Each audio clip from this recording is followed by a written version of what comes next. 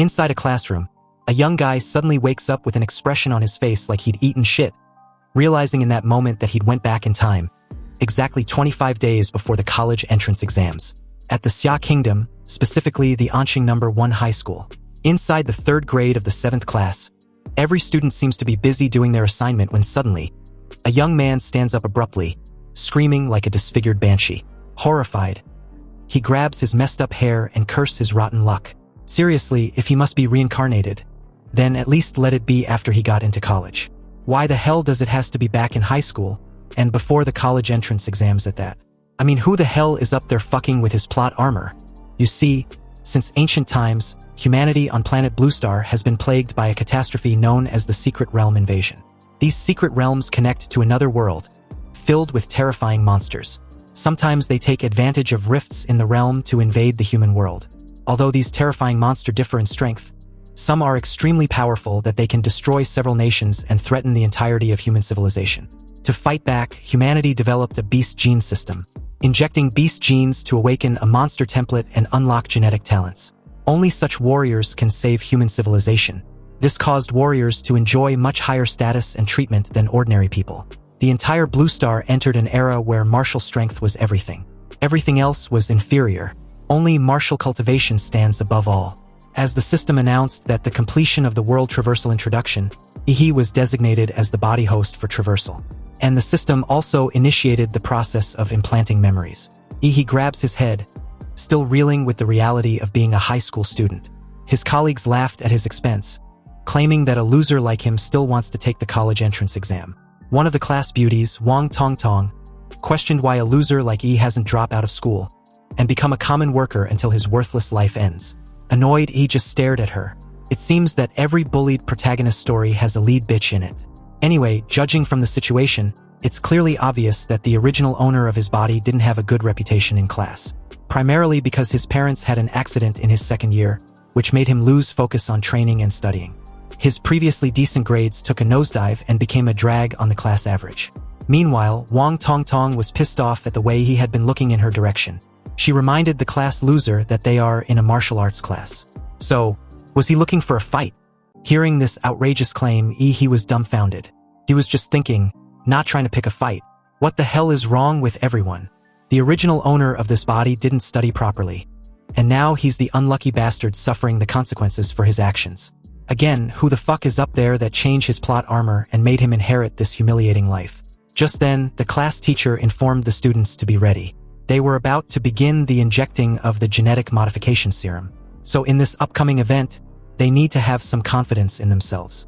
Their 3 years of effort in building their physique, their training, and their martial energy had led to this moment. But as for those who had never took this matter seriously before, his words trailed off as he pushed his old glasses and stares at he in annoyance. He, on the other hand, feigns a smile and thinks the situation has to be a joke. Seriously, it wasn't like he was the one slacking off but that poor guy who used to own this body. So why panic? And since he'd inherited this unfortunate guy's role, he will do everything right and clean his freaking mess. A while later, the scene shifted to the gene injection hall, where all the students undergoing the gene injection had gathered for the genetic injection conference. Their endless chatter heavily centered on what ability they will awaken. Some even suggested awakening Tier 3 Mountain Splitter or a Tier 4 Sea Bridge Dragon, or a laughable Tier 1 Butt Beast. Anyway, just then a massive machine opens up, and as cold air engulfed the surroundings, several test tubes were shown inside. These test tubes were the Gene Awakening Serum. They contain the primal genes of all magical beasts ever recorded by human warriors. And after injection, the students would absorb one at random and awaken. Usually, the stronger their physique, the stronger the gene they awaken. The crappy-looking class teacher continues, telling them not to be nervous. Once the serum was injected, they should calmly accept the surge of power. Now, those whose names are called should come up to receive their serum. The class teachers start calling names, and one by one, they injected themselves with the serum. After injecting themselves with the serum, apparently their teacher's advice was horseshit because they suddenly started screaming in pain or pleasure like they were having an orgasm or some shit. He saw this, knew exactly what he was in for, but immediately bit the bullet and injected himself with the serum, expecting to undergo a similar process like the rest. But nothing. With his eyes opened wide, he remained speechless as the class teacher approached him with a skeptical look on his face. You don't seem to have changed much, he questioned. Clueless as to why, he replied that he might have gotten a fake dose. Wang Tongtong mocked and laughed at him as she approached, stating the obvious that he seemed to have not awakened anything at all. She poked his irritated face and continued, commenting that a warrior who hadn't awakened was like a bird without wings. So, isn't he royally doomed? After all, this suits him just fine, right? Now he doesn't have to be a warrior. As Wang Tongtong continued her teasing session, yapping like a chatterbox, he found her to be extremely annoying. After all, she was also the one leading the bullying against the original owner of the body.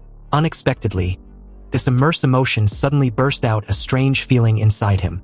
The system also detects this and informed him that he'd acquired an infinite monster template, displaying his current growth status. It had his name as the host, Grady as his overall physique, and a list of his martial skills, which was the 9th student basic chi technique, the blocking palm, and the iron body technique. Wang Tongtong saw this sudden action and questioned what the loser was doing. If he hadn't awakened, then he should stop pretending already. He even tried to warn her to stay away, but this blockhead bitch never listens. And now it was too late anyway. His body shakes violently, his eyes glowing with an immense power. Then unexpectedly, this immense power burst forth in the form of a raging beast so enormous and powerful that Wang Tongtong, who had been close to him, was trashed across the room like a freaking rag doll. However, she was not the only one, even though she suffered the full force of Ihi's awakened power. All the students around had a similar experience. This unexpected display of power immediately garnered the attention of the top awakeners, Miss Lu and Li Xinyuan. The system notified Ihi of awakening an A-rank template, the Mad Flame Daimola. The bloodline abilities are the Scorching Breath, the Molten Pulse, and the Spore Absorption.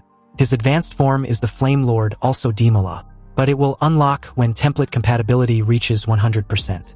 Currently, he was at 3%. As Ihi comes to terms with this information, he wondered if this power could be the golden finger the system had gave him. His impression on the students had suddenly undergone a complete 180 the moment they realized the loser of the class might have awakened something monstrous. His aura managed to blow almost everyone away, especially Wang Tongtong, who had awakened a second-tier magic beast, the Flaming Lizard.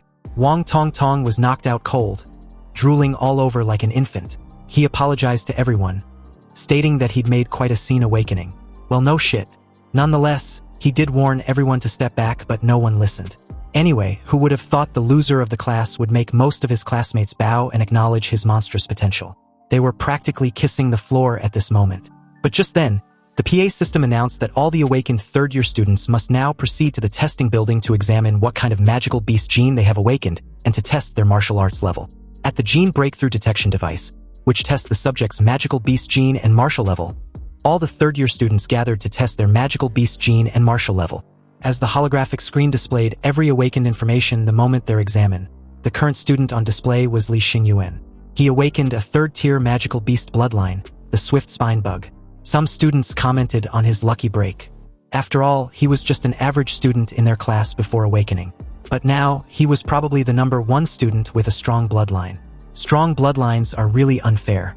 Another student, Chu Zhou, lived up to his title of being the top student of the grade. Not only was he a level 9 martial apprentice, but he even awakened the top-tier bloodline among tier 3 bloodlines, the Ice Demon Dragon. It seems this time around, the champion of Anqing City will be him. Next was Miss Lu, who was also a level 9 martial apprentice, and had awakened a stage 4 rare bloodline, the Nether Sparrow. A well-deserved ability for the top scorer of the province. If a stage 4 bloodline beast appeared in its true form, then it could destroy most of a city. Warriors would be as weak as ants before these beasts, and only grandmasters can resist them. In that moment, he noticed something peculiar. Everyone's awakened beast templates were all classified as stage 3 or stage 4. So why was his classified as A class? Just then, it was his turn to be examined, but the moment he turned towards the test tube chamber, the crowd of students were staring at him with dreamy eyes, believing he was going to be someone important one day. The girls even wanted to have his children right then and there. He knew this world really revolved around martial power, but seeing it firsthand, and directed at him, he walked into the test tube chamber with an aura of superiority and confidence. The crowd cheered him on like crazed fans. With such an insane aura after awakening, his level must be the highest with probably a huge breakthrough. Li Xinyuan just watched with a serious expression, finally noticing Ihi's name. He acknowledged him to be someone to look forward to. Unexpectedly, what happened after was absolutely mind-boggling. Because Ihi's data only showed basic information, a stage 3 with an unknown beast bloodline. Seeing this, A brief silence ensues as everyone tried to make sense of what they were witnessing, their surprise and shock evident. But the moment apprehension sank in, the guys laughed at Ihi like the mad joker, while the girls cringe in disgust and embarrassment for ever entertaining the idea of being with such a person. Meanwhile, Ihi calmly walked out of the test tube chamber, expecting this result. Inwardly, he knew. His martial power and beast bloodline are unique and probably immeasurable. His system template also wasn't detected, but it triggered the prompt for the infinite monster template. His template rank might be different from the rest, but this also means as long as he meets the conditions, he can draw monster templates infinitely. With this, Ihi aims to become the king of monsters. So, later that day, the awakening ceremony ended and classes was over, but inside the class teacher's office, the old guy wondered why he suddenly wants a break to study and come back for the college entrance exam. Did he honestly think he would believe that a student such as him will actually study at home? He tells him he really wants to improve. He knows he has fallen too far behind, so he has to go through special training now. If he follows everyone else's pace, then there's no hope for him. Just then, his class teacher tells him he knows this. If he wants to become a warrior, the only way is to go to college. Beijing University was something that was not easy to get into, so he should be preparing a lot. He knows he had awakened his bloodline, but his foundation was too weak. So there was no way he will pass the entrance exams with this strategy. But there was no rush. He should prepare to repeat the year and try again next year if he fails. However, he ignores this. He states that he was desperate to learn. He might not understand, especially since he awakened a powerful bloodline. As long as he can train hard, he will achieve everything he wants. And to tell the truth, he asks his class teacher to look into his eyes. His eyes would not lie to him. Seeing those eyes, the class teacher deems them to be full of sincerity, so he reluctantly agreed. But if he fails, he will be coming back to study under him to repeat the year for next year. A while later, Ihi arrives at the Anqing Warrior Center. Upon entering the center, Ihi, already aware that his parents' house was mortgaged for about 600,000 yen, and with the compensation for their accident over 1 million, he now has enough money to be heading to the main city. But to improve his power now, he has two options. One is to level up as a warrior, but the other way is to increase the contract rate with Tamura's model. And according to the data of the Infinite Monster template, each template starts with only 1 point of compatibility. But Tamura clearly has 3 compatibility points. What Ihi doesn't understand was where did the last 2 points come from? And for that, there was only one answer. The Tamura model absorbed the power of the genetic awakening serum and gained 2 accounting points. This proves that the serum basically related to the genes in this world may be improving its model abilities. Instead of training to death as a warrior, he could be spending money to increase his compatibility.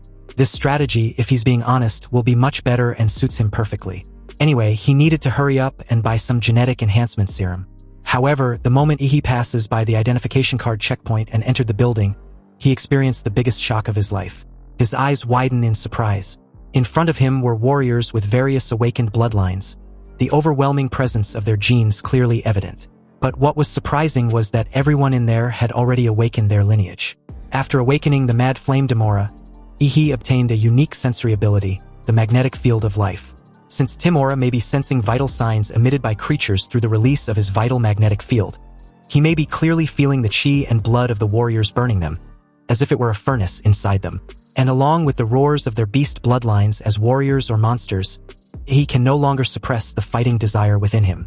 After all, the Mad Tamura is the king of beasts in their world, destined to conquer all life on the planet. But unfortunately, he was just a rookie at the moment, so he can only suppress Tamura's fighting bloodline for now. When he gets stronger, he will show the whole world the meaning of being the king of beasts. Suddenly, someone grabbed him by the shoulder from behind and called out to him. This person turns out to be a baddie who advised Ihi to not peek at people so casually like he intends to challenge them. He was a bit startled upon realizing this, so he apologized. She replied that it was fine. After all, it seems Ihi probably just awakened his monster gene, so not being able to control his powers was normal. But what brings him to the warrior's center? She questioned. He calmly replies that he was there to buy genetic medicine. But the place was huge and he can't seem to find his way. Could you help me out? Sure, but why are you already using genetic medicine at this stage? He asked if there was something wrong with that. Not really. She smiled and continued. It's just that gene medicine isn't cheap and can easily cause resistance, making it less effective over time. If you want to maximize the effect, warriors usually wait until their bloodline reaches the bottleneck before using it. He then asked how much one gene potion cost. At Ihi's current stage, he can only use the solid-type beginner potion, and it costs around 400,000 yen. This price tag scared the young king of beasts shitless. It was way too expensive for a broke guy such as himself. Even if he used all his savings, he couldn't afford 5. But he still needed to buy it, so he wanted to know if the lady knew anyone who could get him the potion at a discount.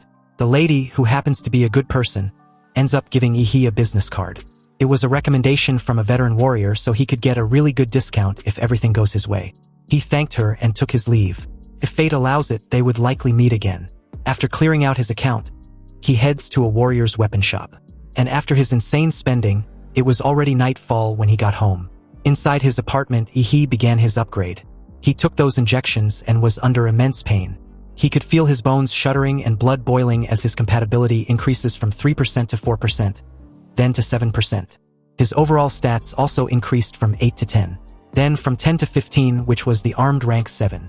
When he was done, he crouched on the floor, completely exhausted.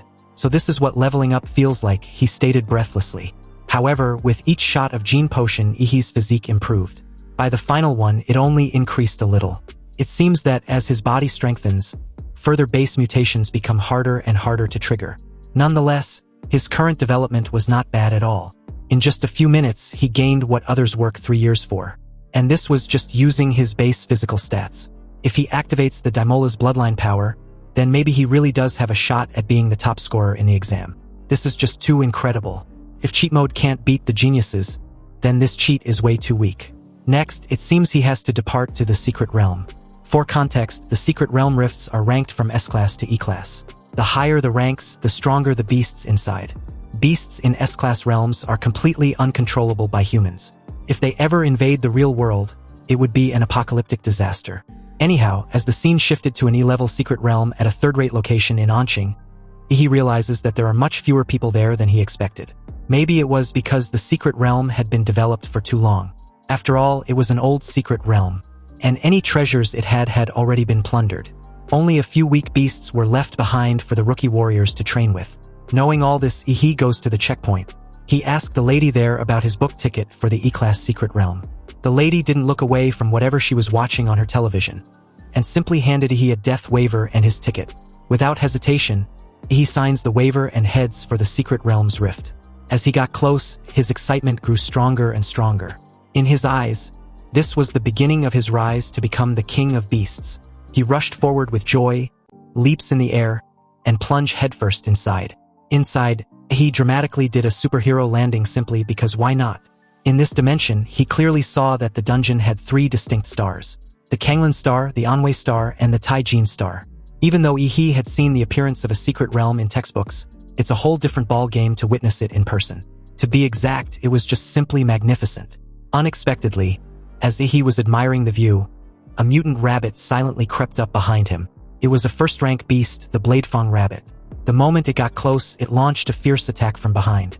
However, he had long noticed the sneaky bastard's presence, and swiftly caught the poor guy in midair by the ears.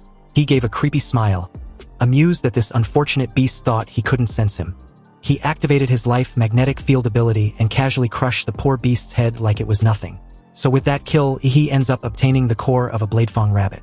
He realizes that its core was of average quality, worth around a few thousand yen. If he earns 1,000 yen within the span of mere minutes after entering this dungeon, then he's pretty efficient. Life is truly boundless for the strong. You see, ordinary people would kill themselves to work all month just to earn 3 or 4 times that amount. Anyway, collecting too many first-rank beast cores is pointless. It would be better to find at least a second-rank beasts. But who would have guessed that just as he thought of this, a second-ranked beast, the demon corpse bug, would present itself just like that? Was this beast begging to be killed, or what? Nonetheless, he would grant this bug its wish. So, inside the E-level secret realm, he unsheathed his short sword and skillfully slashed the lower abdomen of the beast. He had read the monster's encyclopedia, so he knew that comparing the monster's steel-like shell on its back to the soft armor on the abdomen, it was easier to break through the defenses of the corpse demon bug. The beast coiled its worm-like body in a circular form and spun rapidly towards Ihi.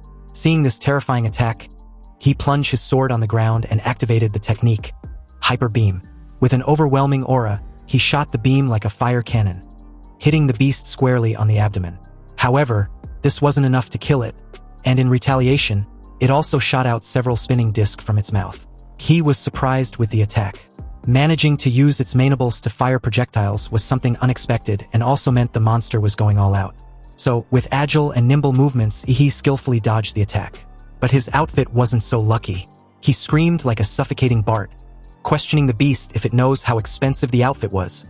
Anyway, with his current level as a martial artist, he can't do anything to this bug. Without powerful martial techniques as support, even with deep Dantian energy and strong blood vitality, he can barely exert 50% of his strength. And that's mainly because the original owner of the body was such an academic failure. Nonetheless, he has no choice but to cheat. Done with this fight, he activated his Mad Demola, the Emperor Demon's bloodline, empowering his physique from 15 to 21. His arms managed to transform into a beast form, with lethal claws and impregnable skin.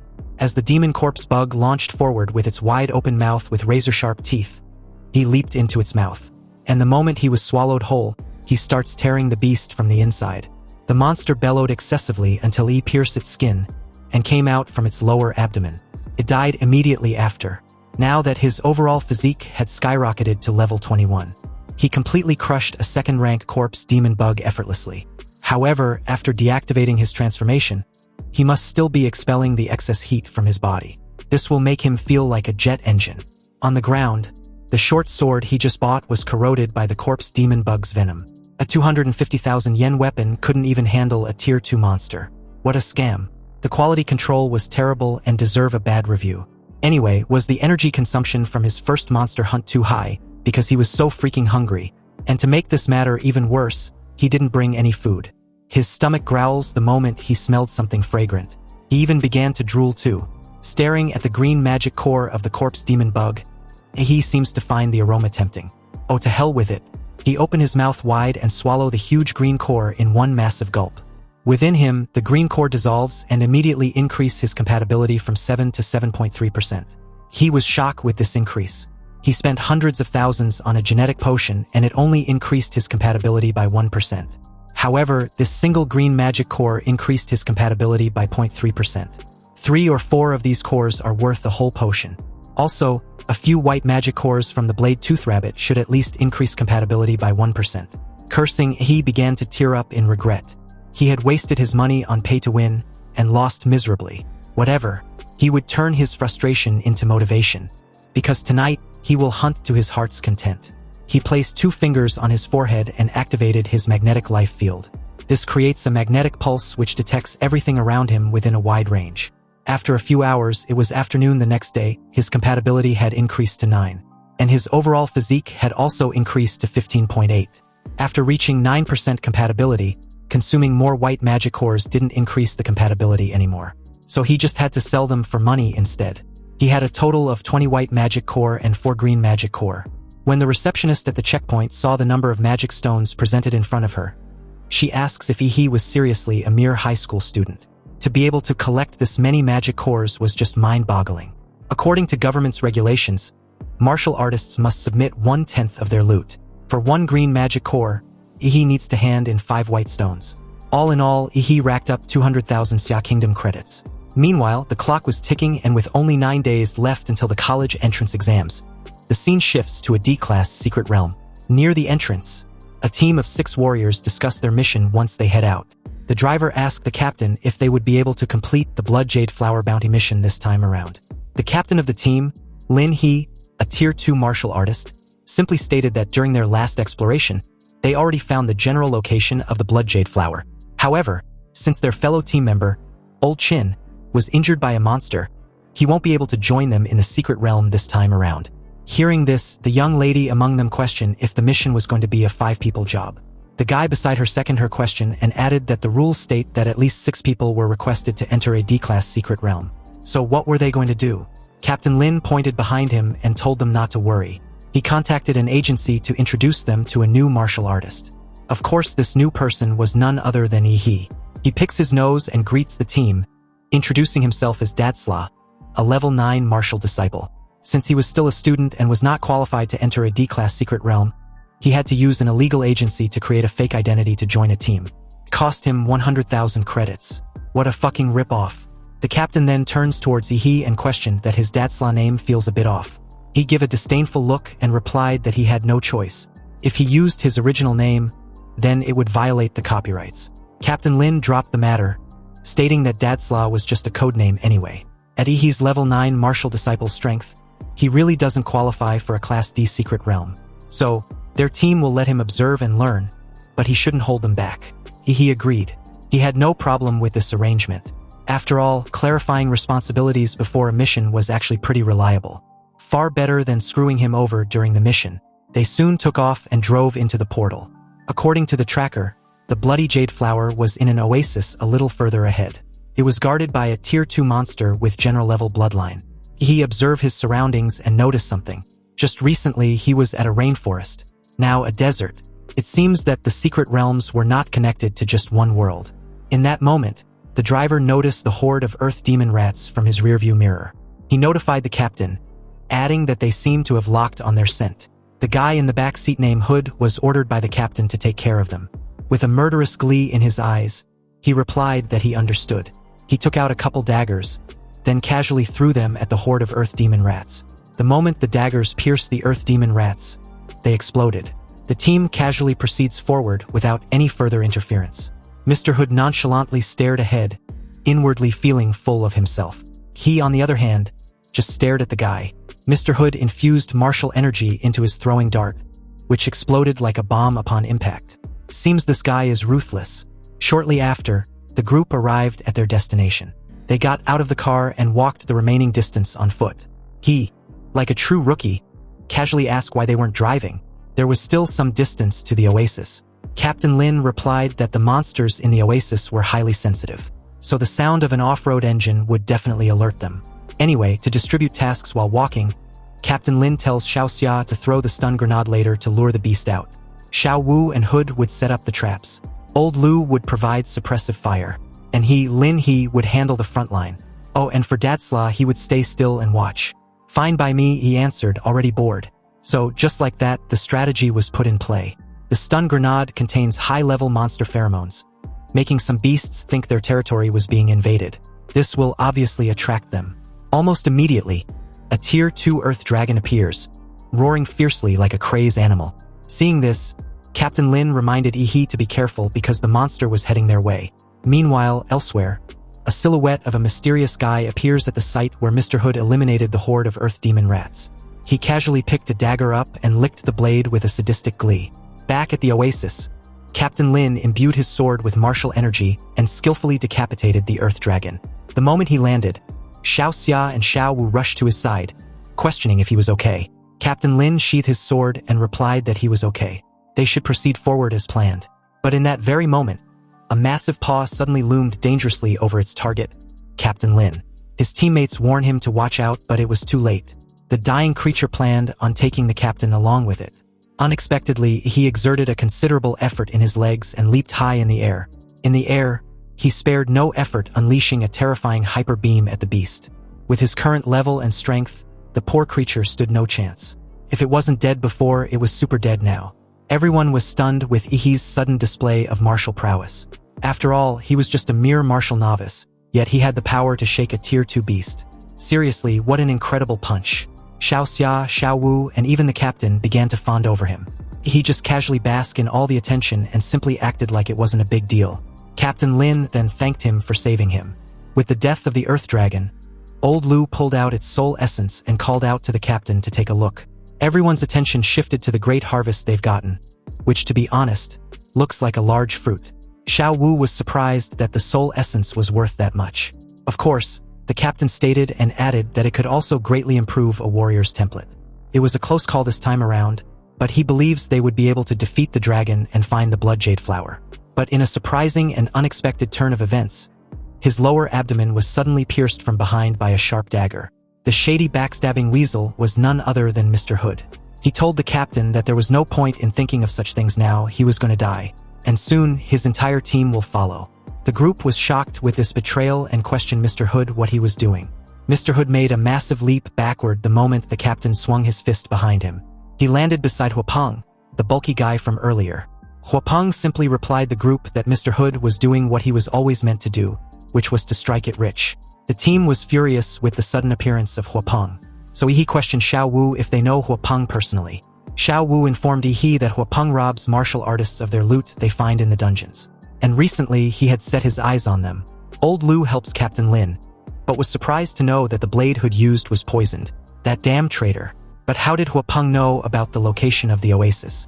Even his teammates only learned the blood jade flower's location after entering the dungeon. Just then, Yi remembered Mr. Hood's explosive daggers. Apparently, Mr. Hood not only imbued them with martial energy but intel on the oasis location as well. Mr. Hood gave a menacing smile and told Yi that he was pretty smart. With the college entrance exams right at the corner, he should have stayed in school instead of walking hand in hand with death. Yi agrees with him about the college entrance exams. After all, he's got the top scorer's title waiting for him. But about walking hand in hand with death, that's for him to decide. Mr. Hood throws a dagger, claiming he was arrogant and didn't know what was good for him. He caught the dagger in between his two fingers and counters that a bald freak like him having the balls to bark in front of him. Now that's true arrogance. Was he courting death so badly that he had lost his mind? Anyway, the situation was so noisy, so it was time to pick up the trash. And by trash, he means those two. Huapeng just grinned with glee. He finds Yi to be quite interesting. He then orders Mr. Hood to take care of Yi. To be exact, he wants his head. At that command, Mr. Hood grabs numerous daggers and throws them toward Yi within a fraction of a second. Knowing full well of the explosive nature of the daggers, he roared, and the mere shockwave of the roar shattered the explosive daggers. The next moment, Mr. Hood, known as Huda, disappeared from Yi's line of sight and appeared directly above him. The team warned Yi to be careful the moment Huda's martial technique, the mountain splitter, was locked on him. He placed 2 fingers on his forehead, stating that it was the perfect chance to test out his new skill. He shot Huda with a hyper beam that shattered his defenses completely and pierced him in the chest.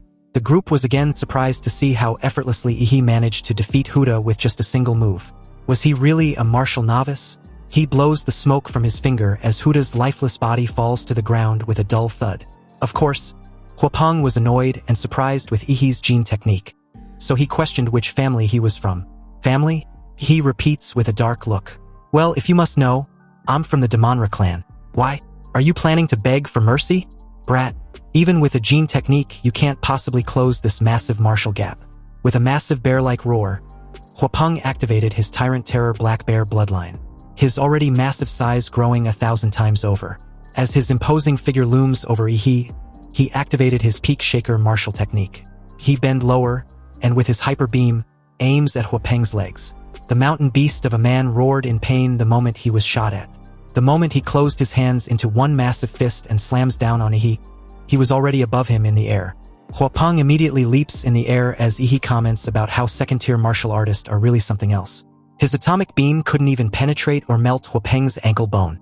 The moment Huapeng leaped in the air, his massive hands appeared on opposite sides of Yi, intending to literally clap him into meat paste. The clap created a terrifying shockwave the moment they connected. But obviously, he dodged and suddenly appeared behind Huapeng, stating that it was his turn.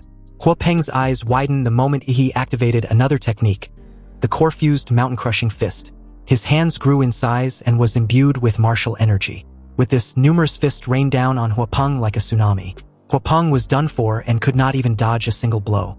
As the dust settles, he, with steaming fists, stood tall over Huapeng's body. The idiot's body was raided with countless blows. Not even his face was spared. The group stared at the scene with wide eyes, speechless at the sight. As Huapeng's disfigured face came to view, he painfully states that Yi's gene technique emits toxic gas. It was so despicable. A wicked martial artist like him will definitely be punished. He curses Yi with this fate. With an overwhelming aura, he glared at the idiot and presented him with another core-fused mountain-crushing fist. With people cursing him left, right, sideways, and center, their curses will just keep piling up and Huapeng's own will only have to wait in line. So, who the hell was he supposed to be again? The scene shifted and just like that, 9 days had passed, and the college entrance exams was about to begin in full swing. The event was taking place at the Central Sports Stadium of An City. The host of the event welcomed everyone, mainly the students. The year's General Higher Martial Arts School enrollment was about to begin, so he would like to wish everyone good luck in the competition. The college entrance exams adopts a competition system. Candidates will compete in pairs, and the winners will advance to the next round. The exams will last for 3 days with the first 2 mainly centered on additions. The students who advances will take the exams on the 3rd day. Each student will fight 3 matches in the additions, and the students who get promoted successfully will compete all the way until the top scorer of this year's college entrance examination is selected. To each student, the prospects you carry on your back are the future of humanity. So please, show your true potential during this examination for both yourself and humanity. So with that, the host officially announced the beginning of the event. In Arena 1, it was a fight between two male candidates. In Arena 4, the fight was between a male and a female fighter. But as the scene pans to Arena 6, the female candidate was missing an opponent. Apparently, the opposing candidate hadn't arrived yet. The host took a look at the list of contestants and found out that Arena 6 was a duel between Wang Tongtong and Yi He, both from Ant City No. 1 Middle School. But only Wang Tongtong was in the arena. According to the rules, if Yi He still doesn't show up after the competition begins, he will be considered as a forfeit. In the arena, Wang Tongtong stood there, smug and satisfied. She knew the gene conference made her lose face, a shame she'll carry for life. She was planning to humiliate Yi He with her flaming lizard, but that pathetic fool was hiding and didn't even have the balls to show up. How disappointing, the audience murmured. How pathetic. He's too scared to even show up for the college entrance exams? He's probably hiding at home, trembling. Someone like him shouldn't even be in high school. He should just go sweep the streets. At that moment, the referee blew his whistle and announced that the time was up. And City's first high school, Yi He. But before he could finish speaking, the crowd suddenly felt a powerful presence approaching from above. They all looked up and were shocked to see something heading towards Arena 6 like a meteor. Wait, is that a person? What kind of immense power could allow someone to fly like that? Just as the audience below were debating, the person suddenly landed in the arena, and the immense force caused the entire platform to shake. When the dust cleared, Wang Tongtong was still confused. But in the next moment, a foot was seconds away from warming her face. Wang Tongtong could not dodge and was immediately kicked off the arena. He watched the annoying bitch knocked out cold for the second time and muttered about his close timing. He almost had to wait and come back next year. With Wang Tongtong out of the arena, unconscious, the host loudly announced Yi He as the winner. Hearing this, Yi He scoffed at how easy it was to defeat his previous bully. The audience was amazed at what they had just witnessed, and immediately began shouting and praising Yi He for his martial prowess. One kick and his opponent was done. Also, the way he entered the arena was so cool. Is this what they call a kick from the heavens? At that moment, the system displayed that Yi He's total physique was at 226, and his compatibility was 20%. This sick fucker couldn't help but feel smug. This was all thanks to Captain Lin, who gave him the blood jade fruit. Although it took some time to improve his physique, he can relax and enjoy what's about to happen. After defeating Wang Tongtong, Yi He continued his winning streak. First, it was against a guy from Ant City's No. 4 Middle School, Long Tao. Then against another from the same middle school. 3 matches, 3 wins. And each one ended with a single kick with no hesitation. The audience went wild, shouting like crazed fans, and even named Yi He as the one-kick Superman. As expected, the host announced Yi He from Ant City's first high school as the winner of 3 matches in a row with just 1 strike. And with that, he had advanced to the 3rd round. In the stands, a crowd gathered around Yi He, asking for his contact information. Some even recommended their own schools, and reporters asked him about his dream university. Upon hearing these questions, Yi He's eyes flashed with a proud yet creepy smile. He confidently replied that he was aiming for Huadu University. Hearing this, the crowd around him suddenly dispersed, deeming him to be too arrogant. He sighed helplessly. They didn't believe in him, and he couldn't blame them. Huadu University was the best martial arts college in Xia Kingdom, one of the top 5 in the world, a holy land for all warriors. Cities like Ant City only allow the top students to enter that sacred place. But that's fine. Martial artists are judged by their strength. He couldn't wait to see the look on their faces once he wins first place. At that moment, the examiners noticed Yi He's performance and approached him, asking for a retest of his martial level. After a quick scan, the examiner was shocked. He exclaimed that half a month ago, Yi He was just a level 3 martial disciple, but now he had reached level 9. Upon further investigation, they found out that Yi He had frequently visited E-Tier's secret realms after leaving school. So they asked him why he ventured into such dangerous places right before the college entrance exams. He casually explained that it was to find himself. His father left him a message before he passed away. If Yi He wants to surpass humanity, then he has to stop being afraid of death and become courageous and strong. So he had been entering secret realms, battling and breaking through his genetic locks. The examiners froze when he heard the mentioning of breaking through genetic locks. He needed to report this right away. As the examiners rushed off, he couldn't help but feel like he had somehow become a subject of intense scrutiny. Inside the waiting room, Ihi took out his phone and was surprised at the amount of live streams being conducted on the streets as interviews for parents and friends of the examinees. Sadly, there was no one who came to cheer for him personally. He was just an orphan that no one cared about. Unbeknownst to him, his class teacher was fiercely cheering for him in the comfort of his home. He stepped onto the arena once again, and this time around, his opponent was Luo Xian from the city's third high. He was a martial disciple level 8 with the bloodline of a rare second-tier monster, and both of his parents were warriors. He looked at Luo Xian with boredom and motioned for him to make the first move. Luo Xian, feeling belittled, couldn't help but feel some anger rising within him.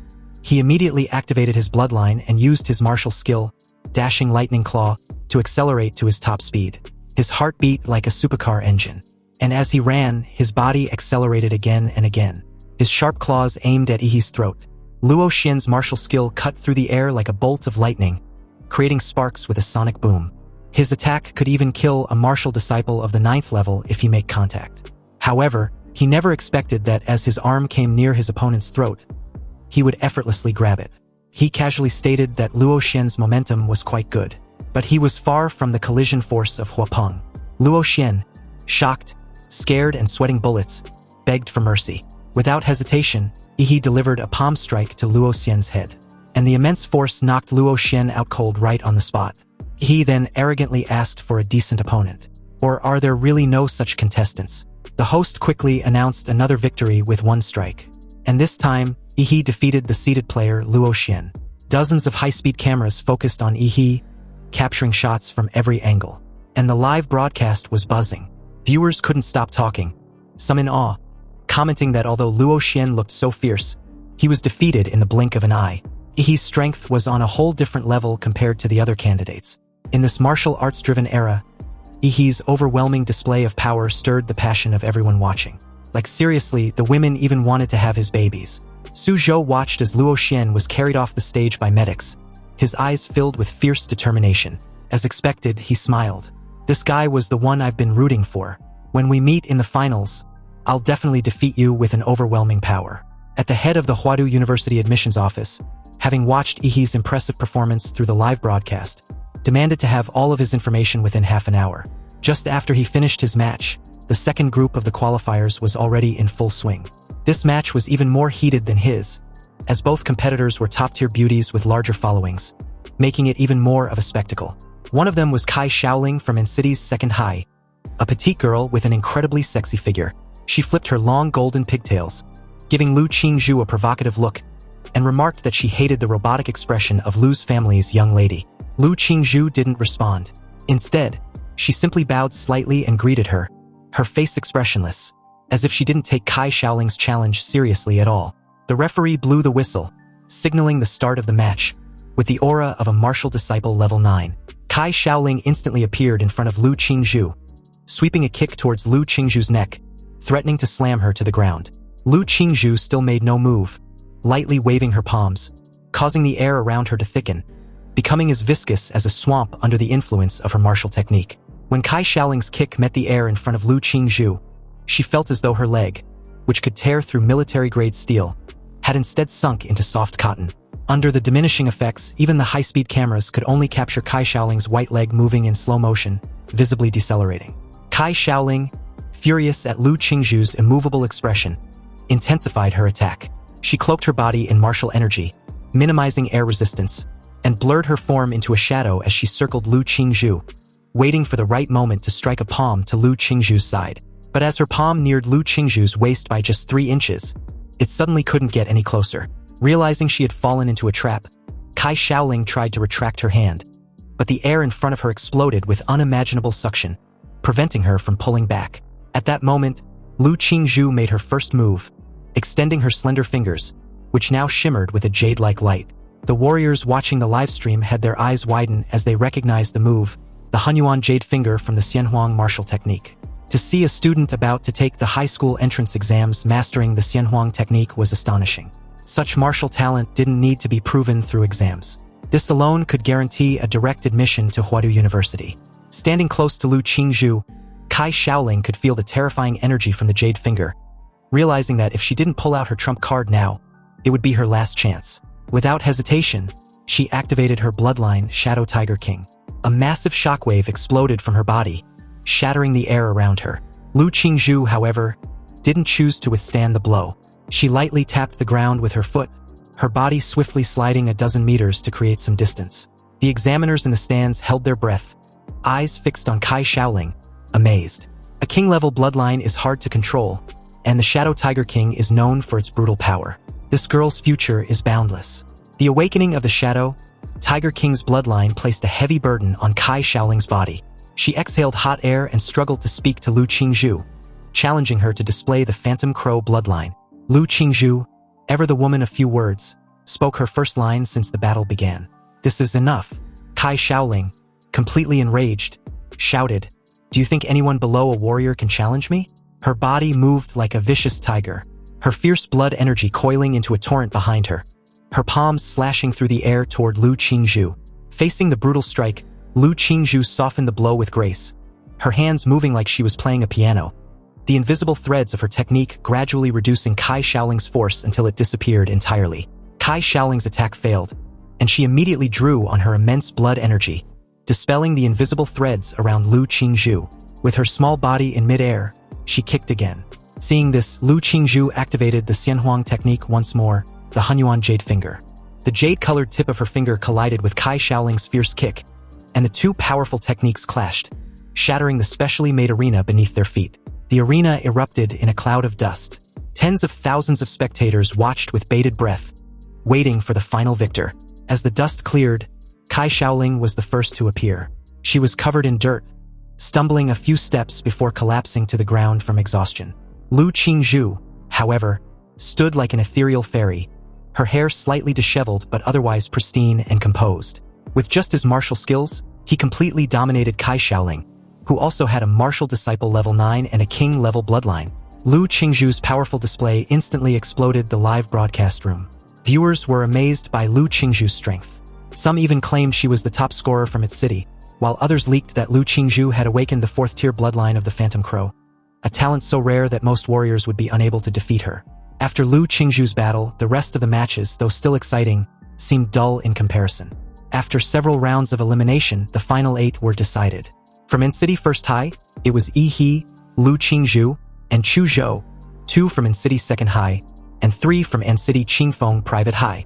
The finals of the top 8 were about to begin, and Yi He stepped up first to draw lots.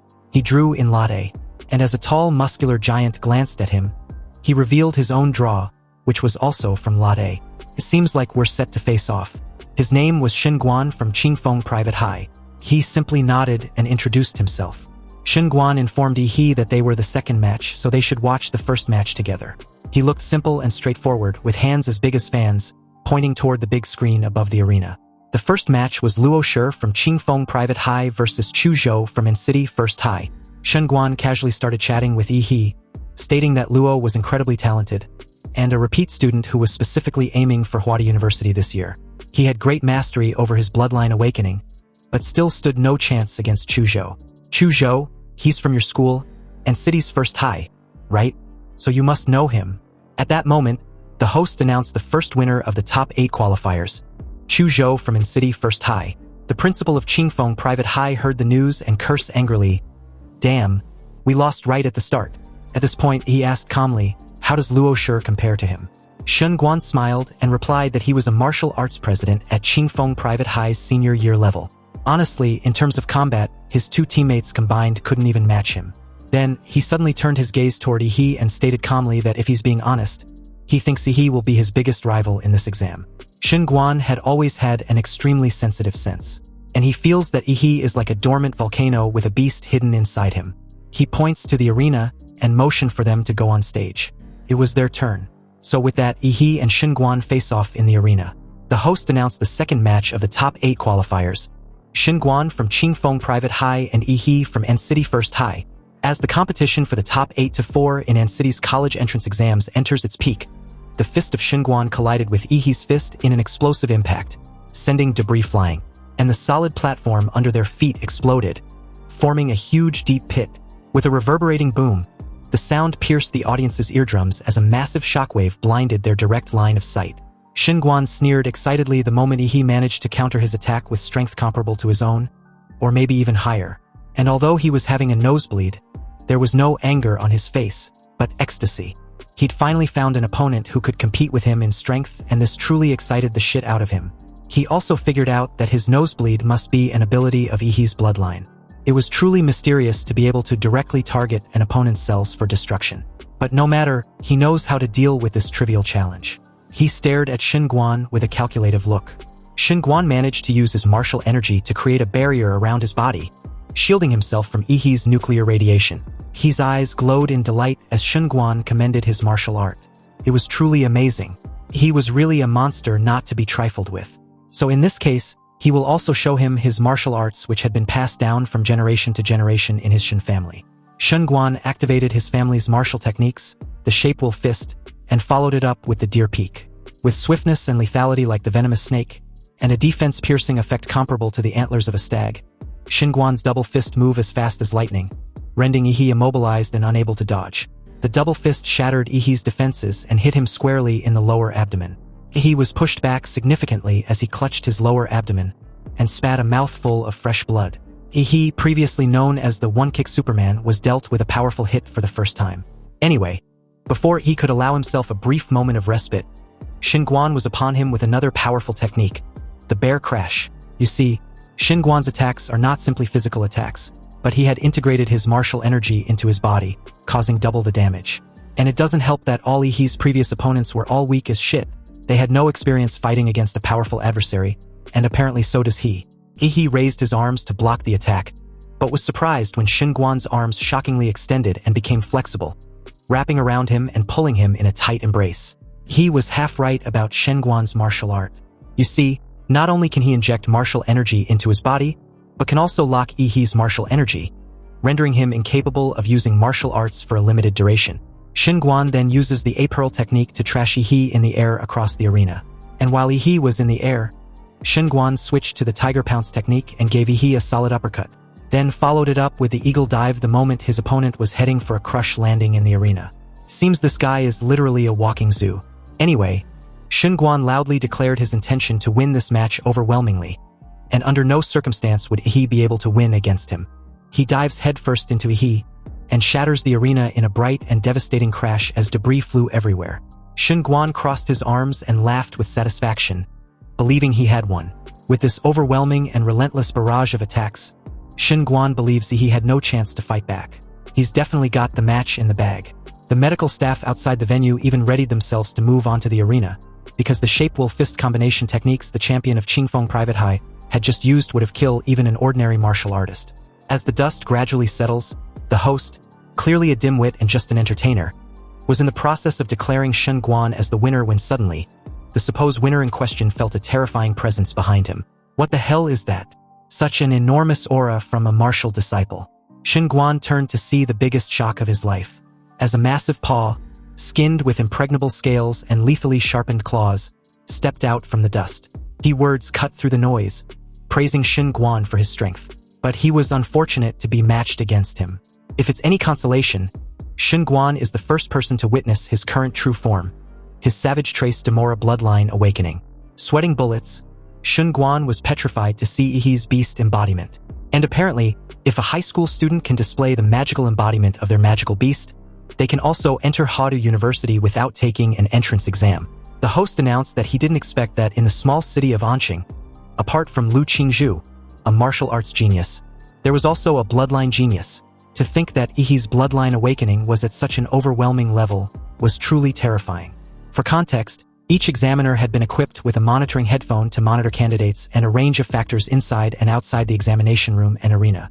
However, each examiner, especially the white-beard old guy, saw Ihi's nuclear radiation value and his eyes bulge out like they were being pulled out from their sockets. As anyone might have guessed, Ihi nuclear radiation was off the charts, sitting at 9999999.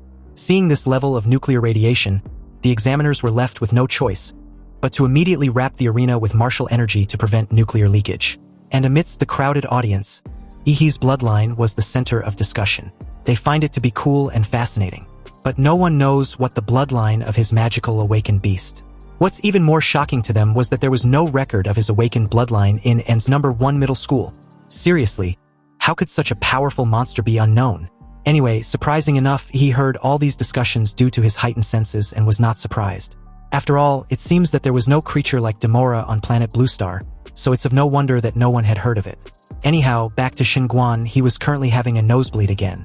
So it seems that his martial energy, acting as a shield, was no longer sufficient to block Yihee's nuclear energy. With this in mind, Xinguan intended to end the fight since he couldn't drag it out for long. He also activated his bloodline awakening, the Golden Star Ape Demon, which encased his body with martial energy and increased his physique and overall stats. He even grew in size. He activated his Formwill Fist technique, the Snake Strike, and went on the offensive. Seeing this, he countered the attack with a strike of his own, which was a terrifying and definitely a powerful offensive attack, the Mountain Arresting Fist. But from an objective point of view, it seems like an upgrade version of Hyper Beam. Anyway, Xinguan's entire left arm was disabled, but if he hadn't released the force of the attack in time, his entire arm would have been completely shattered beyond recovery. Xinguan realized he was making such a big fuss before when he never went all out, but now that he knows he's being slapped in the face. And speaking of Yihee, this fucker was fully immersed in the fight that he'd foregone any reservation he had. He told a dominated Xinguan that he was outstanding. But unfortunately, this is as far as he can go. This current outcome cannot be changed. Seeing the activation of Xinguan's bloodline awakened, the host announced in delight that in the second match of the 8-4 of this year's college entrance exams, the Third Order King bloodline had appeared, and his opponent on the other side was actually an unknown powerful bloodline of a magical beast, which was obviously rare to see. Xinguan took on a stance and calmed himself. He needed to assess his current predicament with a level head. After Yihee's bloodline awakened, his strength is simply unfathomable, so a direct confrontation was not advisable, since he is no longer able to suppress his martial energy. Now he can only retreat in order to advance when an opening presents itself. On the other hand, he made a mad dash towards the big guy, informing him not to be distracted. But the moment Yihee got close to Xinguan, the big guy made a tactical retreat and at the same time, activated his Formwill Fist, the Snake Strike. His arm became flexible and moved like a snake, wrapping around Yihee's left hand. With his left hand temporarily restrained, Yihee, surprised and distracted for a fraction of a second, saw Xinguan use this narrow opening to swiftly move behind him. Xinguan informed Yihee that he's unable to budge him as he expected. However, his aim was to reposition behind him all along. And now that he had, Xinguan leaped high in the air and suddenly stumped down on Yihee with a force comparable to the weight of 1,000 tons. Although the pressure would have immobilized any other candidate, Yihee swiftly dodged the bone-crushing stump with ease. Again, Xinguan made another tactical retreat with two massive leaps backwards the moment his attack failed. Believing he'd put enough distance between himself and Yihee, Xinguan looked up at his opponent and was surprised to see that Yihee was casually watching him the whole time with his arm folded. Releasing his terrifying aura, Yihee announced that it was his turn to attack. The moment he raised his right foot, he was upon Xinguan with another mountain arresting fist. Xinguan surprisingly got on his knees the moment Yihee was about to strike, and admitted defeat. He respectfully surrendered, leaving Yihee speechless. He was shocked with this outcome. He was all fired up, ready for his turn, but Xinguan was surrendering now. What is he going to do now that he's all riled up? Damn, this is so uncomfortable. Sighing heavily, he lets out a fiery breath and stated that holding back his energy really makes him so freaking uncomfortable. Nonetheless, according to the rules, once one party surrenders, the other party has no right to attack. The host declared Yihee as the winner, and the crowd cheered excitedly like crazed fans, claiming he was awesome and cool. In the comments section on almost all media platforms, Yihee and Xinguan's match was the trending topic of discussion. Xinguan was being humiliated as fans comparing his demeanor before the match and after the match. At the same time, Yihee's popularity and fanbase increased exponentially. A chat group was even established by his fans with full video of his matches in the college entrance exams. His fans had unanimously declared their big brother Yi as the top scorer of this year's college entrance exams. And not even Chu Zhou or Lu Qingzhu would be a match for him. At this moment, the principal of Qingfeng Private High was trembling all over with pent-up anger. After all, he'd placed all his hopes on Xinguan the moment Luo Shi lost. So, the moment Xinguan showed his face, he spared no time expressing his displeasure. How can Xinguan admit defeat? Did he know how much money they've spent on training him? Such an ungrateful bastard. If he doesn't pay off the debt, he shouldn't even think about going to college. Xinguan calmly approached the principal and placed his injured hand on his shoulder. When the principal asked what Xinguan was doing, he simply replied that he couldn't take Yihee's punch, so he admitted defeat in order not to hurt his already injured body. If he hadn't done that, was the principal going to take that punch for him? And as for the kindness Qingfeng Private High had shown him, he will slowly repay it in the future. But the principal should please refrain from threatening a warrior who was significantly stronger than him. The subtle threat shut the fat old bastard up real quick. Sweating bullets and trembling from fear, he stated that Xinguan had a point.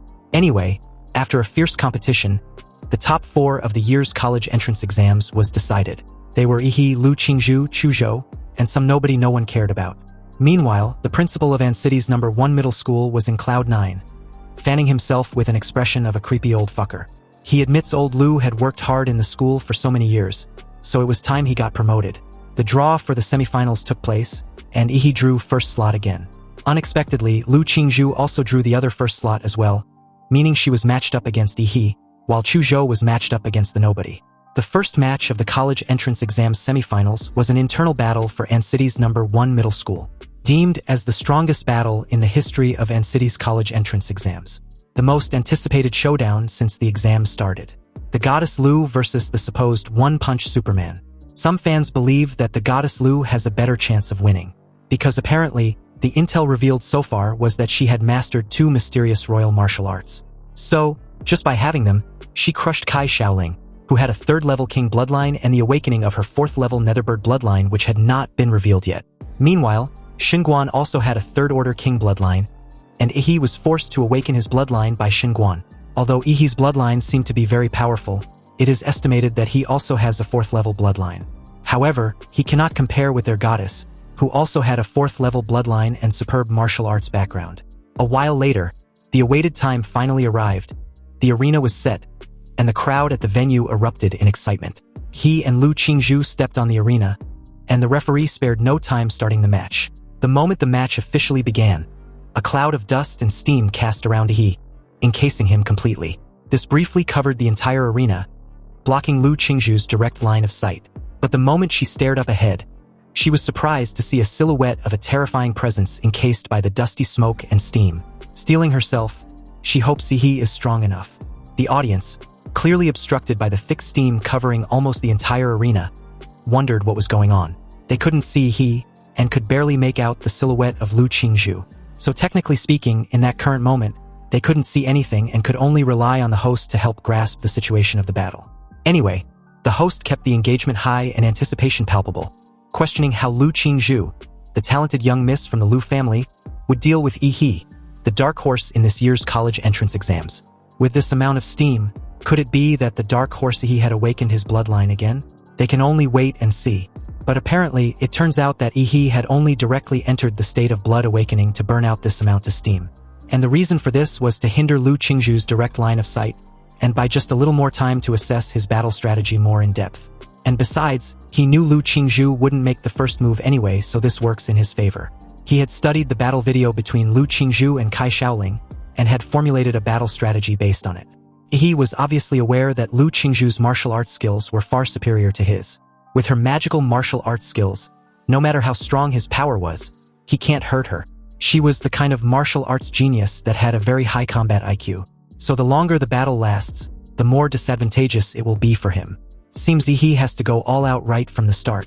Activating his mountain-arresting fist, a sonic boom occurred on the spot as Yihee made a mad dash forward, and was upon Lu Qingzhu with a massive glowing fist. The attack was so obvious that Lu Qingzhu, ever calm and vigilant, evenly spread her hands and stirred the airflow in front of her, as if trying to absorb the fist that was coming at her. She believed that since Yihee was taking the initiative to make the first move to attack, then she will use her martial arts to defend and counterattack. However, in an unexpected turn of events, Yihee's mountain-arresting fist never came.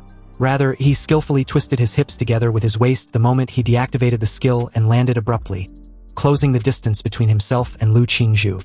Then, he used his martial energy to create Demora's thick tail behind him and swung it flexibly like a steel whip, bursting the air and striking Lu Qingzhu's lower body from the side.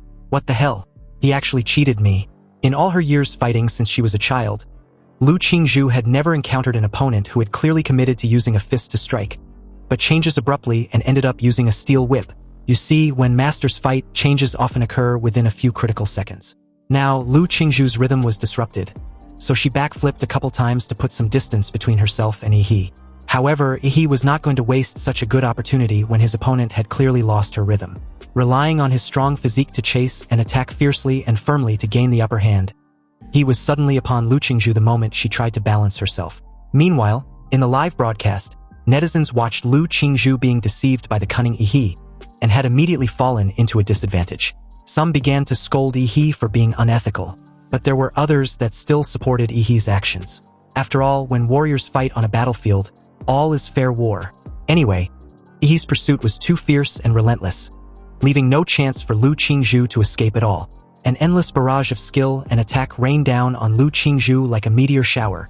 At some point, Lu Qingzhu was able to use her martial energy to shake off Yi slightly, briefly escaping her opponent's grasp.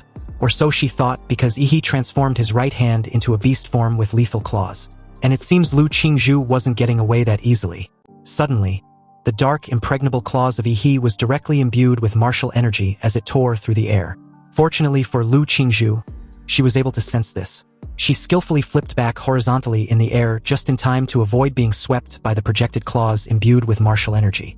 They even exploded behind her the moment she gracefully landed. And of course, her dear classmate was upon her again, giving her no room of respite. The two were right back where they started. He on offensive, releasing an endless barrage of attacks, and Lu Qingzhu on the defensive, blocking one wave of attack after another. He roared, and his fists swung out like afterimages, constantly compressing Lu Qingzhu's escape space. At some point, she wondered why he wasn't even the least bit tired from these numerous high-intensity attacks. Seriously, it seems her opponent had a great physical strength and stamina. You see, Lu Qingzhu had mastered two mysterious royal martial arts, one of which was the defensive Lu family secret art, the floating shadow, and the other was the Hunyuan Jade Finger, which was more offensive.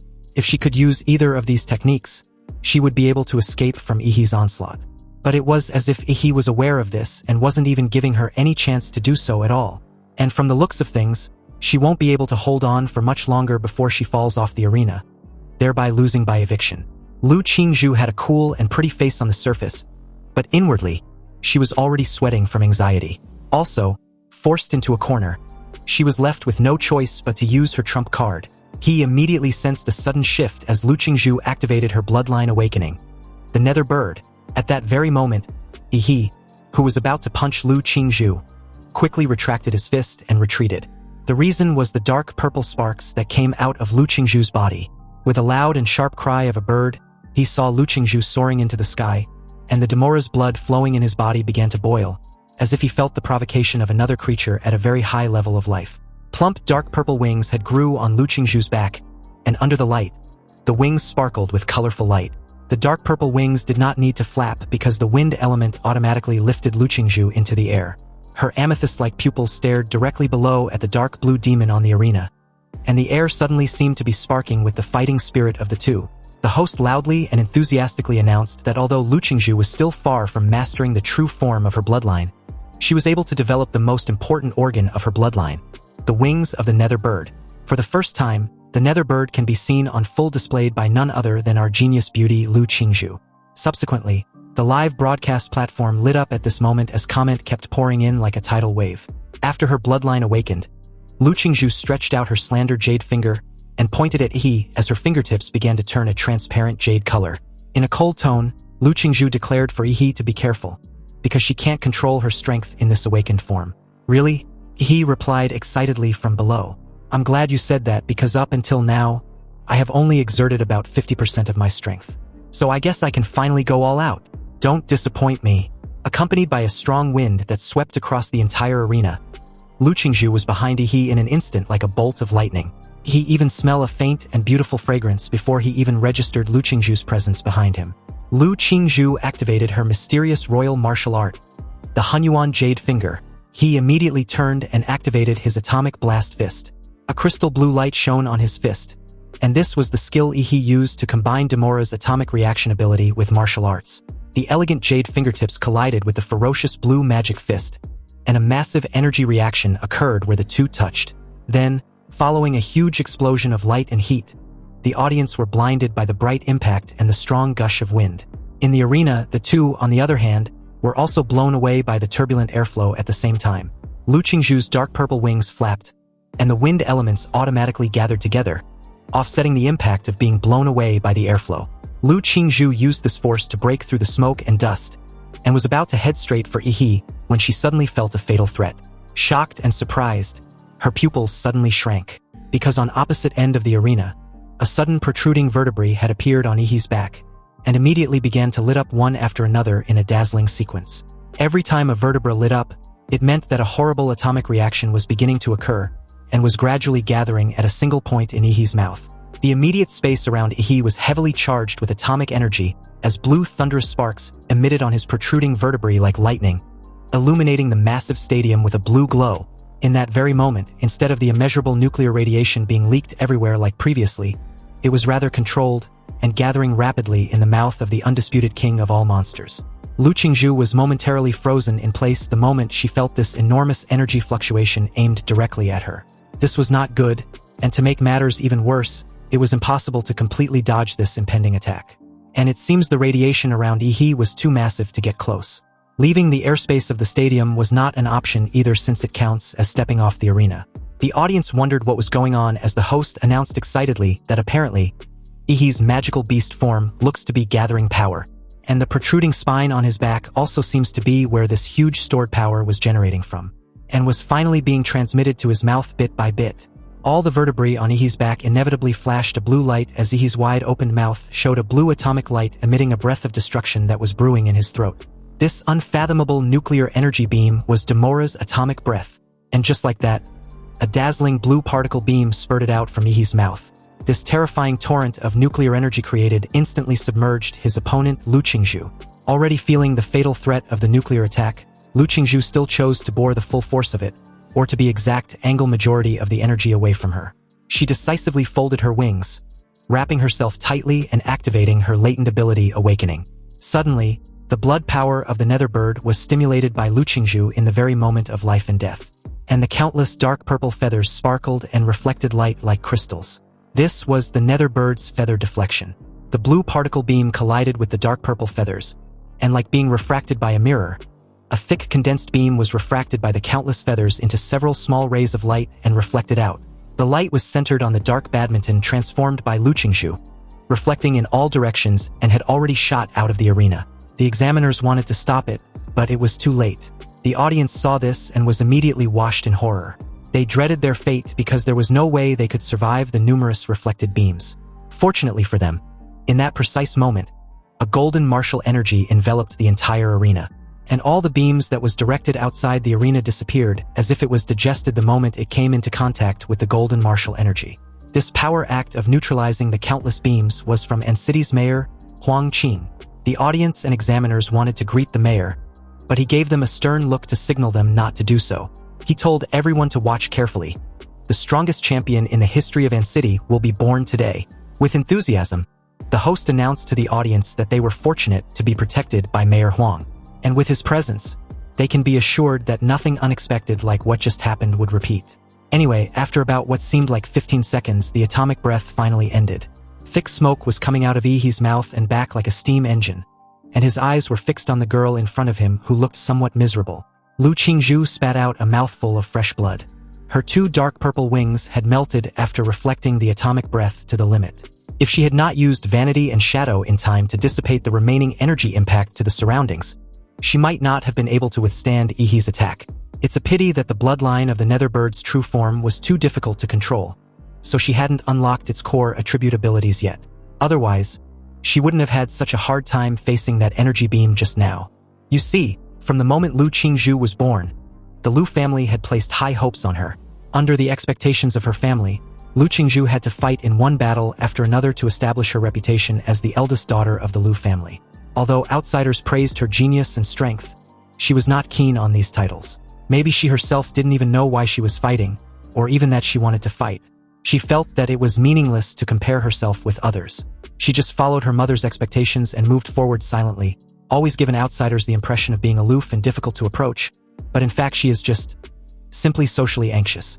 And the cold and expressionless demeanor is just a protective front for her social phobia. Anyhow, mentally and physically, she was so tired and drained, But based on the current situation of the battle, this could be about the extent of it if she plays her cards right. And no one would be the wiser. After all, with such a strong opponent, it's only natural that she couldn't win, right? Lu Qingzhu thought of this, and immediately prepared herself to pretend to admit defeat after a few more moves with Yi. She came in front of Yi and slapped his chest with a palm, inwardly begging him to hurry up and defeat her already. She knew Yi was smart enough to be able to seize the flaw she was showing. Unexpectedly, Yi didn't make any move and took her palm strike head-on. Lu Qingzhu's big beautiful eyes widened with great confusion in them. She wondered why he didn't dodge like he obviously should, but rather lowered his gaze and just stared coldly at her. Classmate Lu Qingzhu, Yi spoke calmly. Why don't you have the fighting spirit? I felt you were a little absent-minded since the start of the battle. Lu Qingzhu was surprised by this. She never expected that Yi would reject her subtle offer. He continued, his tone cold and clipped.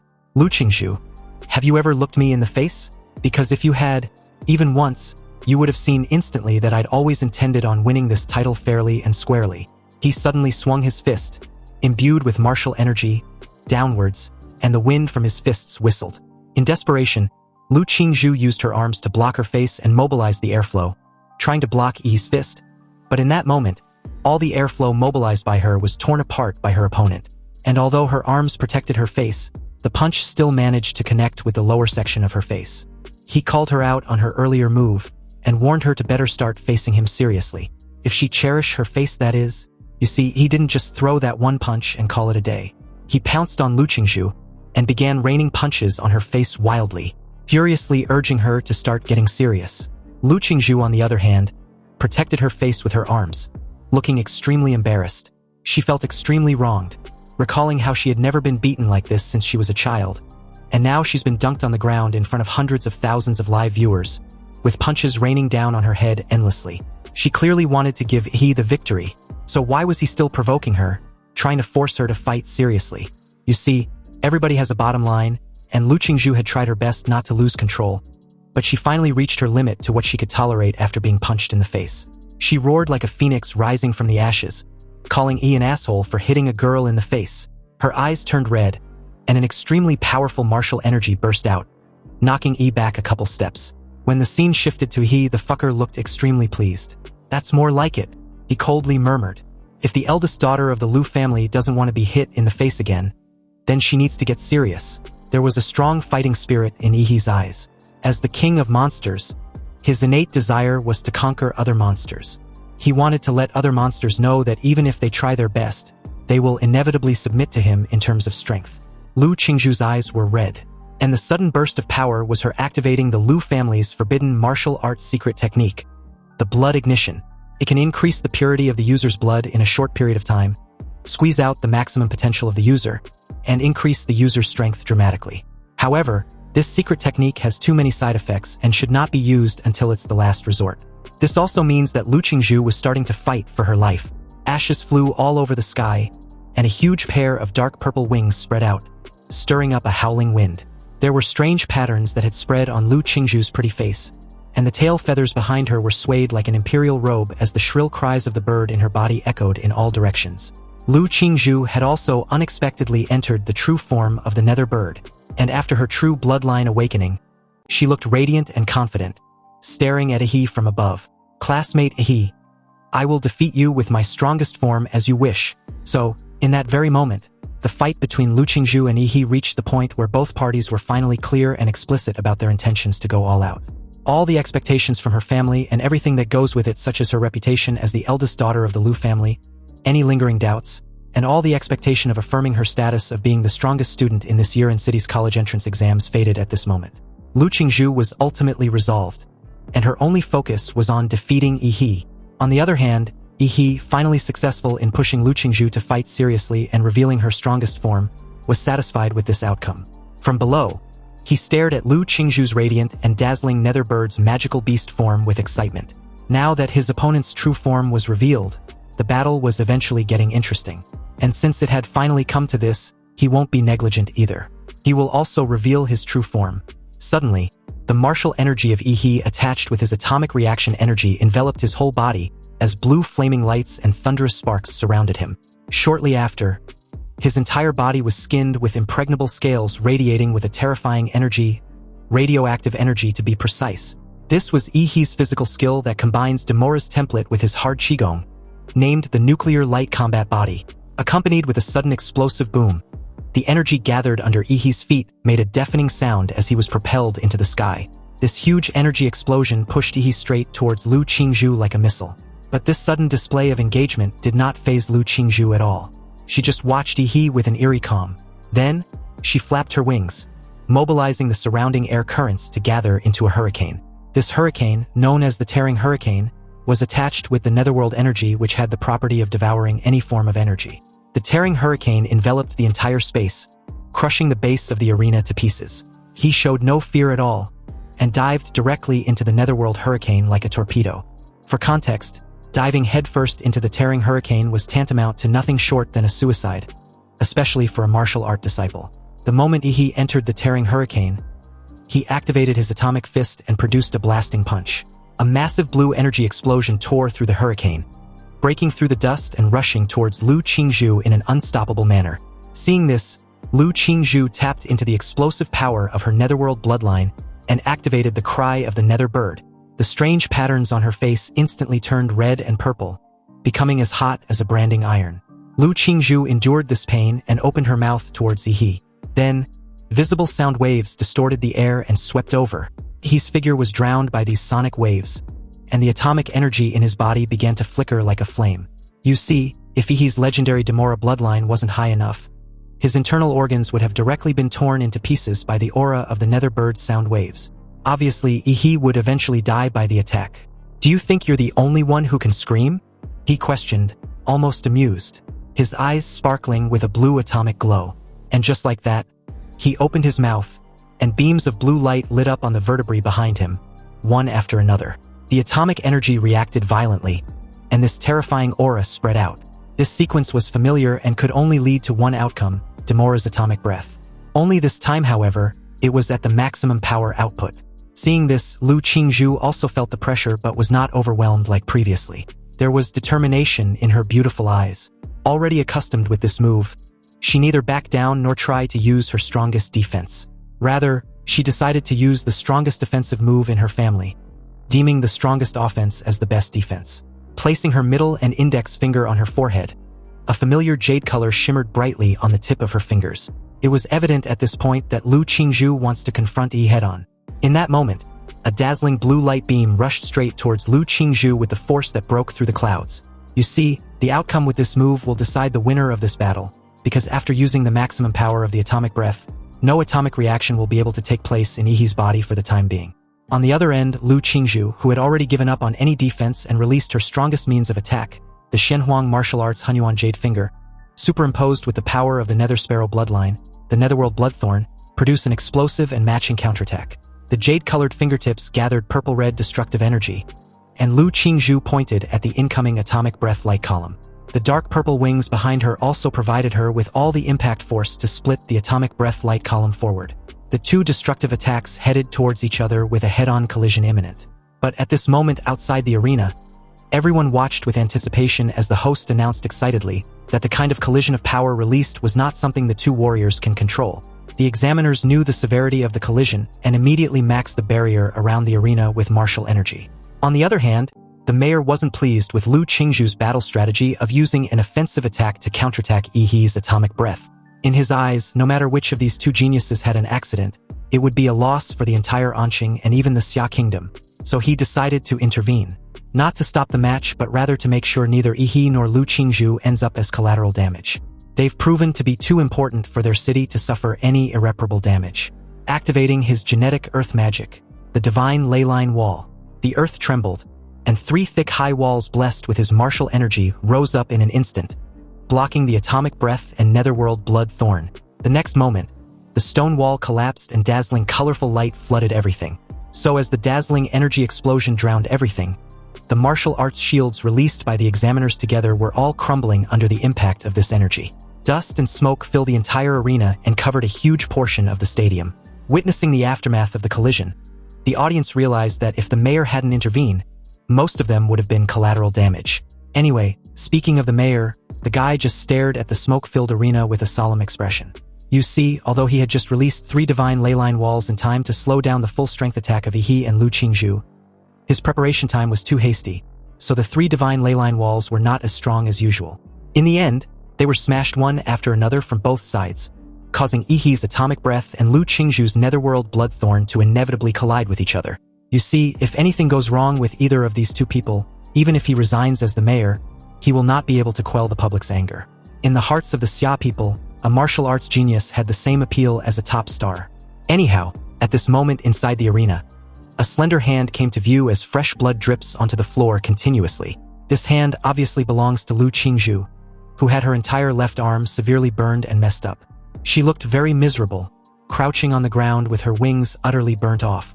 The martial power of her magical beast's true body had also been exhausted, so no more transformation for the time being. But even after all this, Lu Qingzhu didn't want to give up. She urged on, trying to will herself to still continue fighting. And just as she was about to get up, he came out from the dusty smoke, his sudden presence towering over her crouching form. If you don't get rid of the nuclear radiation in your body, you will be crippled in the future.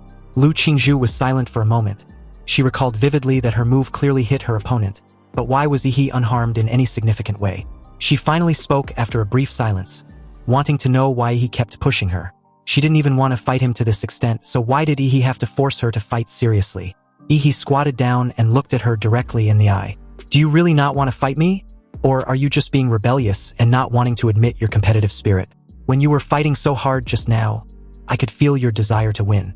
Lu Qingzhu was speechless when she heard this, but when she thought things over during her recollection of the battle, she realized that Yi was right. She was thinking about defeating him just moments ago. That's why she even gave up on defending and used all her strength to attack. But then she suddenly wondered what was wrong with her. She obviously hated fighting and wanted to lose to Yi as soon as possible. But when she was fighting just a while ago, she felt it, a shift, an exhilarating feeling of fighting not for anyone but just for herself. Her wondering thoughts were cut short as Yi placed a hand on her left shoulder. This unexpected contact suddenly made Lu Qingzhu blush like a cherry tomato. He informed her of the reason she lost decisively. Apparently, she had too many distracting thoughts when she was fighting, and that's a recipe for failure against powerful opponents. He absorbed all the nuclear radiation in Lu Qingzhu's body, and then stood up. As she stared at her healed arm in confusion, he gave her a side comment, stating that she was still the strongest opponent he had ever met. So he hopes the next time they compete, if fate allows it, she would give it her all from the start so they can have the purest battle. This statement obviously deepens her blush even more. In that moment, Lu Qingzhu saw Yi under a different lens. The smoke and dust dissipated at this moment, and all cameras focused on the center of the arena. Under the watchful eyes of the crowd, Yi stood proudly. The referee waited for a moment, and after seeing the current state of Lu Qingzhu, he declared Yi as the winner. And with that, the first match of the semifinals came to an end.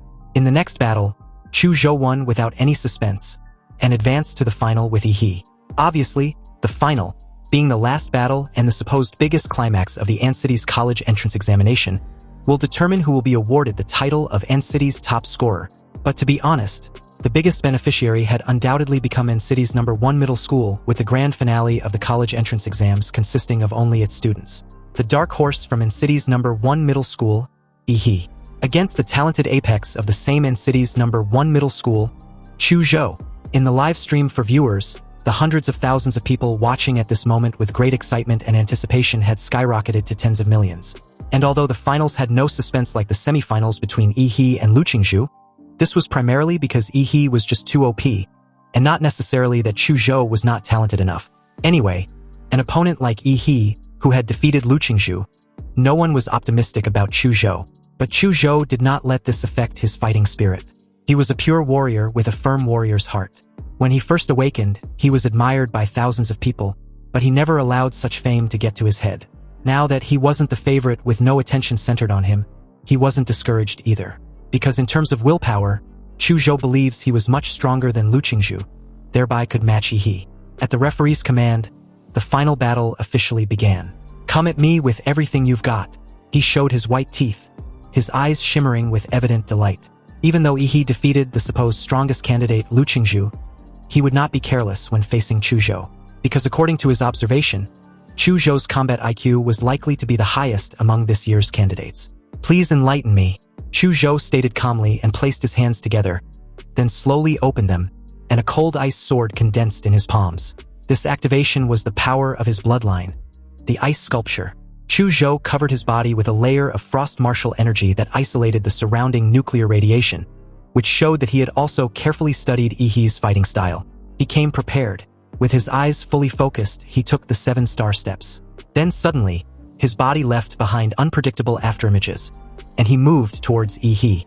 The moment a loud whoosh sounded, hundreds of swords stabbed at Yihee from all directions. He just stood there, too lazy and unbothered to try to directly pursue the real Chu Zhou among his countless clones. He had his own way to break through these numerous illusory images. His fists were clenched tightly and his arm muscles became as hard as steel bars. But the most amazing thing was the blue atomic and martial energy radiating all over his arm in waves. The crystal blue light made the bulging veins on his arms clearly visible. Activating his explosive fist, he punched the floor in an explosive manner. The ground was shaken and a blue energy exploded forth, and with a deafening boom, the 10-meter radius around him was covered by nuclear energy. Chu Zhou was forced to retreat. What a monster! Chu Zhou looked at the dented arena that looked like it had been bombarded by cannonballs, feeling extremely fearful. With his defensive abilities, he couldn't possibly fight Yihee head-on. In other words, is there really any warrior of the same age who can fight Yihee in hand-to-hand combat? Even Shen Guan, the monster of Qingfeng Private High who specialized in physical strength, had no choice but to admit defeat and surrender when facing Yihee whose bloodline had awakened. At this moment, Chu Zhou decided to use his long-ranged attack to consume Yihee since he couldn't fight him in a close combat. Chu Zhou activated his bloodline awakening, the Ice Element Dragon. Dragon scales as crystal clear as ice grew out of Chu Zhou's body. His eyes turned into golden vertical pupils, and a pair of obsidian-like horns grew out of his head. With the power of his bloodline, he activated a skill, Ice Pulse. Suddenly, a violent cold current blew across the arena, and large pieces of ice spikes gathered into an ice tsunami that was dozens of meters high, rushing towards Yihee. You see, the Ice Dragon status among the third-tier magical beasts is not as high as the king-level bloodlines of the Shadow Tiger King and the Venus Ape Demon. But in Chu Zhou's hands, it is even stronger than the blood power of Kai Shaoling and Shen Guan. The audience and examiners were surprised.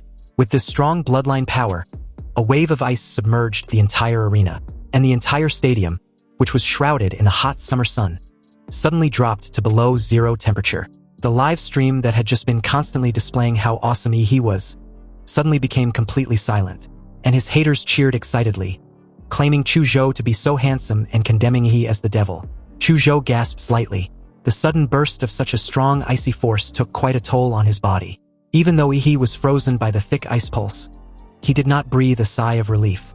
He wasn't naive enough to think Yihee would be defeated so easily by him. But at this moment, a barrage of comments suddenly floated across the live stream the moment the iceberg started to melt, and Yihee's wide-open mouth showed a blue atomic light emitting a breath of destruction that was brewing in his throat. Then the next moment, a bright blue beam of energy penetrated the iceberg and shot straight towards Chu Zhou. Chu Zhou, who had been on guard the whole time, was shocked with widened eyes. He couldn't believe how it was possible for Yihee to break through such thick iceberg so easily and quickly. He instantly pushed himself away and manipulated the ground to raise an icicle imbue with martial energy to serve as a barrier. When the blue energy beam hit the thick icicle, a deafening explosion occurred. But luckily enough, Yihee activated his atomic breath mainly to break out the iceberg he was trapped in, so it wasn't nearly enough as the previous instances. Nonetheless, it's too exaggerated. Yihee's abilities were truly the most dangerous anyone had ever invigilated. Nuclear radiations, nuclear explosions, nuclear lasers. Can a high school graduate really handle all these abilities? The melted ice was evaporated by the high-energy heat from Yihee's body as he took a step forward, clad in his usual nuclear light battle body. The atomic reaction in Yihee's body accelerated, and his body was covered with a layer of dazzling blue flames. Any ice vaporized into mist when it approached within 5 meters of him. It seems that I have restrained you very much. Yihee strode towards Chu Zhou, leaving a melting footprint on the ground with every step. No matter how Chu Zhou activated his ice-attributed blood to attack, it was of no avail. The gap in strength was simply too big. So far, only Lu Qingzhu had faced Yihee in this form head-on, and even Shen Guan had surrendered directly. Nonetheless, Chu Zhou wanted to give it a try. Chu Zhou's golden dragon eyes flashed as he stared at Yihee. He told his overpowered opponent of his last move. It was the current limit of his martial arts, and what he originally saved to face Lu Qingzhu with. Chu Zhou closed his eyes, shut down his 5 senses, and pointed the ice sword in his hand directly at the sky. A layer of frost covered his body, and the ice crystal dragon scales on his body appeared even more dazzling. This was a manifestation of the full activation of his bloodline power. Soul-damaging sword intent. The first person to react was the mayor. The shock on his face was no less than when he saw Lu Qingzhu performing the Shenhuang martial arts. This is sword intent, he thought silently. But how old is Chu Zhou to already possess such strength? Accompanied by a gust of cold wind, Chu Zhou was already upon Yi, and a high-pitched dragon roar and sword sound echoed throughout the arena. A few drops of hot fresh blood dripped onto the ground, burning several pits in the ground as Yi showed his slightly injured hand. There was a sword wound on the back of his hand that was deep enough to draw blood, but the flesh on the wound began wriggling and also started to flash a familiar blue light, as if it was slowly healing itself. He calmly told Chu Zhou to wait until he gets a better sword in the future. Then there might still be a chance to seriously cut his skin. Chu Zhou's eyes widened as he stared at the broken ice sword in absolute disbelief. He knew full well he had lost, but his curiosity made him ask Yi how much of a chance he had. Well, the chance of success is a little better than being a dog licker. Sighing softly, Chu Zhou raised his hand, looked at the referee, and announced that he'd given up. And just like that, Yi became the winner of An City's college entrance examination finals. The audience and the viewers across all platforms on every live stream erupted in joy and celebrations, especially the numerous fans of Yi. It was unbelievable for the dark horse of this year's college entrance exams to truly be the dark horse to the very end. Yi's face and title was displayed on every billboard, every news channel, and every live streaming platform as netizens praised and celebrated their city's champion. Everyone knew that the level of this An City's college entrance examination qualifying tournament was much higher than in the past, and Yi, who was able to make it out of it, was naturally the strongest number 1 scorer in the entire Anqing's history. No one will be able to surpass him in the future. Back at the stadium, the audience chanted Yi's name repeatedly as the mayor joined him on stage.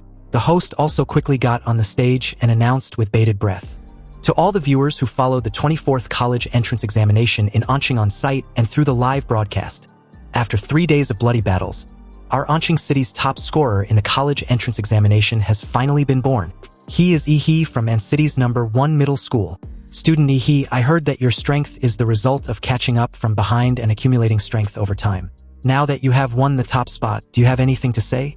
He was beyond stupefied. He thought the host was indeed a cultured person. He can even describe his cheating in such a subtle way. First of all, I want to thank my teacher.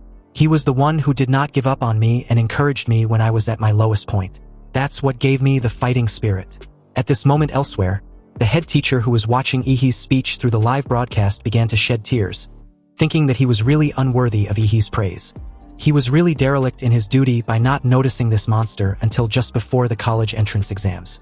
Anyway, the moment Yi was about to continue, a lean, middle-aged man suddenly appeared in the audience and waved his hands excessively in front of Yi. But realizing Yi had no intention of acknowledging his presence, he raised his hands in the air and made the number 2 million. The middle-aged man lip-synced, and he turned out to be the principal of An City's number 1 middle school, who wanted Yi to promote their school. His reward was a 2 million scholarship. This changed the attitude of the money-hungry hyena real quick.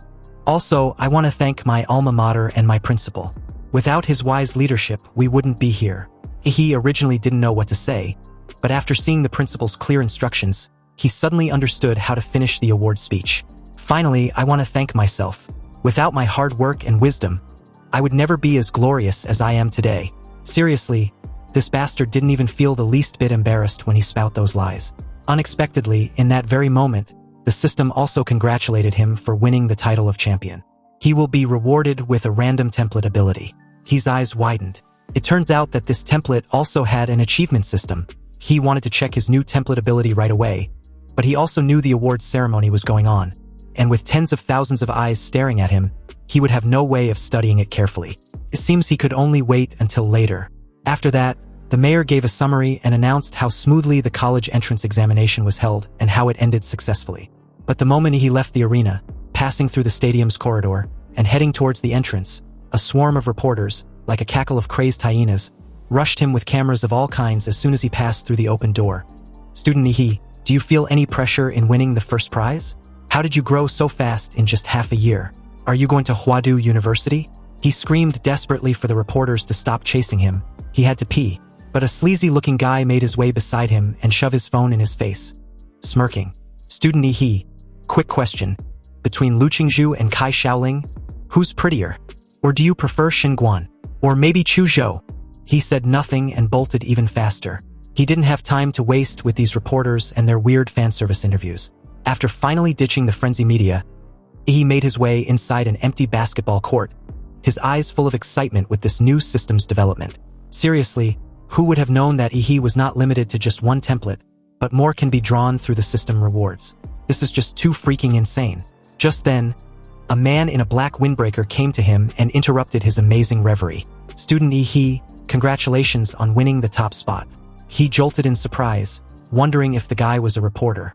The man took off his hat in a respectful gesture and smiled knowingly.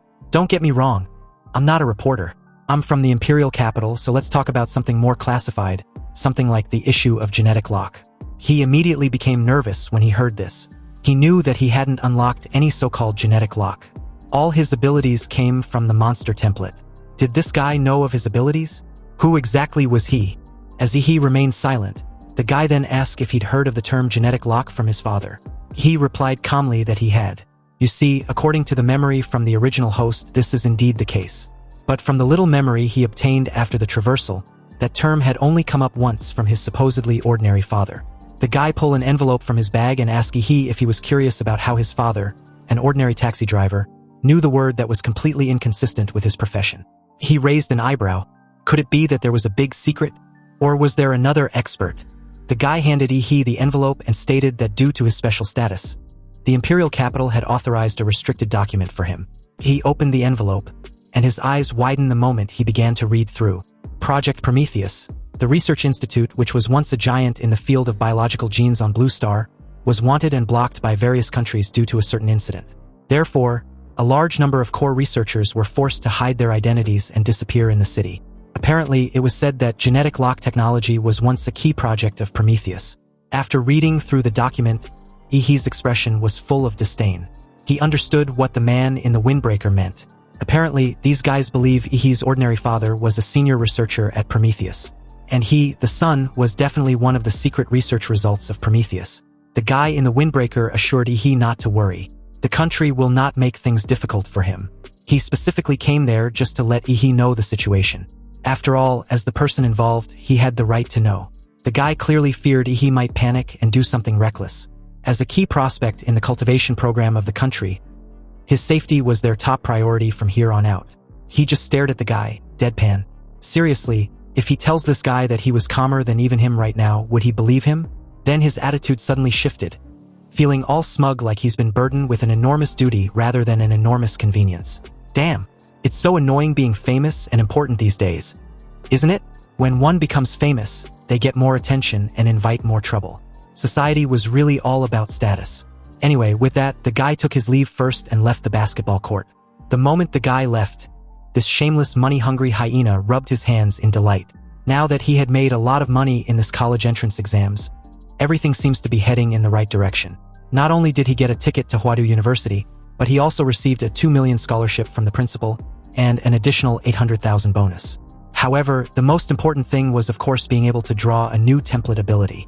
Although he knew that a template as powerful as the legendary Madflame Demora was hard to come by, he still looked forward to the new template. He spared no time initializing the beginning of his new template ability. A swirling dark purple vortex appeared in front of him, and the roars of countless monsters were heard from it, like a cursed void full of ancient beasts. He stared in awe, slack-jawed. A moment later, he understood what template he had drawn the second the result appeared.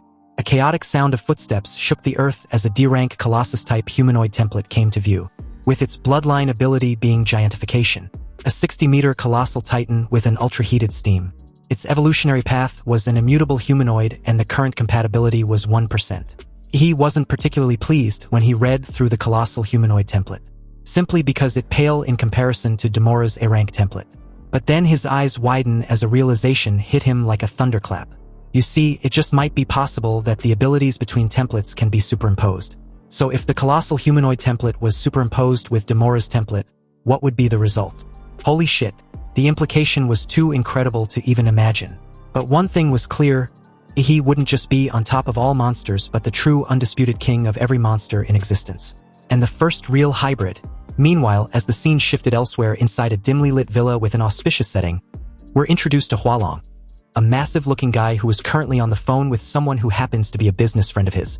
The person at the other end asks if Hualong had some personal matters to deal with and would not accept any more tasks for the time being. That's right, cancel everything on my schedule. Hualong hung up the call, took a deep breath as he repeatedly tapped the redwood table in front of him rhythmically. But the only sound in the room was the faint audio from a television broadcast. A dent soon formed on the redwood table where his finger struck. You see, Hualong's younger brother had been missing for over half a month, and the search team sent to investigate returned empty-handed. Not even a corpse was found, but they did find some residue at the place where his brother's signal last appeared. After testing, it was found that there was a small amount of nuclear radiation. As an experienced hunter of forbidden secret realms, Hualong didn't need any confirmation. His brother was dead. Worse, the scene had also been cleaned up. No trace, no mistake. Hualong's gaze was locked on the television screen, and as it replayed the footage of Yihee's battle with Lu Qingzhu, specifically the moment Yihee unleashed his atomic breath beam, Hualong knew. He just had the gut feeling, and on top of that, the only known warrior with a nuclear radiation ability was Yihee. Hualong closed his eyes regrettably, weighed down with sorrow and guilt. He repeatedly told his younger brother to quit with the underground involvement in society, but he didn't listen to his advice. And now he'd failed their mother. Hualong promised their mother that he would take care of him before she passed away. The moment Hualong opened his eyes, his entire demeanor and facial expression had transformed into something grotesque.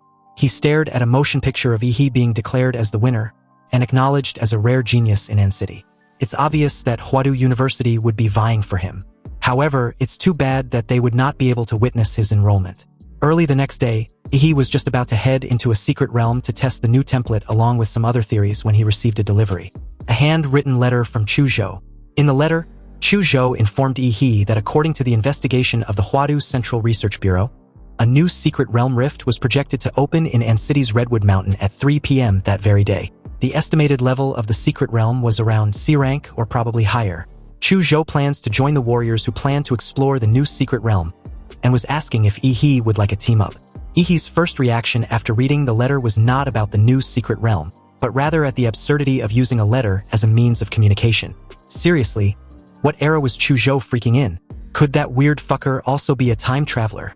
Anyway, 3 o'clock in the afternoon at An City's Redwood Mountain. The once sparsely populated Mangrove Mountain finally welcomed the most visitors it's ever had in its history. Thousands of warriors had gathered at the Mangrove Mountain, including many powerful warriors and organizations with a long-standing reputation. Even helicopters and troops have been stationed there to prevent any accidental conflicts. The new secret realm means unpredictable dangers, but it also means that everything is undeveloped. It's also filled with rumors of getting rich overnight or opportunities for low-level warriors to soar to the sky. At the base of the mountain, he met up with Chu Zhou, who now had a sword hanging around his waist. Chu Zhou noticed immediately that Yihee had grown stronger again. He gave a creepy smile, annoyed and also surprised at this insight. He didn't expect Chu Zhou to have such a keen sense. After all, he had just used some of his prize money to buy several gene serums and managed to increase the compatibility of the colossal humanoid template to 35%. Sure, it's just a D-rank monster template, but it has its advantages and grows faster, which can produce results quickly. The two chatted casually as they waited for the rift to open. Curious, he asked Chu Zhou which university he applied for. Chu Zhou's mood seems to be a little off, but he still replied that he applied for Huadu University. He had noticed this but chose not to pry. He simply stated that they might still end up as classmates in the future. In that very moment, the crowd erupted in excitement, announcing that the secret realm was opening. A gap about several dozen meters long appeared on the mountainside of Redwood Mountain, with a galaxy-like fluid flowing inside. Suddenly, a sharp scream came from the spatial rift, and the next moment, a ferocious monster bird with 3 heads and dark and purple feathers forced its way halfway out of the rift. This was undoubtedly a high-tier monster. Relying on its incredible advantage in the air, it grabbed the first position to rush out of the secret realm. But unfortunately, it was greeted by thousands of fully armed warriors. The warriors let out a battle roar that shook the mountains and forests, not caring at all about the 3-headed strange bird stuck in front of them as they all rushed forward aggressively. The 3-headed strange bird looked in horror at the thousands of warriors rushing towards it like crazy. The poor bird tried to drill back in, but embarrassingly, it was stuck. Within a few seconds, its huge body was trampled into mud by the warriors. He and Chuzhou followed behind a large group of warriors and also passed through the rift in the secret realm. And as for that three-headed strange bird, both its body and magic core were hacked to pieces. It was a tragic death. Inside the Redwood Mountains secret realm, everyone was greeted by a jaw-dropping sight. It was an extremely exaggerated forest of giant colorful trees. Each tree was nearly 100 meters high. A dozen people may not be able to hug a tree, and the warriors under the trees were no different from ants.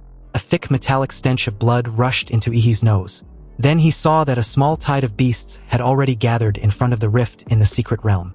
It seems a few distance away from the entrance of the rift would undoubtedly become the first battlefield between the mini-beast tide and the arriving warriors. Without a moment of hesitation, the warriors rushed forward. Their roars and wails gathered together to play a cruel and bloody symphony of war. You see, the reason why the warriors resisted the beast tide in front of the secret realm instead of dispersing to look for treasures was because of a law enacted by the state. Warriors have the right to freely explore the secret realm, and also have the obligation to resist the beast tide in the secret realm for their planet Blue Star.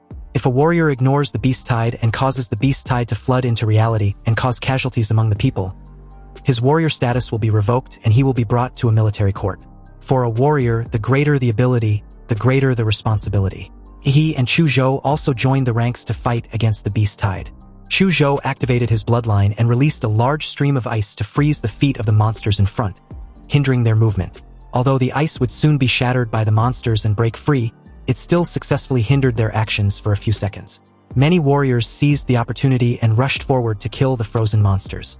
Unexpectedly, a beast tried to ambush Chuzhou from behind, but in that split second, the poor bastard was hit with an atomic fist and instantly melted into a meat paste. Chuzhou thanked a completely unfazed He the moment he warned him to watch his back. He, looking quite bored, added that none of the beasts inside the secret realm were worth fighting. And true to his words, a field of smoldering corpses behind him was a testament to this. Witnessing such an absolutely terrifying, grotesque scene, Chuzhou was stunned. He had already wiped out so many monsters effortlessly while he and the other warriors were carefully holding the line. This was undoubtedly the results of his nuclear radiation. It was hard to resist and silent. The most terrifying thing is that it will directly attack the cells of living things. On the battlefield, He, the human-shaped nuclear pollution source, can finally release radiation without restraint. There were constant wailing sounds coming from the herd of beasts. They opened their bloody mouths wide and tried to get close to He, but before they got a few meters closer, their flesh and blood melted and they collapsed to the ground, wailing weakly. Even if a few monsters forcibly break through the nuclear radiation network, they will only face Ihi's more ferocious atomic blasting fist. If a monster wants to attack in the air, it will be greeted by the dazzling atomic breath that symbolizes destruction. The only difference between a monster dying from these two moves and one dying from nuclear radiation is that it dies more quickly without having to endure the pain of slow withering. He was just absolutely terrifying. He was like the god of death on the battlefield. Wherever he goes, life within that vicinity begin to rot and die. His fighting style even made the rest of the warriors extremely frightened. They secretly felt lucky that Ihi was one of them. He, on the other hand, looked at the magic cores that could not even fill several bags, and couldn't help but smile, revealing the joy of a farmer's good harvest. But that smile frightened the surrounding warriors even more, and they felt goosebumps all over their bodies. Without counting Ihi's various moves derived from atomic reactions, not many warriors would want to make an enemy of him just with his deadly nuclear radiation field. In other battlefields not far away, the warriors who were fighting with monsters looked back and found the others behind resting leisurely. A curious warrior cursed in amazement, wondering why the fight behind them ended so quickly.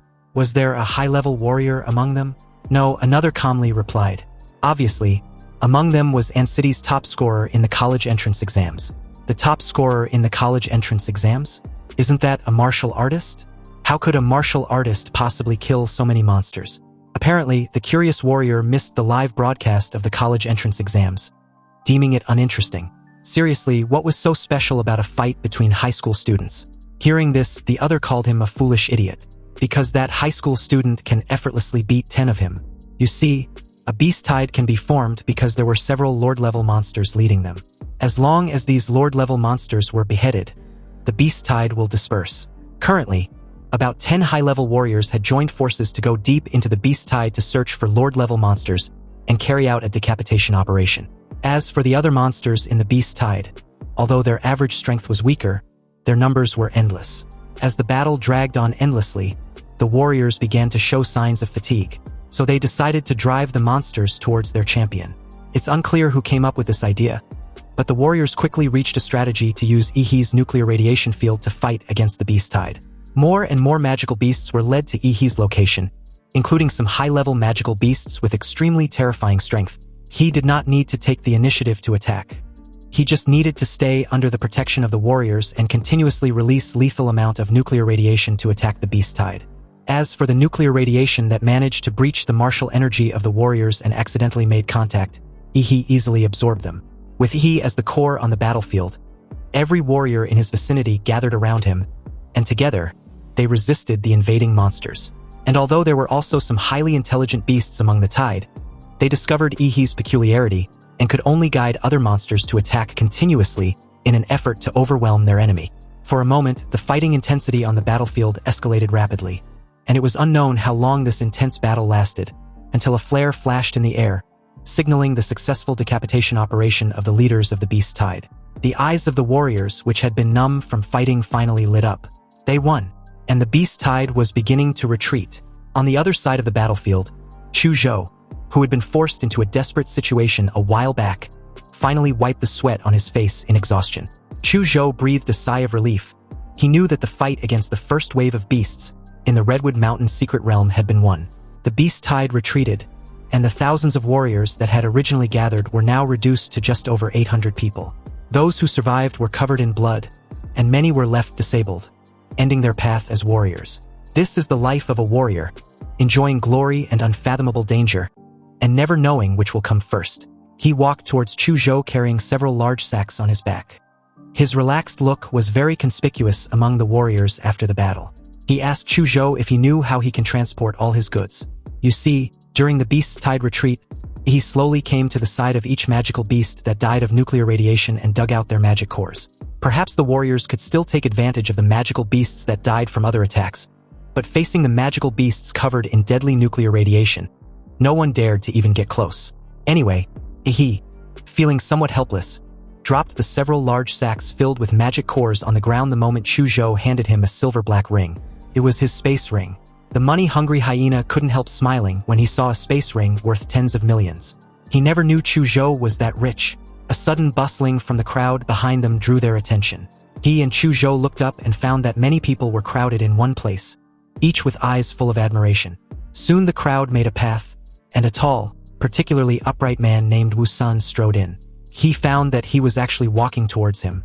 Apparently, Wu San and his group of friends were the high-level warriors who managed to eliminate the Lord-level monsters, ending the beast tide before the rest died of exhaustion sooner or later. He walked up to Ihi and introduced himself as Wu San, the leader of the Silver Wolf martial arts group in Anqing. He had just heard of Ihi's heroic performance from the members of the group, and was wondering if Ihi would like to join them. Joining the Silver Wolf martial arts group will not affect Ihi's college education, but will allow him to enjoy various subsidies and benefits. Wu San was even willing to sign an S-level group membership contract with Ihi. Wu San's words made the surrounding warriors extremely envious of Ihi. On planet Blue Star, warriors can apply to the Warrior Association to form a martial arts group. The group will receive sponsorship from various companies, which will be converted into activity funds for the group and various subsidies for the members. Without the support of a martial arts group, a single warrior cannot support his extremely expensive career. The Silver Wolf martial arts group was considered as a large-scale martial arts group in the entire Xia Kingdom. Even ordinary students of the Imperial Capital University were not eligible for the S-level contracts. This signing was definitely not unfair to Ihi, but rather a sign that Wu San values his talent. In that very moment, a gorgeous tiger with shiny hair walked out from the crowd. It wasn't a warcraft, but a genetically synthesized beast, created by a genetic company. Sitting cross-legged on it was a heroic woman. The woman previously wondered why Wu San left the moment the beast tide ended. Turns out he was running ahead to snatch away a prospect. She then invited Ihi to join the Chengda martial arts group. Although they were smaller than the Silver Wolf, she can guarantee that after Ihi joins the group, he can enjoy 15% of the group's monthly training resources. As soon as these words were spoken, all the warriors' eyes widened. 15% of the training resources? Isn't this equivalent to investing? It seems that they still underestimated Ihi's potential, causing these martial arts groups to make crazy concessions and scramble for him. Other martial arts group leaders were all silent. They also wanted to win over Yi, but Chengda and Silver Wolf both offered such high conditions. They needed to think about whether it was worth it to offer conditions comparable to those of these two martial arts groups. But soon, Yi gave his answer, apologizing to the two that he doesn't have any intention of joining a martial arts group for the time being. Wu Sen and his companions were not surprised by this answer. After all, with Yi's level, he would be extremely outstanding even if he wasn't placed in a top martial arts group. They regarded winning him over this time as a way to establish a good relationship. Several people came forward and extended the same courtesy. And after a few brief greetings, they all left. During this period, Chu Zhou was also invited by Wu San and others. He was also offered an S-level contract, but just like Yi, he declined. The Beast Tide crisis ended, and many warriors left one after another, starting the stage of free exploration. Since the secret realm was a forest of giant trees, he suggested they go to the top of the tree canopy to see the overall layout of the entire area before making any plans. Chu Zhou had no objection, he thought so too. Looking at the giant tree that was hundreds of meters high, they used their own methods to climb up. Chu Zhou gathered strength with his knees and then jumped up suddenly. When his jump reaches the highest point, he will control the moisture in the air and condense it into ice under his feet as a fulcrum, and then perform a double jump. He was even simpler and more brutal. He directly activated his nuclear light combat body mode, gathered nuclear energy under his feet, and then ejected it like a rocket, propelling his body into the air. He was the first to reach the tree canopy, seconds before Chu Zhou did. But what the two saw made Chu Zhou's eyes widen in absolute disbelief. What the hell is that? The two saw a group of black humanoid creatures moving slowly in the distance. Their bodies are as huge as mountains, and they can be seen even hundreds of kilometers away. Such a huge body must be more than 1,000 meters tall. It's really hard to imagine. Hearing this, he disagrees. It is not difficult to imagine that they were still young. In the next few years, they may be able to even conquer these mysterious beasts and even find out the truth about the secret realm. Chu Zhou looked at Yi in silence, feeling that his classmate was worthy of his name. He would feel fear when facing an unknown powerful existence, while Yi would be confident that he could defeat such powerful existence. It seems he was not as good as Yi not only in martial arts but also in willpower. He was the real warrior. Yi, on the other hand, didn't know that his casual remark had written a 1,000-word essay in Chu Zhou's mind, and being regarded as a life mentor. Anyway, Yi was not simply looking out from the treetops, he was also maintaining his life magnetic field to detect the distribution of life in the secret realm. But the strange thing he noticed was the location of a lake that appeared completely blank in his magnetic field, like a vacuum zone. There must be something wrong when things are abnormal. Where there's smoke, there's definitely fire. And the bigger the wind and waves, the more valuable the fish. He pointed a finger southeast and told Chu Zhou to take a look. There was a lake there, so they needed to go take a look. He decisively took Chu Zhou to the lake to go all in. The two of them quickly passed through the giant tree forest and came to the edge of the lake. When they arrived, 3 people had already gathered there, one of whom was an acquaintance of Yi. He was surprised to see Huang Yuli, who joked about his sudden appearance with a chuckle. Well, isn't this our top scorer? Huang Yuli didn't expect the high school student she helped weeks ago to be so powerful. She sponsored Yi with a discounted warrior business card when he debuted. And although it wasn't a big help, he always remembered it. The teammate beside her, a tattooed bald guy, also joked when he found out Yuli knew the little top scorer of An City. Exactly, hurry up and introduce him to us, the other teammate in glasses added. After all, this top scorer was quite impressive when he was fighting against the Beast Tide a while ago. Huang Yuli briefly recounted the story of Yi's first entry into the Warrior Center, which made the other 2 teammates marvel at the wonder of fate. A young man who was met by chance would surprise everyone half a month later. Curious, Yi asked how long Huang Yuli had been there. She replied that they just arrived not long ago, and 2 of her teammates who were good at swimming went down to the lake to explore the way. But just as Huang Yuli finished saying this, a figure rushed to the surface of the water. He was a teammate of Huang Yuli and the others. Yu Yang said to everyone with evident excitement, "Jackpot! We've hit the jackpot, guys, we're gonna be rich." Hearing this, Huang Yuli asked Yu Yang to explain what he just said more clearly. How did they strike it big? Yu Yang explained that there's a ruin under the lake. Upon hearing this, the entire team, especially Huang Yuli, was extremely excited. But with the exception of Yi, everyone understood what Yu Yang had just explained. He nudged Chu Zhou's arm and asked him to explain. In the secret realm, there are some mysterious buildings that are suspected to be left by a civilization in the secret world. They were collectively called ruins by experts. The ruins contain technologies or artifacts left behind by a civilization in the secret realm. Chu Zhou paused, and then continued. It is said that the theoretical basis of our modern human martial arts and many genetic technologies come from these ruins.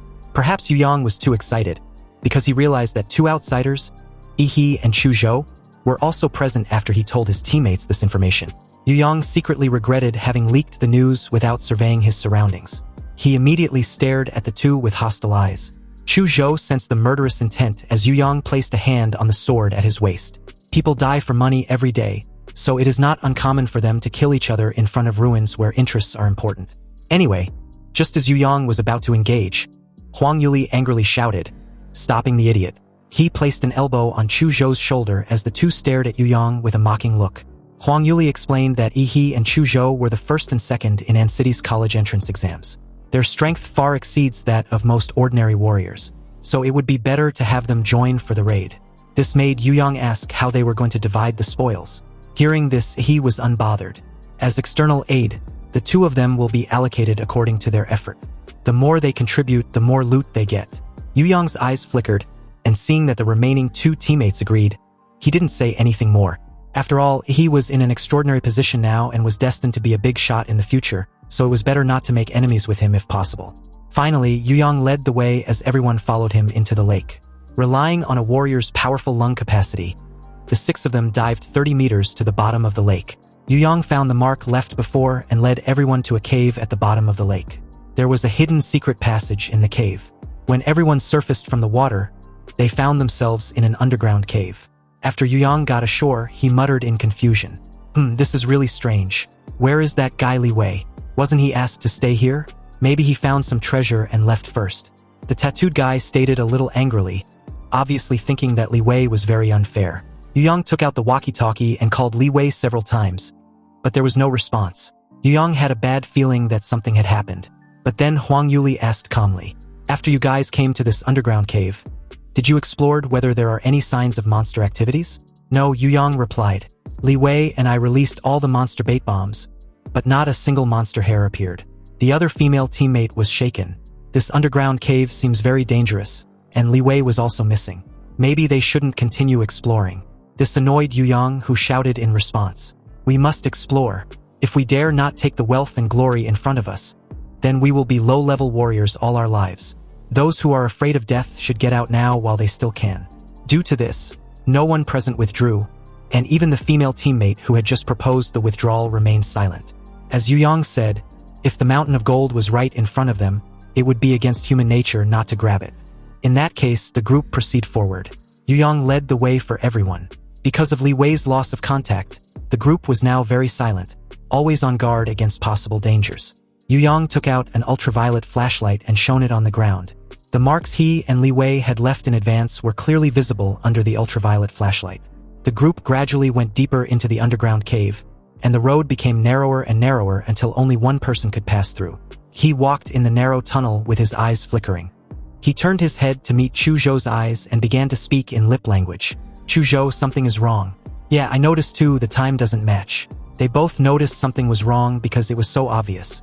Huang Yuli said that their team had just arrived at the lake not long ago, about 10 minutes at most.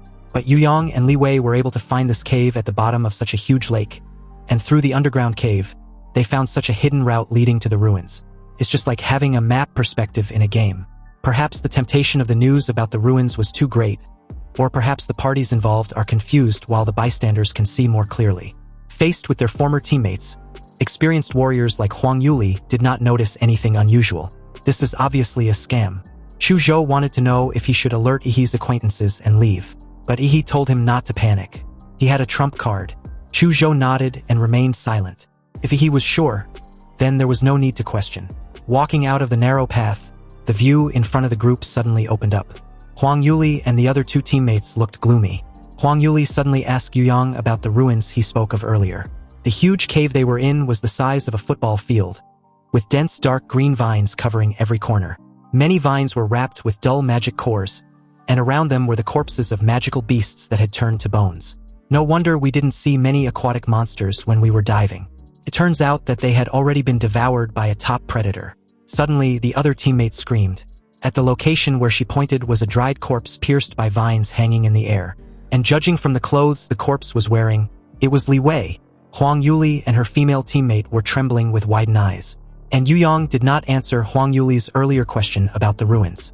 He suddenly knelt on the ground, holding his head, and talking to himself neurotically. Yu Yang seemed to have regained his last bit of sanity. He suddenly turned around and looked at everyone, murmuring something incoherently about Li Wei's death, the vines catching up to him, his escape, and a whole bunch of nonsense. But the next moment, his head began to swell up, and seconds after, it exploded like fireworks, and several vines swayed from the gap in his head like the tentacles of a devil. A split second after that, a dazzling blue light beam submerged Yu Yang's upper body, and those strange vines were also destroyed by the atomic energy. Who would have thought that a monster could be so intelligent? After hunting two warriors, it actually parasitized the brain of one of them and used him as bait to lure more prey. He looked at the dark green vines that were slowly moving in the entire cave with cold eyes. With a crackling sound, a huge rock entangled with vines fell from above like a freaking meteor and collapsed behind them, blocking their retreat. Chu Zhou looked at these terrifying vines and finally remembered that he had read information about this kind of monster in a book. It was a second-order king-level magical beast species, the ghost demon vine. Upon hearing this, Huang Yuli and the two other teammates paused in their breathing, trembling with fear. The king-level blood species cannot be estimated by ordinary levels. This level was simply not something that a few first-level warriors like them can fight against. He grinned, revealing his white teeth. He didn't care what level it was. Everyone would just have to watch how he hacks it to pieces. But just as he was about to enter Colossal Titan mode, a loud boom sounded from behind. The collapsed passage behind them was blasted open, and a mysterious warrior with terrifying blood energy swept over. The blood energy on his body even distorted the surrounding air, leaving a long trail of bloody smoke. With this much chi and blood smoke, he was an 8th-level warrior. You see, originally, Huolong had no plans to come to the secret realm of Redwood Mountain. But when he heard that a certain someone in the secret realm was using terrifying nuclear radiation capabilities to help the warriors resist the beast tide, he immediately realized that this person was Yi. After arriving at the secret realm, it was very easy to find his target's trace.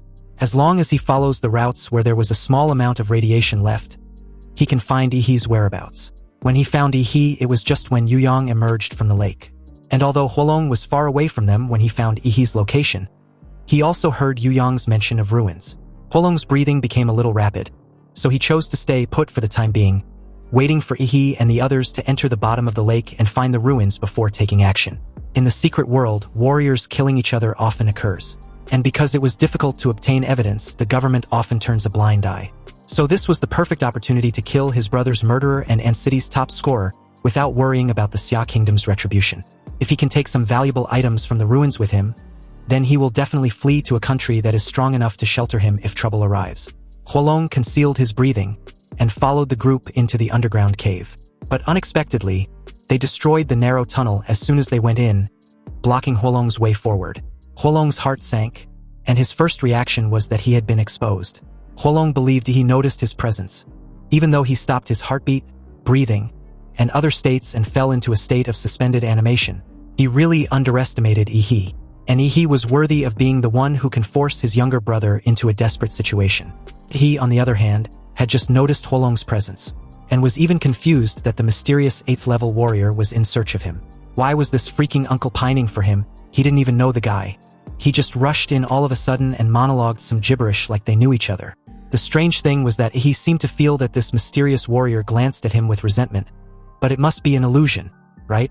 Huolong directly burst out with the blood and energy of an 8th-level warrior, and had already broken through the collapsed tunnel, bulldozing his way out and declaring that he should prepare to die. Huolong launched in Yi's direction, his roar like the sound of thunder.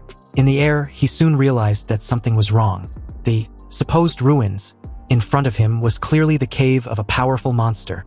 You see, the demonic vine hunts its prey based on its life breath.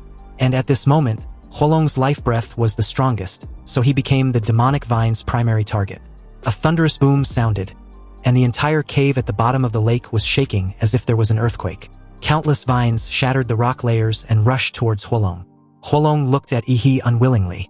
Cursing, Huolong questioned Yi if this was also his plan. Huolong's path towards Yi was blocked, and he could only resist the attack of the demonic vine.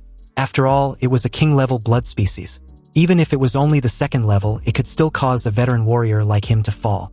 The ghost demon vine raised wave after wave of demon vines, trying to kill Huolong. But Huolong's punches and kicks were like artillery shells, and countless vines close to him were blown into pieces, with their juice spilling onto the ground. Although it seemed that Huolong had the upper hand, the greatest characteristic of the demon vine was that it absorbed qi, blood, and martial arts and released nerve toxins. Huolong could feel that his condition was declining, while the demonic vine was growing endlessly. If the battle lasted a long time, he would definitely be defeated there. Huang Yuli, clearly alarmed, informed the group that the cave was about to collapse because of the fight. But she was immediately told to get out of the way. A dark blue rough skin had grown on Ihi's body, with crystal blue light flowing through the cracks on his skin.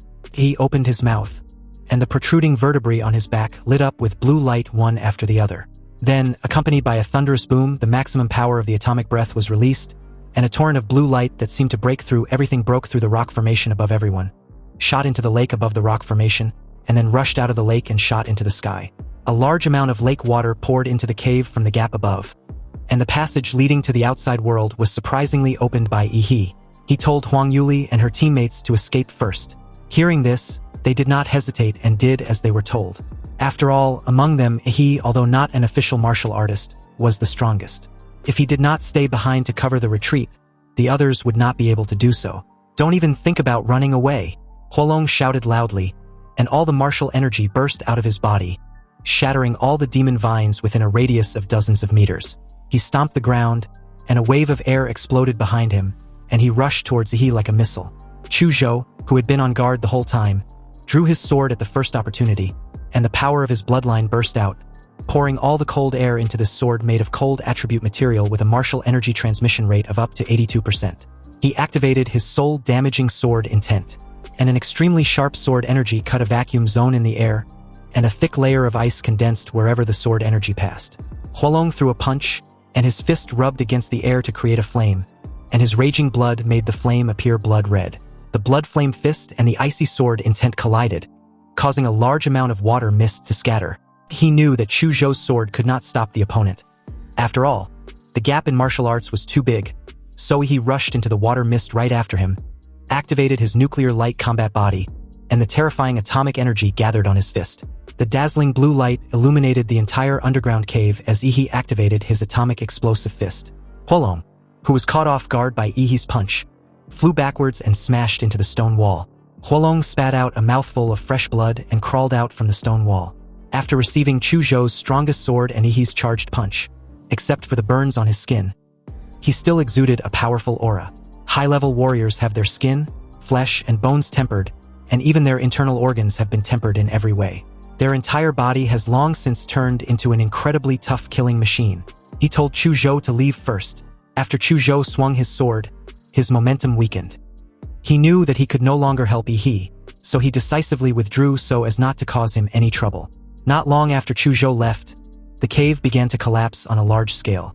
Countless rocks fell down, revealing the thick ghost vines inside. Meanwhile, Huang Yuli and the others stood on the shore, watching the lake become turbid, and the sound of the ground collapsing continued to echo at the bottom of the lake. It was obvious that the demon vine had gone completely crazy, and it was stirring up the entire lake bottom into a mess. Huang Yuli was relieved when Chuzhou also came ashore, but she found that Ihi did not follow Chuzhou. "Where's Ihi?" Chuzhou looked at the bottom of the lake and didn't say anything. At this moment, a brilliant blue lightning flashed across the lake, illuminating the entire surface. And the moment Ihi bit his palm, fine blue electric current burst out from the wound. Huolong felt something was wrong, so he sprinted towards Ihi with all his strength, trying to interrupt him. But it was too late. With a deafening boom, a dazzling blue lightning burst out from Ihi's body, and Huolong was directly submerged by the countless blue lightning. His muscles, which were as hard as an alloy, began to carbonize the moment they touched the lightning. Similar to an Attack on Titan transformation type shit, every Titan transformer transforms by biting their palm. And during the transformation, huge energy will burst out of their body, usually released in the form of lightning. Since the Colossal Titan was the largest after transformation, the energy released by the transformer was also the largest during the process. Therefore, one of the strategic attributes of the Colossal Titan is to be used as a small human nuclear bomb. With a roar like a giant beast, he turned into a dazzling blue ball of lightning, and then the lightning exploded, submerging everything in a terrifying energy explosion. Chu Zhou and the rest watched the terrifying blue energy current in the lake explode out of the water, and hurriedly moved away from the lake to avoid being accidentally injured. A large amount of water vapor rose, and the raging blue lightning stopped only after half of the lake water evaporated. Chu Zhou and the rest vaguely saw a huge figure flash by in the mist, but soon the huge black shadow disappeared, which made them wonder if they had seen it wrong. Just as they were on guard, a naked Yi rushed ashore and asked Chu Zhou for some clothes. Chu Zhou took out a dark leather pants and a tank top from his space ring and threw it to Yi. Fully clothed, Chu Zhou asked Yi about the sudden explosion just now. Yi explained that it was that mysterious warrior. He actually carried a plasma bomb and died together with the demon vine. Plasma bomb? Isn't that a military contraband? What kind of person has access to that thing? And I feel that the explosion just now seems to be more powerful than a plasma bomb. Chu Zhou stated skeptically. Although many things seemed to be out of place after the mysterious warrior appeared, and everyone did not have much time to think about these things, Chu Zhou, on the other hand, was as rational as ever, pointing out that the massive lightning and the giant in the smoke didn't seem like a plasma bomb. He kept insisting that it was a plasma bomb, and Chu Zhou saw wrong. He was relieved when Chu Zhou nodded and tactfully didn't delve into the matter further. Everyone has their own secrets, including himself and Yi. Also, it would be bad if Chu Zhou learns of his monster template abilities. He was already a little heavy-handed, and Huolong was crushed by him. He lost the corpse, but fortunately, he got the magic core of the ghost demon vine. Anyway, after they had just escaped death, Huang Yuli and her two teammates were very tired and had already planned to leave that secret place. She apologized to Yi for not only following them for nothing, but also troubled him to save them. They will compensate him when he leaves the secret realm. He told her not to be so polite. He will just consider this trouble as repaying the favor she did for him. However, if she gives him any compensation regardless, then won't he always owe her a favor? Huang Yuli smiled heartily and said no more about the matter. She waved goodbye to Yi and left with her two teammates. In the next 2 days, Yi and Chu Zhou continued to explore the secret realm. With the powerful perception of the life magnetic field, Yi and Chu Zhou found many spiritual medicines. Although they did not find any magical and rare spiritual medicines like the blood jade fruit, it was still a fruitful harvest. By the 3rd day, Yi and Chu Zhou felt that they had reaped enough harvest and was ready to leave the Redwood Mountains secret realm. In the end, the spoils that the two of them had found were divided, with Yi taking the lion's share.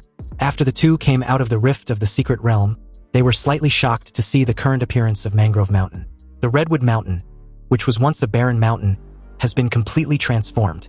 All the trees and boulders on the entire mountain were razed to the ground and replaced with a steel jungle made of concrete and steel bars, which housed a hospital, an auction, an arsenal, and even a hot spring hotel. Even a temporary airport was built far away from the Red Tree Mountain. When night falls, the bustling lights of the entire Mangrove Mountain can probably be seen in the atmosphere.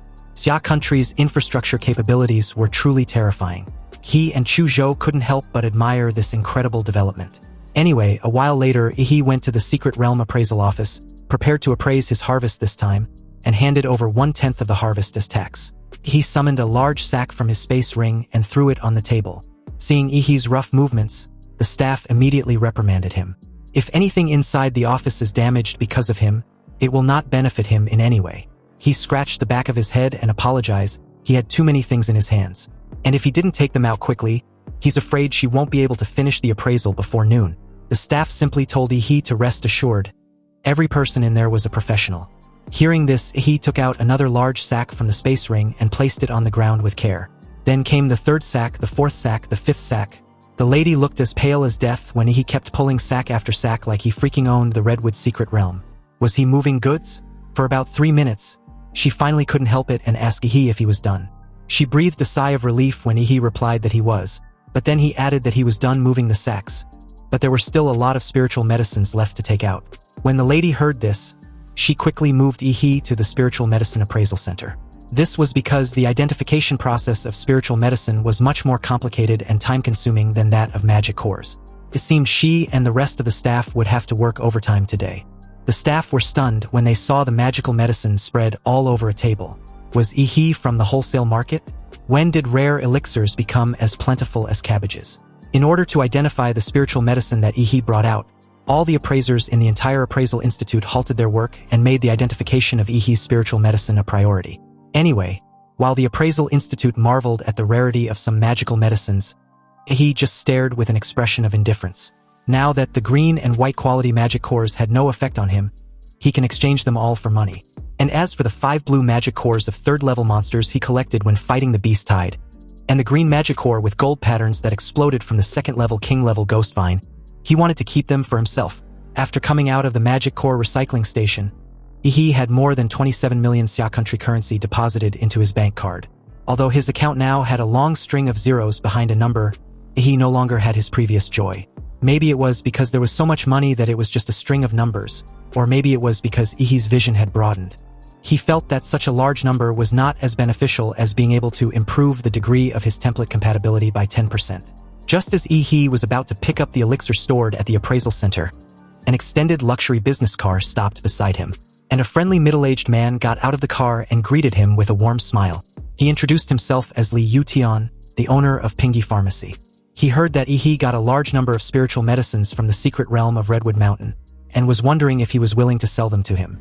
Li Yutian was willing to buy them at a price 1 point higher than the market price. He just stared silently. As expected, he thought.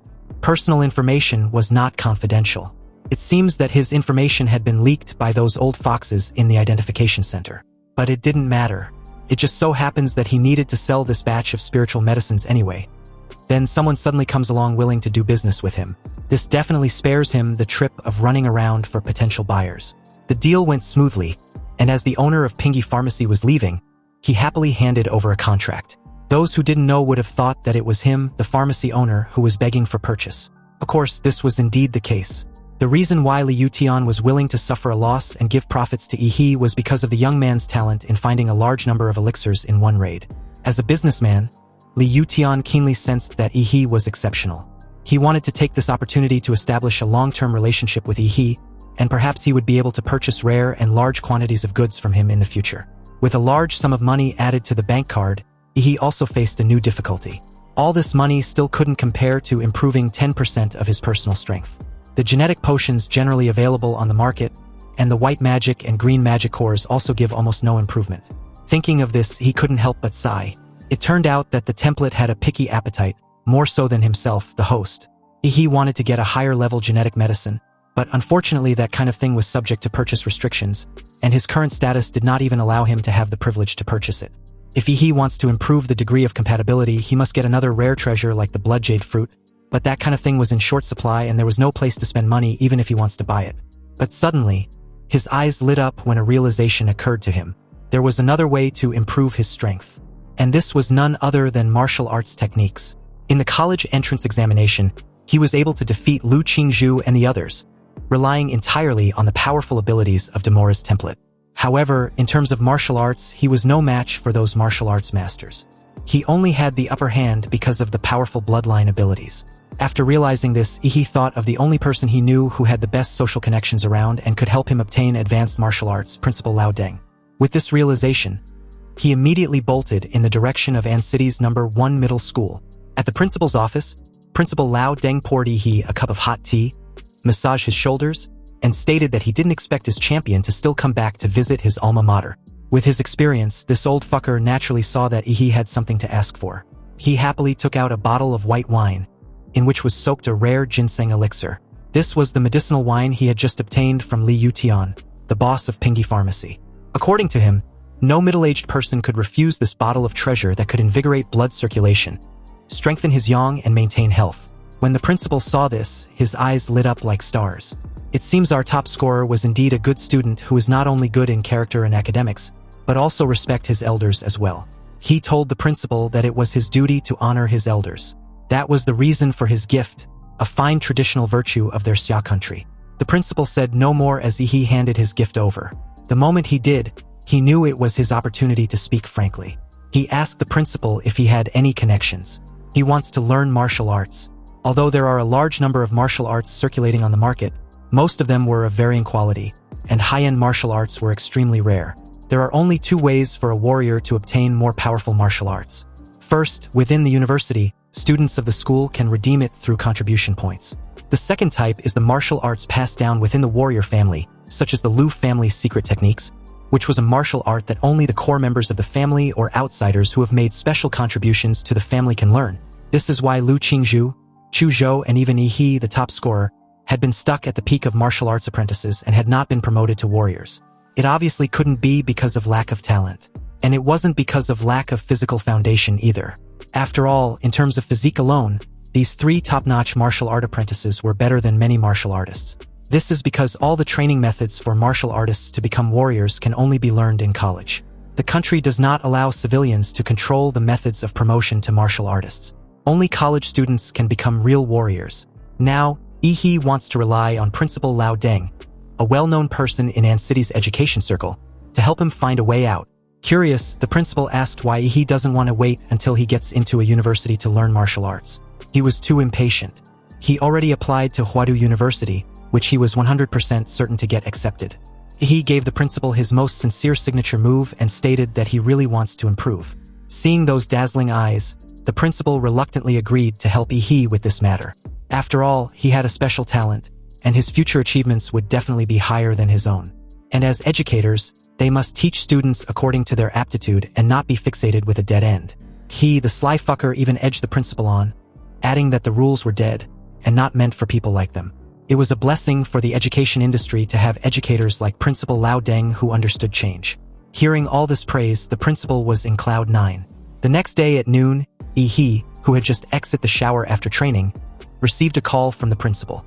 The principal had arranged everything for him, so he just needed to head there now. He thanked the principal, but when he asked which martial arts family he had asked for, his eyes widened in absolute disbelief. Apparently, the Lu family was willing to teach him their family's secret techniques. This was wonderful but suspicious. How could the Lu family be willing to teach their family's secret techniques after Lu Qingzhu, the jewel in their family's crown, had been defeated by him in front of hundreds of thousands of spectators? Was the principal teaming up with the Lu family to cheat him? He had many doubts, but he decided to go anyway. The Lu family had a leased manor on the outskirts of An City as their family land. Meanwhile, a while later at the outskirts of An City, Lu Chengjie, a guy in a slick dark glasses and a leather jacket, leaned over and drove a black modified motorcycle which cost about 2 million yuan. Its engine was comparable to that of a supercar which released a buzzing sound on the entire street. Behind him was a blonde girl hugging his waist tightly, her hair blown behind her by the strong wind. Feeling an unprecedented stimulation, she hugged Lu Chengjie even tighter and praised him endlessly about how awesome he was. With the beautiful woman praising him, Lu Chengjie felt even more proud. But just when he was about to brag, a figure suddenly appeared almost directly beside him and easily freaked the shit out of him. This person turned out to be none other than Yi He, who advised Lu Chengjie to not be distracted when driving at high speed. If he drove in an unsafe manner and something terrible happens, his loved ones will be the one in tears. He said this while pedaling his little yellow bicycle beside Lu Chengjie. Lu Chengjie felt insulted that a broke biker dared to compare himself to him. He twisted his motorcycle's handle tightly, and the steel beast under him roared furiously. In a flash, Lu Chengjie left Yi He behind and gave him the middle finger. No matter what Yi He's status was, he was not worthy of being on par with him. Again, the blonde girl behind him praised him for being so manly. He just watched expressionlessly as they gradually widened the gap. Suddenly, the two heard a buzzing sound behind them, which even drowned out the sound of the motorcycle. A blue light streak appeared in the rearview mirror, and upon closer inspection, it was Yi He riding his bicycle. He only activated the nuclear light combat body mode in his legs, and the blue light like a rocket's tail flame pushed him past by the two in a flash. Lu Chengjie, like his girlfriend, stared with an embarrassed expression, wondering when a shared bicycle became so fast.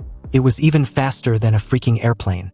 He arrived at the entrance of Lu's manor, and as he stared at the castle-like building, he wasn't surprised, although he did admit the place looked magnificent.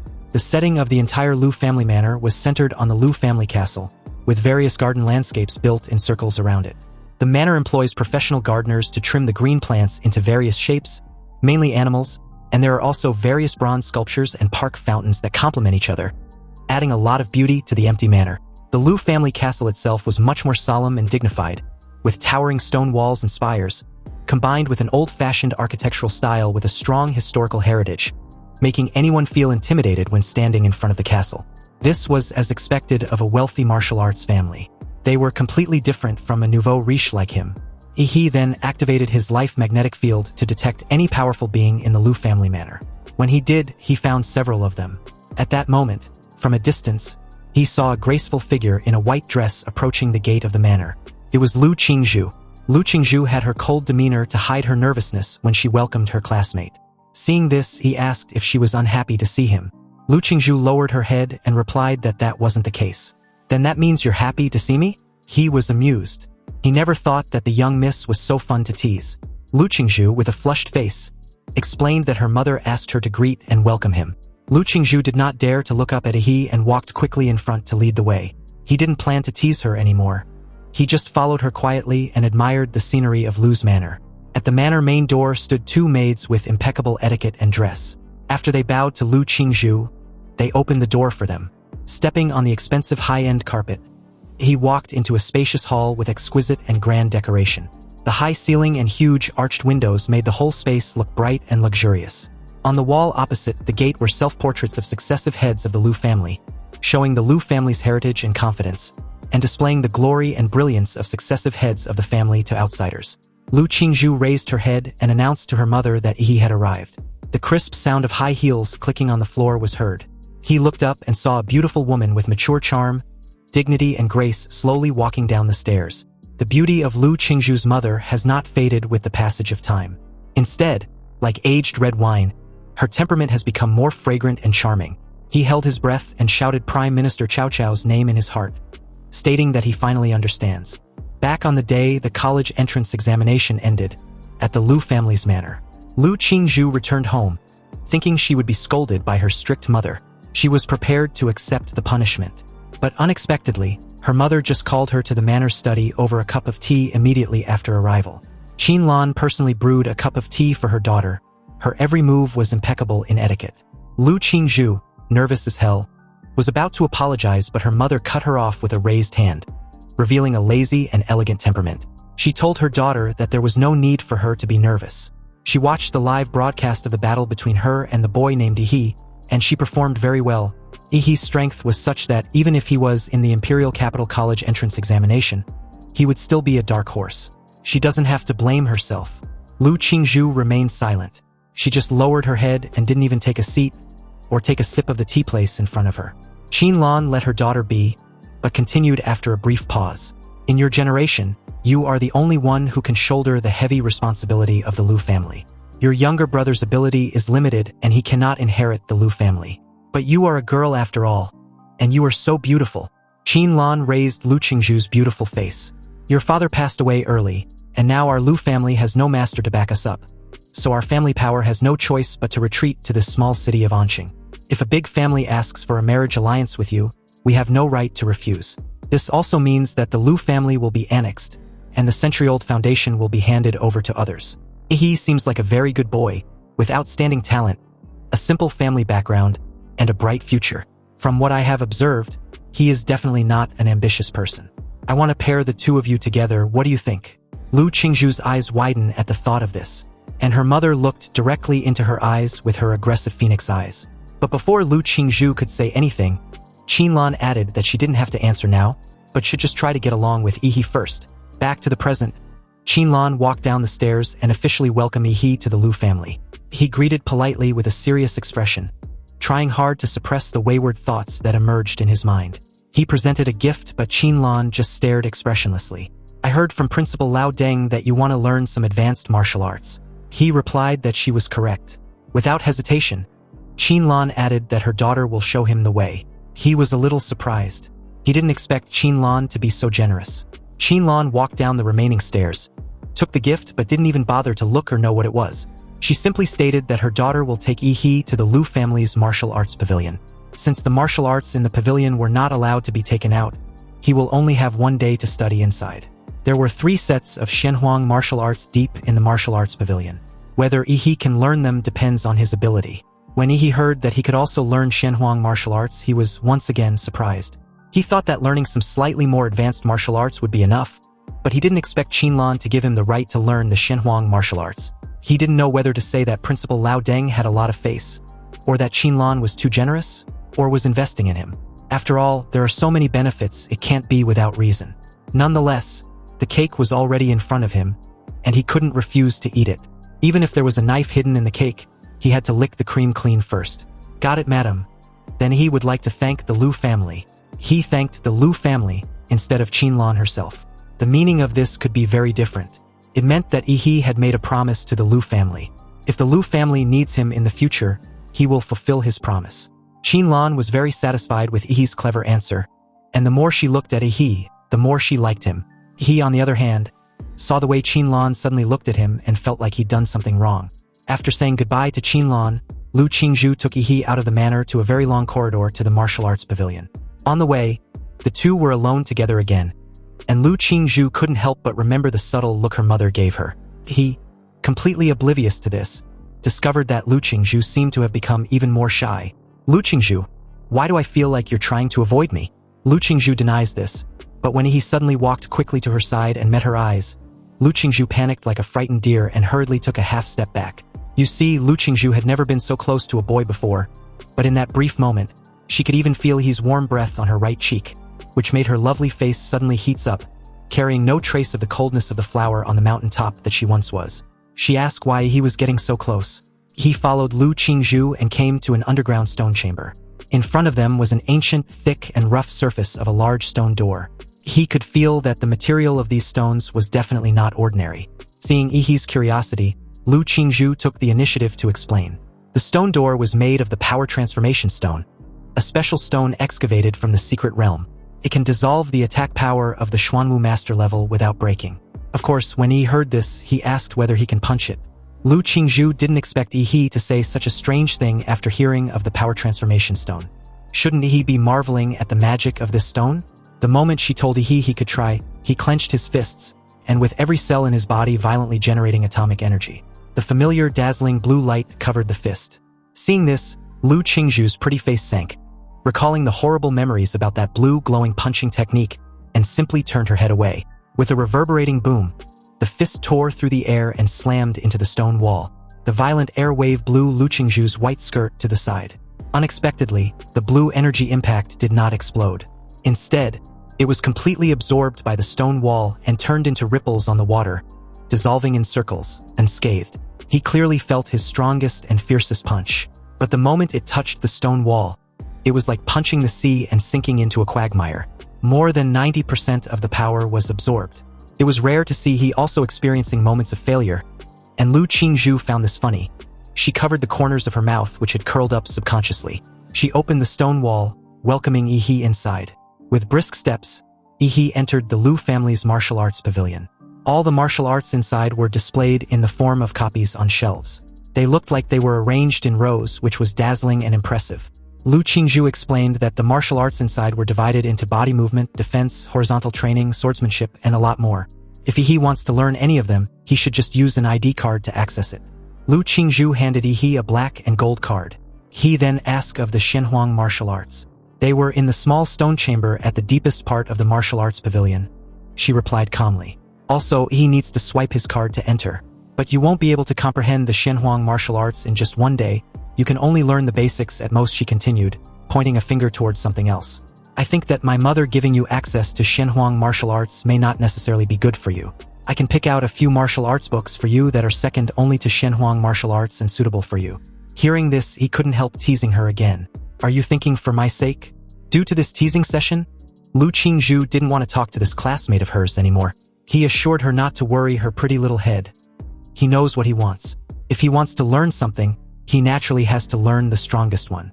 So, if the Shenhuang martial arts were placed in front of him and he doesn't have the courage to learn it, then shouldn't he just go home and continue to work hard on the template compatibility? Moreover, Qinlan opened up the learning rights of Shenhuang martial arts for him, which was both an investment and a test. If he couldn't pass this level or didn't dare to take the risk, he would probably never have the chance to be invited to Lu's manor again. Seeing Yi's persistence, Lu Qingzhu said no more. You see, the secret room that stores Shenhuang martial arts was even more secure. So the kind of black-quality power-transforming stone of extremely rare was used. And in order to raise the materials for building this black power-transforming stone wall, Lu Qingzhu's great-grandfather's generation has been collecting them. Lu Qingzhu spoke more frequently, which was unusual. She obviously seemed to be very proud of the history of her family. The black stone door opened, and 3 safes appeared in front of Yi. Each safe was strong enough to withstand tank bombardment. Once the wrong password was entered 5 times, the original copy of the Shenhuang martial arts inside would be automatically destroyed. Yi saw the names of two familiar martial arts, Floating Shadow and Hunyuan Jade Finger, which were exactly the two that Lu Qingzhu mastered. The name of the third Xianhuang martial art was the Devil in the Flesh, and Yi has never seen Lu Qingzhu use it. Lu Qingzhu explained that the way to learn Xianhuang martial arts was not to watch, but to feel the martial rhyme left by the creator. If Yi can't feel it, or his martial artist's attributes conflict with the martial rhyme, he can't start practicing her family's Xianhuang martial arts. In short, the Xianhuang martial arts were alive. And it was not the martial artist who chose the martial arts, but the martial arts that choose the martial artist. After Lu Qingzhu's explanation, he understood why Lu Qingzhu did not use the third Xianhuang martial art in the college entrance examination. It wasn't a talent problem, but a conflict of attributes. How can a beautiful girl like Lu Qingzhu be compatible with the rough martial arts called the Devil in the Flesh? But Yi, on the other hand, was very suitable for this direct and violent Xianhuang martial arts. He chose the Devil in the Flesh. Lu Qingzhu cracked the code for him, and the safe opened, revealing a bronze statue of a muscular and ferocious man. The whole statue was lifelike, and every muscle was vivid. He discovered that in the gaps between the statue's muscles, there were evil ghosts wailing and crying. This statue of a virile man who was supposed to suppress ghosts displayed the murderous aura to the fullest. After the statue appeared, he seemed to hear the wailing of evil ghosts. It seems the Xianhuang martial arts was not a book, but a statue. Not only statues, but also paintings or utensils. Basically anything can be the carrier of martial rhyme. This is one of the mysterious arts of the martial master. Lu Qingzhu continued yearningly. Only martial masters can condense the martial arts rhythm and attach it to objects to pass on the mantle to future generations. Many martial arts not only fail to improve the warrior's combat effectiveness, but will also leave hidden injuries. But only the Xianhuang martial arts can be created by the Grandmaster. High threshold also means high quality. Lu Qingzhu walked out of the secret room and left the space to Yi. The rest of the journey could only be completed by Yi himself. Yi was surprised. He didn't understand how to feel the martial arts rhyme. So he asked Lu Qingzhu, but she simply replied that if Yi was fated, then he will be able to sense the martial art rhyme. He looked a bit disappointed. He even felt that Lu Qingzhu was withholding any insight on her experience as a form of revenge. Anyway, since it's preordained by fate, he decided to take a nap to wait. He lay down and fell asleep without saying a word, which made Lu Qingzhu, who was observing Yi through the surveillance camera, speechless. Although sleeping in front of the Wuyun carrier is also a method, she thought he would try more, such as dripping blood or kneeling and meditating, but she didn't expect him to fall asleep directly. When he opened his eyes again, he found himself in a dilapidated temple, with cobwebs all over the place and dust all over the floor. Even the angry-faced Buddha on the throne had a broken arm. Is this what's called the sensing the martial rhyme? Apparently, he had entered the world of the martial rhyme of the third Xianhuang martial arts, but he could not feel any martial energy, and even the atomic reaction of Demora's template could not be activated.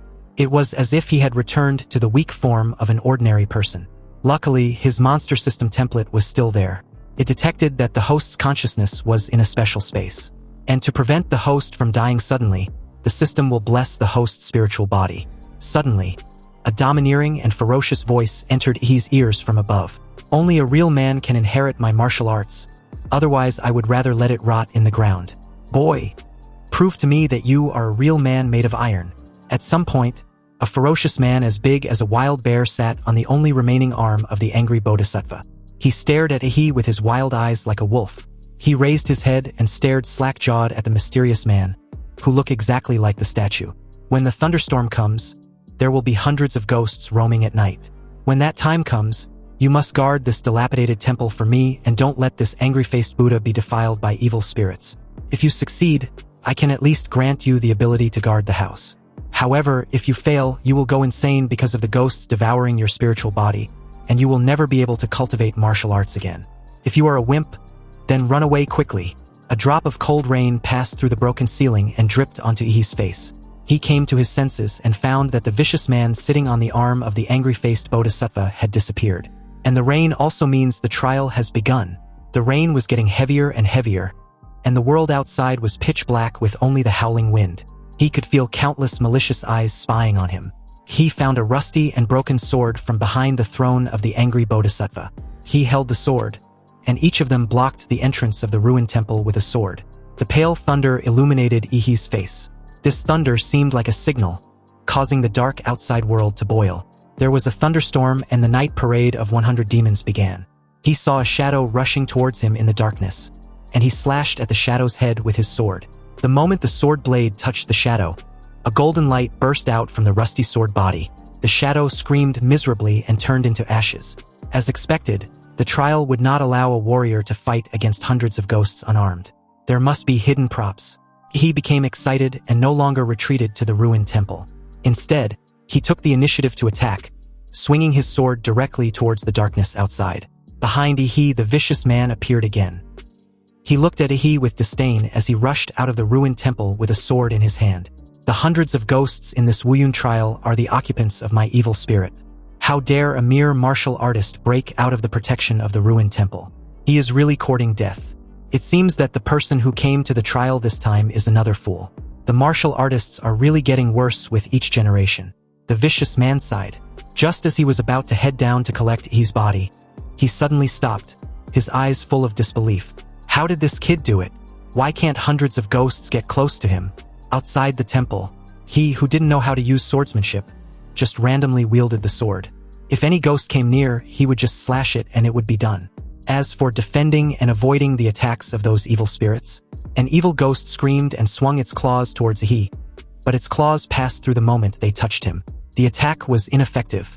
He turned around and split the evil ghost into two halves with a sword. It seems that in the spiritual world, the system will automatically protect the host, making Ihi immune to attacks. Doesn't this mean I have an invincible golden body inside this world? The broken sword in Ihi's hand flew up and down under his turtle sword skills, slashing left and right, harvesting one evil ghost after another like chopping melons and vegetables.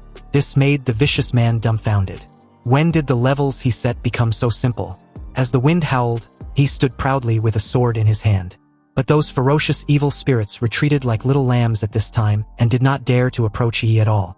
Seeing that hundreds of ghosts could not do anything to Ihi, the vicious man had to show up in person. "Boy, how did you do it? You are not affected by my martial arts." Ihi replied that it was nothing but hard work and diligent practice. What a good and convenient excuse. Nonetheless, since you can subdue hundreds of ghosts, I will naturally keep my promise and pass on this inheritance to you. However, it depends on whether you can accept it. The angry-faced bodhisattva in the ruined temple collapsed, revealing a dry well underneath it. The bottomless black well made people feel uneasy just by looking at it. The well contains the essence of evil spirit that the vicious man condensed during his lifetime. The technique of paralyzing the demon in the flesh was also in the well. If you can refine it.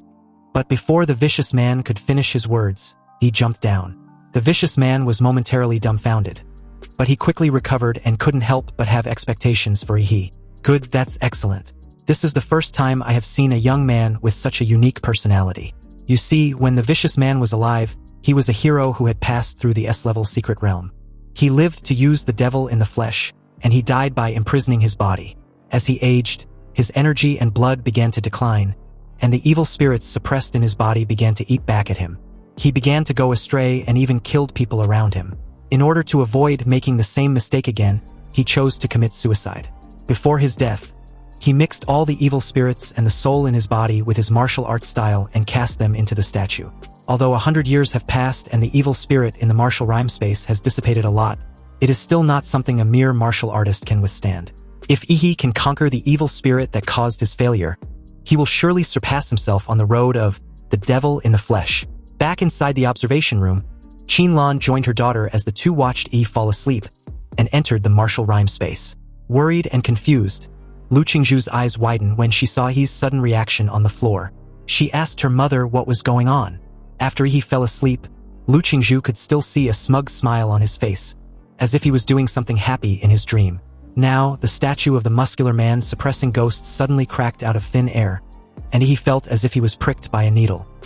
His body began to tremble uncontrollably, and traces of blood even seeped out of his pores. Qinlan was not surprised by this situation. She took a deep puff of the cigarette in her hand and then exhaled. A pair of charming phoenix eyes hidden behind her hair appeared mysterious and profound. This third Shenhuang martial art was acquired by Lu Qingzhu's grandfather by chance in his later years. He had tried to practice before, but he didn't expect that with his grandmaster level of cultivation, he would be directly repelled by the martial arts in the statue and even suffered internal injuries. Since then, No one in the Lu family has been able to successfully practice this martial art. Since the power is extraordinary, the way to obtain the power must be unbearable for ordinary people. If he wants to wear the crown, he must bear its weight. And since he has chosen to accept the power of this martial art, then Qinlan stopped short when she looked at the surveillance footage, and her confident eyes, which seemed to be able to calculate everything, showed a rare moment of confusion. She saw that he was awake, and not just awake, the fucker was even stretching and looked like he had slept comfortably. Lu Qingzhu subconsciously looked at Qinlan with a nervous smile. Mother, it seems Yi's ordeal in learning this martial art isn't as exciting as you described.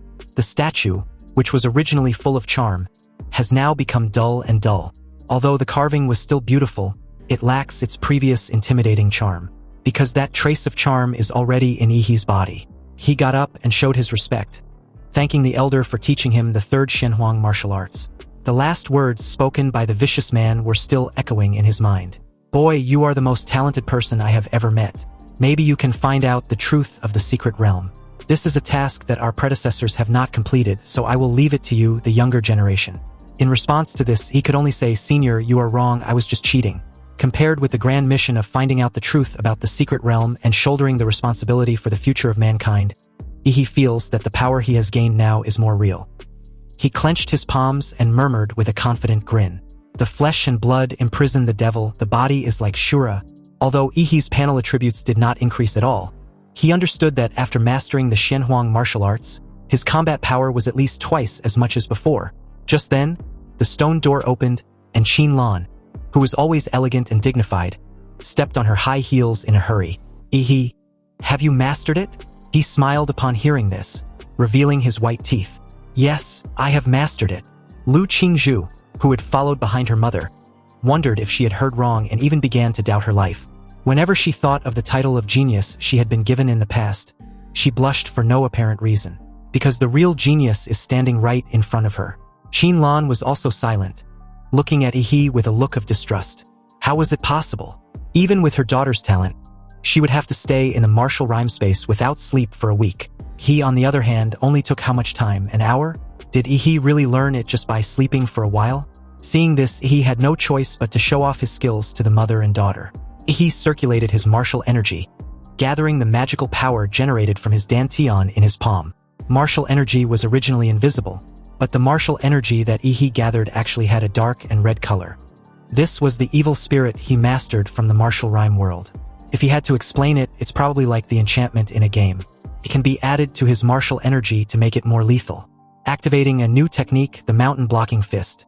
Yi's back was tensed like a big bow, and he exerted strength from his core, and punched out with his fist wrapped in black and red murderous energy. The airflow exploded, releasing the screams that sounded like the wailing of evil spirits. The pupils of Lu Qingzhu, a martial arts genius, shrank slightly. She could feel the extremely high purity from the punch and the strong aftershock. She also seemed to have heard a ghost-like howl. Could that be the evil spirit Yi mentioned? Unexpectedly, Qinlan looked at Yi with a puzzled look in her eyes. Although she had taken a liking to this young man during the college entrance exams, she did not expect that she still underestimated him. He felt very embarrassed when he felt Qinlan's fiery gaze. Madam, he thought nervously, your daughter was still by your side. Can you be more reserved? I don't want to be called Prime Minister. Classmate Yi, since you have already mastered one Shenhuang martial art, would you like to learn the other two? You still have the rest of the day to learn. Lu Qingzhu didn't think too much about Yi's stunning performance. At most, she was a little discouraged because she seemed to be inferior to Yi in every way. Her mind was still very pure. Upon hearing this, Qinlan closed her eyes and held her head helplessly. Was my dear daughter really stupid, or was she just pretending to be stupid? You said you didn't want to be with Yi, so why are you just offering the entire family property to him? Although Qinlan was investing in Yi, she was also prepared to take him in as her worthy son-in-law. How can her daughter give away all the Lu family's assets when Yi was not even a member of the Lu family? Qinlan felt a headache when she thought of her earlier exchange with Yi, regretting the arrangement to let him learn any martial arts within a day. Who knew that this guy would learn so quickly? She really underestimated Yi's ability. He replied Lu Qingzhu that there was no need. One Shenhuang martial arts book was enough for him to digest for a long time. He won't learn other martial arts for now. He respectfully told Qinlan about his desire to leave. He had some things to deal with at home. Alright, my daughter can send you off. She touched her chin and continued thoughtfully. I heard from the housekeeper that you came here on a shared bike. Can you drive? If you can, then pick a car from the garage for the journey back home. It will be convenient for you. He thought that Qinlan was really a generous person. Was she giving him a luxury car as another investment gift? When he thought about it, the black motorcycle under the guy who was carrying the blonde girl was both cool and handsome. He asked if there was a motorcycle. Of course. Does student He like to ride motorcycles? It seems you have the same hobby as my troublesome son. I wish my son could be as good as you. Qinlan replied leisurely, then called the housekeeper and asked her to take out the best motorcycle in Lu Chengjia's collection. And speaking of Lu Chengjia, he was currently taking a walk around the manor's garden when he learned from Aunt Hong, the housekeeper, that his mother had invited a son-in-law to come over. Lu Chengjia wanted to know who the person was. His sister was both talented and beautiful. She was a genius beauty that only appears once in 100 years in N City. Not everyone can match her. Then he suddenly got pissed off remembering his encounter with Yi. His day got ruined because he scared away the blonde girl. According to Lu Chengjia, he better pray he doesn't cross path with him again. Suddenly something whizzed past him. Lu Chengjia was stunned for a moment, then reacted. Wasn't that guy the same person who was riding the shared bike? What the hell is he doing riding on my motorbike? During nightfall, inside Yi's apartment, Yi decided to dip the piece of magic core in a sauce before swallowing it. The monster core he swallowed last time didn't taste good, so this time he decided to add sauce to enhance the flavor. The rolling heat filled his limbs and bones. Then Yi summoned the system template. Back inside the Redwood Mountain secret realm, Yi superimposed the colossal humanoid template and the legendary Demoris template, which now had their compatibility at 85 after several absorption and 21% respectively. He used the supergiant humanoid for the first time and it was about 50 meters tall. Although compared with ordinary monsters, it can be called a behemoth.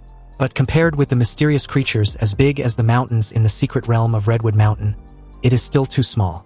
He wants to be bigger, so he added all points to the colossal titan template. He picked up the green magic core with gold patterns, dipped it in some sauce and swallowed it. He was ready to use this special magic core to enhance his Demoris template for absorption. So the very second he did, a surge of energy exploded within him and an intense lightning enveloped his whole body. But after the excruciating process, something unexpected happened to Demoris template. The system template stated that after absorbing the genetic sequence of a special plant lifeform, a special mutation has been produced. The system template wanted to know if the host would want to prevent the template from mutating. He was surprised by this. After all, mutation means that it will become a monster template with other attributes. If the results become an advantageous attribute, then it's fine. However, if it becomes a disadvantageous attribute, then it will be a negative evolution. After a careful consideration, Yi decisively chose yes. There was no need to think about it anymore. He plans to gamble and hope for the best outcome. And as luck would have it, the mutation unlocked an S-rank nuclear template, leaving him completely speechless. When the Savage Trace Demora's template reaches 100%, there was a 2% chance of it changing into a Star Universe Demora. He clenched his fist excitedly when he read this. From the name alone, the Star Universe Demora sounds very powerful. But it requires the current template to reach 100%. It seems that he had to upgrade it quickly. Unexpectedly, Yi's reverie was interrupted by a sudden commotion not far from his apartment complex. He wondered what was going on. Could it be a terrorist attack? Right down the streets outside of Yi's apartment complex, a loud roar instructed the several armed men as dozens of police cars flooded the entire area, evacuating the crowd and forming a perimeter. Back inside his apartment, there was a sudden knock on his door that made him alert and suspicious. He knew the original owner had a withdrawn personality, and no friends would visit his home at this time. He hadn't ordered any delivery or packages, so who could be outside at this time? As he said this, his gaze suddenly shifted the moment he turned towards the open window behind him. And in a calm tone, he questioned the mysterious invisible intruder if she knew who it was. Under Yi's knowing gaze, the air around the window distorts and vibrates. Then seconds after, a figure suddenly appeared out of nowhere. This mysterious lady with a very sexy figure was wearing a white nanobattle suit that clings tightly to her skin, perfectly highlighting her curvy figure. Unfortunately, she was also wearing a black reflective mask, so her true face couldn't be seen. But she was genuinely surprised that this little fellow was not just an ordinary martial artist. Originally, she just wanted to hide something in Yi's apartment and conveniently alter his memory while she was at it. But now that her target had discovered her, she will have to let him suffer a little. He better not try to run away. Not the least bit scared and wanting no involvement, He quietly asked who she was and what she was doing in his apartment. But after receiving no reply, the shadow on the floor in front of him showed a stream of energy locked onto him like a poisonous snake. In that moment, he realized that he had no way of moving the battlefield outside. In that case, screw it. He had so much savings anyway, so he might as well buy another house. Puzzled, the mysterious lady Yaoime asked what nonsense he was spouting. For dramatic effect, he took a moment to reply and explained that Yaoime was already a dead woman walking. Anyway, in that very moment down the streets, several warriors in sweat uniforms were fighting with a man named Zhou. Facing the siege of so many special warriors, Zhou seems to actually have the upper hand until he was caught off guard and hit in the abdomen by a powerful punch. The opponent's martial energy penetrated his internal organs, and the piercing pain made Zhou clutch his lower side in pain. One of the special police soldiers instructed his group to take Zhou down the moment he revealed a flaw. You see, these special police fighters were good at cooperating in combat. And after Zhou revealed a flaw, everyone tacitly pursued him and forced Zhou to retreat step by step. Although Zhou was about to lose, he felt much more relaxed because everyone's attention was drawn to him. This was his plan all along, to buy time for Yaoime to escape with the golden gene. Thinking of this, Zhou laughed out loud like a crazed victor, and even used the forbidden blood-burning technique to fight to the death to resist all the armed police. The flames rose, illuminating the streets, but just as the battle became increasingly intense, a bright blue beam of light suddenly burst out above everyone's heads and shot straight into the sky. A dark figure fell beside Zhou, creating a hole in the ground. Zhou recognized this person as Yaoime at a glance, because her figure was so recognizable. But wasn't the nanobattle suit on her body white? How come it has now turned as black as charcoal? Zhou had risked his life just to let her take the item and escape. Why was she suddenly back? Yaoime stood up from the shallow pit, feeling extremely gloomy.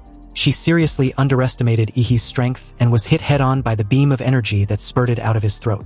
If it weren't for the nanobattle suit, she would have been seriously injured.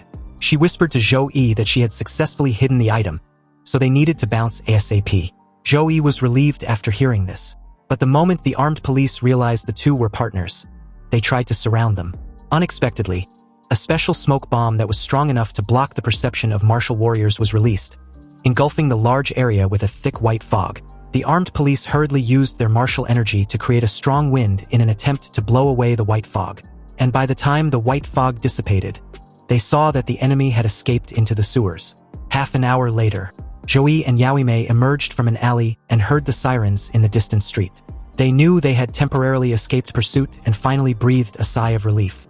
But just as Zhou was admiring the repair efficiency of the nanobattle suit, a cold voice echoed through the silent night, questioning why the beautiful lady still hadn't explained why she broke into his house. Yaoime's eyes widened in shock. She realized that she had made a serious mistake, which was to randomly select a lucky resident, but having the shittiest luck, she ended up picking Ihi, the final boss, and as a reward for breaking into his house, he will make sure to have some fun with the two of them. Zhou looked at Ihi with murderous eyes and shouted, questioning Ihi how he found them when the special cops hadn't. Ihi naturally would not explain to him that Yaoime was contaminated with his nuclear radiation. After all, when it's time to take action, he always had few words. A tiny explosion occurred under his feet, and Ihi took off like a missile using the recoil. The air buzzed, and a fist instantly appeared in front of Zhou. With the blessing of the dark and red evil spirit, a cellular-level atomic reaction was also taking place inside the fist. Activating his super mountain blocking fist, Zhou's arms that were protecting his chest tried blocking Ihi's fist.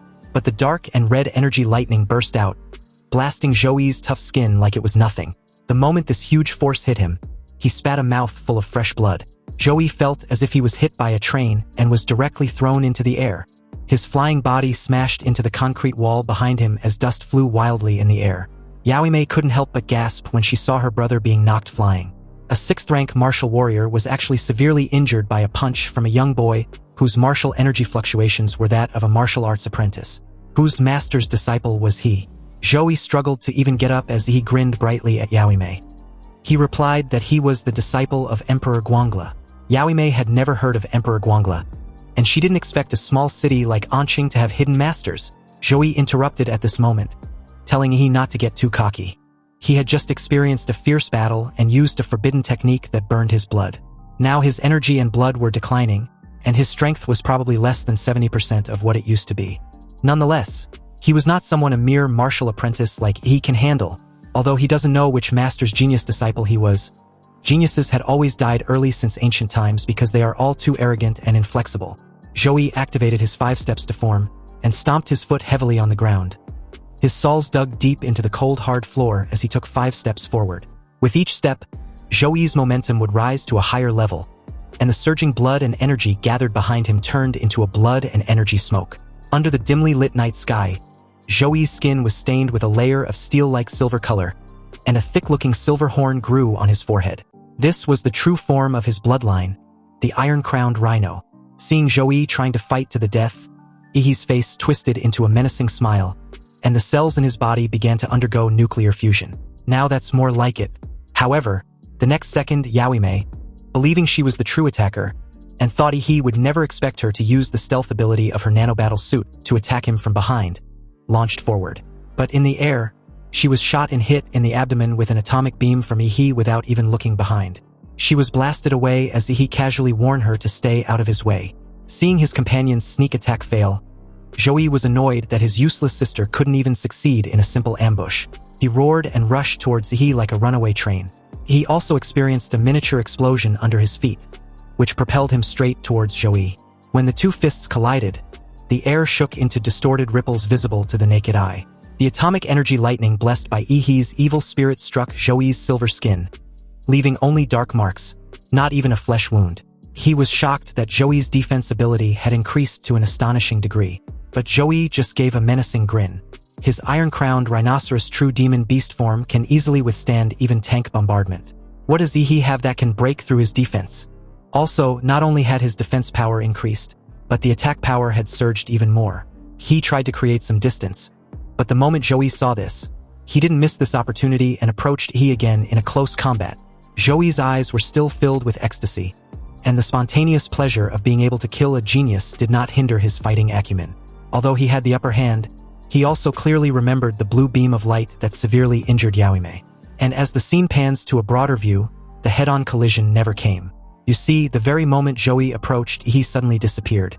Joey was unsure of what just happened, but he was sure that no matter how arrogant Ihi was, he still wouldn't be able to match his iron-crowned rhino. But where did that brat disappear to? He knew he wasn't dead because his attack never landed. A sudden explosion of blue lightning behind him made him turn. However, when he raised his head and saw a 30-meter-tall giant partially obscured in a mist, with a pair of dark blue eyes staring at him, he naturally felt a sense of awe and fear. You see, Joey was too close to move away and was engulfed by the terrifying blue sparks. The blue plasma energy ball enveloped an area of dozens of meters, evaporating everything. Fortunately, they were in a deserted urban area full of unfinished buildings and there were almost no people. After the explosion, white water vapor rose. And although Joey was in a mess, he successfully blocked Ihi's self-explosion just now. The silver skin on his body became a little dull, which was a sign of overdrawn blood power. If he was not a warrior good at defense, he might have died in the explosion just now. At this moment, Joey suddenly felt a sense of being spied on. He was still stunned for a moment, staring at such a strange and terrifying giant. Is this a monster? Where did he come from? Could it be that little brat transformed? At this moment, the giant moved, and a large hand with exposed flesh, fascia, and burning blue blood flowing in its veins pushed aside the mist to grab Joey directly. Joey's body, which had experienced countless battles, felt the threat and jumped up, dodging as if by muscle memory. But the giant's other fist had already broken through the mist and was heading towards him. Joey was unable to dodge in midair, so he gritted his teeth and used the forbidden blood-burning technique again, madly squeezing the power of his blood, causing the silver skin on his body to glow again as he was smashed down with tremendous force. The earth shook and the wind blew away everything. The giant punched Joey deep into the ground. However, this was only the giant's first punch. More punches were about to rain down like a meteor shower, completely destroying Joey with these extremely brutal punches. Joey was flattened by the giant's terrifying power, but due to the toughness of the silver armor on his body, the terrifying impact force was actually transmitted to his internal organs. Joey felt his bones wailing, his internal organs collapsing, and his soul was being knocked out of his body if the punches don't freaking stop. Meanwhile, on Ihi's system panel, he could see a string of data indicating that his colossal giant overall physical fitness had risen from 23.8 to 29.4. Yaoime, who was struggling to get up, trembled all over when she saw this scene. Zhou, a dignified 6th-rank warrior, was actually being beaten like a sandbag in front of a giant who seemed to be he. Yao Mei felt extremely stupid at this moment. Seriously, why the hell did she provoke such a monster? She couldn't let her companion die just like that. She had a brief contact with Yi, but he still managed to track them down through some means. So even if she abandoned Zhou, she would not be able to escape from Yi's clutches. She can only fight to the death. While Zhou was resisting the giant's punches, Yao Mei rushed to the top of a tall building and jumped down holding a thin yellow thread in her hand, her eyes fully focused. She came to the giant's throat, and with the molecular yellow line pulled from the nanosuit which had enough strength to cut through high-grade alloys, she immediately wrapped it several times around the giant's throat. Although the giant in front of her, who was suspected to have been transformed by Yi through some kind of genetic technique, was powerful, but the weaknesses of the human body must not have changed. There was a flash of blood, and to Yao Mei's surprise, the giant did not resist at all and let her cut his throat. A large amount of burning blood gushed out like a fountain, forming a small pool of blood on the ground. Yao Mei got up and let out a sigh of relief, believing it was over. She looked into the giant's dark blue pupils, which were bigger than a lantern, and there seemed to be a teasing expression in there. The giant opened his mouth and a blue light of destruction brewed in his throat. The humming sound of gradually increasing energy sounded in Yao Mei's ears, and the last image in her memory was an endless expanse of brilliant blue beam. Then accompanied with a thunderous boom, the atomic breath engulfed Yao Mei's slender body, then penetrated a building, leaving a brilliant blue mark in the air. After the exhalation ended, what's left of the giant's head, together with the huge body with exposed muscle fibers, emitted an enormous amounts of hot air like a steam engine and gradually disappeared in the endless heat. He walked out of what's left of the giant's head. The flesh and blood threads that were stuck on his body also emitted a large amount of hot air. With his hands leisurely in his pockets, he stared down at Zhou indifferently, who was currently covered in blood. It was Zhou's turn to take a permanent nap. Zhou slowly raised his head, coughing and trembling helplessly. He opened his mouth and spat out a mouthful of fresh blood at He. He was truly a monster. He simply replied that it was only fair that those who kill should be prepared to be killed. Both of them heard the sound of sirens approaching in the distance. He's fight just now was so loud that the patrolling police had definitely been noticed. But just when he was about to finish off Zhou, the already dying bastard wanted to drag He with him. He told He that Yao Mei, the woman he just killed, hid something in his room. It's called the Golden Gene, and it now belongs to He, along with all the troubles it carries. He should run because he will face endless pursuit. The fucker had to have the last laugh, promising to be waiting for in hell. This annoyed He. He raised his foot and bashed Zhou's head in the concrete wall, putting an end to his nonsense. And about running away, when has he ever done such a thing? With the cops nearing the site, he efficiently dealt with Zhou's body, turned around and disappeared into the night. Not long after his departure, the cops arrived and witnessed the charred streets that looked like they had been bombed, especially the huge hole in the building that was created by Yi's atomic breath. He returned home not long after. He sent a message to Qinlan first, inquiring how the police questioning went. Qinlan replied that everything was fine at present. Things has been a bit unstable recently, so Yi should just stay calm and wait until Huadu University starts. He told Aunt Qin not to worry. She knows him, and he was the most well-behaved person ever. Good thing he gave Aunt Qin a heads up in advance. Otherwise, with his signature-level nuclear blast, the cops definitely wouldn't have overlooked him after the fact. After chatting with Qinlan, Yi found the golden gene that Zhou mentioned in the room. It was a sealed silver cylindrical can with a company logo on it, which is a black eagle with its wings spread. But the eagle's wings have no flesh and blood, only skeletons. He knew this logo as the symbol of Laserbird, a giant in the biotechnology field. And according to Zhou, the golden gene is a masterpiece of genetic engineering created by Laserbird after it inherited part of Prometheus' biological research legacy. What made Yi unable to help but complain was that the security team hired by Laserbird to guard the golden gene actually committed embezzlement. The two stole the golden gene and got hunted during their escape. Now, they managed to dump the whole mess on him. He tried opening the sealed silver cylindrical can, but the damn thing wouldn't budge. Putting the matter of the golden gene aside for the moment, he looked at the living room, which could no longer be called that, and felt a headache. Looks like it was time to move. He needs to find a hotel to crash for the night. A month had passed since that incident, and as the scene shifts, we're introduced to the only B-level secret realm in An City, the Swan Lake. At this moment, somewhere inside the inner region of this B-level secret realm, A team with an average strength not less than a 5th-level martial warrior successfully surrounded and suppressed a 3rd high-level blood wolf monster. Just as the team captain cut open the monster's belly and took out the magic core, a sudden ominous sound reverberated from a nearby distance and immediately alarmed the entire team. With a trembling voice, the female redhead of the team called out her captain and pointed out the obvious. Something was wrong. From this distance, the trees collapsed, and footsteps of numerous monsters sounded like rolling thunder, crushing everything that stood in their way into pieces. These endless monsters filled the horizon, with no end in sight. On the head of a crocodile-type monster that was larger than a mountain, there was a throne made of bones, and countless skulls were gathered into well-crated hill, serving as the base of the throne. It's common knowledge that monsters didn't leave any bones after they die, so these bones can only be the remains of high-level warriors. Anyway, on this ostentatious throne of bones, a black ape was sitting lazily with its legs crossed like a human, its eyes half closed as if it was sleeping.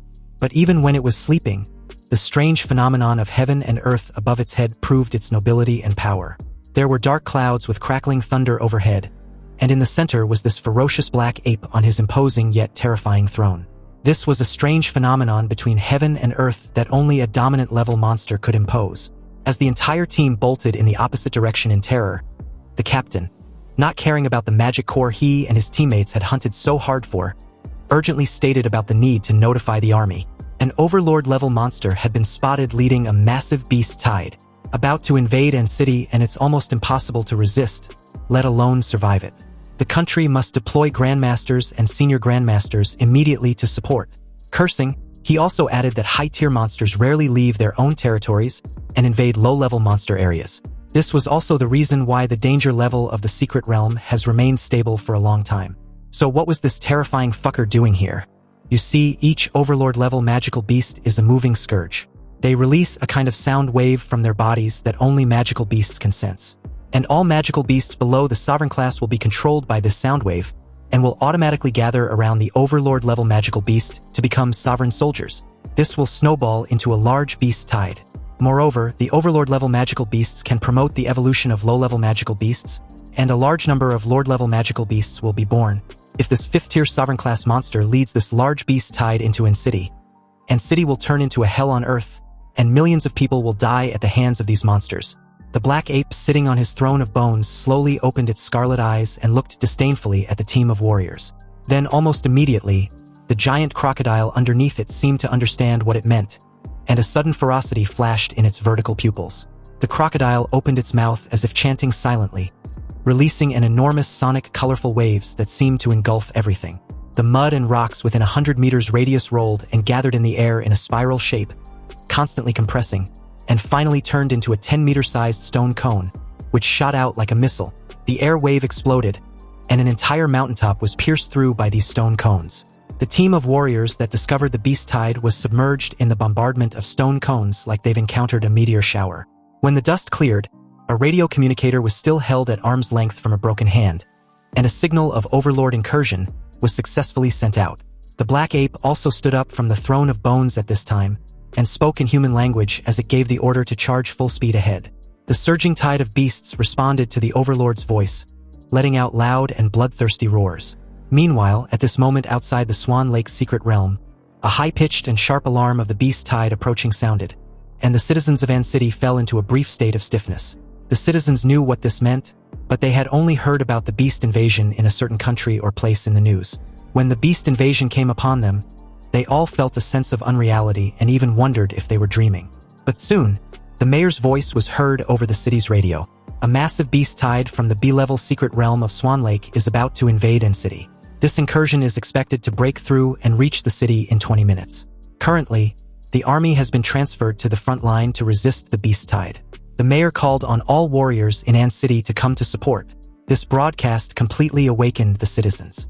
Countless people wanted to drive, take high-speed trains or planes to escape from An City, throwing the entire city in chaos. Armed police were deployed to maintain order, and government agencies operated at full capacity to stabilize the people's hearts and order An City to the greatest extent possible. As for the means of transportation to escape An City, currently only students and children can take it. They were the hope of the future. If An City really falls, then every future in the city will be placed on them. When these children grow up, They will avenge their hometown and the souls of their mothers and fathers. Inside the mayor's office, Mayor Huang Qing frowned after he'd made one phone call after another, trying to buy more time for N-City. And the moment his secretary rushed into his office with an update, he asked if she had finished the reinforcements request, which cities were willing to send troops. The secretary's face was gloomy when she replied that it wasn't just N-City encountering a large-scale incursion. There have been beast invasion warnings in many places across the country, and they were now unable to take care of themselves. And the fortunate cities that were not experiencing beast incursions had started building fortifications to guard against the possible beast disasters. With a slightly trembling voice, the mayor then asked of the imperial capital. He wanted to know if any Grandmaster warrior or above was sent over to support them. Even just one will do. But that seemed like a pipe dream because an S-level secret realm has appeared in Guanshan City, the neighboring city of the imperial capital. All warriors in the imperial capital were deployed to Guanshan City to curb the expansion of the S-level secret realm. Mayor Huang slumped in his chair. His keen political sense made him realize that the entire Xia kingdom was caught in a huge net. This beast-tide attack was not an accident but a premeditated one. But soon he stood up again. Nearly pushing towards 50 years, Huang Qing showed the resolute look he had in his youth. They have no time to waste. The battle to defend N-City had already begun, and they can only rely on themselves. Meanwhile, in the Chu Zhou family's training ground, he and Chu Zhou were having a sparring session. Chu Zhou now understood that any so-called temptation was meaningless in front of He, and only by trying his best could he make him take things seriously. However, it seems his best was still not enough. He gave Chu Zhou a bright smile as he punched him in the chest. Chu Zhou quickly condensed ice armor on his chest for defense, but he still underestimated the power of this punch. The fist hit the ice armor, and the extremely cold ice that was several decimeters thick was torn and shattered by the evil magic fangs attached to the fist the moment Chu Zhou was forcefully pushed back. He praised Chu Zhou for being able to withstand his punch. Chu Zhou could feel the mystery of that evil spirit, which was definitely not something that could be cultivated through ordinary martial arts. He asked He when he learned Shenhuang martial arts. About a month ago, so I'm still rough around the edges, he replied. But he'd finally understood the essence of the demon in the flesh, which was centered on evil spirits. Every time he goes through a tough battle and slaughters the opponent, his own evil spirit can simulate the slaughtered person. Just as He and Chu Zhou were resuming their battle, an alarm of a beast invasion suddenly sounded outside. The expression on their faces changed at the same time because they knew something terrible was going to happen. They also received a message on their mobile phones, informing them that all college preparatory students in N-City had priority to leave. They were to go to N-City's airport and take planes B-521 and B-753, or go to the high-speed railway and take the high-speed train A-423 to evacuate immediately. He questioned Chu Zhou if he was thinking of leaving. Chu Zhou replied with a suggestion of his own. He believes that with He's talent, he should run rather than staying to defend N-City. Unbeknownst to Chu Zhou, he was already getting excited thinking about the beast invasion. The fucker was even giving off his creepy smile like the titan he was. He told Chu Zhou that he talks too much. Since when did he become this sentimental? If he was staying, then there was only one thing left to focus on. The scene shifts to the Lu family's manor. And just as Lu Qingzhu was about to go out, she found Qin Lan blocking her path. Lu Qingzhu wanted to go and support the fight against the beast tide. But her mother's only priority was her well-being.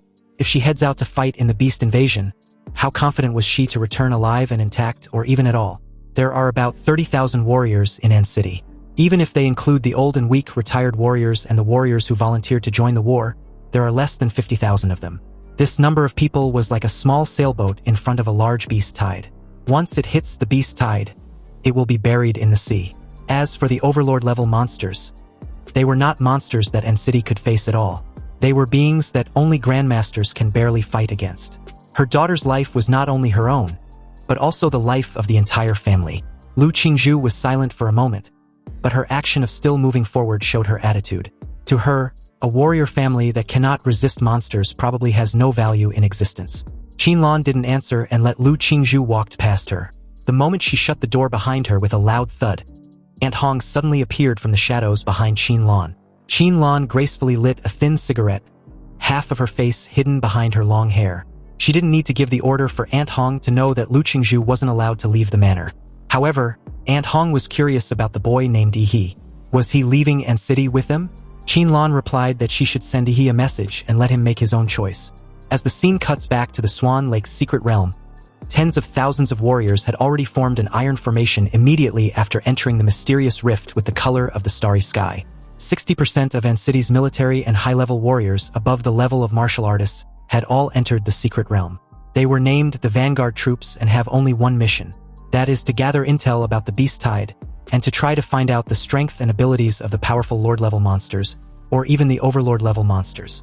Then, make it out alive to report back. Staring at the horrific tide with bated breath, these brave warriors, which to be honest are merely cannon fodders, charged forward aggressively. Their battle roar and wails gathered together to play a cruel and bloody symphony of war that shook the mountains and forests. Meanwhile, at the entrance, a temporary military defense line has been established with tanks, anti-aircraft guns, and countless Gatling guns and large-caliber machine guns forming a steel formation. Any monster that steps out of the secret realm will be overwhelmed by countless bullets and artillery fire. The size of the spatial rift was limited, which meant the number of monsters that can pass through would also be greatly limited, thereby eliminating the advantage of the Beast Tide which was in play. As long as they hold the line at the entrance of the spatial rift of Swan Lake, which was the last checkpoint for the monsters to enter the human world, and City's capability of withstanding this disaster would not be impossible. This was what Mayor Huang was banging his hopes on when his serious gaze suddenly shot up in surprise. And not just him.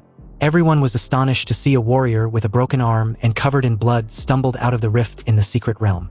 The moment the guy got out of the rift, he drops to the ground helplessly like a bag of sand, desperately calling for Mayor Huang. A medical staff and Mayor Huang quickly rushed over, but at this point, it's obvious the guy was at death's door. He raised his trembling hand towards Mayor Huang, and in it was a USB flash drive containing all the results of the Vanguard Troops battle. Mayor Huang asked anxiously where the others were. Upon hearing this, the warrior's dirty, blood-stained face wrinkled into a ball, like a ravaged chrysanthemum. He announced that they were dead. Everyone was dead. The Beast Tide crushed everything to pieces. Not even the corpses could be brought back. As the warrior spoke, his eyes suddenly widened again, with unconcealable fear and hatred in his eyes as he recalls the brutal encounter. He advised Mayor Huang to be careful of that blood-eyed black ape. It has plotted and set them up. Otherwise, at least a few thousand of them would have made it out alive. Just as Mayor Huang was asking for specific details, a loud noise suddenly occurred from the other side of the rift. Then a huge stone cone flew out in a rotation, piercing through a building in the distance. Without stopping, more stone cones flew out. The fortifications that were built with great difficulty at the entrance to the secret realm were destroyed, and countless buried mines were also detonated by the stone cones. Several deafening and destructive explosions sounded in perfect unison, and it became apparent that the Beast Tide was trying to blow up the unfinished defensive structures. A dreading realization flashed in Mayor Huang's eyes when he noticed that the enemy's first target was the landmines beneath the defensive structures, and the attack obviously came from the secret realm. It seems these monsters want to disrupt every trap before coming out of the rift. Cursing, Mayor Huang loudly issued the order to fire towards the spatial rift in the secret realm. The tanks and anti-aircraft guns in the rear opened fire, and the flames that shot up into the sky submerged the rift in the secret realm, while the stone cone attacks on that side never stopped. Mayor Huang's expression was solemn. Instead of sending out the beasts, these monsters use long-range attacks to consume their strength first. Since when do monsters use military tactics like humans? At this moment, the words of the dead warrior echoed in his ears. The Overlord-level magical beast had indeed plotted against them, otherwise at least a few thousand of Vanguard troops would have gotten out alive. Huang Qing clenched his fists. Damn them all! Damn that blood-eyed black ape beast! Another round of stone spikes broke through the artillery encirclement and flew over with the air wave.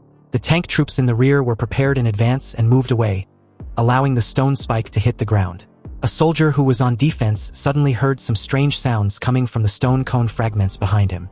A giant rat with membranous wings suddenly emerged from the rubble and bit off the soldier's head. This cruel and bizarre scene was played out in countless places on the battlefield. The stone cones were actually used as projection cabins for warcraft. They flew out of the cracks in the secret realm through the stone cones and were directly dropped to the rear of the battlefield to cause destruction. Mayor Huang warned everyone to be careful.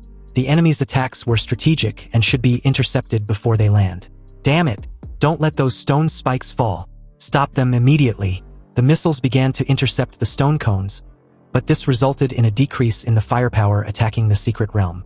The tank troops fell into a brief chaos, and the warrior troops began to provide support, but the monsters had no desire to fight. They quickly hid and fled, focusing on destroying various military equipment, causing the gunpowder network surrounding the cracks in the secret realm to be sharply reduced. In the secret realm, the blood-red pupils of the black ape revealed a very cunning human-like expression. In a condescending demeanor, this ugly fucker knew time was almost up and relish every second of it. In a few moments, the humans would no longer be able to resist his beast tide. So, in a commanding tone, it ordered its soldiers to flatten the humans and their piece of land until there was nothing left standing. A white-haired giant gorilla king of lord level, with the size of a small building, rushed out first, and the group of beasts behind it followed closely, all charging towards the rift in the secret realm. A bone-chilling roar resounded through the sky, and the white-haired giant gorilla king, together with an overwhelming magical beasts, rushed out despite the bombardment of several shells, pounded his ground with his fists, and howled to the sky. With the white-haired giant ape king attracting firepower, the large number of magical beasts took advantage of this fact, quickly drilled out of the rift in the secret realm, and fled in all directions. Meanwhile, on the rooftop of a tall building, he looked at the battlefield below and realized that humans were beginning to lose control of the situation. After today, he wondered what will become of N City. He looked at the once prosperous city and sighed. Although he had only traveled here for a few months, he had grown fond of N City and would not allow a bunch of fucking monsters to destroy the good life he fought to build. Without thinking anymore, he roared and jumped directly from the tall building, running vertically downwards with his feet on the wall of the building. While running, tough dark skin appeared over his body as he decisively charged into the battlefield in Demora's form. And with that, the scene shifted to elsewhere within the city.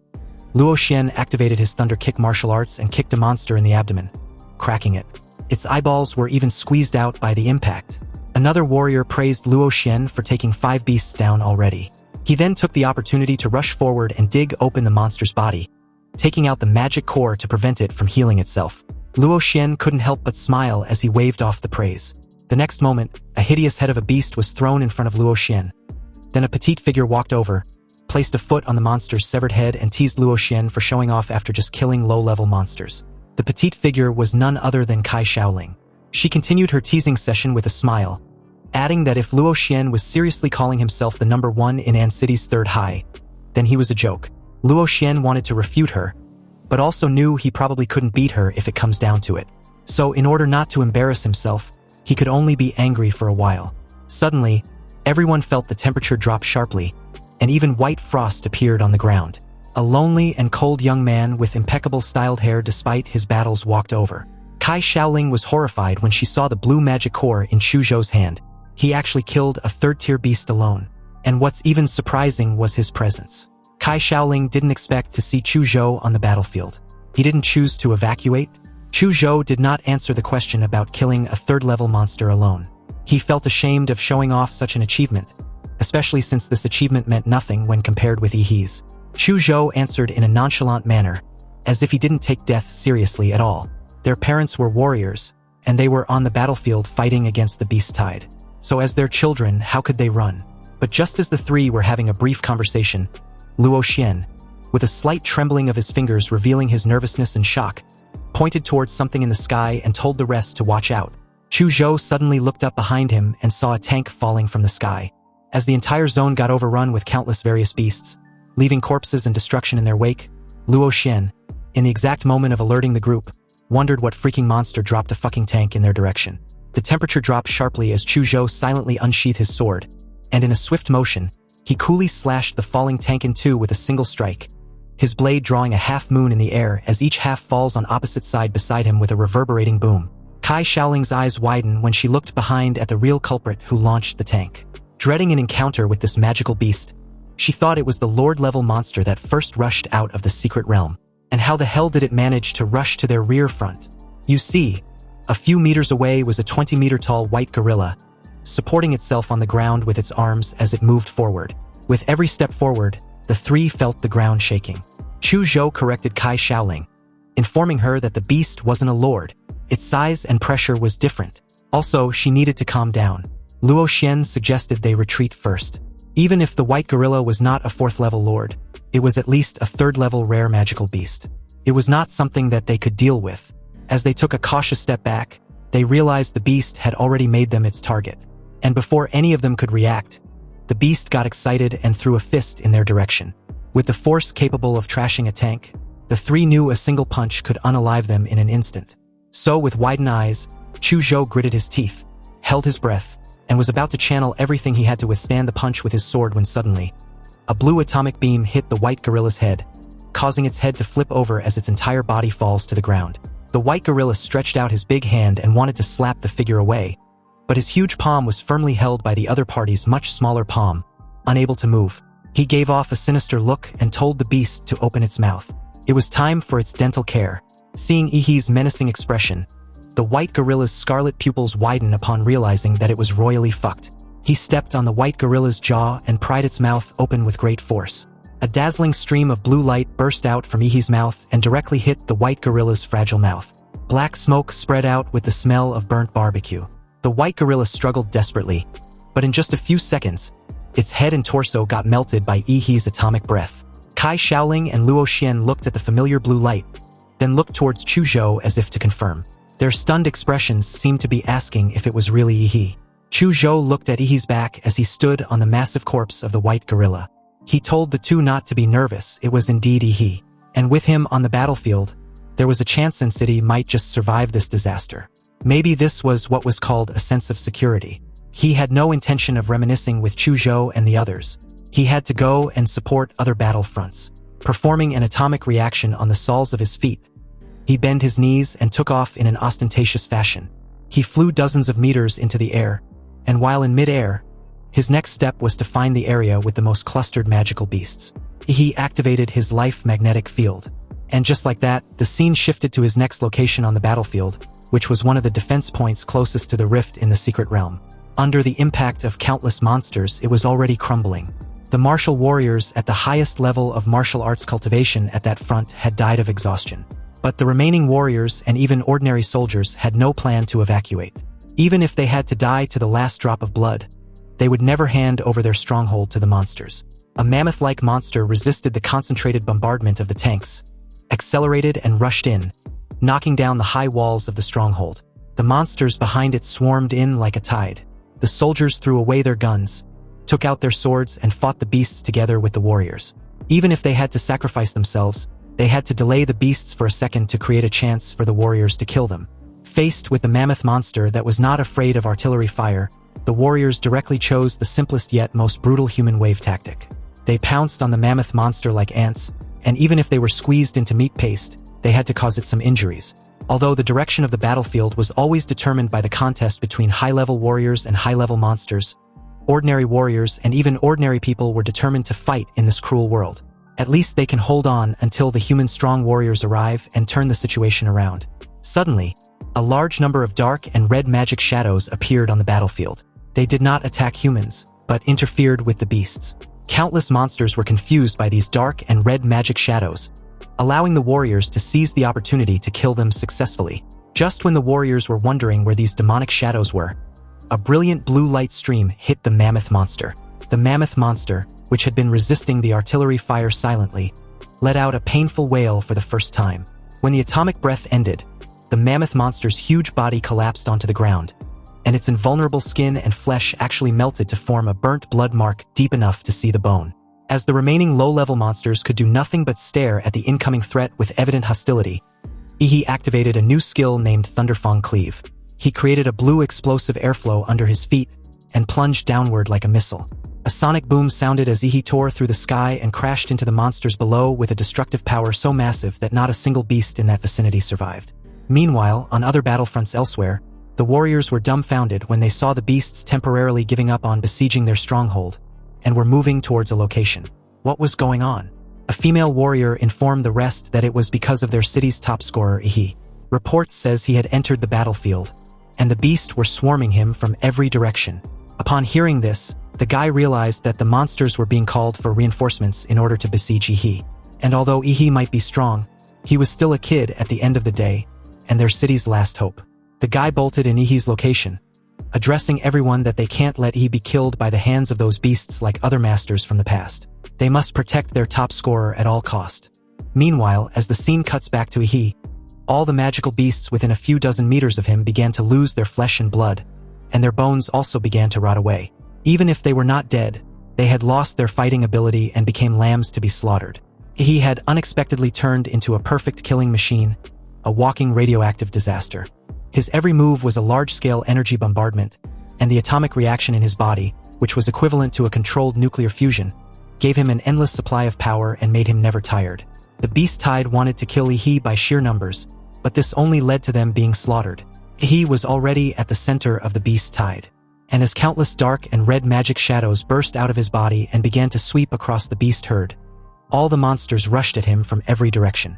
Activating his atomic breath, the familiar blue light on his body became brighter and brighter, turning him into a small blue sun as he spewed out a torrent of atomic beam from his mouth, piercing through and cutting through all the powerful monsters around him that were not killed by the intense nuclear radiation. Soon, the situation on the battlefield began to reverse, from a tide of beasts attacking human strongholds and humans having no choice but to defend, to humans taking the initiative and chasing the monsters. Ihi's battlefield was also noticed by many warriors and even high-level magical beasts. The warriors marveled at Ihi's powerful combat ability. After all, most ordinary warriors did not have the means to carry out large-scale attacks, and even high-level warriors found it difficult to have such a high efficiency in killing the enemy. A small number of human strongholds even started a counterattack with the help of Ihi. Whenever he arrives at a human stronghold, the warriors in that place become more defensively resilient. At some point, Ihi was no longer a simple battlefield support soldier, but a symbol of hope. Every time he arrived at a human stronghold, it meant that there was hope of defending that stronghold. A Lord-level monster successfully rushed out of the rift in the secret realm, and after seeing that Ihi was actually leading the humans to control the Beast Tide, it began to charge towards him regardless of everything like an enraged bull. And due to the sheer size and strength of the beast, it was difficult for any high-level warrior to even get close to the crazy Lord-level monster when suddenly, out of nowhere, 4 massive stone walls nearly 100 meters high rose from the ground very abruptly, trapping this bull-type Lord-level beast along with 4 other Lord-level monsters inside. Mayor Huang, who currently had the highest combat power in An City, stood high in the sky and was responsible for casting the genetic technique of the Earth Vein Divine Wall. He knew his Earth Vein seal won't stop all the primal beasts, or even be able to hold them indefinitely. Only the decapitation of the Overlord-level beast would seal the deal permanently. But at the moment directly below his figure, the Lord-level bull-type monster madly rammed the Earth Vein Divine Wall.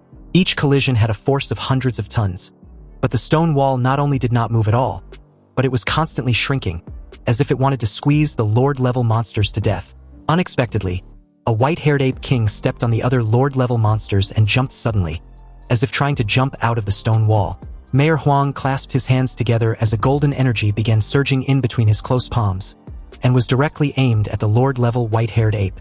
This golden energy shot out in a massive beam that instantly vaporized the head of the white-haired ape king to dust.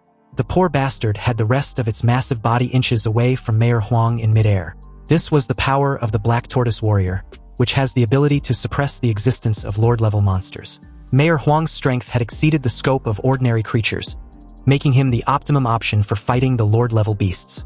However, just as he was about to descend to deal with the remaining Lord-level monsters, something suddenly burst out from the spatial rift that immediately got his attention. His gaze locked at the huge crocodile's head that had barely squeezed out from the dimensional rift in the secret realm. It was so big that its main body could not pass through the rift at all. A drop of cold sweat broke out on Mayor Huang's forehead. He had learned about this terrifying monster from the information brought back by the Vanguard troops. It was the mount of the Fifth Order Overlord monster, the blood-eyed black ape, the giant mountain crocodile, a 4th-tier lord level of king class, with a towering figure capable of flattening anything in its path. Those missile-like stone cones were also condensed by this giant mountain crocodile using the Earth-attributed bloodline power. The appearance of the Overlord's mount meant that the fucking sovereign-level monkey could no longer hold back. Mayor Huang quickly made his way to the ground, placed his palms on the floor, and as he shook violently, an endless amount of powerful martial energy spread across the earth. This was the activation of his genetic earth magic, the mountain-crushing dominator hammer, commonly known as the rock tsunami. The hard soil and rocks began to soften like water, and the earth's crust in front of him rose hundreds of meters, and then collapsed like a tsunami towards the half-exposed head of the giant mountain crocodile.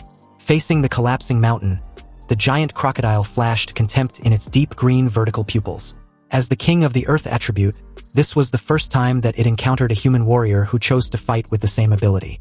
Under the will of the giant crocodile that sank the mountain, the center of the rock tsunami began to collapse and gather, forming a huge stone ball. The stone ball absorbed the rocks that collapsed around it, causing the mass and volume of the rock tsunami to continue to shrink. But what the giant crocodile didn't notice was that Mayor Huang's figure was hidden in the mud and sand, quietly approaching in front of the enormous bastard. The moment the giant crocodile finally realized the threat and wanted to condense stone armor for defense, it was too late. Using the Xianhuang martial arts technique, the drilling mountain power, Mayor Huang punched out with a powerful spiral of golden energy, which was several times harder than diamond, and broke through the mineral eyelid of the supposedly giant crocodile that sank the mountain, blowing its eyeball apart. Blood spurted out like a fountain as the giant crocodile's howling and anger reverberated throughout the entire city of Anqing. The glass of the surrounding buildings was all shattered, and the earth also responded to this giant enraged mountain crocodile. Sharp stone spikes protruded from the ground within a radius of hundreds of meters, and in the blink of an eye, a huge stone forest was formed. Fortunately, Mayor Huang had obtained the information about the giant crocodile in advance and evacuated all the warriors and remaining citizens in time, preventing them from approaching within 1 kilometer of the giant crocodile, thus avoiding too many casualties. If the enormous bastard had completely entered in city, he would have hardly been able to weaken it. However, since it only showed its head, it was literally begging to be slaughtered. Approaching the enraged fucker in the air, Mayor Huang performed the 1,000 Hands of Guanyin and used several powerful martial arts in a short period of time. The air around him suddenly got filled with flames from his high-speed fists and feet. Mayor Huang attacked the weak point of the giant crocodile with all his strength. Blood spurted from its scales and armor, and the giant beast was soon covered in blood. If it wasn't for the powerful self-healing ability of its magic core, it would probably have been killed by Mayor Huang by now. However, even under this relentless assaults, the monster wasn't down for the count. Pissed off, it counterattacked, planning to catch Mayor Huang off guard. Spires of stones suddenly grew out from its body, aiming to pierce Mayor Huang, who was forced to halt his offense and defend himself. The mountain giant crocodile, now resembling a living mace, had been covered completely in jagged spikes. Although the attack was unexpected, Mayor Huang wasn't surprised. After all, an attack of using its body as a weapon was expected from a king-tier lord-level beast. However, just when he stopped for a short while to adjust his breathing, the stone pillar behind him suddenly cracked, revealing a single crimson eye staring directly at him. Mayor Huang sensed the fatal threat and decisively turned around, only to realize it was an ambush. An arm covered with black hair stretched out and grabbed Mayor Huang's head before he could even resist. The owner of the black-haired arm also revealed his true identity, turning out to be none other than the 3-meter-tall black ape with blood-red eyes. It questioned what the foolish human was thinking of doing to its mount. Mayor Huang's pupils shrank, but he remained silent, realizing that the blood-eyed black ape hid inside the stone spikes purposefully for this precise ambush. The blood-eyed black ape declared in an arrogant tone, informing Mayor Huang that he was going to crush his skull, so every human can see just how insignificant they are before him. Then, with the intention to kill in a single blow, it slammed Mayor Huang to the ground with so much force that a dent was formed. Unexpectedly, Mayor Huang's split-second decision of sacrificing his left arm to escape the blood-eyed black ape's death grip saved his life. However, this only excited the bastard immensely. It showed a sinister smile after confirming that there are no stronger martial artists left in the city. Now, it can kill without restraints. It had already tested humanity's trump card. And sure enough, there was no warrior in the entire city who could resist it. A 5th-level overlord. Mayor Huang had a blank expression on his face, seemingly not surprised at all by this situation. He waved his only remaining arm, and countless broad and sharp stone knives emerged from the stone forest created by the mountain giant crocodile. The stone knives gathered into a storm and swept towards the blood-eyed black ape. The blood-eyed black ape didn't seem to be in a hurry to unalive Mayor Huang. It informed him that his resistance was meaningless. He was only delaying his inevitable death. You see, when the blood-eyed black ape confirmed that it had no natural enemies on this battlefield, in its eyes, this was no longer a war, but a game. A game designed to make humanity drown in fear and despair. The blood-eyed black ape wanted to see with his own eyes the expression of fear and hopelessness on the face of the strongest human in N City, deeming it as a delighted sight it could ever witness in this game. The storm of stone knives that was powerful enough to smash a tank hit the blood-eyed black ape. But the arrogant and intelligent monster did not even bother to defend itself, and allowed the stone knives to cut its body. It then calmly walked out of the storm of stone knives. Although the speed was good, the power was way too weak. The fucker casually commented like he was some twisted human instructor grading an exam. Mayor Huang raised up his working arm, launching another tidal wave of stones which pounced on the overlord beast. But the arrogant bastard just simply jumped hundreds of meters high and avoided the attack range of the sea of stones. Then, accompanied by a thunderous boom, the stone forest was destroyed by the sea of stones. But the blood-eyed black ape was unharmed. This time around the attack was powerful but way too slow. It coldly teased as it made its way towards Mayor Huang in a blink of an eye, actively dashing on one ruined building to the next, then soaring over dozens of meters in a final massive leap, and was in Mayor Huang's face in an instant. It told Mayor Huang to kneel because it disliked lower creatures looking at him. Caught off guard for a moment, Mayor Huang was stunned. He hadn't expected this overlord-level beast to be this deranged. Then came the strike as the beast's fist descended him like a collapsing mountain. A thunderous impact reverberated throughout the battlefield as Mayor Huang hit the ground. He felt a pain in his knees but didn't fall to the ground completely, rather forced himself to stay half-crouched, refusing to kneel. The ground beneath his feet shattered into broken fractures. Yet his eyes remained determined, unshaken.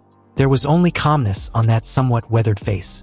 As the blood-eyed black ape stared at Mayor Huang's face in confusion, it wondered why the human wasn't afraid. He should be scared shitless, just like the despair and fear it had seen on the faces of the countless warriors it had hunted and killed in the past. This was the first time seeing the opposite when they were about to die. Mayor Huang placed his remaining hand on the ground and replied coldly, questioning the arrogant fucker if it believes it is so clever. But it still miscalculated gravely because at the end of the day, it was just an ugly, arrogant beast. Mayor Huang activated a forbidden blood-burning technique, the Earth Vein Seal. Apparently, he had deliberately lured the blood-eyed black ape at that precise vicinity because that place had his trump card, a formation he laid out in advance. The ground turned into quicksand with terrifying suction and began to spin rapidly in a vortex. In just a few seconds, half of the blood-eyed black ape's body was stuck in this quicksand. The harder it tried, the deeper it sank. The blood-eyed black ape sneered, questioning if this was Mayor Huang's backup plan, purposefully trying to seal him underground?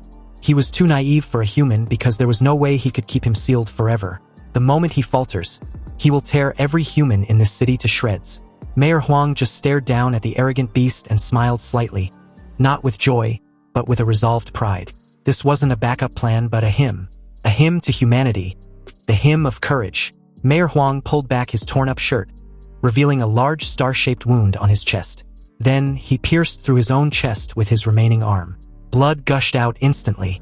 The blood-eyed black ape was puzzled. It questioned what the human was doing. Mayor Huang coughed out blood, but his gaze was resolute.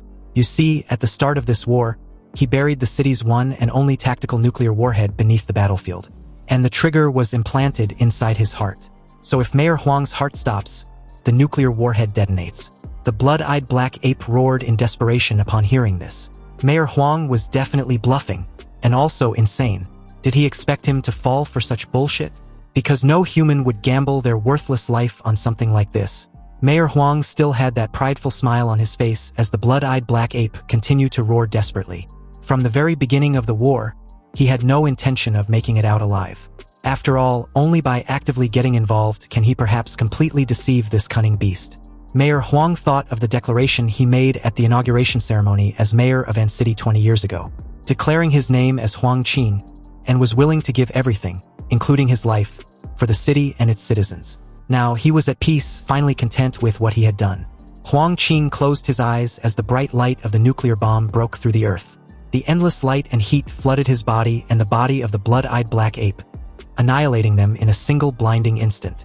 A deafening boom sounded that literally shook the entire city of Anqing, and a huge mushroom cloud like a tombstone rose out at the center. When the nuclear bomb exploded, the temperature at the center even reached hundreds of millions of degrees Celsius, vaporizing all matter instantly under this terrifying high temperature. The warriors who had received information in advance to evacuate the range of the nuclear explosion all stood in silence. They looked towards the center of the explosion with eyes filled with tears and great respect. As one, they raised their hands and saluted with pride and gratitude that Mayor Huang Qing had for his city. Chu Zhou and the others lower their heads in silence as a tribute. This wasn't just an explosion, but a grand funeral worthy of legends. When the dark mushroom cloud subsided, the area of thousands of meters in radius turned into a dark red magma swamp. But it seems that all this destructive energy, which lasted for a while, still hadn't been enough to kill the fifth-level overlord. Because somewhere within that dark red lava swamp, a charred creature, barely recognizable as a humanoid, trembled.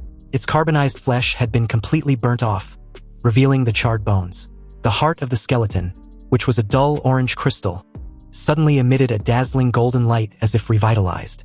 Then, mystic blood threads emanated from the magic core within and directly began to weave along the broken skeleton. After a few seconds, a bloody man was formed. Countless membranes grew on its surface, followed by black hair.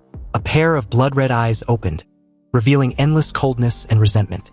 And just like that, the blood-eyed black ape was reborn from the ashes, although significantly weaker than its previous self before the explosion. It still can't even believe that it was nearly taken out by that lowly human. As it weakly supported its body, feeling the life energy in its magic core depleting, the brutality in its blood-eyed eyes nearly burst out. For monsters at the Overlord level, ordinary nuclear bomb attacks were too slow and the power was not concentrated, so they cannot cause effective damage to them at all. However, the blood-eyed black ape was trapped by Huang Qing and took the nuclear bomb head-on. The blood-eyed black ape roared, promising to slaughter every last person in An City. It will torture every human to death in the most brutal and unimaginable way possible for the humiliation. The unbearable humiliation of being forced to the brink of death by a human warrior who he could have easily eliminated with a single move. For now, it needed to first go back to the Sin realm of the secret world, the place where it came from. Once it recovers its blood and chi energy, it will return and flatten the entire place to the ground.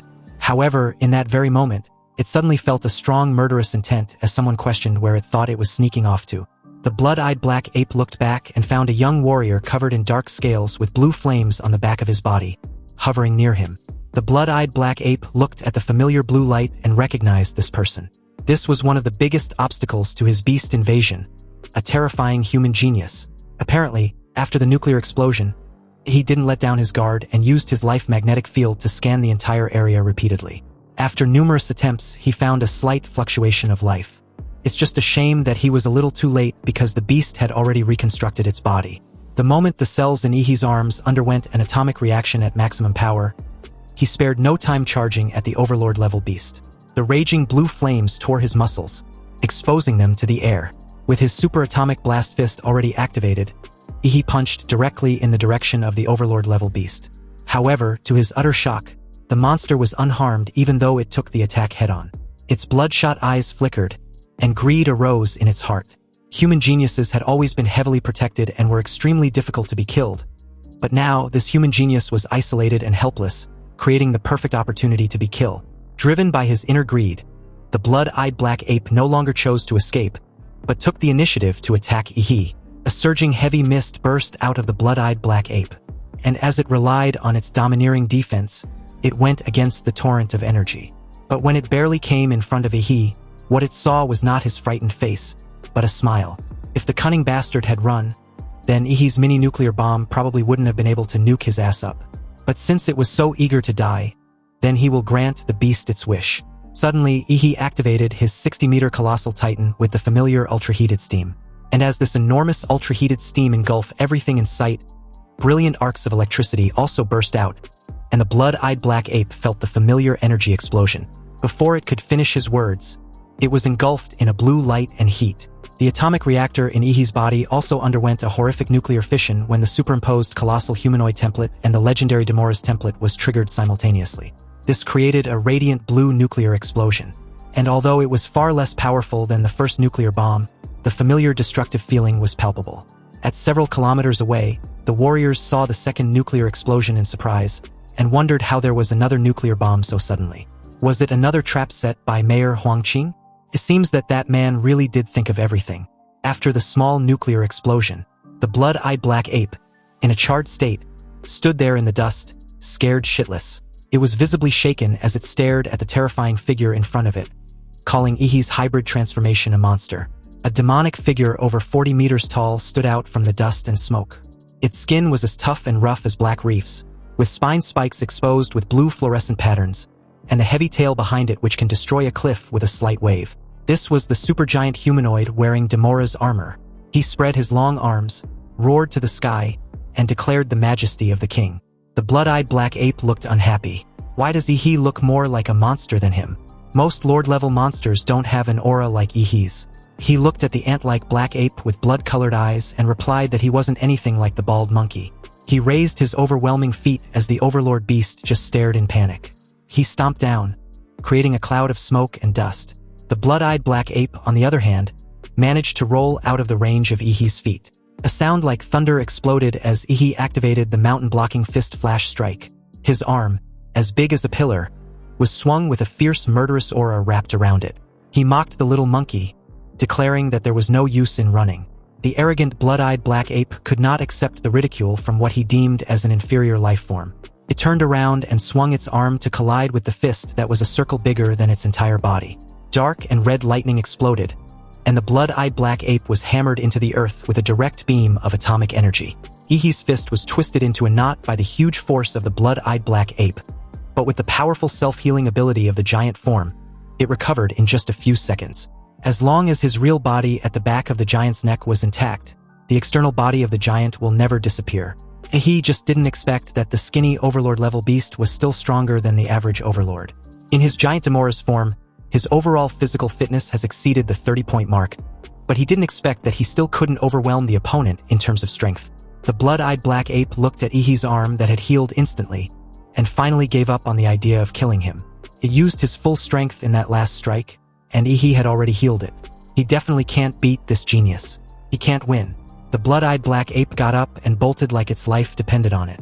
And at this point, it's obvious that it was. He sneered at the blood-eyed black ape, which was no longer charging at him but running away.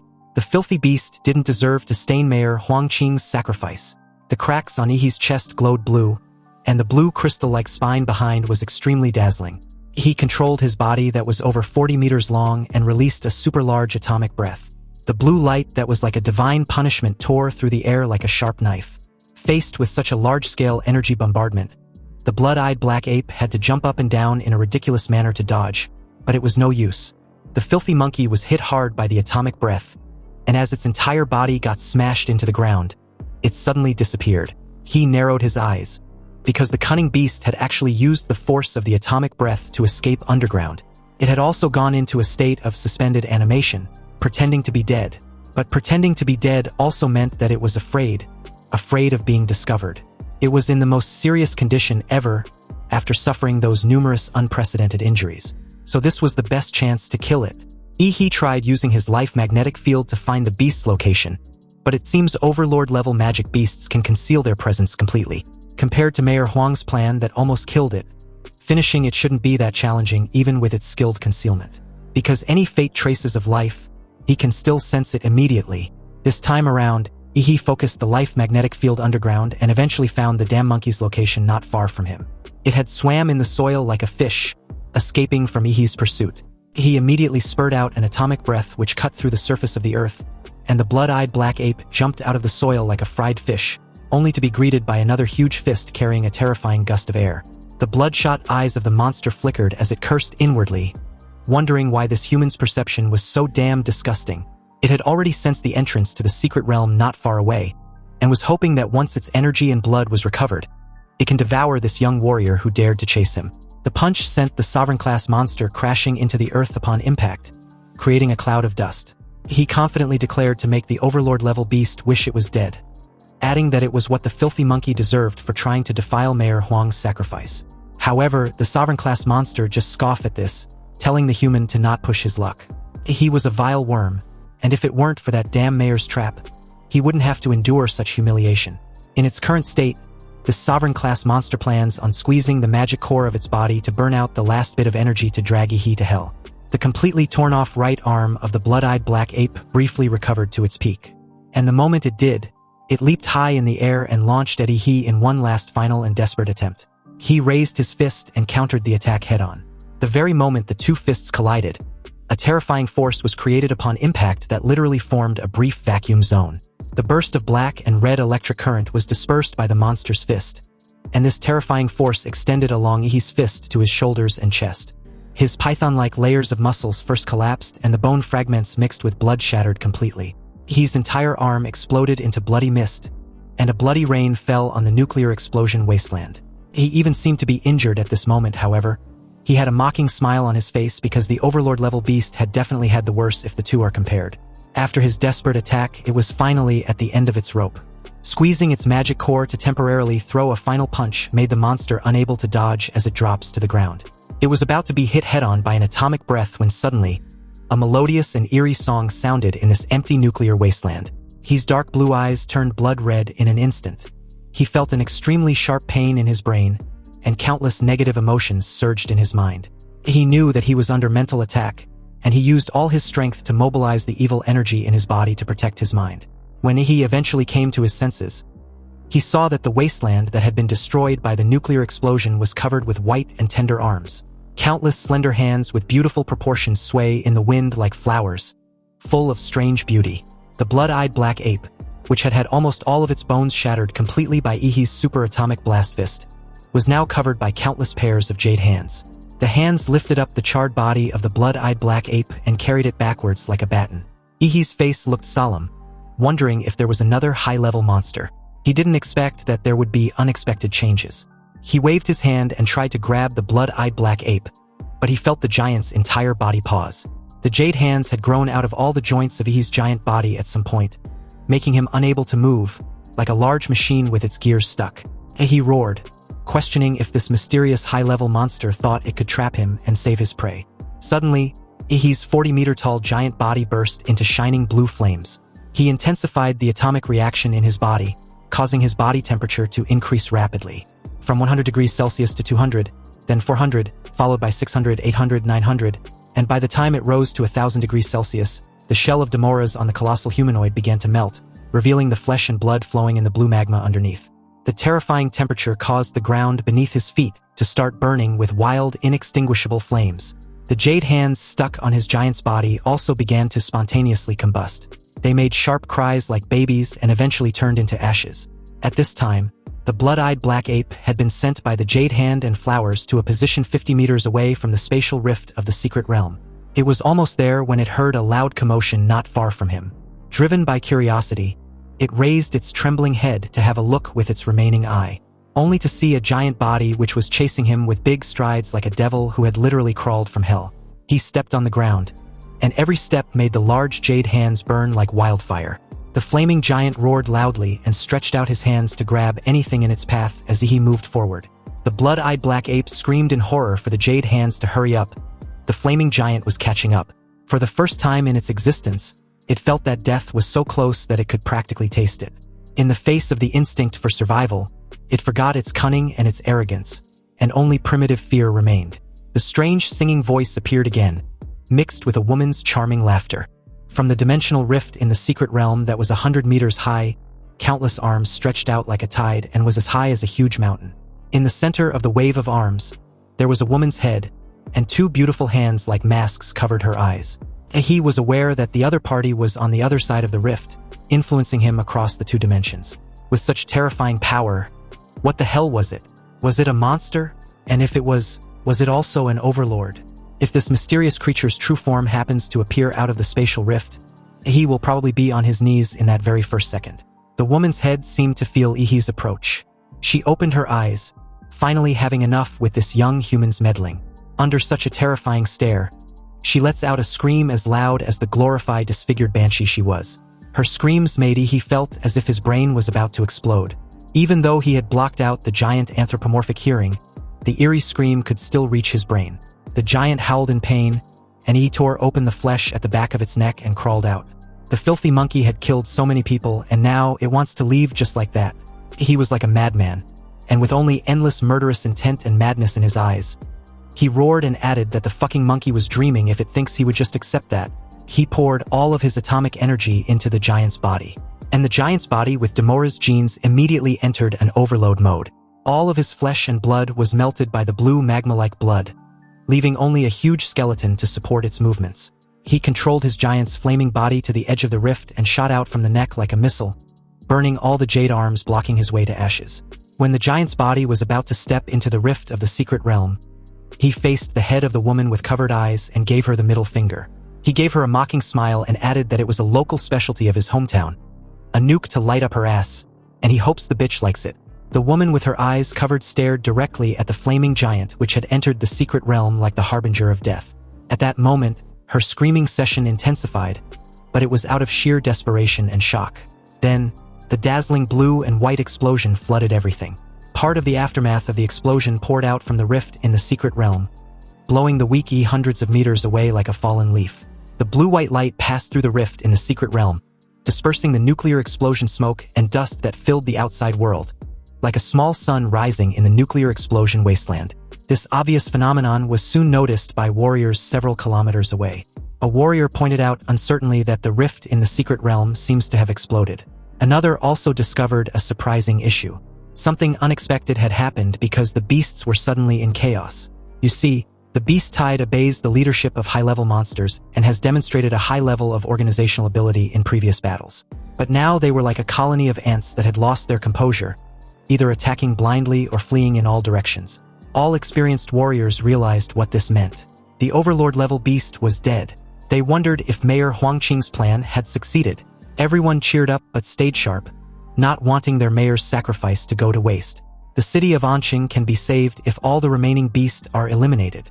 The carcass of the blood-eye black ape was finally destroyed by the giant nuke, halting the flow of beasts through the rift into City. And the remaining warriors who were originally showing signs of fatigue due to the high-intensity battle were suddenly revived as if they had been injected with chicken blood. They finally saw hope from the dark sea of beasts. The siege lasted a full day and night, until every beast was hunted down. The exhausted warriors were finally treated by the medical staff after the siege ended. Somewhere on the battlefield, Chu Zhou sat silently with a brutally battered and bloody body. The damage assessment showed that although City won the siege, it was at a devastating cost. Nearly 80% of the warriors and soldiers were killed or wounded. Meanwhile, at the site of the previous nuclear blast, a young man finally opened his eyes just when the city finally got a respite and a new life. He sat up, a bit disoriented. He wondered just how long he had been unconscious. After pouring all his remaining atomic energy into the giant's body to create a small nuclear bomb, his body fell into a sleeping state. Fortunately, the place where he lost consciousness was full of fresh nuclear radiation and residual atomic fission energy which recharged him after he depleted his energy. This battle was extremely brutal. So much so that Mayor Huang had to even intervene himself, luring the blood-eyed black ape to the nuclear explosion zone and obliterate it.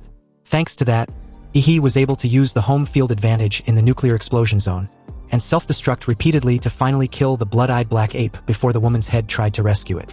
With the little vitality left in its magic core, it was impossible for it to heal itself. The subordinate beast tide chose to retreat because they sensed the death of the Overlord. Even though Ihi's infinite monster template was strong, it still couldn't match an Overlord-level beast. Winning this battle was sheer luck, advantages, and fate combined. He clenched his palms, feeling the surging atomic energy rushing through his body. Given enough time, he will reach the peak of martial power in Xia Kingdom. However, this time the secret realm riot throughout Xia Kingdom has given him a sense of urgency. He has no time for growth. He doesn't know when the next template will be available, and it may not be a gold tier or higher if he draws it. It seems that the collection of plant attribute magic cores needs to be accelerated, because merging with the planet Demora's template was the fastest way for him to become a top-tier warrior. There is also the Shenhuang martial arts. Since the infinite monster templates can help him cheat in the Wuyun space, he must also grasp the martial artist's extraordinary system. Although the growth period of Shenhuang martial arts was slower than that of his template abilities, its potential was also extremely high. After all, this was a cultivation system in the high martial arts world, and perhaps being transported to this world was part of his destiny. On the wasteland, he looked at the city in the distance that had just experienced war and silently planned for the future. 1 month after the beast invasion, and city had mostly resumed operations. In the city center, a bronze statue several tens of meters high of the former mayor, Huang Qing, was built. This was for the citizens and the future generations to remember the great warrior who dedicated everything and saved the city of Anqing. He also learned about the damage in other cities from the news. On his smartphone, he was informed that a total of 18 cities in the entire Xia Kingdom were attacked by the beast tide, and 12 of them were completely destroyed. After the S-level secret realm appeared in Guanshan City, the entire city was shrouded in an undetectable and impenetrable gray fog. At this point, Guanshan City was completely cut off from the outside world. The imperial capital selected 30 warriors and 5 grandmasters from the national warrior organization named the Daxia Dragon Bird, and went to investigate under the leadership of Grandmaster Du Jingming. Xia Kingdom's strongest national defense-level warrior, Fu Hongsheng, was on standby outside the S-level secret realm. After 12 hours, none of the 36 warriors left Guanshan City, so Fu Hongsheng went into Guanshan City in person. Finally, after 8 hours, the seriously injured Fu Hongsheng walked out of Guanshan City with the 2 surviving masters. Xia Kingdom also listed Guanshan City as the 11th life-forbidden zone in the world, and 1.8 million people in the city were confirmed dead. Countless lives eventually turned into cold numbers of casualties, appearing on Ihi's smartphone. This was the most serious invasion of the secret realm that had caused the Xia Kingdom the most damage since spatial rifts appeared. For the first time, He realized the dire survival situation of humanity. Even National Guardian-level martial artists were barely enough. He can't wait any longer. Only by possessing great power within himself can he survive in this turbulent world. He turned off the news and called the only person he knows that has access to the items he needed. At the Liu family's mansion, He asked Qinlan for a favor. Qinlan laid lazily on a leather sofa. Her silk pajamas were a little revealing, showing her perfectly toned pink shoulders. She guessed that He wants to learn the remaining 2 Shenhuang martial arts of the Liu family. He felt a little nervous upon hearing this. Was this the image Qinlan had of him in her mind? He replied that that's not the case. He would like to ask her to help him acquire some high-quality plant attribute magic cores, preferably blue magic cores or even purple lord-level magic cores. Plant-type magical beasts were already rare, and lord-level magic cores were even more precious. He has a really big appetite. Anyway, since he wants these items so much, what can he offer in return? This reply was not a no, so He grew more confident. He stated that at the beginning of each school year at the Imperial Capital University, there's a secret realm assessment for freshmen. He can team up with Lu Qingzhu and help her get first place. When He made this declaration, Qinlan's lazy posture was immediately alert, her gaze becoming sharper. He was underestimating the top talents from other provinces and cities. Her daughter's ability was only above average among the freshmen of the Imperial University in previous years, not even in the upper reaches. Although He had outperformed Lu Qingzhu in the competition, he was still short behind the top geniuses. He gave a sly smile upon hearing this. He boldly stated that Qinlan chose him to revitalize the Liu family, right? He can write an IOU. If he doesn't get first place in the freshman class, he will work like a slave for her in the Liu family and provide for her retirement. Qinlan got up from the leather sofa and made her way towards the window. She agreed to help He just this once. Upon receiving Qinlan's promise, He was temporarily relieved on the other end of the line. And the moment the call ended, he made his way to the city's central hospital to visit Chuzhou. He heard that the battle maniac took 4 battle stimulants in a day, overdrew his body, and was admitted to the ICU. He's fanatical fans, which were mainly young women, came up to him and asked for his autograph the moment he arrived on his sleek black motorcycle. They swamped him excitedly as some requested they add him on Penguin Talk. He was a bit overwhelmed, and if he was being honest, he really didn't expect to be so popular. He politely rejected numerous requests from the fans after signing a few autographs. But he did take some of their many gifts for his friend. When he entered the ward for Chuzhou and Luo Xian, he couldn't hold it in and broke into a fit of laughter. The originally handsome classmate was now wrapped in bandages like a mummy. Chuzhou laid on the bed with an embarrassed expression on his face. But his sharp eyes seemed to show his usual composed demeanor, as if to say he never needed bandages in the first place and could still fight. He was interrupted by Chuzhou's fellow patient who casually called him as if they knew each other. He asked who the guy was.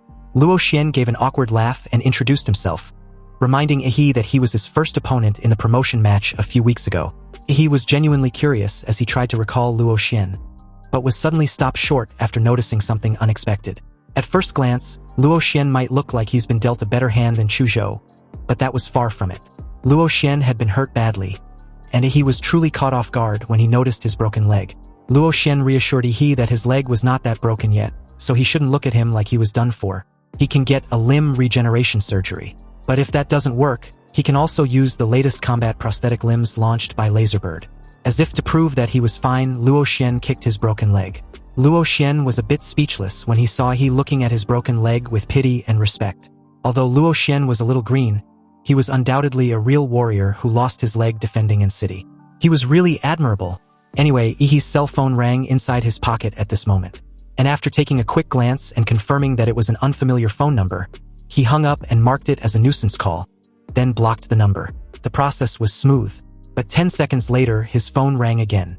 This time, the caller was Principal Lao Deng of An City's No. 1 middle school. He picked up the phone and heard Lao Deng's somewhat anxious and furious voice, questioning why he blocked that important person from the capital. He should unblock him right now. He realized what he had just done and unblocked the number immediately. Moments after doing so, a call came through and a man's voice came from the other end. He introduced himself as Wang Tao, the person in charge of the admissions office of Imperial Capital University. He called to inform He that Huadu University will start school a month early, and a special train will pick him up in 3 days. Did he have any request or disagreement?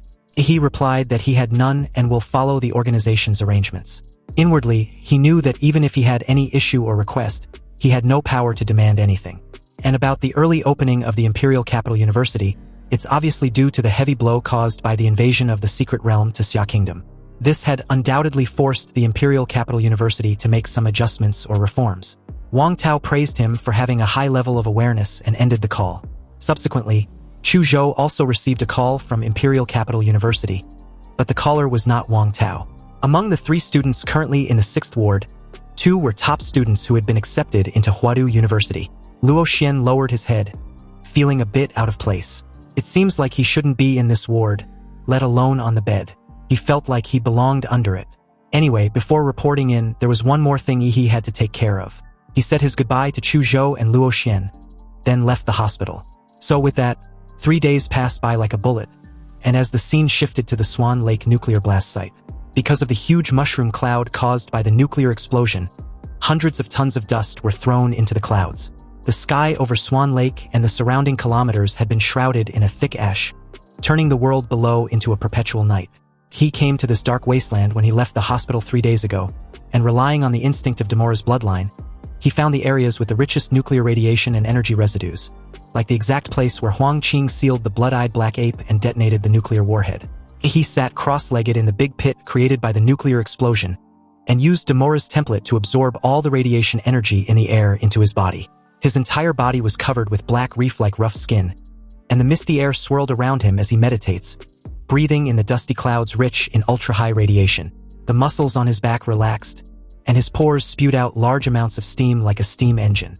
As the large amounts of steam around he began to fade away, the beam of morning light was like a spotlight, highlighting him in the dark terrain.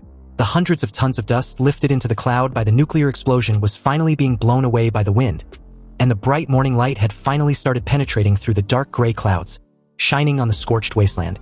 He opened his eyes, and a crystal blue light flashed across his pupils. He opened the system panel, ready to see the results of his 3 days of nuclear absorption. The infinite monster templates showed the host he had his overall physique as 27.4. His Demora's template compatibility was at 38.9%, and the colossal humanoid template compatibility was at 90%. He assessed his martial energy and felt the familiar blue arcs of electricity and the dark and red evil spirits coursing through him. It seems that during these 3 days of training in the nuclear wasteland, the fusion of martial energy and nuclear energy had become more profound. After the battle with the blood-eyed black ape in the nuclear explosion wasteland, he discovered that his compatibility with the legendary Demora's template had actually increased by 1.5%, which was extremely high. Even if he had absorbed a blue-quality magic core, it might not necessarily increase the compatibility by 2%. Anyway, if he combines this result with the residual nuclear radiation and atomic fissure energy in the nuclear explosion wasteland, it was a true cultivation sanctuary. 3 days of training had increased the compatibility by more than 6 points, which was a very significant improvement. However, it's a bit unfortunate that he had to leave. He bent his knees, and a slight amount of atomic energy started brewing under his feet. As a blue flash appeared, a sonic boom sounded as he soared into the sky. Meanwhile, at Ancity's high-speed railway station, an announcement about the departure of the high-speed train G666 to the Imperial Capital West Station was being broadcasted. With only 5 minutes left, passengers who had not yet passed ticket inspection were told to do so immediately. Although time was tight, Chu Zhou was not anxious. He believed that he would not be late. Just then, he suddenly heard an explosive sound whizzing through the air and heading in his direction. Chu Zhou knew it was he, but the people around instinctively got goosebumps with their hearts pounding wildly. They sensed the danger and thought a terrifying monster was upon them. Everyone except Chu Zhou was on high alert when he landed in an ostentatious fashion. The warriors looked at this dusty and handsome young man with respect and curiosity. He was truly the pride of Ancity, but that oppressive aura just now scared them to death. Seriously, most high-level warriors don't even have such an oppressive aura like their young genius. Chu Zhou just gave a slight chuckle when he noticed that he had gotten stronger again. At this point, he had become accustomed to his friend's rapid growth. He, on the other hand, just stared at the city of Anqing with a sense of nostalgia. He was about to leave the only city he'd ever been, his first stop since crossing over and point of origin. He bid farewell to Ancity for the last time as he and Chu Zhou strode towards the Imperial University train's waiting platform. and upon boarding the red slick train representing the Imperial Capital University, it gradually pulled away from the railway station the moment the 5 minutes was up. Inside, he was somewhat curious about the strength of the top students from other regions. He questioned Chu Zhou about it, and the handsome fucker confirmed it. Not only that, but apparently, the entire train uses the most advanced structure and materials, capable of withstanding a force impact of thousands of tons. On top of that, there are no less than 5 Black Tortoise warriors escorting Huatou University's train, either openly or secretly, and there are even Grandmaster-level warriors overseeing everything. After all, those sitting inside this very train were the most talented and elite students in the current generation, and they will become the backbone of protecting the entire Xia Kingdom in the future. He smiled with a knowing grin. He had used his life magnetic field to sniff out everyone within a 5-meter radius around him. Sure, there are a few strong ones among the bunch, but it seems there are only 5 people who can survive 3 moves from him. The moment he sat down to rest, a loud noise suddenly issued a level 1 alert. The Imperial University train has been attacked by an unknown enemy. Professors and other faculty leaders are investigating the situation. But the remaining students should please evacuate the carriage as soon as possible, and should not engage in battle with the enemy. The entire carriage was quiet at first, then suddenly became extremely noisy. Some students believed the situation wasn't real because how could anyone dare to attack the Imperial University? Maybe it was just some sort of a drill to test the abilities of the freshmen. But others disagreed. It might not necessarily be a drill, because at present Xia Nation was at its weakest, and the Nation Guardian warriors were either injured or in seclusion. Even Grandmaster Du Jingming, one of the 3 great Guardian Grandmasters who protected the nation, had gone missing. In fact, many Grandmasters and warriors had died during the Beast Tide in Guanshan City and other fallen cities. So it's only natural that nations and other factions that were previously suppressed by Xia Kingdom would begin to stir up trouble restlessly. Almost all the freshmen began discussing the current situation when someone questioned if they should leave the carriage or stay put. As the top talents in their respective cities, they were not stupid and were all quick-witted. However, facing the current confusing situation, they were a little panicked. Chu Zhou turned his head in Yi's direction and asked for his opinion. He had his eyes closed, and after training non-stop for 3 days straight, he just wanted to take a nap to recover when this annoying inconvenience happened. Nonetheless, he was still a practical person. He immediately stood up and prepared for action. He told Chu Zhou that they needed to go see what was really going on. The remaining freshmen also took different actions. Some believed that this was a test and were prepared to find more freshmen to join forces, take the initiative to attack the enemy to demonstrate the strength, courage, and wisdom of being warriors. On the other hand, others also acted cautiously and were prepared to leave the carriage first, just like they were told. And as for the remaining students, they were just confused and torn between following the crowd, leaving the carriage, or willing to attack the enemy. Chu Zhou took his sword and followed Yi. But since their carriage was very far back, they moved from one carriage to the next until they finally met Zhou Jingxian, a terrified freshman covered in blood. He shouted that the enemy had already captured the first 3 carriages. They controlled a special domain which can pull people into an independent space so that the aftermath of the battle wouldn't affect the outside world. There were also terrifying enemies inside who were chasing everyone. The warrior teachers who were protecting them had all been killed or injured. They worked together to send him out of that domain to warn everyone to run quickly. This was not a drill. Zhou Jingxian shouted at the top of his lungs, as many freshmen who originally wanted to go to the front carriage to find out what was going on hesitated for a moment. Suddenly, Yan Zhengxiong, a sturdy young man with fluffy golden hair like a lion with a fierce and domineering, came to view. Everyone turned their gaze in his direction as he asked Zhou Jingxian for evidence to back his claim. Zhou Jingxian just said there was danger ahead, right? He needed to show some proof. A teacher's token or other wounded survivors would suffice. Otherwise, are they supposed to believe he was the only one who got out despite everything he just recounted? Yan Zhengxiong has a close friend in the front carriage, and he was strong enough to compete for the top place among them, the freshmen. So he doesn't believe Zhou Jingxian could make it out while he couldn't. Many freshmen agreed with Yan Zhengxiong's assessment. So to put things short, no one believed Zhou Jingxian. Yan Zhengxiong strode past Zhou Jingxian and headed towards the front carriage. Behind him were many freshmen who supported his viewpoint. They were going to go to the front together to see what was really going on.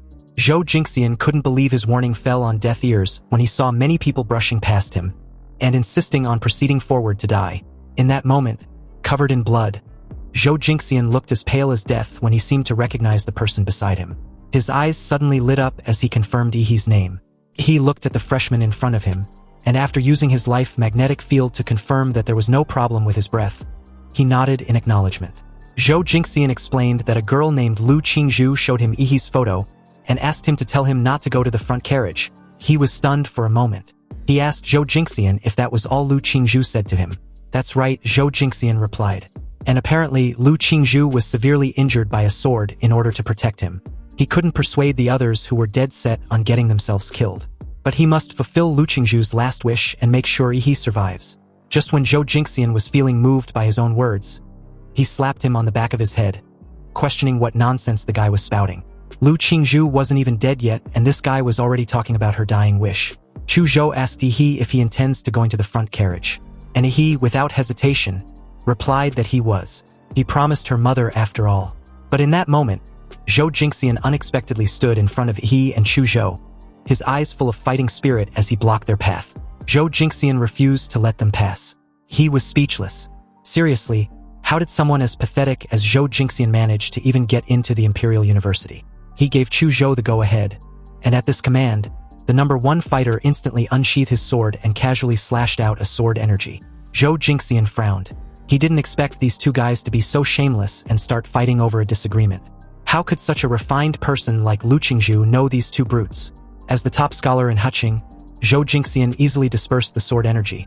But he soon realized that he was totally out of his league, because a sudden incoming fist hit him in the abdomen seconds after. Even though his eyes caught the fist's shadow, his body was unable to fully react. The pure force of the punch alone made Zhou Jingxian's eyes roll back, and the wound that had finally clotted with blood burst open again. Yi apologized to Zhou Jingxian, who was retching and clutching his abdomen in pain. He was also barely struggling to stay on his feet. But considering that he had good intentions, Yi gave him some blood essence pills and left with Chu Zhou. Lu Qingzhu was injured and they were in a rush to find out what was really going on. They soon arrived at carriage number 4, which was already in chaos. And the door in front connecting to carriage number 3 was wrapped in a layer of hazy purple chaotic color, as if one could enter another world by passing through. Yi picked up a traveling bag and threw it in, but no sound was heard, as if the bag thrown in was swallowed up by silence. Also, his life magnetic field could not even perceived through this layer of hazy color. However, just a while ago, many freshmen walked inside this carriage. It seems like they've already entered. This could be interesting. Yi told Chu Zhou he was heading in before plunging head first inside. And of course, Chu Zhou immediately followed, their bodies twisting as they disappeared into the hazy purple chaotic color. Anyway, after he went in, he found it odd that Chu Zhou, who entered together with him, had disappeared. He was the only one on the silent glowing path, and at what seemed to be the end. The glowing path was brighter that it was almost blinding. Yi walked to the end as the surrounding environment gradually began to brighten. He finally reached the end, and emerged at the other side only to be stunned to realize that he was no longer on the Imperial University train. With his sight fully restored, he questioned where the hell he was at. The gray sky looked like a group of dilapidated buildings that were in absolute ruins, like a disaster had fallen. In this strange environment, Yi became unusually solemn because his life magnetic field had disappeared. Or, in other words, it had been blocked by this strange place he was at. In that case, the old way still worked, and that was getting to a higher ground to see the entire view of this strange place. Yi kneeled down and jumped. Yi jumped dozens of meters and reached the top of a building. Looking around, the buildings there were very monotonous and there was no sound around, like a dead city. In this unfamiliar environment, Yi narrowed his eyes. Although Yi's life magnetic field was blocked, he could still feel a pair of eyes locked on him. This feeling of being spied on and teased made him very uncomfortable. He exerted his vigorous martial energy, with his hands forming a globe shape, gathering martial energy and infusing it with unstable atomic energy. Yi threw the energy ball into the clouds.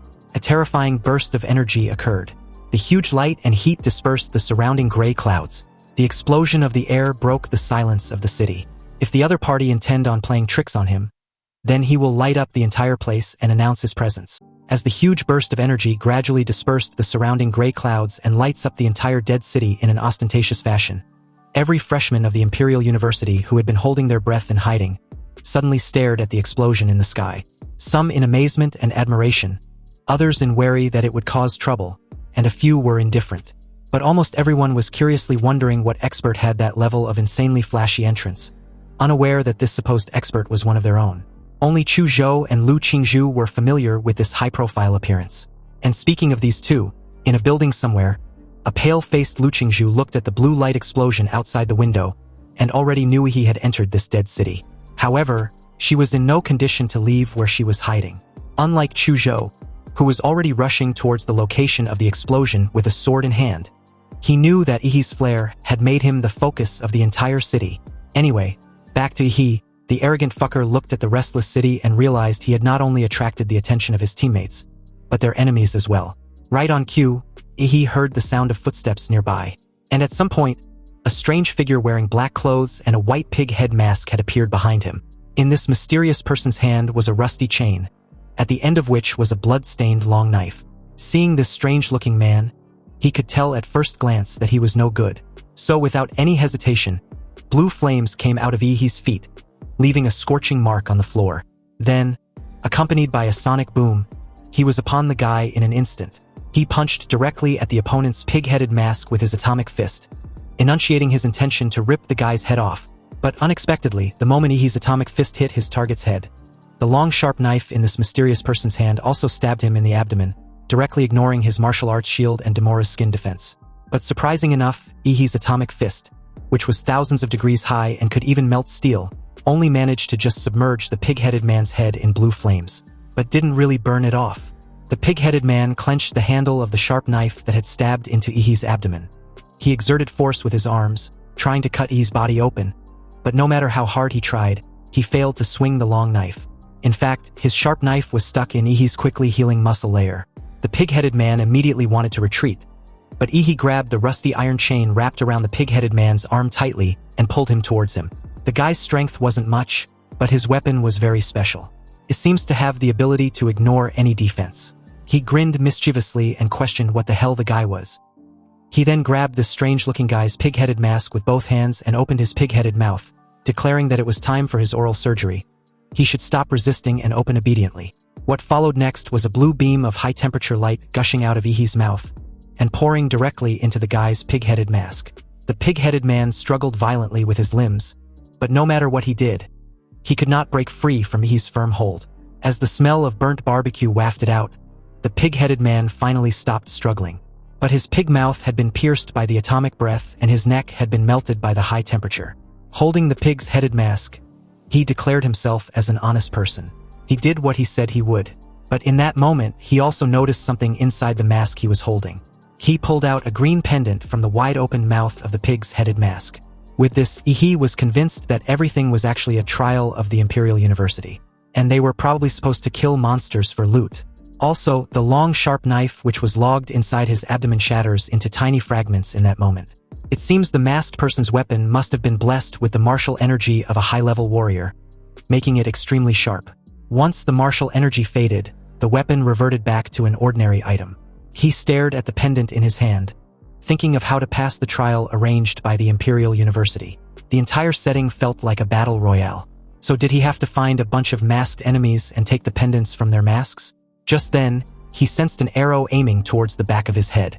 But before the arrow could get any closer, a ferocious evil shadow instantly rushed out of Ihi's body, opening several bloody mouths from all angles, stopping the arrow and biting it into pieces. He looked in the direction where the arrow came from and saw another masked figure with crossbows. Already pissed off with the earlier ambush, Ihi rushed forward with the intention of ending this fucker's existence when suddenly, a sharp spear pierced through the concrete ground directly in front of him and pierced his heart. Then the masked figure also seized this opportunity and shot several sharp arrows directly at Ihi's vital points. After getting rid of the pig-headed man, he hadn't even had time to catch his breath before he was surrounded by murderous intent from all directions, but it was still a bit too naive to think of taking him down this way. Ihi roared angrily and summoned the power of the humanoid giant from his monster template.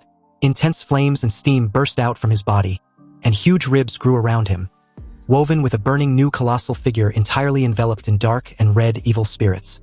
The masked figure with crossbows, clearly scared shitless, stared at the insanely massive fist descending upon him like a freaking meteor. He roared as his explosive punch shattered the entire building into a cloud of dust and debris, and with it, the masked figure with crossbows. Most of the freshmen watched the chaos from afar, wondering what was going on for an entire building to collapse so suddenly. He walked out of the dusty debris with the spear in hand. He wanted to see the person who nearly skewered him like a kebab. And in that moment, the person in question appeared in front of him on his own initiative. This time around, the person was wearing a red-eyed rabbit mask and a black suit. In his hand, he held a brand new spear. It seems that as long as these masked men's bodies are not dead, their weapons can be regenerated continuously. The guy bent his legs, and his calf muscles bulged as big as a balloon. Then he exerted his entire body strength to jump and flew towards Yi like a cannonball, his spear aimed at him.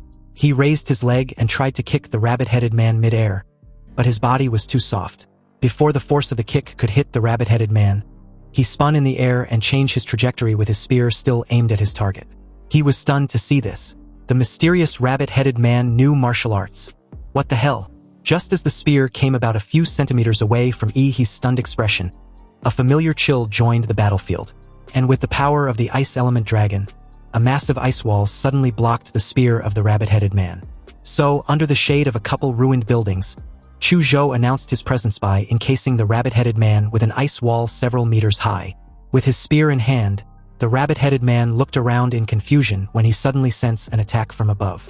This attack was from none other than Chu Zhou, who comments on how close he was from being speared in the head. He should leave this battle to him.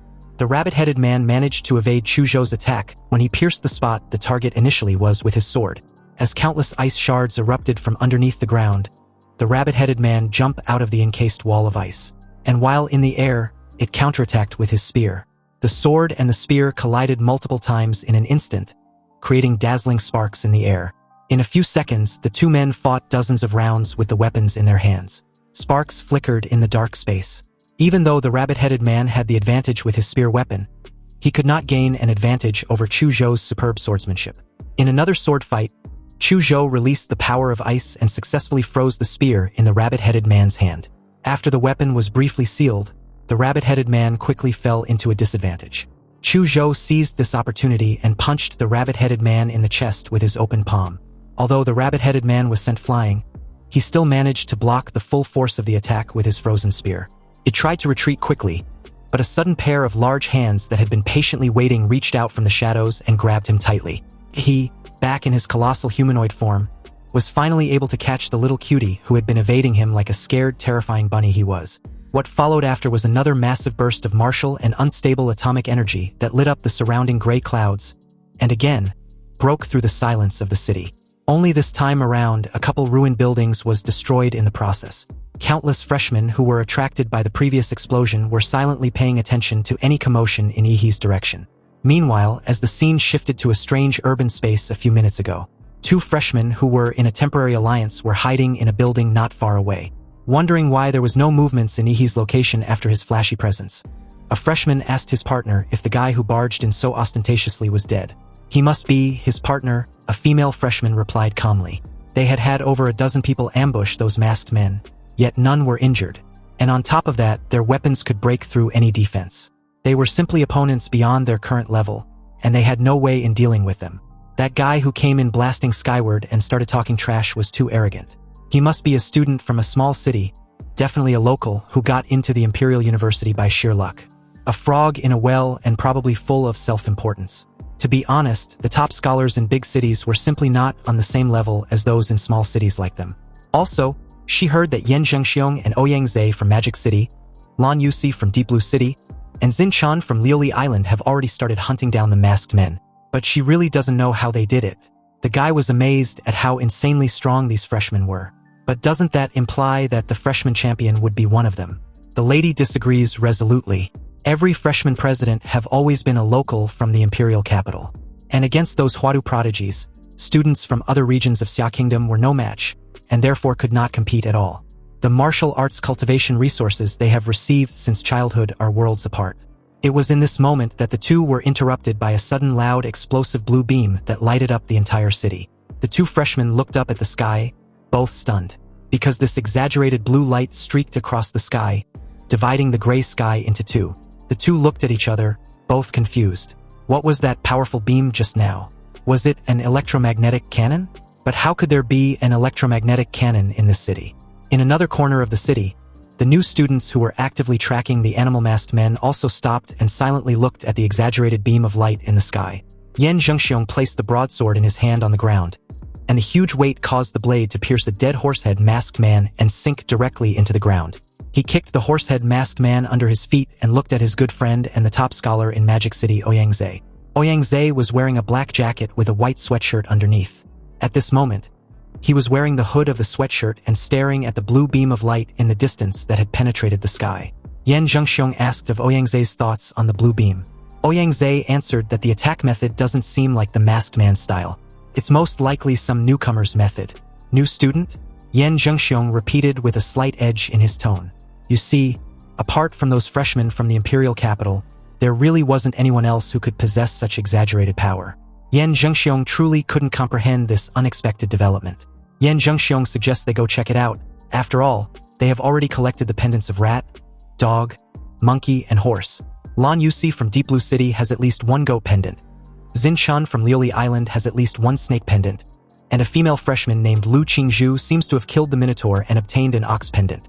If the masked men are really arranged according to the 12 Chinese zodiac, then there are only 5 pendants left. Pig, rabbit, chicken, tiger, and dragon. As for the dragon, it's undoubtedly an absolute monster. Definitely a creature that could kill anyone with one touch. It's obviously a boss that can only be escaped and not fought. As for the remaining pendants, there are definitely a few of them in the mysterious freshman's place where those blue beams were released.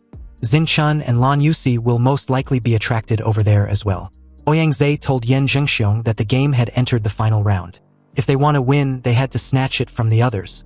As Ouyang made this bold declaration, half of his face was shrouded in the shadow of his hood, and an obvious flame of ambition flickered in his pupils. Meanwhile, as the scene shifted back to Yi and Chu Zhou, the duo had successfully obtained the rabbit pendant. The rabbit-headed man took the full force of the atomic breath at close range and was vaporized without any resistance, leaving the pendant which remained intact. Seeing the rabbit pendant in Yi's hands, Chu Zhou felt a little confused and asked for clarification, wanting to know what the pendant was. Yi answered after a brief consideration. Before Chu Zhou arrived, his friend had already killed a guy wearing a pig head mask and got a pendant with a pig shape carved on it from his mask. If he had to guess correctly, this trial should be about collecting all the pendants in the heads of these animals. This made Chu Zhou ask if they were going to proactively hunt for the masked men. Exactly, he answered upon hearing this question. On the rooftop just now, another mysterious figure shot an arrow at him. It must be another masked man. Apparently, the masked figure with crossbows survived and escaped during the chaos. He clearly remembered the exact location where the arrow was shot at him, and he intends on finding the masked figure and settling the score. The two quickly came to where the archer used to be and found no traces of the masked figure with crossbows. But since he was hit with his arrow, he can track him with it. After a while of intense tracking and searching the dead city, they came across what looks like a battlefield.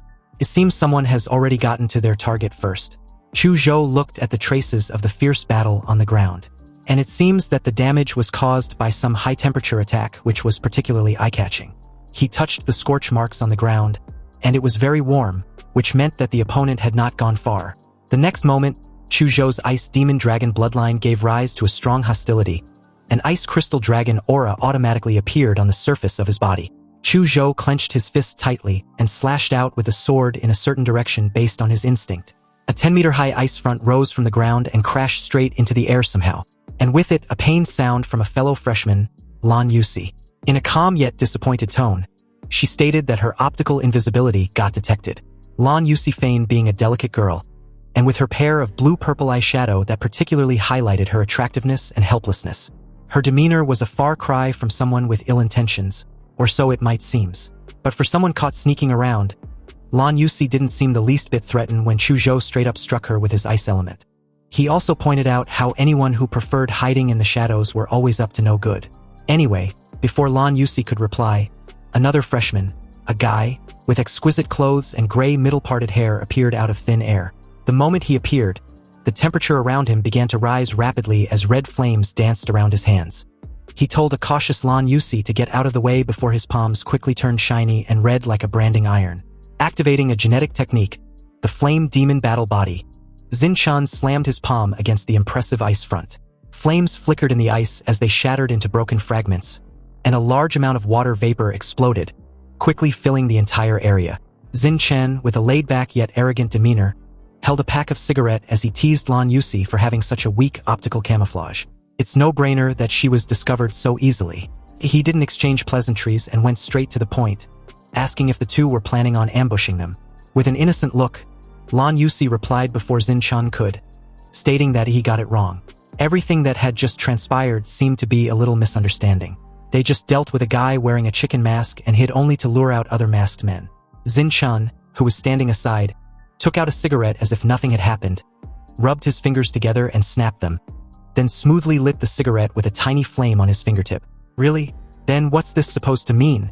His hand suddenly grabbed to the side, and a woman who looked exactly like Lan Yusi appeared out of nowhere.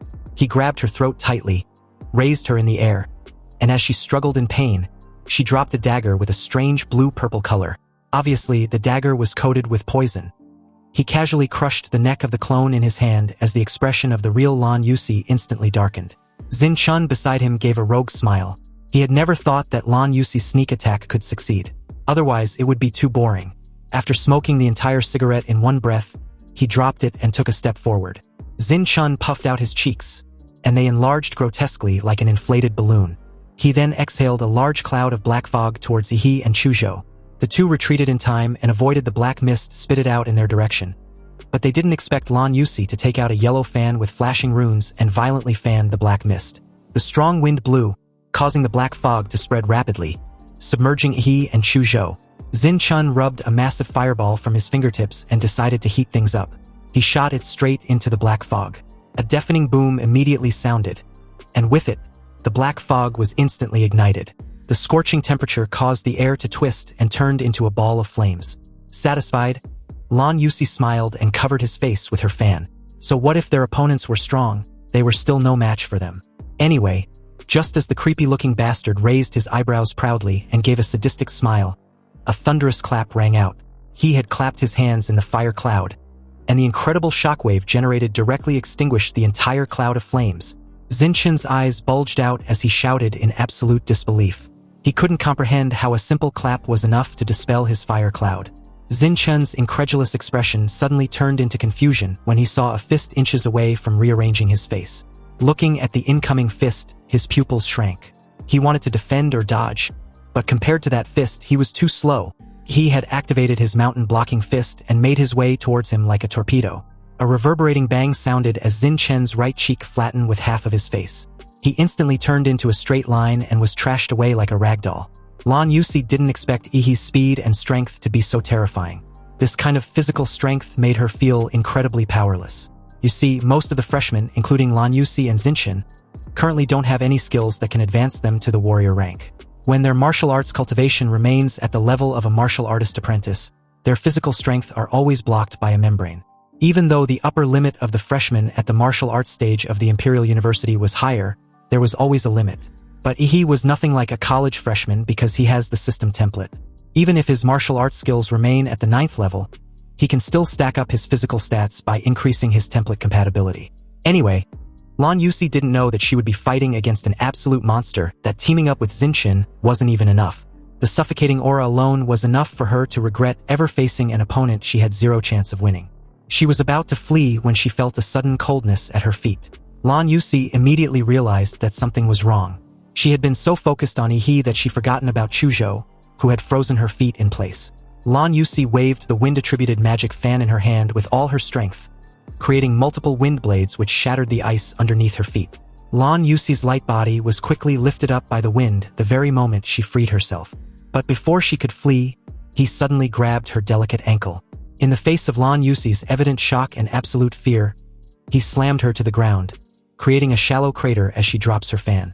He showed no trace of hesitation as he raised his fist.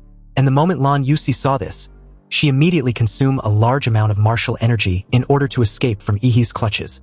A strange cloud of jade energy exploded on the spot, and as countless clones of Lan Yusi rushed out, fleeing in all directions, the real Lan Yusi among them thought she was in the clear.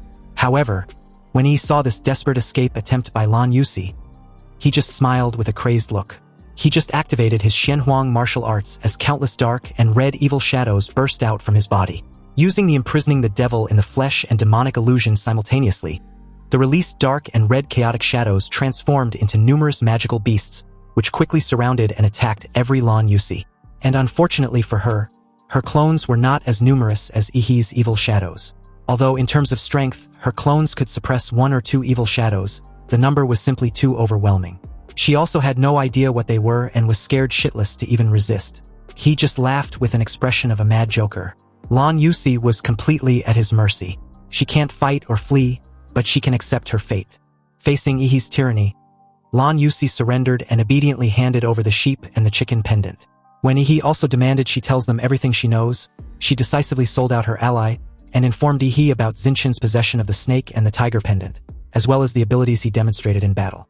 Then she proceeded to inform the two about the relevant information and speculations about Ouyang and Yan Zhengxiong in Magic City.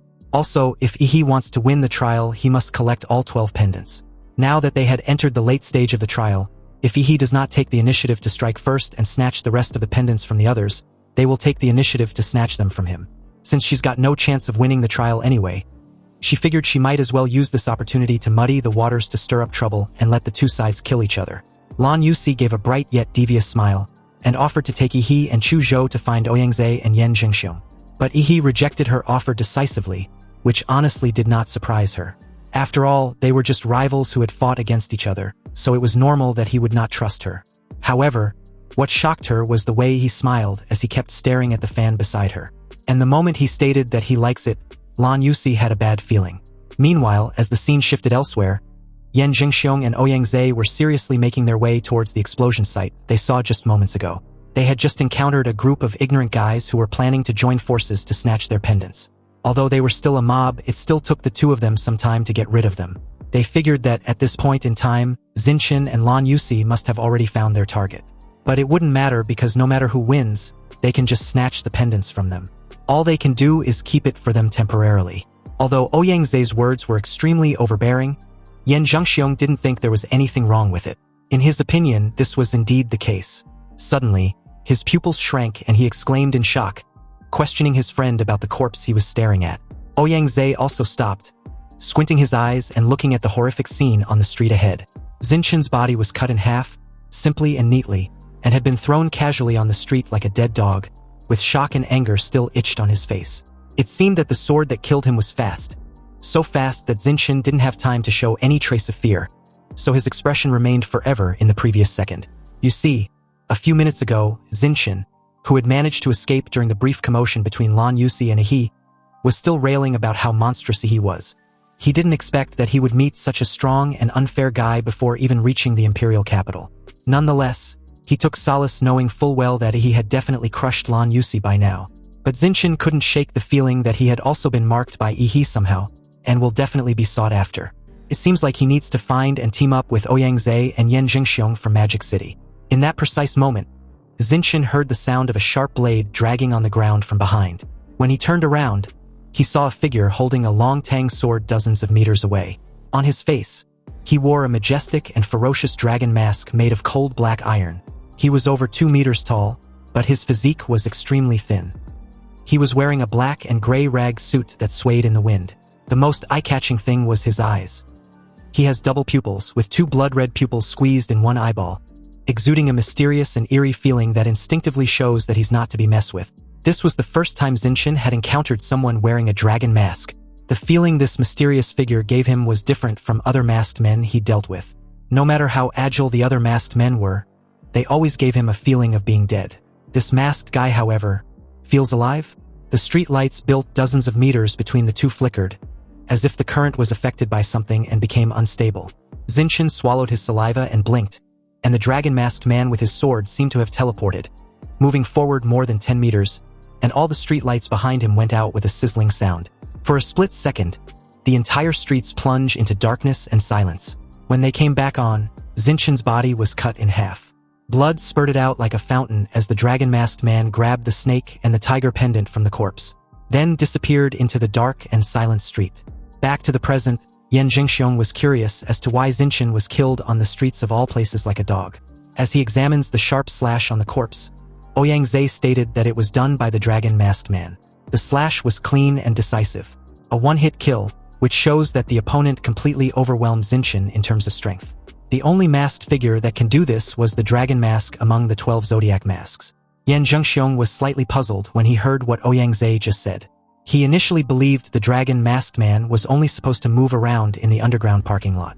Apparently, the first time Yan Zhengxiong and Ouyang saw the dragon-masked man was after they had killed the dog-masked man. Yan Zhengxiong was confident that although the masked man was very powerful, He would never be a match for the two heroes of Magic City. At that time, 20 freshmen followed the two of them. In order to win people's hearts, Ouyang, as the team leader, led everyone to the underground garage in the south side of the city. He heard that someone had witnessed the masked man there. The final result was that only Yan Jingxiong and Ouyang left there alive. When Ouyang first saw the dragon masked man cutting open the bodies of two freshmen like cutting melons and vegetables, he couldn't believe it. After all, this was the freshman trial of the Imperial University. How could anyone really die? But the hot blood was definitely not fake. Seeing Xinchun's tragic death, Ouyang's expression suddenly turned gloomy as he recalls those unpleasant memories. Yan Jingxiong's voice brought Ouyang back to reality as he asked what their next move should be. Because the pendant on Xinchun seemed to have been taken away, Ouyang explained after briefly thinking things over. He deduced that the reason why the dragon masked man left the underground garage was probably because the freshmen, had completed a certain condition, like a situation where all the masked men had been defeated. Which means the restrictions on the final boss had been lifted and he can now move freely. Just like how the ordinary Zodiac masked men automatically hunted down every freshman. Perhaps the dragon masked man's objective was to take the initiative to hunt down every freshman in possession of a Zodiac pendant. At present, it's impossible to fight against the dragon masked man in a head-on confrontation. They must be one step ahead of him and snatch the pendants from the others. They absolutely cannot let the pendants fall into his hands. Ouyang made up his mind that he would take the initiative to send out signals to attract the other pendant holders and fight them to the death. He activated his Fourth Order King bloodline awakening, the Golden Winged Dragon. Ouyang's body burst into golden light. A few feathers grew on his cheeks. A pair of platinum-colored winding dragon horns grew on his forehead. And a pair of domineering golden feathers more than 4 meters wide and mixed with dragon scales spread out. Ouyang flapped his wings, flew high into the sky, and let out a provocative cry. The sound of golden martial energy spread throughout the city. Ouyang was calling for challengers. Elsewhere in the dead city, Lu Qingzhu, who was in the first carriage of the Imperial train and was among the first batch of freshmen to be drawn into this strange city, was currently hiding in a ruined building with her wounds still untreated. After she and 2 freshmen teamed up to kill the Minotaur masked man, they mistakenly entered an underground parking lot and encountered the mysterious masked man holding a tang sword and wearing a dragon mask. One teammate was killed on the spot. If more than 20 people had not come in later and attracted the attention of the dragon masked man, she knew that she would have died there. But even though she came out alive, she was severely wounded by the sword energy of the dragon masked man. Fortunately, she and another survivor met a teacher from the Imperial University, who claimed that the Imperial University train had been attacked. With the professors and several other teachers currently missing, he had a way to get someone out of the city to warn everyone. Lu Qingzhu chose to let her fellow freshman leave the city on the grounds that she was seriously injured. Before that freshman left, she inexplicably thought of Yi. She took out a photo of Yi and for some unknown reason, asked the freshman who went out to warn Yi not to come there. Lu Qingzhu had been quietly recuperating after that when she saw the blue explosion in the sky. She immediately realized that Yi had entered the city after all. This was unfortunate, and on top of that, she didn't even have the energy to look for him. However, she believes that with Yi's brute strength, as long as he doesn't face the dragon masked man, he wouldn't lose to anyone. Just when she had barely regained the ability to move, an extremely aggressive cry reached her ears, the call of a high-level bloodline of the same kind as hers. Lu Qingzhu's heart tightened as she wondered whether she had been discovered. In her current condition, there is no way she can escape. The other party has sensed her aura and will definitely come to snatch the pendant from her hand. Though she doesn't care much about it, she has a feeling that he definitely needs it. So at the moment, she can't have a head-on confrontation with them, but can only lure them at the underground parking lot of the Dragon Masked Man. Ouyang stood high in the sky, and a faint blood connection made him look in a certain direction. He remembered this feeling. He had sensed it from the girl who was almost killed by the Dragon Masked Man in the underground parking lot. Ouyang recalled her name as Lu Qingzhu. You see, during the college entrance examination, he heard that the impoverished Lu family had someone who had awakened the bloodline of the Nether Bird. And because they were both of the bloodline of a divine bird and a high-level magical beast, Ouyang had specially looked up Lu Qingzhu's information. But he heard that she was defeated by an unknown person in the competition. As expected, the Lu family was still in decline. Even with the emergence of a powerful bloodline warrior, they still couldn't change their decline. Lu Qingzhu seems to have the Ox Pendant, which is quite a pleasant surprise. Without waiting for the mysterious freshman and Lan Yusi to come over and challenge him, Ouyang flapped his wings and disappeared on the spot after informing Yan Zhengxiong that he was going to apprehend someone, so he should wait where he was. Ouyang swooped down from the sky at an accelerated speed. And as his golden figure penetrated one floor after the next into the dark underground parking lot, he wantonly released his golden martial energy and pressure, and informed Lu Qingzhu that she couldn't escape. The idea of using the dragon-masked man as a shield was desperate and silly since he was no longer in the underground parking lot. But in that exact moment, a familiar sound of a sharp blade dragging on a concrete floor reached Ouyang ears, causing him to subconsciously break out in a cold sweat. In the darkness ahead, a pair of creepy blood-red pupils were staring at him. Ouyang, who always prided himself on being smart, realized that he had seriously overlooked a glaring problem. The dragon-masked man, also known as Qianlong, should have gone hunting the zodiac pendant bearers who weren't actively avoiding him. However, if he was hunting down pendants bearers with primacy being the place with the most, then he would definitely give priority to this underground parking lot since there were currently 5 zodiac pendants there. And he had 4 on him. His arrogance had only brought nothing but a self-inflicted danger. A sizzling sound was heard as the lights in the underground parking lot began to flicker. And the moment Qianlong's blood-red double pupils shone brightly, Ouyang suddenly felt some sort of dimensional shift. He looked solemnly at the tall and thin figure holding a long knife in front of him. Although Qianlong was so thin, Ouyang could still feel an indescribable sense of oppression. Just facing him alone feels suffocating. He wanted to escape from there, but he couldn't even if he tried. If he'd guessed correctly, Qianlong possesses a special domain that activates when anyone lock eyes with him. So the moment Qianlong looked at him, Ouyang was forcibly pulled into his field domain. Now, he can only leave if certain conditions are met or Qianlong, the caster, is eliminated. He had been so careless to the point that he was being pushed to such dire straits. The reason why he and Yan Zhengxiong were able to escape last time was the 20 other freshmen who unknowingly became their cannon fodder. This time, however, he was alone. All the lights had disappeared, and in the dead silence and darkness of the underground parking lot, Qianlong left an afterimage from where he stood the moment he dashed forward, then followed it up with multiple slashes with his sword. Ouyang immediately flapped his wings in front of him as a shield, and bore the brunt of the cold slashes of the sword on his wings. But within that split moment, Qianlong had already made his way behind him with his sword raised. Ouyang golden pupils widened with a sense of dread. He had a premonition that he would not be able to avoid the next blow and could only brace himself. Elsewhere at this moment, Yan Zhengxiong, who had never seen anyone more arrogant than himself, was unfortunate to have encountered 2 at once. He used his broadsword to block a casual punch from Yi, who stared at him with a lofty look. He questioned Yan Zhengxiong if he was seriously using a global voice server just to provoke everyone in the city. Chu Zhou unsheathed his sword and told Yi to leave Yan Zhengxiong to him. He wants to test his own strength. Yan Zhengxiong was pissed off when he realized he wasn't taken seriously. Did these 2 freshmen believe they've got him?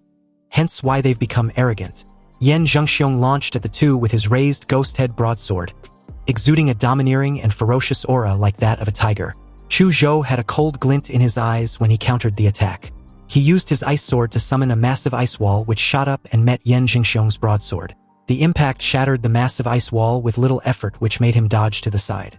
Yan Zhengxiong smiled, showing all his white teeth as he questioned where Chu Zhou was running off to. Chu Zhou remained silent, and his eyes became a little serious, because he felt a fierce atmosphere from Yan Zhengxiong, who had surprisingly mastered a domineering sword skill. His broadsword drew a ferocious half-moon in the air, aimed directly towards Chu Zhou, who leaned back slightly and used his ice sword to block the fierce broadsword. But Yan Zhengxiong, who seemed reckless and clumsy, actually deftly gathered his strength in midair, and simultaneously swung his sword towards Chu Zhou from the side. Chu Zhou noticed this immediately and chose not to dodge.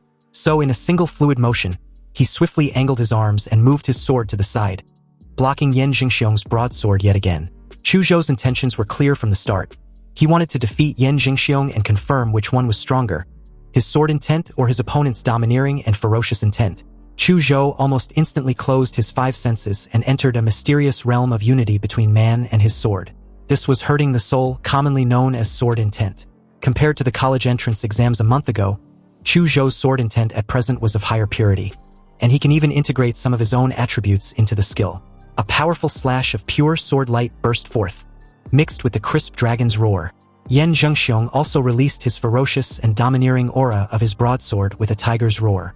As the energy of Yan Zhengxiong's broadsword and Chu Zhou's ice sword energy clashed fiercely, the sounds of the broadsword with the roar of a tiger and the sword with the roar of a dragon got intertwined and spread throughout most of the street. He sat aside with a bored look, but didn't disturb Chu Zhou's fight. He understood pure warriors like him had their own self-respect and confidence in fighting. Suddenly, Yan Zhengxiong, who was fiercely fighting just moments ago, frowned slightly, as if something unexpected had happened, making him lose interest in fighting with Chu Zhou very abruptly. Yan Zhengxiong suddenly retreated when Chu Zhou swung his sword and slashed out horizontally. After distancing himself from his opponent, Yan Zhengxiong gave a prideful scoff and informed Chu Zhou he suddenly had urgent business to take care of, and if he wasn't in such a hurry, he would have broken all 8 of Chu Zhou's bones. Yan Zhengxiong was about to leave when he, who had been bored to death, launched in his direction. After all that tough talk, did he honestly think he could just leave without permission? Yan Zhengxiong barely caught a glimpse of a black shadow sweeping over with a strong gush of blue flames before he was suddenly struck by a heavy punch. His body got trashed across 3 street lamps in succession. In shock, Yan Zhengxiong groaned and spat out a mouth full of fresh blood, wondering aloud if he was just knocked away by a monster. He held his stomach with a painful look on his face and tried to get up but couldn't. He informed him that he was the one responsible for his trashing. After all, his flimsy excuse was too unpleasant to hear, so he might have used a little too much force. Yan Zhengxiong, angry as hell, questioned if he sneak attacked him. He sighed with disinterest. He doesn't think of it as a sneak attack. Rather, Yan Zhengxiong was obviously too slow to react to his punch. This remark only managed to infuriate Yan Zhengxiong even more. He will only be satisfied after claiming Yihe's worthless life. Yan Zhengxiong was so pissed off that he even forgot about his friend's distress signal. He grabbed his ghost head broadsword, intending to teach this ignorant guy a lesson. But within just 3 minutes, his eyes lost their luster and his face was swollen like a pig's head. He praised him for sulk lasting a full 3 minutes against him. Given Zinshin got knocked away with a single punch, he held Yan Zhengxiong's ghost head broadsword, swirled it in his hand, and comments on how heavy it was.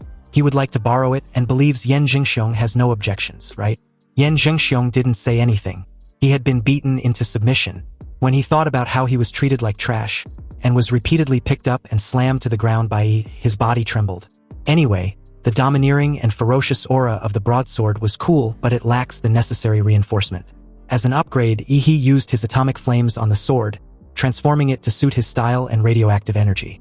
As he marveled at the new appearance of the ghost head broadsword, Chu Zhou informed him that there was no pendant in Yan Zhengxiong's space ring. But he found a jade pendant that seems to be constantly flashing some sort of signal. It's also engraved with the word, Ouyang, and looks like it's about to flicker out completely.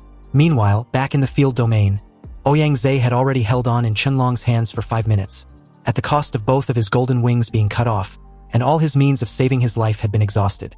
He once tried to actively attack Qianlong, but the result was him completely losing an arm. The sword energy that entered his body made his situation even worse. Honestly, Ouyang Zhe didn't expect that he could only go this far. He looked at the dragon-masked man's chest, where there was a long bronze nail, which was a relic brought out from the secret ruins. Its function was to block the martial energy and energy flow of warriors or monsters. Unfortunately, even though Ouyang Zhe paid the price with an arm, he was unable to pierce the nail into the dragon-masked man's heart. He missed by just 3 fingers' widths. If only he could manage to pierce the dragon-masked man's heart directly, the relic would have sealed his martial energy and energy flow.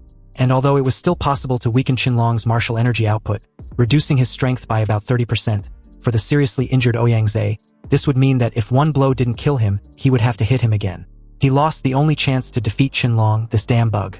After a few breaths, the lights in the underground parking lot came back on, and Ouyang Zhe, whose wings were broken, had his heart pierced by the dragon-masked man's long knife into a concrete pillar, creating a strange and cruel picture. Qianlong casually threw Ouyang Zhe's body aside. He tilted his head, sensed the nearest jade pendant holder, and quickly disappeared into the underground parking lot. After seeing Ouyang Zhe being swallowed by the darkness surrounding Qianlong, Lu Qingzhu quickly left the underground parking lot. But she also understood that Ouyang Zhe would not be able to hold on for too long, and she did not have the strength to run too far. If she wants to survive, she can only find a way to get He over to where she was and escape with him. So she set her sights on the tallest building nearby. He's signal flare inspired her, and she also wanted to release a flare of her own to him. Lu Qingzhu endured the sword wounds that kept tearing the muscles on her back, climbed the stairs, and finally reached the rooftop. She activated her nether bird bloodline awakening as strange patterns appeared on her cheeks, and gorgeous purple-black tail feathers spread on the ground. Lu Qingzhu gathered her remaining strength and let out a cry. With sweat on her forehead, Lu Qingzhu came out of the state of blood awakening and collapsed on the floor. Her wounds hurt like hell. She just hoped he got her message. But just then, she heard the familiar sound of a blade dragging on the ground. Not behind her, but under her feet. Lu Qingzhu stood on the rooftop and looked down in disbelief. She stared at the pair of mysterious blood-red pupils of the ferocious and majestic dragon masked man. At this time, Qianlong was perpendicular to the surface of the building, approaching the rooftop as if walking on a flat ground. She was astonished as to how fast she was discovered. However, the first thing Lu Qingzhu thought of was not her own safety, but how fast she could send another signal to warn he not to come. It was too late for her. And apparently it was too late to send another signal also, because the moment she met those blood-red pupils, Qianlong's field domain was activated, encasing the entire rooftop of the building under a dark and ominous dome. The lights inside had dimmed significantly as the sound of the blade dragging against the surface of the building got closer and closer. Qianlong eventually entered the dome with his sword in hand. The moment he did, he approached Lu Qingzhu with his raised sword and swung it down. Lu Qingzhu felt everything slowed down, leaving only the flash of the sword gradually approaching her eyes. Death was at hand when suddenly, a crisp sound of a mirror breaking was heard, and the figure of He with his broadsword broke into the field domain, shattering it into pieces. He had promised Qianlong to protect her daughter, and he intends on keeping his word. He's sudden appearance surprised Lu Qingzhu, whose eyes widened with hope, and the dragon-masked man, who immediately noticed the raised ghost-head broadsword in He's hand. Apparently, a surge of murderous aura and martial energy, rich in atomic energy, had been imbued into it. A black and blue crescent moon with a width of more than 10 meters was slashed out. Qianlong raised his sword to block, but the power of the slash was too powerful. He was pushed off the building by the half-moon slash, because the entire building was literally cleaved in half by the powerful sword energy. He told Lu Qingzhu to leave first. Chu Zhou and Yan Jingxiong were in the alley on the east side. When she asked about him, He replied to meet up with them after dealing with the dragon-masked man. With that said, he didn't give Lu Qingzhu any chance to disagree, and made his way directly below. He fell from the sky like a meteor, shaking off a large amount of dust when he landed. But Qianlong, who was slashed to the ground moments earlier, was nowhere to be found. It was like he'd disappeared, and this was really troublesome since he couldn't find his location with his magnetic field detection. He looked at the quiet streets, and guarded against any potential murderous intent. The moment the dragon-masked man reappeared, the light above He's head flickered and dimmed, plunging his surroundings into darkness. He realized that his opponent had again activated his field domain. He then heard a sharp sound of a sword dragging on the ground. He turned his head and saw a shirtless Qianlong holding his sword. It seems his clothes had been completely destroyed by the crescent black slash just now. When He got Lu Qingzhu's distress signal earlier, he quickly rushed over, and was fortunate to notice the discrepancy the dark dome created. He wondered if this was the only way the dragon-masked man knew how to fight, which was to hide like a turtle in his little field. He keenly noticed that there was a huge nail stuck in the dragon-masked man's chest. Could that nail be the plan that Yan Jingxiong mentioned? Just as he was thinking of this, Qianlong's figure suddenly moved forward, but it was so fast that he barely caught up with his movements. He instinctively sensed the danger, and as someone who often practiced sparring with Chu Zhou, he was very familiar with the unique chill of approaching cold weapons. He grabbed his ghost-head broadsword and blocked the sword slash from above him. Dazzling sparks kept flashing the moment the two swords clash. He felt the tremendous force coming from the broadsword, and was somewhat surprised that Qianlong's thin body could burst out with such tremendous power. Now he's really looking forward to this fight. It took less than no time for the battle to become more intense, tearing through everything in their path. A towering building nearby was even sliced into pieces and crushed down with a reverberating boom. The thunderous collapse was extremely massive, but amidst the debris was He and Qianlong, who lunched back in the air simultaneously and clashed once more. Dozens of fierce exchanges followed, with He mostly at the end of Qianlong's relentless onslaught. But despite this, Qianlong had yet to breach through He's defenses. This got him all riled up as he lets out a thunderous roar that echoed throughout the entire dead city. He gritted his teeth as he blocks yet another massive sword slash. The tremendous energy from Qianlong's long knife even made him do a double take. He was actually impressed. No wonder the dragon-masked man was the final boss of this trial. Anyway, although He managed to block the attack, the force behind the strike sent him crashing to the ground like a freaking meteor. Amidst the dusty debris, a familiar blue light shone brightly, turning the entire battlefield a shade of blue. Then, under Qianlong's chilling gaze, an unparalleled destructive energy brewing in He's throat spouted out in a huge stream of blue light that swept across the entire street. piercing through 3 buildings in a row, and buried Chun-Long in the ruins.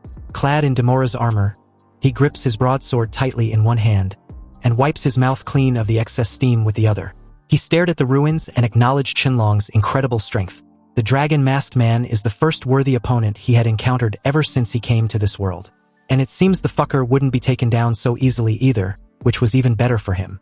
Just as he expected, a hand suddenly grabbed a massive waste stone as Chun-Long rose to his feet.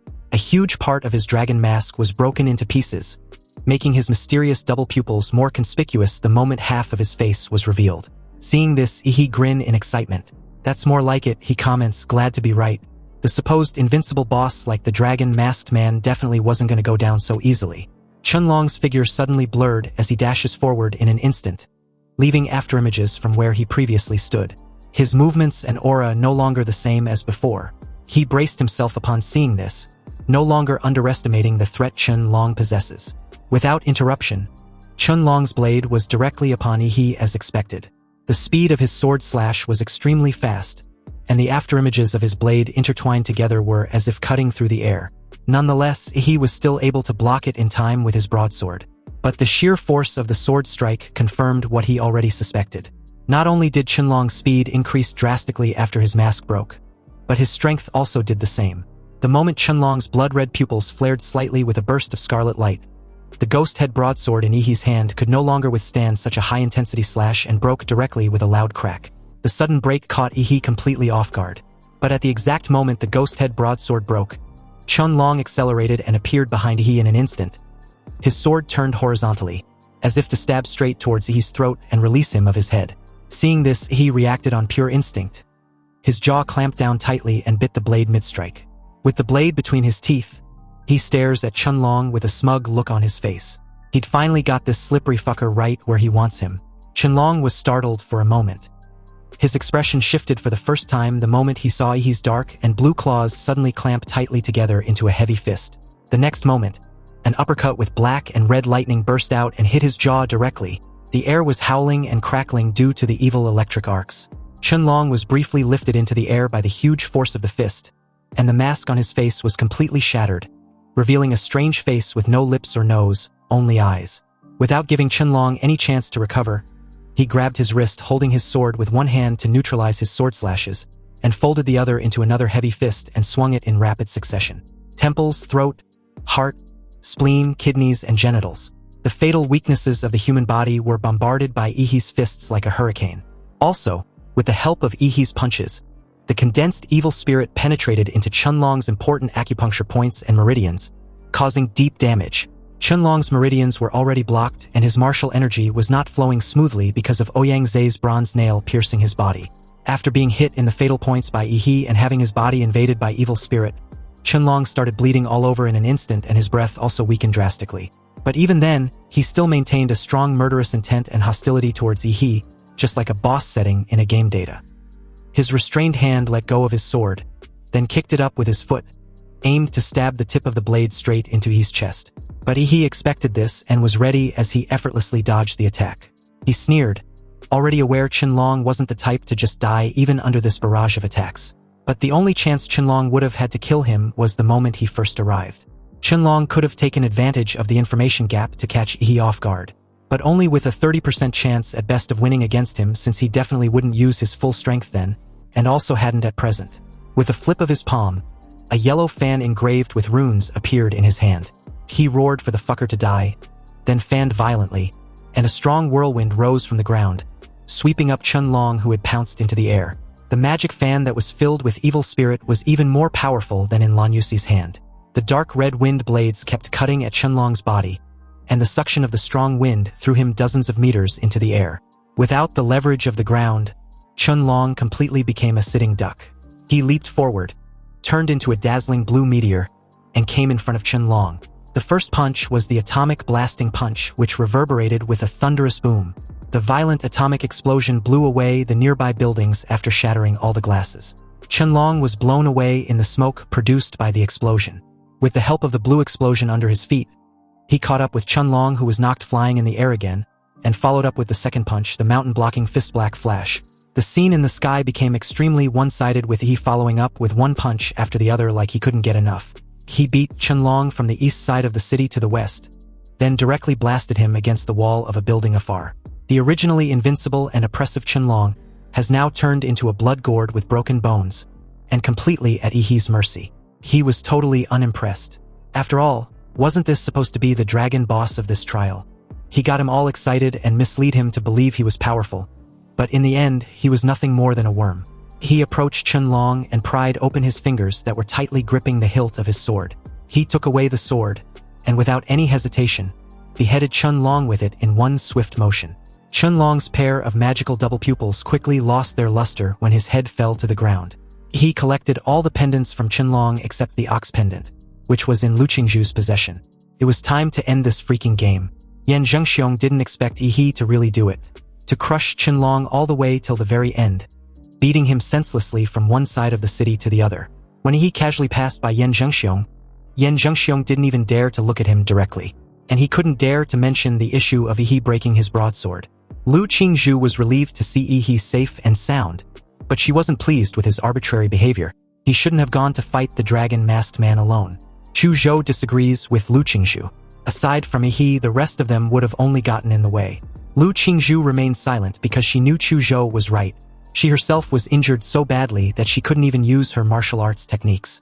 If she had gone with Yihee, she would have only distracted him by making him protect her instead of himself. Lu Qingzhu, who had never had the desire to win and fight before meeting Yihee, finally had a genuine desire to become stronger. At the very least, not to hold Yihee back. He questioned what she was thinking about when he suddenly waved a hand in her face. Lu Qingzhu snapped back to her senses, somewhat puzzled as to why he was directly in front of her. Lu Qingzhu's face had already turned a little red when Yihee asked for the ox pendant. She quickly took it out and handed it over. He then took all the pendants in his hands and began to rearrange them in order of the 12 zodiac signs like Chu Zhou suggested. But nothing happened.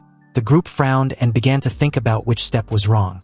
Lu Qingzhu also suggested a way, but in the end nothing changed. Finally, Yan Zhengxiong, who had been silent all this time, suddenly had an idea. According to Yan Zhengxiong, the dragon pendant was not designed as one of the masked hunters, but a hunter who specializes in eliminating pendant holders. So, under normal circumstances, pendant holders probably weren't supposed to use the dragon pendant to clear the trial. The moment Yan Zhengxiong said this, he also took out the dragon pendant from the arrangement. Instantly, the entire city space began to tremble violently, alarming the four worriedly, and the gray fog that filled the sky began to swirl with a golden glow at the center. It shone brightly and illuminated the entire dead city.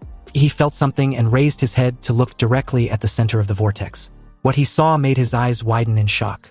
A huge platinum pupil emerged from the vortex and was staring directly at them. Anyway, the moment the platinum pupil in the center of the vortex spotted them, he felt a falling sensation like skydiving. The world seemed to be turned upside down, and he actually fell from the ground of the city to the eye in the sky. It was like being thrown into the dark abyss. He opened his eyes again and found himself still sitting on the seat of the Imperial University train, as if everything that had just happened was just a dream. But judging from the reactions of everyone around him, maybe that's not entirely true. A freshman touched his head, gasping for breath, with fear in his eyes. He remembered getting killed by a dragon-headed masked man. Others recalled being in a strange city just moments ago.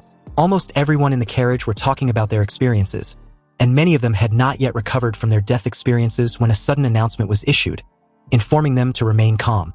They were just dragged into an illusion dream created by the magic artifact named the Mirage Eye. What they experienced was the freshman trial of the Imperial University this year, so again, they should relax and adjust their mindset. Also, as a special notice, in this freshman trial, Yihee, Chu Zhou, and Lu Qingzhu's team from Ant City collected all the zodiac pendants and won first place. Among them, Yihee performed outstandingly and will receive a special award after admission. After the train's broadcast ended, the carriage was silent for a moment. Then an even louder argument broke out. Many of the freshmen died early in the trial, so they have no idea what happened afterwards. But their main concern was who this mysterious Yihee was, and what kind of place was in city. Besides, wasn't Ouyang from Magic City supposed to win? How come all the freshmen from the big cities lose to those from In City? Also, how was it even possible to collect all the pendants when most of them couldn't even defeat a masked man? Some even speculated absurdly that Yihee might be a hidden heir of some elite martial clan. Yihee, who was the center of discussion among his fellow freshmen, sat silently in his seat, as if nothing had anything to do with him. The reason was that the system panel was also congratulating him for defeating all the freshmen in the Emperor's Mirage Eye trial. His reward was a chance to draw a new template. At this point, he had finally concluded that fulfilling special conditions grants these sort of opportunities. As he asked Chu Zhou for a wet wipe to clean his hands thoroughly, he silently prayed for an awesome template. With his command, the panel in front of him began to spin, and countless indescribable roars of monsters came out from it. It wasn't until a devilish, arrogant laugh sounded, as if looking down on everything, did the drawing session end. The new template showed a level 13 D-class vampire Raked. Its bloodline abilities were corpse infection, blood manipulation, and undying body. The compatibility was 1%, and the evolution form was Crimson Calamity. He nearly lost his shit the moment he saw the D-level template. But when he realized that the evolved form of the template had a time freeze ability, his entire demeanor did a complete 180. Although the bloodline abilities weren't worth mentioning, and the inherent evil, cold-blooded, domineering, bloodthirsty, insidious and cunning nature of a vampire wasn't particularly appealing either, the ability to manipulate time, even if it's only 5 seconds, could allow him to directly become a top powerhouse. It seems this SR Gold card lucky draw just granted Yi a broken ability. In that exact moment, a young man in a familiar sweatshirt and jacket walked towards him, then introduced himself. Behind Ouyangze was Yan Jingxiong, who looked very nervous. He was afraid that his arrogant friend might disrespect Yi, which might lead to them throwing hands. Yan Jingxiong was keenly aware that if a fight really broke out, there wasn't an infirmary on the train to aid Ouyangze with his recovery.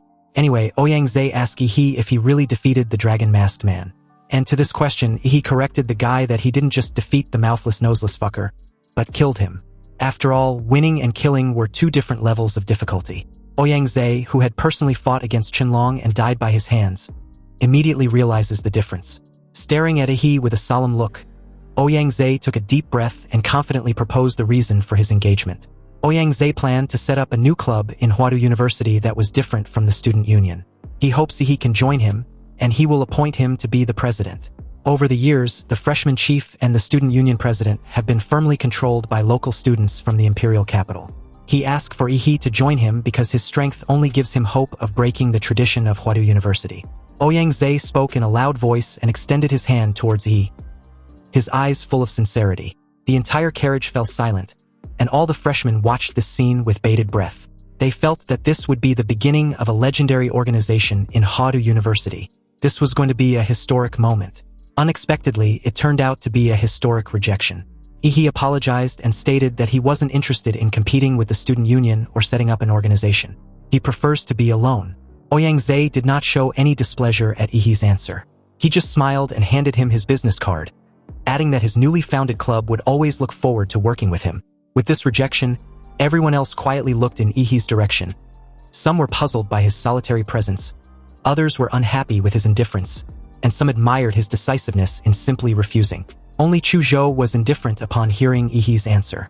In his opinion, a powerful person like Yi had his own agenda and didn't need to be evaluated by outsiders. The train continued to move forward with no further interruptions, and by the time it arrived at its destination safely, it was already nightfall. Chu Zhou looked out the window and announced that they had arrived. He did the same and was amazed. He had arrived at the city where Xia Kingdom used the most cutting-edge technology, the imperial capital. Neon lights interweave into a colorful light net, and in the distance, towering skyscrapers reach into the sky, as if competing with the stars for brilliance. After the Imperial University train stopped at the Imperial Capital High-Speed Railway Station, Yi and the rest of the freshmen, under the guidance of the Imperial University staff, came to a helipad where a hovercraft was parked. The entire aircraft was made with the most cutting-edge technology of the Imperial Capital, embellishing a futuristic design from a sci-fi world. The entire freshman was stunned to see such a beauty as their ride to Huadu University from the station. They were instructed to board the aircraft in an orderly fashion, and their seat numbers were matched with the seat they had on the train. But in that moment, Yi spotted Lu Qingzhu nearby. He rushed over and poked her lower back.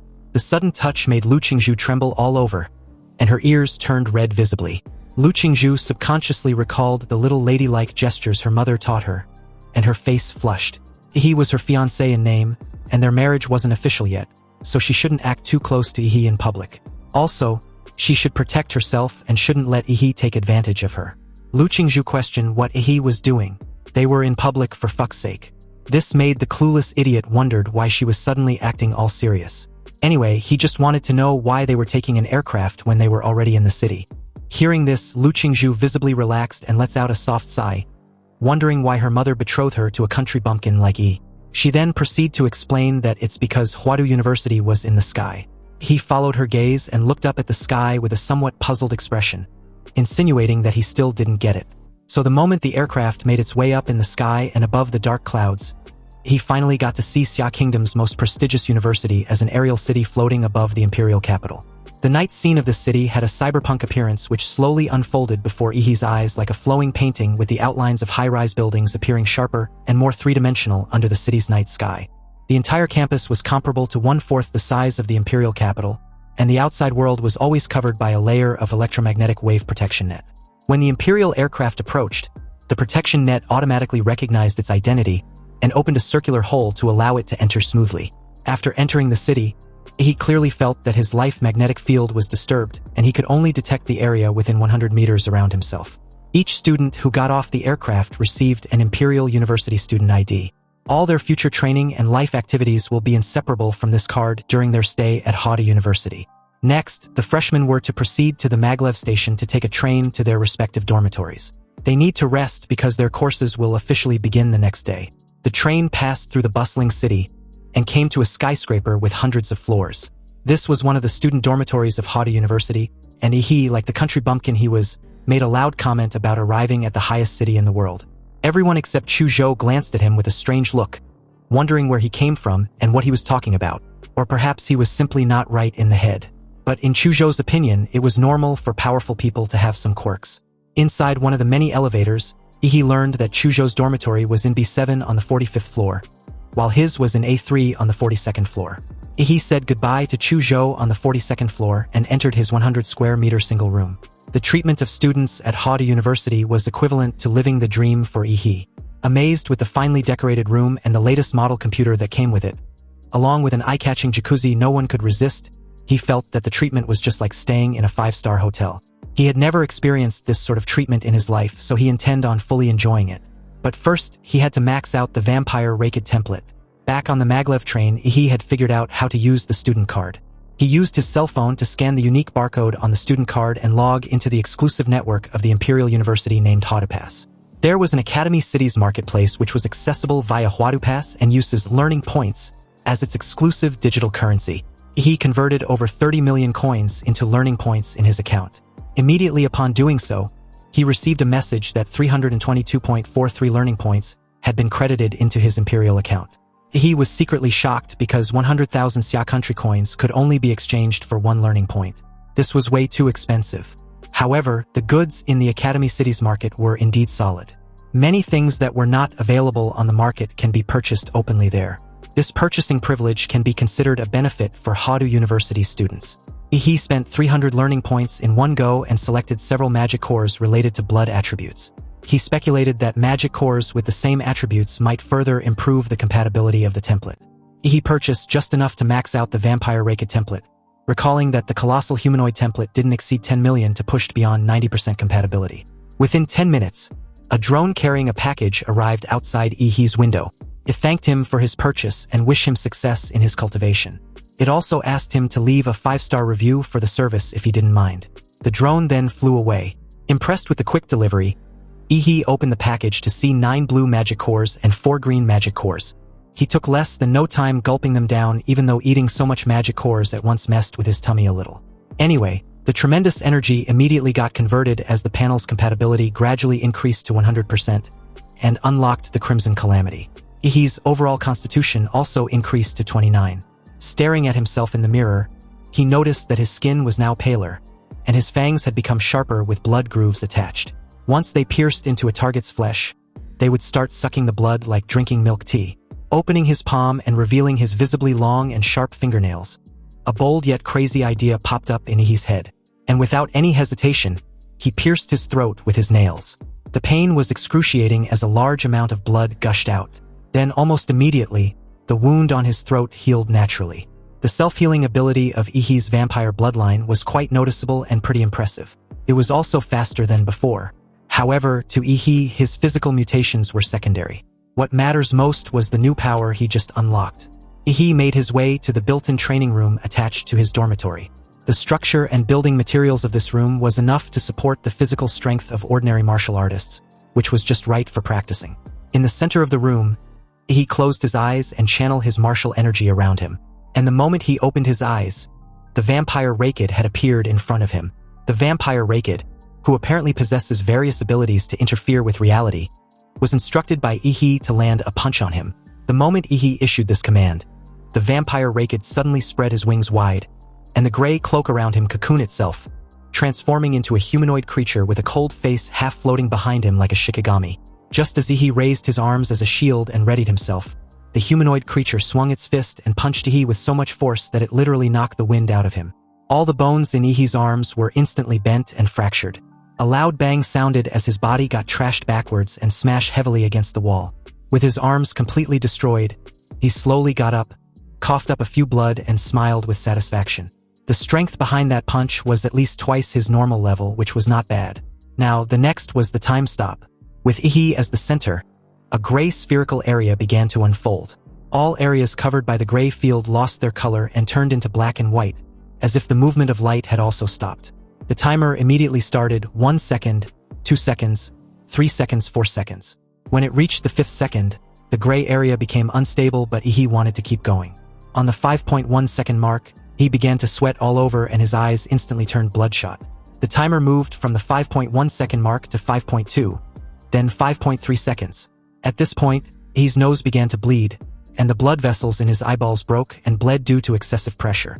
Due to the excessive consumption of martial power on the 5.5 second mark, the humanoid creature in front of him began to show a translucent and unstable state. The gray time-stop field began to disintegrate, but he still gritted his teeth and persevered. Finally, at 5.7 seconds, the gray area inevitably collapsed. He half knelt on the ground, wiped the blood from his nose, and grinned. He was pleased to learn that the 5 seconds limit was the original owner's limit, not his. Early the next day, he met up with Chuzhou, and the two head out to the freshman assessment gymnasium. On the way, he felt that the sunlight was somewhat glaring that early morning. Having fused with the vampire template, he had inexplicably come to dislike sunlight, even though he won't die from the exposure like a real vampire. Chuzhou asked him if he had checked out the university's new academic reform for this year's freshmen. He replied that he hadn't. He spent the entire night wrestling with the vampire Raked in training and didn't pay attention to anything else. Chuzhou explained that Huadu University had changed its previous classroom-based teaching model and adopted a group mentorship system this freshman year. This means for each academic year, students will study under a main mentor, and during that time, they can also seek guidance from assistant mentors. He then asked if they need to find a mentor. Chuzhou shook his head and stated that Ihi was exempted from this mentor seeking. He held up his phone for Ihi to have a look at the announcement in the freshman group for himself. Apparently, as the collector of all the zodiac pendants, Ihi had the right to directly choose any instructor, and the instructor cannot refuse. Obviously, he didn't give a shit but was rather concerned about how showy the announcement was being posted on the freshman group. When they eventually made it to the athletics hall, there was already a long queue inside. Generally, 3 people entered the assessment room simultaneously for the evaluation. Then the instructors lights up their buttons to make their selection. Seeing this, Ihi waved Chuzhou farewell as he left the gymnasium. Since he can choose any instructor he wants, it didn't matter when he would have his evaluation. He plans to just explore for the meantime because the whole process of picking mentors seems so boring. But the moment he left the gymnasium, he detected a faint smell of blood.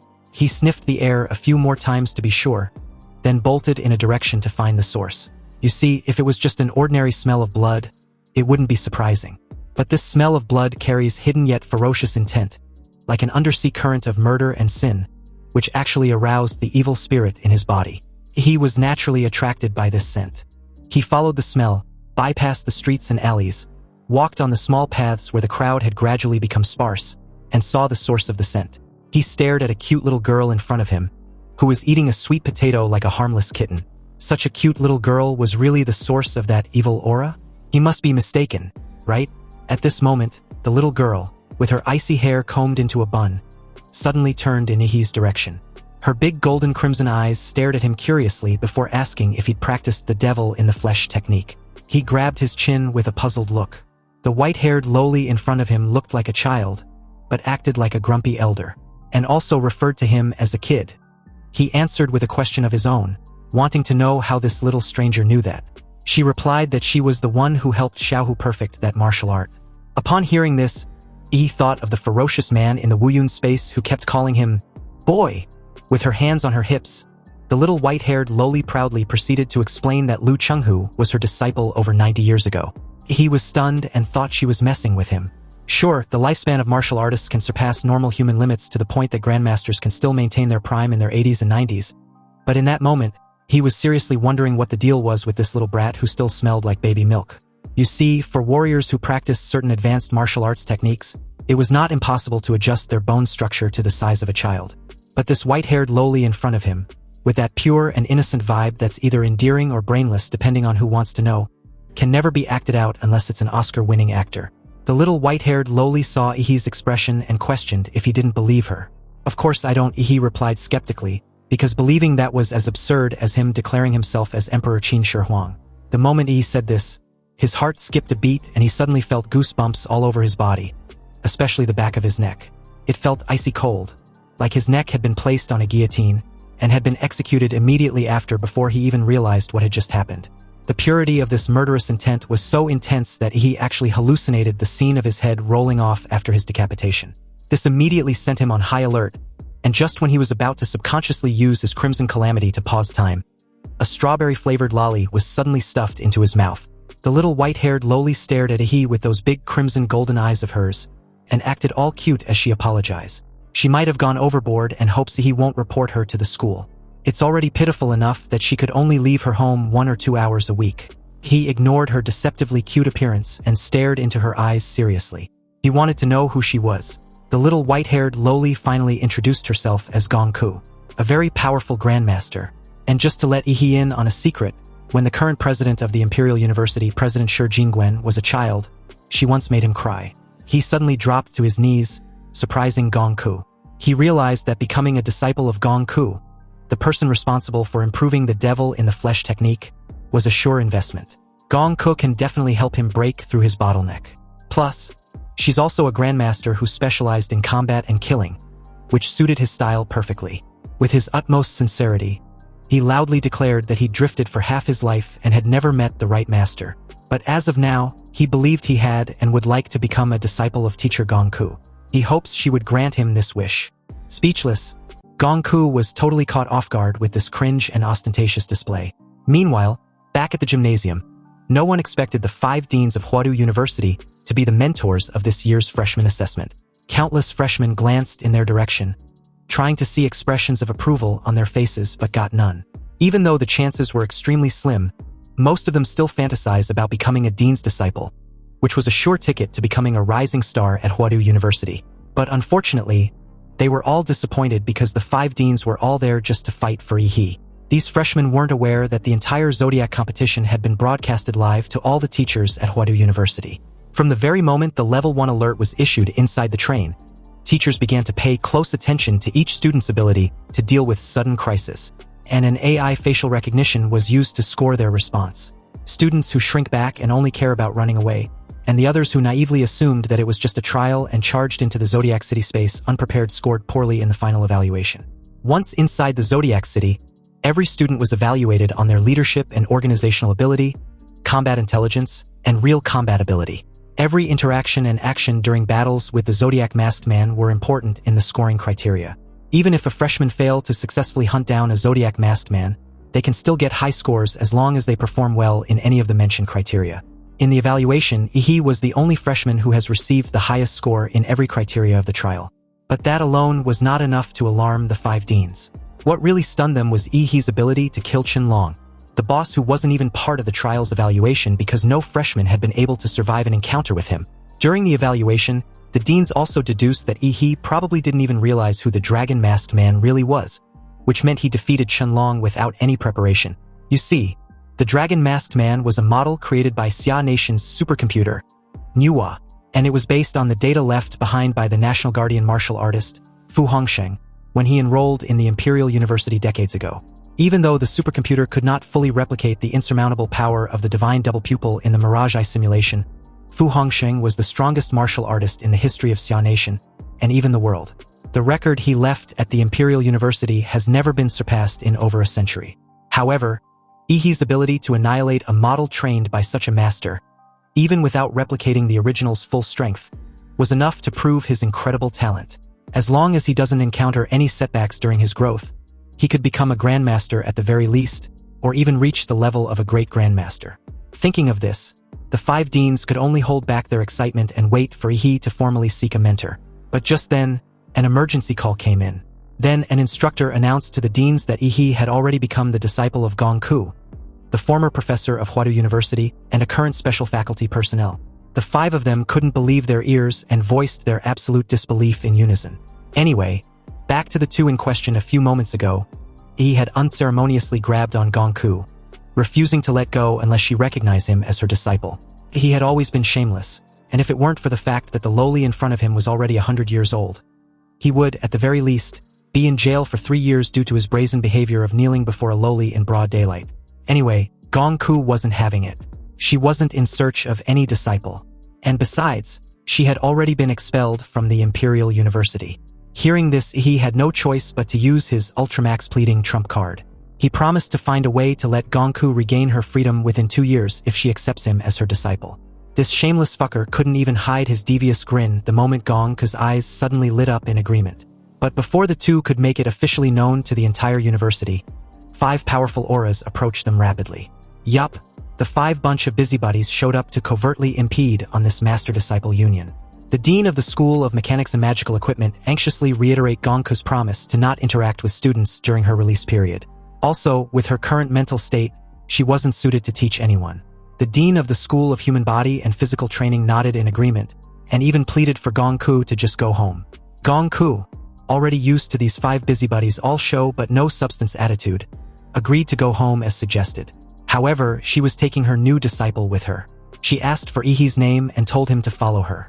Although for unknown reasons, Gongku's appearance and behavior were that of a teenager, her strength was very likely to be one of the strongest in the entire Imperial University. So regardless of her current status and condition, she was still technically a viable mentor candidate. Ihi followed Gongku inside the Imperial University Research Institute, a building that looked like a tilted Rubik's Cube. Gongku swiped his card all the way to the depths of the Research Institute, and finally found a secret elevator leading to an underground facility. Inside the high-speed falling elevator, he wanted to know why her teacher lived so far away from campus and in secrecy. Gongku explained that she had some issues in the past few decades which had often resulted in hurting others. So the Imperial University settled her under the Research Institute. Fortunately, she had been able to control herself in recent years, which finally granted her the opportunity to stretch her legs occasionally. Oddly enough, Ihi's main takeaway from this clarification was being the first student Gongku had accepted in all these decades. Glancing in Ihi's direction, Gongku finds her new disciple's inexplicable behavior very strange. He had an odd way of thinking since a normal person would be scared shitless of her by now. Sweating bullets, he gave a nervous laugh because apparently, it hadn't even occurred to him that his teacher might kill him by accident. Anyway, when the elevator reached the bottom, what appeared before their eyes was a narrow passage that could only accommodate 1 person at a time. And at the very end was an alloy door with an electronic countdown clock attached above. At this moment, there was only 11 seconds left on the electronic clock. Seizing the last 10 seconds, Gongku bolted for the door, leaving a puzzled Ihi to question why she was in a hurry. Was it because of the countdown timer? Gongku explained that every time she leaves her confinement, the electronic watch would start a countdown, and if she doesn't return within the specified time, an alarm would go off directly at the office of the Imperial University president. Then, she would be hunted down by the entire university forces. He made his way inside after Gongku with just a millisecond to spare. The alloy door behind them closed automatically, and the complex mechanism inside was activated, finally locking it completely. Also, the moment the alloy door closed, a special electromagnetic field was immediately triggered inside the room. He felt it instantly the moment it became difficult for him to gather his martial energy outside his body. This meant that any martial arts techniques inside this confinement had been significantly weakened. To stop her from escaping, President Shi Jingwen and his crew of busybodies built this white-haired lowly's confinement cell, which was unexpectedly large, divided into 3 floors from top to bottom. The top floor was the living room, bedroom, and other living spaces. The second floor was the various video games and entertainment equipment, and the bottom floor, which was also the largest, was the training ground. Of course, everything was layered with high-powered magnetic suppressors to disrupt martial energy, just in case Gongku gets bored enough to break out. Gongku just flopped on her couch and made herself at home as her new disciple looked around the exquisitely decorated room. Various takeouts and the latest game cartridges were scattered all over the floor. It seems that even though Gongku had been imprisoned, as she calls it, she's basically living it up in this luxurious suite like a true empress with everything, including comfort, provided and met according to whatever she might need. It feels more like Huadu University had gotten Gongku enshrined down in this underground luxurious suite. Meanwhile, as the scene shifted to the Imperial University president's office, Shi Jingwen, dressed in a simple Zhongshan suit and a round-framed gold-rimmed glasses, was silently flipping through the materials of the recent meeting of the Imperial University. He doesn't look like a grandmaster standing at the pinnacle of human power, but more like an ordinary scholar. President Shi Jingwen received a phone call, informing him about Gongku accepting Yi as a disciple. Although this choice was unexpected, President Shi Jingwen decided to let Yi be. He reminded the caller to remember the reform goal of the current Imperial University. They weren't seeking to raise a pack of mid-tier talents, but at the very least, a talent which can shoulder the future of the entire Xia Nation and all of humanity. When a true genius appears, their job was to support that person fully and let the individual grow freely. President Shi Jingwen wants Yi to train under Gongku for now, and since the special training camp for local freshmen was nearly over, he would be the whetstone used to sharpen those fledgling blades. The caller understood and ended the call. Subsequently, the computer next to him lit up and a synthesized electronic female voice sounded, informing him that freshman Yi had followed Gongku inside the safe room. At the moment, everything was stable. However, according to their analytical report, Gongku, with her special rank, has a 5% risk of losing control if confined with another person long-term. Yi had an 89.7% chance of not surviving until rescue, and a 95.3% chance of not surviving even after being rescued. Shi Jingwen stood up, made his way to the floor-to-ceiling window overlooking the prosperous imperial capital below the Sky Academy city.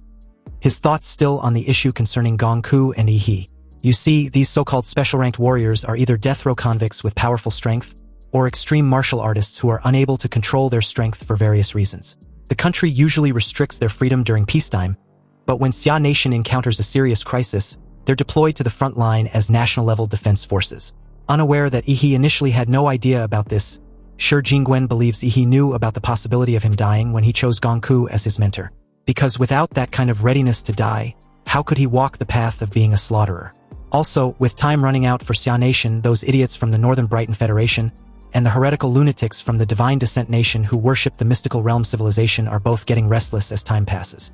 The young generation really needs to grow up quickly. The scene cuts back to the confinement room, specifically the training ground on the 3rd underground floor. It was the size of at least 2 basketball courts and was surrounded by special alloy walls on all sides. Gongku expressed how it's been over a decade since she taught anyone. Anyway, they need to start with a sparring match to see how strong Yi was. But before that, Yi wanted to know if his teacher was going to suppress her martial arts cultivation to the apprentice stage to spar with him.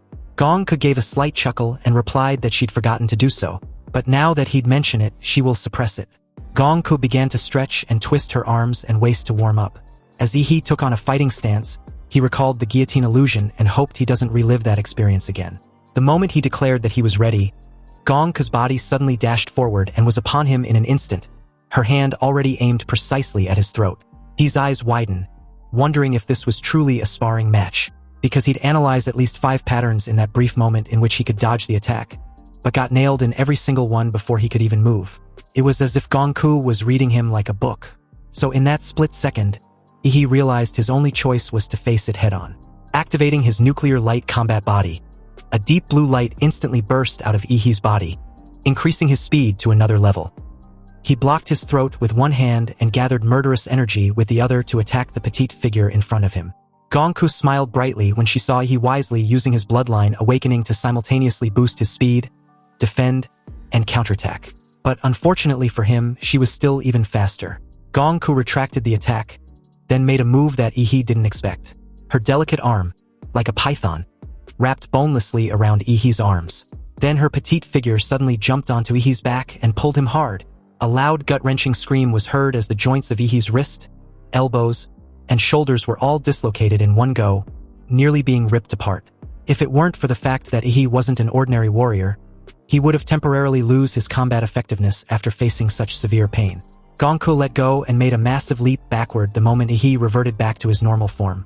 Completely ignoring his bloodied and bent arms, He stared at his master with a pained smile. She was really not holding back because his bloodline awakening just got knocked back to zero. He's blood seemed to have completely stimulated Gongku's desire to fight. It's been a long time since she tasted blood, and her now scarlet eyes had become more excited and brighter. He made his intentions clear. He couldn't match his teacher in physical techniques at all, so he intended on using a slightly unfair martial arts. Facing Gongku, he hopes her teacher can give him her guidance. He chose to play a trump card, the power of the colossal titan. Suddenly, a surge of dazzling blue thunderous energy erupted and exploded around He, covering the entire training ground with a suppressive aura. As this power coursed through him, he was glad to have also maxed out this giant anthropomorphic template the night before. On the other hand, Gongku readied her stance with a cheeky grin, her crimson pupils shimmering with brilliance.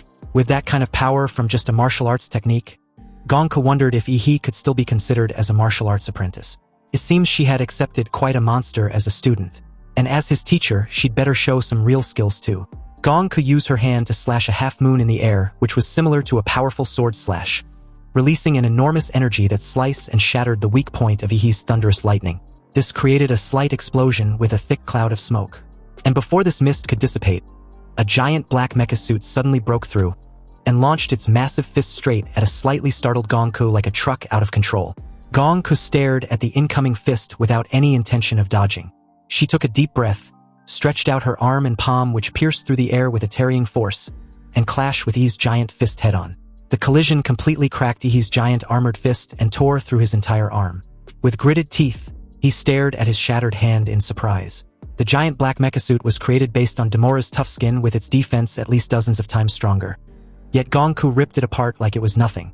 But what happened next made him widen his eyes to the point that it nearly fell out their sockets. You see, in that split second after the collision, he instantly sensed Gongku's petite figure behind him, heading straight for the back neck of the giant mecha suit. He realized that Gongku's detection skills were extremely terrifying since he'd completely shut down all life function of his real body to avoid being detected. Yet she still noticed with ease.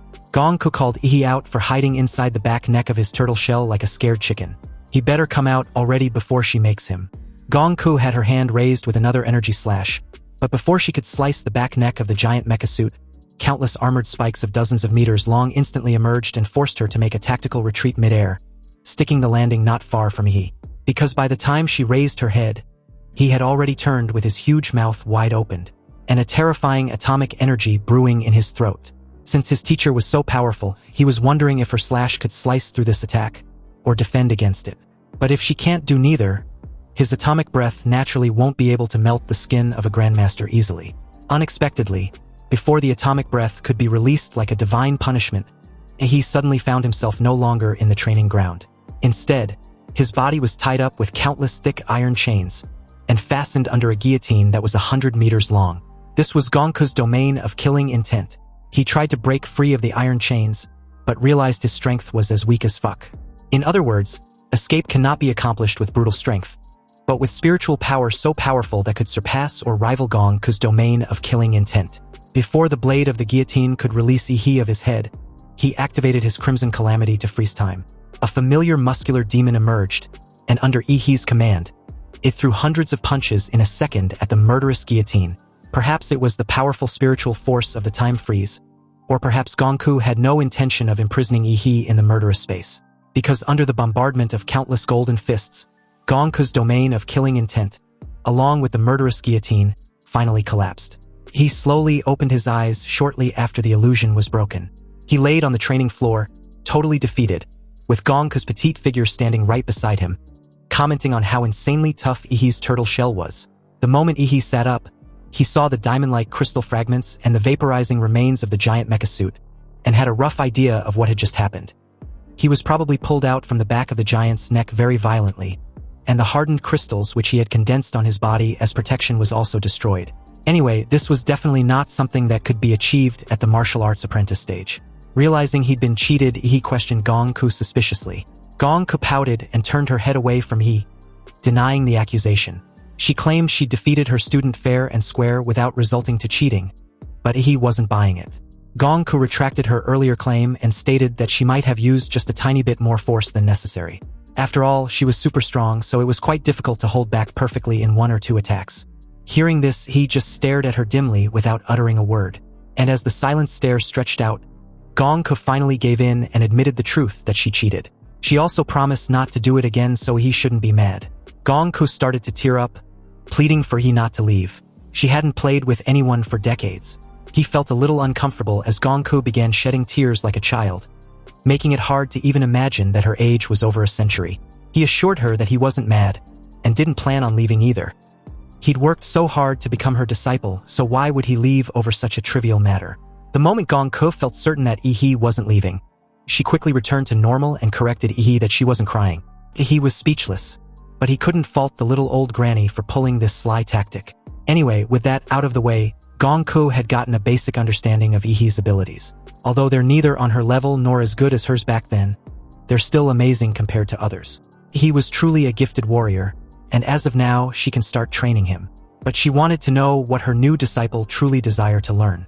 Without a moment of hesitation, he replied that he wants to learn advanced martial arts techniques. He would also like to know how Gongku managed to slice through the lightning in his humanoid arm.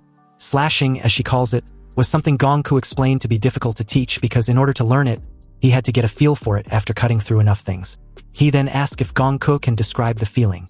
Gongku explained it to be a shimmering line. Whether it's the human body, a magical beast, or any object, there is always a precise point of entry, a line as she'd come to believe, which could be clearly severed or cut. Gongku calls it the kill line. After this explanation, he understood why Gongku's slashing attack was totally different from Chunlong's. If Chunlong's slash was the pursuit of ultimate dominance and piercing sharpness, then Gongku's slash was like a butcher with perfect precision and perfectly clean technique. Gongku continued that if he still wished to learn the kill line technique, it would be complicated. She recommends he becomes a martial artist first, because without a solid martial foundation, he wasn't even qualified to learn most of her techniques. She then questioned if he knew the difference between a martial disciple and a martial artist. Obviously, he didn't have a definite answer, so he asked his teacher to elaborate. Gongku explained the difference to be about the mind, and not just about physical improvement. Compared to disciples, martial artists gain a critical new ability known as an inner vision. With inner vision, a martial artist moves from broad martial cultivation to detailed, micro-level refinement. Through it, one can see their own meridians, pressure points, and internal organs, then use martial energy to reinforce them, expanding the limits of the physical body. In short, a strong spirit comes first before the strength of the body follows. He smiled with understanding. He didn't expect Gongku to be such a good teacher. It's no wonder she used to be a professor at the Imperial University. Even though she's a little unhinged, her knowledge hadn't regressed at all. And speaking of mental power, after fusing with the vampire template and awakening its power after the full compatibility, Ihi feels that his spiritual attributes had greatly improved, and this will give him a huge edge in the martial arts stage. This prompted him to ask his next question, which was the difference in the techniques used to advance in the level of a martial artist. Gongku explained that the advancement techniques and martial skills were ranked into 4 tiers. They're the Tiangang, Disha, Shenhuang, and unranked. Normally, students from vocational colleges or lower-tier schools only have access to unranked advancement techniques. And the benefit of these unranked advancement techniques are that they're easy to use. Anyone with sufficient blood energy and martial power can break through. So, over 80% of all martial artists break through using unranked methods. However, students at Huadu University start with Xuanhuang tier methods at minimum. He naturally wanted to learn the best, so he had no issue with this arrangement, but he was also curious to know about the other 2 tiers, Tiangang and Disha. Gongku elaborate further, informing Ihi that the Tiangang tier skills were basically sacred relics, to which most were retrieved from hidden realms or ancient ruins, and there might not even be 10 left in the world. Even the Imperial University has only 1, but with Ihi's current rank and clearance, there was no way he would get access to it. However, he's in luck because his master can teach him a Disha-level realm-breaking technique known as the Killing Heart Bodhi Heart Sutra. It's a Disha-level realm-breaking that Gongku had mastered herself. And apparently, Xiaohu's the demon in the flesh was actually inspired by this very technique. His eyes sparkled with a gleam thirst for this knowledge as he loudly declared his desire to learn the technique immediately. Gongku was pleased with Ihi's enthusiasm. They can get started right away. But Ihi should get ready to experience the killing intent domain Gongku specifically created just for this technique. Then, without warning, Ihi was instantly drawn into the killing illusion created by Gongku. Standing in the sticky pool of blood on the ground, Ihi was amazed but also felt helpless at the same time. Gongku, on the other hand, was already excited with the smell of blood everywhere. and from the looks of it, he was going to have one hell of a training. Hours later, the sun and the moon had alternated, and the bright moonlight had broken through the clouds and fallen on the college city. The entire academy city lit up with magnificent lights, announcing the end of the day to the students. Chu Zhou was returning to his dormitory when he saw He in a distance. But just as he walked over to say hello and ask of his first day like he heard from the rumors, he felt a chill on his neck, as if a butcher's knife was placed at the back of his neck. Such a terrifying murderous intent made him subconsciously pull out his ice sword. It took a moment for He to snap back to his senses. And the moment he did, he apologized to Chu Zhou. Chu Zhou was reeling about what he just experienced when He explained that he was a little stressed and just had a reflex reaction. Although He was clean, Chu Zhou could still smell a strong stench of blood. It was as if his friend had just fought his way out of a sea of corpses and blood. Well, this was indeed the case, since the hell he went through just hours ago felt as if he was standing on a mountain of corpses to aura farm like a G. Apparently, inside the illusion realm 10 hours ago, Gonko created countless undead zombies to attack He, and also restricted him to only fight with a sword. He wasn't allowed to use any of his abilities or martial arts techniques. So as the mindless zombies swamped him from all sides, he couldn't help complaining about how he was supposed to kill this many undead with the dull knife of his. Obviously, he didn't understand the reason why he was handicapped to this extent. So his teacher explained the reason was simply to let his body to gradually become familiar with the sensation of his blade tearing through skin and splitting bones. To remember the feeling and train his muscle memory to the point that they can instinctively locate the kill line in a split second and strike as accurately as possible. He, who initially couldn't fathom the point of Gonko's restrictions, finally understood the task and gripped his long knife tightly, then began to slash and slice the countless zombies with renewed focus that could rival the intensity of the sun. He unknowingly immersed himself in this task of killing that his teacher, who was watching him silently, couldn't help but feel amazed. Sure, practicing her dishatir technique inside an illusion realm was actually dangerous, that most martial disciples weren't even qualified to attempt it, but it seems her disciple was different. If He's spiritual power weren't abnormally high, the killing intent alone would have devoured him, turning him into a mentally ill patient or a puppet of killing. At this point, it's no wonder Shi Jingwen calls He the rising star of Huadu University, and Gongku was honestly looking forward to her students' growth in the future. Back to the present, he said his goodbye to Chu Zhou, returned to his dormitory, and took a comfortable hot bath. He was finally making use of the eye-catching jacuzzi after such an exhausting day, deeming it as a fair treat for his dead, tired muscles. Unfortunately, his reverie was cut short as his fiancée buzzed his phone. And on the other end of the line, Lu Qingzhu, who'd always dressed elegantly and properly in public, was now in a yellow cartoon shirt pajamas, sprawled seductively on her bed in a very effortless manner. The moment he picked up the call, wanting to know what's up, Lu Qingzhu rolled onto her stomach, her slender legs like white lotus roots swaying in the air before settling on the bed with her pearly smooth little toes wiggling mischievously. She informed her country bumpkin that her mother had just sent over what he asked for. It was currently in her possession. Qinlan also wanted to thank He for helping her daughter get first place in the freshmen's trial team. Since Huadu University had apartment-style dormitories with no distinction between men and women, He wanted to swing by Lu Qingzhu's dorm apartment to pick up the item later. Lu Qingzhu suddenly felt nervous when she heard He's plan on stopping by. She immediately countered, informing him that there was no need. He shouldn't bother himself coming over when she can just drone it over to him. He agreed to this arrangement since it works in his favor anyway. Then, he changed the topic by asking of her mentor. He wanted to know who her mentor was. Lu Qingzhu's tone was slightly prideful as she drops the name, Dean Bai, and apparently, this dean told her that she was very talented, before accepting her as her student immediately after her assessment evaluation. So in any case, Lu Qingzhu's success of being accepted as a disciple of a dean of Huadu University was something to be proud of. And He didn't want to sully this by revealing how he rejected these 5 deans, including hers, in a row. He thought about it, then decided against it, knowing full well that Lu Qingzhu wouldn't be able to sleep tonight if she knew. He feigned a timely intervention of the call line breaking at his end and ended the call. Anyway, like a bullet, half a semester year passed and the first term of the freshman year was nearing its end. For these freshmen of Huadu University, countless eventful things happened within the semester. For instance, at the beginning of the semester, Ouyangze united the elites from several provinces to form the Dragon Blood Society, which quickly gained influence among the first years. Then, as expected, after the local freshmen finished their special training summer camp and returned to the Imperial University, they clashed with the Dragon Blood Society. The tension gradually escalated, and the members of the Dragon Blood Society began to engage in martial arts competitions with local students in the imperial capital. Naturally, they lost more than they won, and the development of the Dragon Blood Society began to decline. Currently, the most popular first-year student was Xiang Jianhui. Or to be precise, he was the most famous nationwide among freshmen. After all, he was the top scorer in the Imperial Capital's college entrance examination. During the live broadcast of the Imperial Capital College entrance exam, netizens were deeply impressed by his powerful strength. There were even rumors that Fu Hongsheng spoke highly of him, praising him as the next national-level warrior. And as for Yi, who once stood in the spotlight at the beginning of the school year, no one remembered him anymore. After all, he had disappeared from the public eye for more than 3 months. Meanwhile, back at the underground of the Imperial University's Research Institute, Gongku's bare pink feet stepped on a broad-shouldered and broad-backed of her favorite punching bag, instructing him to be quick with his push-ups. You see, every time she steps on Yi's back, she injects pure martial energy she'd personally condensed into his body. This martial energy was laced with Gongku's insights of the killing Heart Bodhi Inner Sutra, which will help Yi strengthen his newly broken-through martial artist stage realm.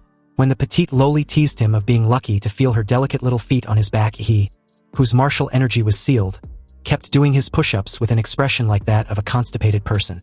And speaking of being lucky, seriously, was this petite lowly messing with him right now?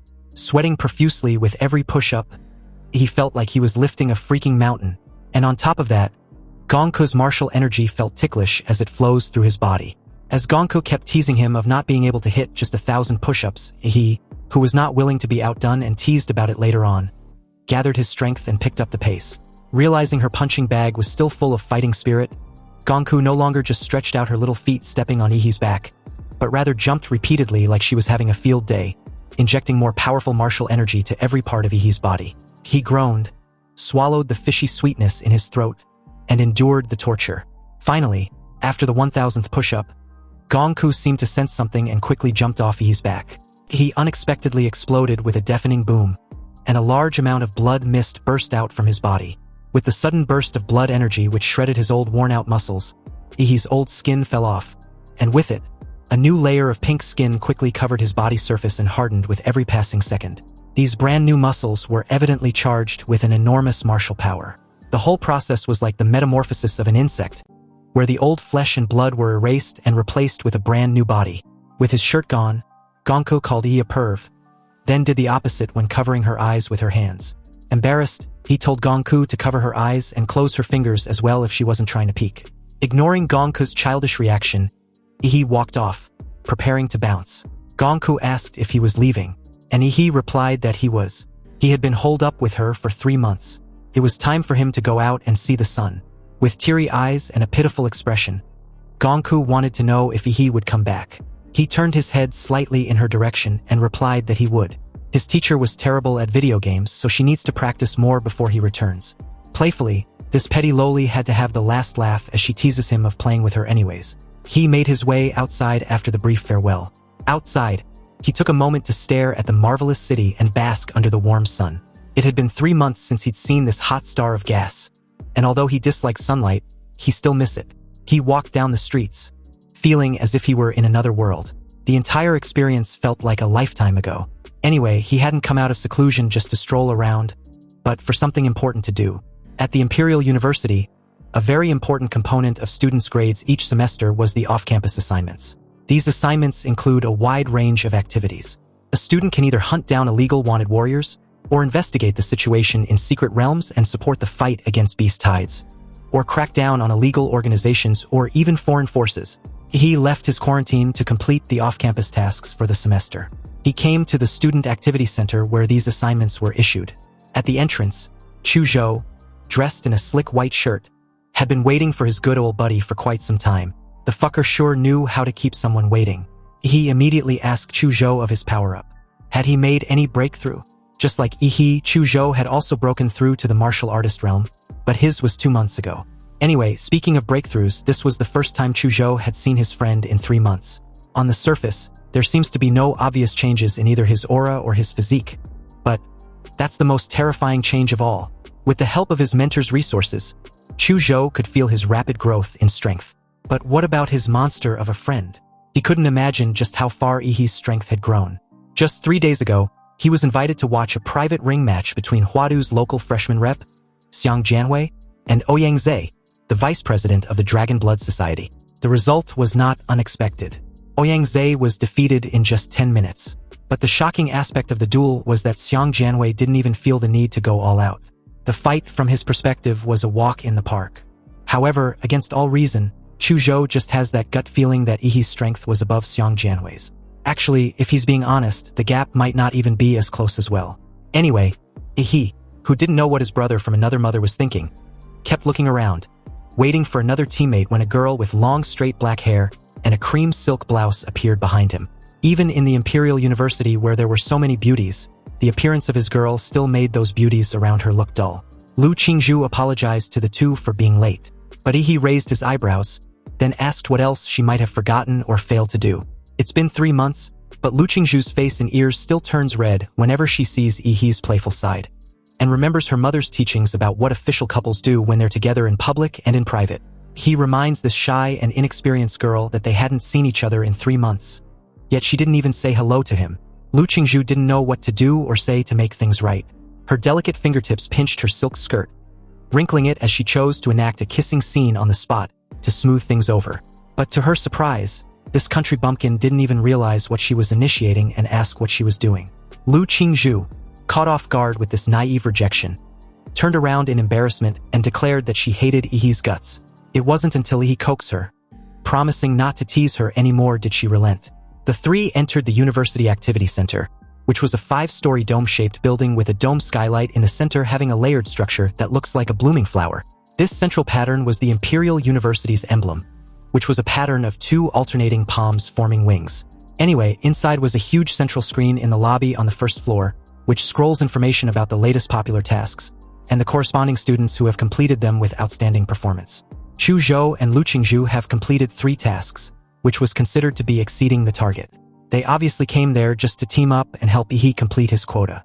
At the tablet-embedded booth for checking available missions, Lu Qingzhu selected 3 tasks which were best fit for them: the Hengqing's serial killer, the Lianqing's beast-tide anomaly, and the Linshui County's abnormality, each with a detailed description, location, requirements, and difficulty of the mission.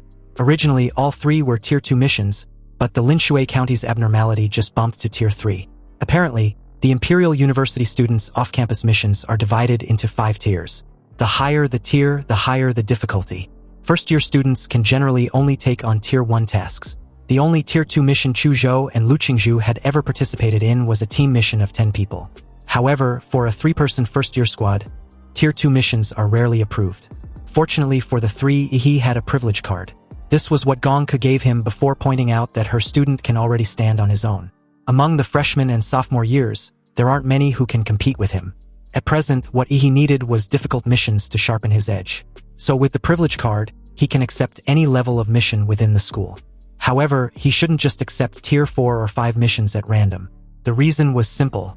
Missions at that level were too complex and varies a lot in fatal repercussions that even Xuanwu-class warriors aren't immune to said risks. To be honest, he really wanted to take a level 4 or 5 mission to try it out, but considering the pressure from his 2 teammates, he gave up. Lu Qingzhu wanted to know where Yi got a privilege card, but her question was coincidentally asked at the same time Chu Zhou asked for his suggestion on the 3 missions. The poor fucker thanked the heavens for Chu Zhou's timely intervention. Anyway, about the 3 missions. Benefits and risks coexist, so there was no need to brainstorm. The first mission is just pure manhunt, and Yi personally believes the efficiency of handling it will be very low. After all, the criminal investigation team was trying to find a cunning rat they have been chasing for months. And the difficulty of this task lies in the tracking, not the killing. The second task was to assist in an investigation, so Yi deduced it to be difficult for them to grow from it. With the Great Xia Dragonbird deployed, they would definitely be struck with trivial tasks, neither on the front line nor reconnaissance. They will never get a chance to take action, and besides, it wasn't their turn to be there anyways. But as for the third task, the 3 of them will be in charge of the entire process. Although there is no safety net which will lead to great variables. The greater the risk, the higher the reward. Also, if they grow up in a greenhouse and are always scared of the danger, then what's the point of being a warrior? He prefers the 3rd mission, and the 2 agreed with his decision. With that settled, the 3 went to the reception area. But the moment they handed in their task selection, the front desk staff nearly went bonkers on their asses.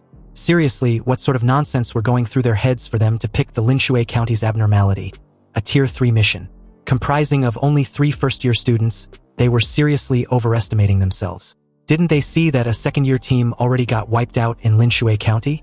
He had to show his privilege card to end the lady's rant. But she still thought he was lying, so she called the director of the Student Activity Center to expose him. A minute later, she came back, respectfully handed the card back to Ihi, and wished them a victorious fortune without any trace of her previous contempt on her face. Although the three were left dumbfounded, he still took a jab at her for the harsh attitude she showed earlier.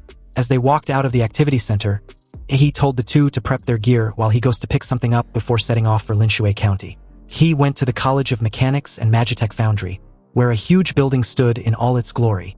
This was the forging factory of mechanical and magical equipment of the college. Inside, his identity was easily verified and was granted access. He met with the dean of the School of Mechanics and Magical Equipment, where he requested for the something, as he called it. This was apparently the reward for his first place in the Zodiac Pendant competition. Ihi was there to claim a weapon made of special-grade alloy. An excellent choice he made over picking a set of Disha martial arts. With Gongku, the old monster, as his teacher, he definitely did not lack high-level martial arts to learn. What he lacked was a suitable weapon. After all, the materials of ordinary weapons could not withstand his violent fighting style. Hence why he chose the special alloy, meteorite gold, which has no attributes but has a martial energy conductivity of up to 95%, and was famous for its ultra-toughness. He also requested to use this material to create a saber that perfectly suited his physique and strength. Staring at the top-grade divine blade, he couldn't wait to play with his new weapon. This saber was about 1.2 meters long, with a wide and flat blade. The blade was dark in color, but it has spots that shine like the starry sky, which was the characteristic of meteorite gold. The back of the blade was also covered with dense serrated patterns, which increases its weight and impact, making every swing of the blade produce an amazing power. The handle of the long knife was wrapped with a special non-slip black leather, through which metal threads can be seen. This was also made with meteorite gold to allow the infusion of martial energy without any difficulty. When he drew out the saber and swung it, the air seemed to have been sliced apart. Every swing was accompanied by a whistling sound of wind and a dazzling light, which could make anyone shudder. Everything about the sword was excellent and impressive. The sword didn't feel light or fluttery. The weight was right, and it fits Ihi's hand very well, even though it was customized based on his old measurements 3 months ago. But apparently, the sword could still adapt to his strength after his martial breakthrough. Anyway, this was expected of a swordsmith from the Imperial University. The forger was truly amazing. Upon hearing this, the dean couldn't help nodding along. He even went as far as to dare Gongku not to call him anything less than the godfather of forging. But as Ihi was heading out, the dean implored him not to dare repeat what he said to his teacher. Ihi met up with his teammates at the school gate. Then about an hour later, they arrived at Linshui County, an extremely ordinary small county town with very few warriors due to the absence of secret realms. With capital funds and national resources invested in cities with secret realms, Linshui County looks much more backward and closed off compared to the outside world, with the residents' main means of transportation being old buses, tricycles, and electric vehicles. Anyway, to keep the mission a secret, the three were there as ordinary university students on an internship. Upon arrival, Ihi naturally expanded his life magnetic field for sensing, but he narrowed the range of perception to less than 100 meters. After half a semester at Huadu University, he had already raised Demora's template to 71%, so his life magnetic field was enough to cover the entire county. He was worried their arrival might spook the rats into hiding. If they go into hiding, it would be a pain. After all, when it comes to rat extermination, the trouble lies in the search, not the killing. Chu Zhou suggests they go check the house arranged by the Imperial University. But just as the three were about to traverse to their residence on foot, a tricycle slowly stopped in front of them, offering them a ride. Lu Qingzhu instinctively wanted to decline the offer, but he agreed to the free ride before she could refuse. The three of them squeezed onto the back seat of the tricycle, with Ihi sitting in the middle. The old fellow took notice that out of the three, Ihi's local demeanor was more approaching, so he wanted to know where he came from, and whether he was on a holiday in Linshui County for some sightseeing. He replied that he was, and he brought his two classmates over for some fun. Also, he was currently attending university in Yunqing. Hearing that Ihi was a fellow Linshui County resident, the old guy was stunned. His cigarette even fell to the ground and was crushed by the tricycle.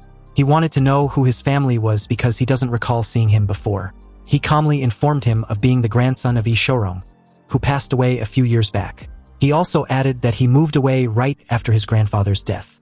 As Ihi fluently spoke in the local dialect of Linshui County, He was pleased with himself to have learned it in just over 10 minutes on the plane. With his current memory, it was extremely easy for him to master the intonation of a dialect in such a short time. Also, the little interaction proved that his cover identity actually exists, and seemed to have fully convinced the old guy, who was currently laughing in sheer delight. He stated that he actually knew Yi Shorong, and was amazed that his grandson still remembered his roots. This meant that Yi's life would be blessed. Soon, they arrived at the old house arranged by the Imperial University, which was also Yi Shorong's old house. He thanked the old guy as they got off the vehicle with their backpacks and suitcase. Interesting enough, the old man reminded Yi that in 2 days, Linshui County's most grand evening party, which was held every 3 years, would be held and he must attend. But if he's too shy and prefer not to leave the house, he would personally come fetch him. He thanked him as he took his leave. Upon entering the courtyard of the old house, they found the place to be in ruins, clearly depicting that the house hadn't been lived in for over a decade. The cement floor in the courtyard was riddled with holes caused by tenacious weeds, highlighting how desolate the entire place was. He told the two to step back, raised his foot, then stumped on the ground with a strong radiation which instantly covered the entire yard, including the interior of the house. All the bugs died, and the weeds on the ground got vaporized real quick. Anyway, his two classmates weren't idle either. Lu Qingzhu was responsible for checking any monitoring means and abnormalities in the house, while Chu Zhou secretly installed micro-cameras around the property for surveillance. But a second later, Lu Qingzhu spotted something odd and called Yi to come take a look. He joined her and saw the disconcerting sight. Embedded in the wall of the original owner's bedroom was a shrine with a clay statue. The statue had a small red cloth covering its head. He casually inspected the ominous statue and realized the shrine had just been recently installed.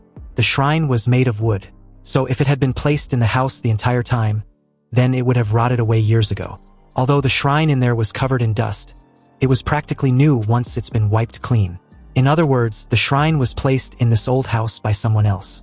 Chu Zhou, who'd entered the room at some point, heard the two, pondered for a moment, then finally opted to chop it down. The damn thing makes him look very uncomfortable anyway. Lu Qingzhu felt that Chu Zhou was being too impulsive. How could he destroy such an important clue directly without checking it out first? However, Yi, already charging up an atomic fist, agreed with Chu Zhou's assessment. Why shouldn't they take a hard look when in doubt?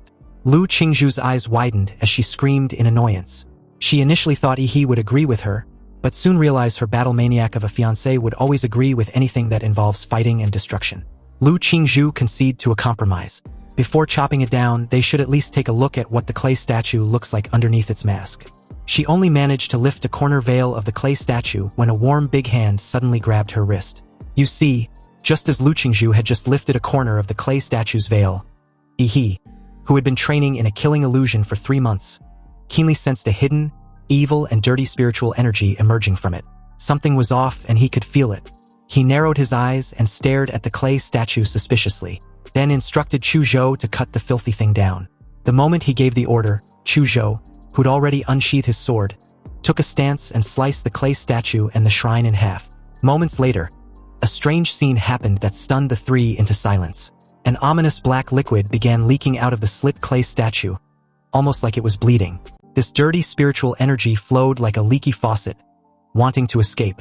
But a muscular golden arm invisible to ordinary warriors suddenly shot out from Yi's body and firmly grasped the invisible and dirty spiritual body in its hand. Chu Zhou and Lu Qingzhu couldn't see the humanoid Shikigami firmly grasping the invisible and dirty spiritual body in place, but saw a twisted mass of flesh and dark blood in the clay statue, wriggling slightly as if it was alive. Chu Zhou waved his hand and instantly froze the flesh and dark liquid inside the clay statue.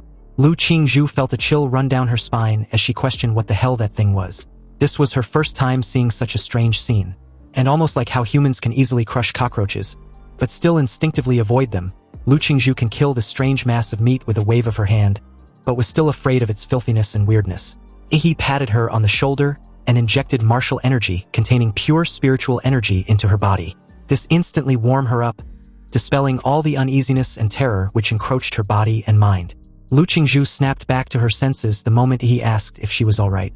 Although she was a bit confused about what exactly she just felt, she replied that she was. Well, it seems like the anomaly in Linshui County was related to this strange clay statue. And from the way it was handled, the group's investigation had just taken a crucial step in the right direction. As the corners of Yi's mouth curled up in his usual sinister smile, He told the two to stay in the house and observe the dirty spirit body in case anything changes. There was something he's got to take care of. Apparently, he tagged the old guy with a radiation marker. And if his timing was right, it was time to reel the old fucker in. It seems there's no need for the old man to come to get him. He would be going there instead. Meanwhile, at the Linshui County's Jinshan Buddhist Temple, a historical place with 1,000 years of prosperity and magnificence, the Jinshan Buddhist Temple had populated the entire Linshui County with its believers.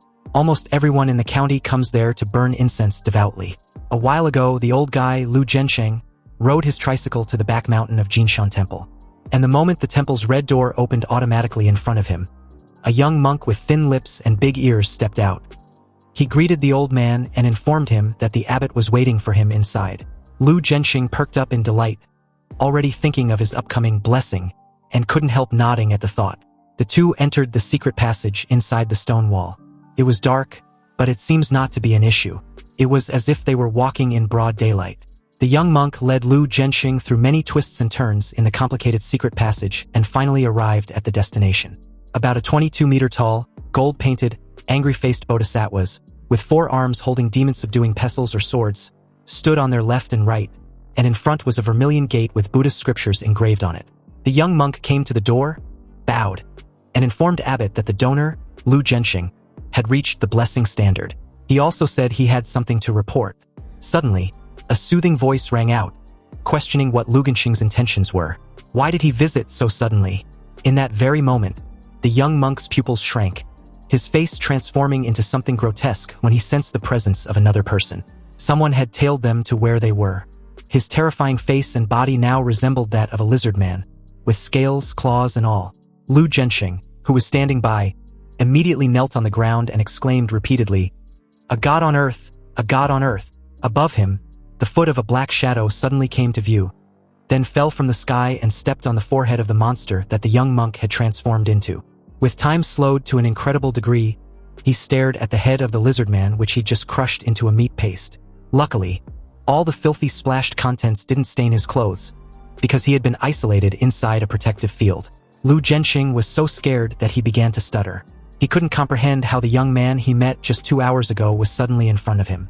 He, on the other hand, didn't even spare the old guy a glance because the 2 angry-faced bodhisattvas in front of him had suddenly started moving, their eyes glowing with a deep shade of red, and their movements like that of a dance. One held a demon-subduing pestle, and the other held a demon-slaying sword. The 2 attacked simultaneously, but he didn't even bother raising his hand. The humanoid Shikigami behind him, however, raised his 2 big muscular hands and bore the full brunt of the attack.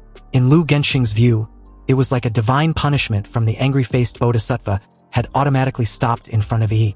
Meanwhile, the 2 angry-faced bodhisattva began to tremble slightly, because a much greater force was resisting them. One they couldn't see but could clearly feel. With one hand of each of the angry-faced bodhisattvas firmly grasped by Ihi's humanoid Shikigami, they couldn't pull back at all. So they simply gave up trying to pull back their arm and used the remaining 3 arms each, totaling 6 giant weapons, to attack Ihi together. He rubbed the spatial ring on his finger, which shined with a cold light. Then a moment later, he pulled out his starfall cleaver, drawing a lit crescent moon in the air. He calmly unsheathed his sword, and simply swung it in response. Like a hot knife through butter, the 6 weapons shattered into pieces the moment they clashed with the meteorite cleaver. Suddenly, the air around the red pupils of the angry bodhisattva twisted, and the next moment, a high-powered laser beam shot out from them. However, Ihi was faster. He quickly closed the distance between them and leaped high in the air. Then in one single effortless slash of his sword, the angry-faced bodhisattvas were released of their heads, but their eyes kept shooting out scarlet lasers that drifted uncontrollably in the air. And before Lu Zhensheng could react, he was cut in half by one of them. The 2 huge Buddha statues fell to the ground with a reverberating boom, revealing the sparking cables and mechanical structures inside. Apparently, these angry-faced bodhisattvas were not living things after all. But Ihi knew this from the very beginning since his life magnetic field never sensed anything from them. However, what he was more concerned about was how such an advanced technological invention existed in a backward little city like Linshui County. He walked to the massive door, wondering if the answers to his questions were behind it. Anyway, as an uninvited guest, he naturally shouldn't knock in a friendly manner, so he instructed his humanoid Shikigami to punch the door open. But upon doing so, it only left a dent the size of a fist on the door. So in rapid succession, golden fists rained on the vermilion door like a meteor shower. It took less than 3 seconds for the visibly dented and dilapidated door to finally turn into a pile of scraps, crumbling away. He casually walked into the vermilion gate and was surprised to discover that the entire place was actually a huge underground palace.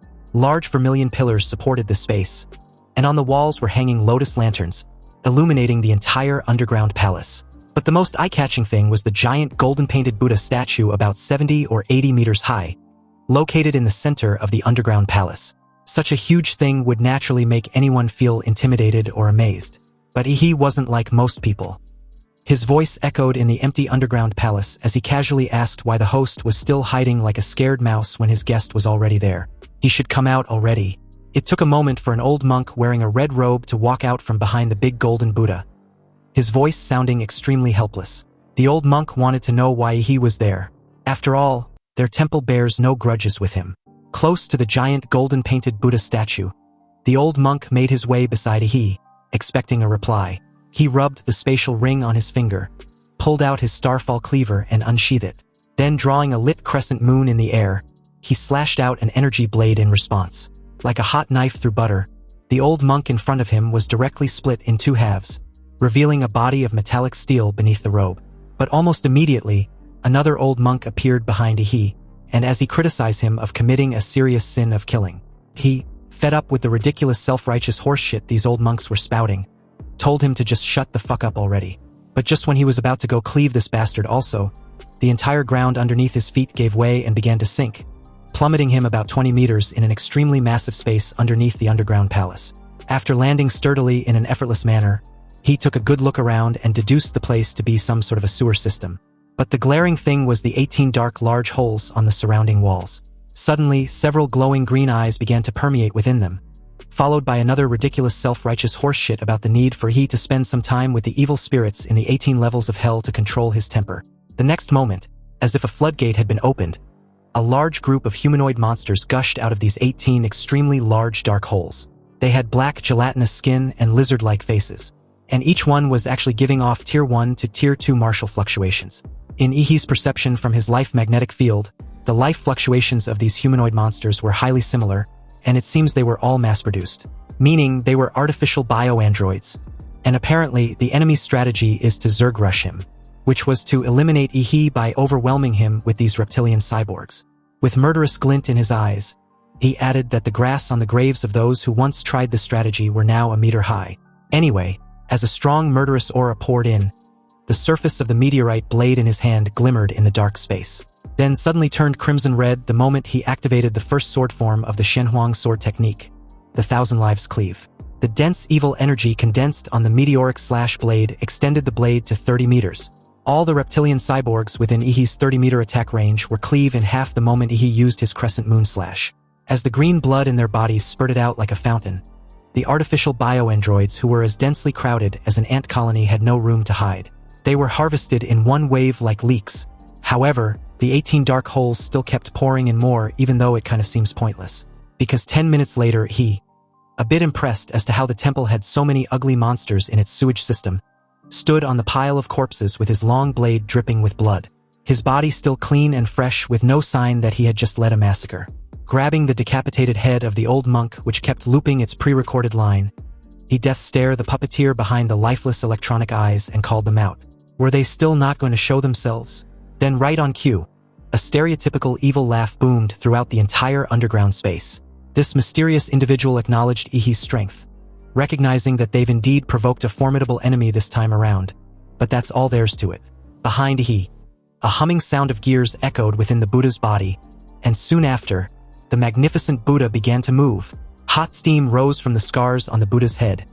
Then the 2 shoulders behind the Buddha opened up, revealing the rocket thrusters inside. As blue flames rose, the Buddha stood up from the lotus platform. Then the Buddhist beads on the Buddha's neck fell off one after another and hung in the air. And judging from the red light in the center of the beads, these were actually all electronic floating cannons. He was shocked by this scene. The giant golden Buddha was actually a freaking mecha. It declared that Ihi was beyond salvation, and for that, he would be sent back to the cycle of reincarnation. The huge Buddha's palm was raised, and the joint at the elbow cracked, revealing the turbo accelerator inside. With a thunderous boom, The Buddha's palm fell down like a collapsing mountain. A sizzling sound soon followed, then a dazzling blue thunder rose from the ground. The Buddha's palm was shrouded in thunderstorms. The gold-painted alloy on the surface turned red and melted visibly to the naked eye, and the delicate structure inside directly collapsed and exploded. The Buddha's built-in AI system detected a terrifying and rapid surge in the energy index and immediately activated an electromagnetic protective wave on its golden surface to prevent further damage to its body. But what happened next made the puppeteers behind the electronic eyes of the Mecha Buddha questioned what was going on. Because a black armored giant which was a head taller than the Buddha suddenly appeared before their eyes. And there wasn't much time to think either because a huge fist hits the Buddha hard on the face. Half of the Buddha's cheek was even cracked, revealing the steel skeleton inside which kept sparking. The giant roared, and with the advantage of being a more agile organism, he grabbed the Buddha's head with his massive hands, pinned it down, and delivered a knee strike with his thigh, where bone nails sprouted from its knees. The big Buddha with a sunken forehead swayed and leaned back. The floating Buddhist beads around its body fired crosswise to form a laser rain, preventing Ihi from further attacking the big Buddha. Dense laser rain bombarded Ihi's giant body, but the light beam, which was powerful enough to penetrate a military armored vehicle, only left a few scorch marks on Ihi's black armor without causing any actual damage at all. A blue light gradually appeared on the giant's body. Then the next moment, this blue energy pulse burst out, and all the electronic Buddhist beads floating cannons were magnetized and scrapped. The chest of the Buddha, which had successfully distanced itself, split open, revealing countless crimson missiles inside. The missiles flew together and all hit the giant's body. The violent explosion made the entire underground palace tremble. When the smoke cleared, the burning giant still stood on the ground. The Buddha tried to unleash more weapon strikes, but several hardened bone spikes rose from the ground and impaled the Buddha in midair. He controlled the giant's body and came to the front of the Buddha and fired an atomic breath at the Buddha's chest. The Buddha, whose body was severely damaged, could no longer rely on the electromagnetic shield to protect itself, and was finally scorched into charred fragments by the atomic breath. He exited the cabin from the back of the giant's neck. And as the giant's body quickly vaporized, he landed on the lotus seat where the big Buddha had been sitting before. There was a large passage hole leading beneath. He had already deduced the mastermind to probably be a typical research-happy mad scientist. Meanwhile, half an hour ago, in a clean and tidy research institute with a futuristic design, a middle-aged researcher assured the doctor not to worry. Even though Ihi had managed to take care of the mechanical bodhisattva in front of the door, he definitely can't get through it because it was built using the latest materials and structures. But a moment later, on the screen, he didn't even raise his hand and the vermilion gate in front of him was smashed into scrap metal by some sort of unforeseen attack. Seeing this, the middle-aged guy reassured the doctor that they still have a reptilian cyborg army, which had an overwhelming number that could even wear down a great martial artist. Also, this can even help them to clean up that inventory. However, after a moment, they fell silent watching Ihi with a 30-meter-long knife, massacring their supposed overwhelming army effortlessly. The guy, with widened eyes underneath his glasses, took a deep breath and reminded the doctor that they still had their trump card. The Mecha Buddha's combat capabilities were specifically designed to target large Lord-level monsters, so it can easily defeat a small warrior. But after some minutes, they again fell silent, watching Yi turn into an even taller giant than the Mecha Buddha, then tearing it apart with his bare hands. The immediate silence that fell was so thick that you can practically hear a pin drop. But even under these circumstances, the idiot, once again, was about to spout out his usual BS when the doctor screamed for him to just shut the hell up. Dr. Fong, a short old man with one of his eyes being a modified electronic eye, held his chin speechlessly. If the middle-aged man beside him wasn't his most proud disciple, he would have tore him apart with his bare hands. Seriously, how can he still think everything was fine when the enemy was already at their doorstep? Dr. Fong presumed the overhead guard should buy them a few minutes for their escape. Once they're clear, they'll trigger the self-destruct sequence for this research base. After all, they couldn't let any intel leak out. You see, Dr. Fong was a former level 3 researcher at Prometheus, then secretly recruited by Laserbird after Prometheus was disbanded. 10 years ago, Laserbird set its sights on the unremarkable county of Linshui, and after secretly replacing all the monks in Jinshan Temple, Laserbird took advantage of the locals' faith in the temple and began to brainwash and control them. And under the banner of blessings, the residents in Linshui County were lured into human modifications, turning them into free test subjects of Laserbird's biotech with materials and clinical data. But unfortunately, it seems this base has to be abandoned now. However, just as they were preparing to bolt for the escape route, A beam of blue light cut through the ceiling, leaving a scorching mark beside them. With his arms leisurely folded, he watched the two from above like a god. He then gave off a bone-chilling smile and questioned where the mad doctor was running off to. Two armed guards rushed into the lab the very moment the assistant issued an order. But before they could even take aim, he, in a flash, was already in front of the doctor after killing the guards in a painful manner. Although Dr. Feng was scared as hell, he calmly asked what he wanted before suggesting they talk it out. However, in his right pocket, he held a button which could activate the base's emergency self-destruction program. Apparently, Laserbird had planted microbombs in the bodies of every key researcher or person in charge, with their families and friends also under their supervision. This was to ensure that employees were absolutely obedient to the company and will not leak its secrets. So from the moment Dr. Feng joined Laserbird, his life and that of his family belonged to the company. Now, even if it meant they would all perish together, the self-destruct button must be initiated. Fortunately, he instantly grabbed his right hand and crushed it, disarming him. Dr. Feng screamed in pain, but he held his mouth tightly and lifted his short body into the air. His short legs trembled and dangled in the air for a moment before suffocation kicked in. And it wasn't until half his head turned a shade of red did he let him loose, throwing him to the ground. Dr. Feng coughed slightly and greedily breathed in, staring at Yi again with fear in his eyes. He then coldly told him to narrate everything they've done in Lingshui County. Yi wanted to know if Dr. Feng was the one responsible for the murder of the 3 young martial artists from Huada University, and what exact kind of experiments they've been doing down in this underground lab. He figured he might as well gather intel about his seniors first, then decide later on whether to leave the subsequent investigation to the school and the police. But Dr. Feng had a look of determination to die. Apparently, leaking the company's secrets was tantamount to suicide. There was a signal monitor in his brain, so once he uttered any keyword involving the company's secrets, the bomb in his body would detonate. If his death was certain in the end, then he might as well make it quick. Dr. Feng gave Yi an ugly smile as he triggered the poison capsule hidden in his gums. An unpleasant smell of chemicals wafts through the air as he also began foaming in the mouth. Upon realizing what the mad doctor had done, he couldn't help but wonder if all Laserbird's staff were death seekers or something.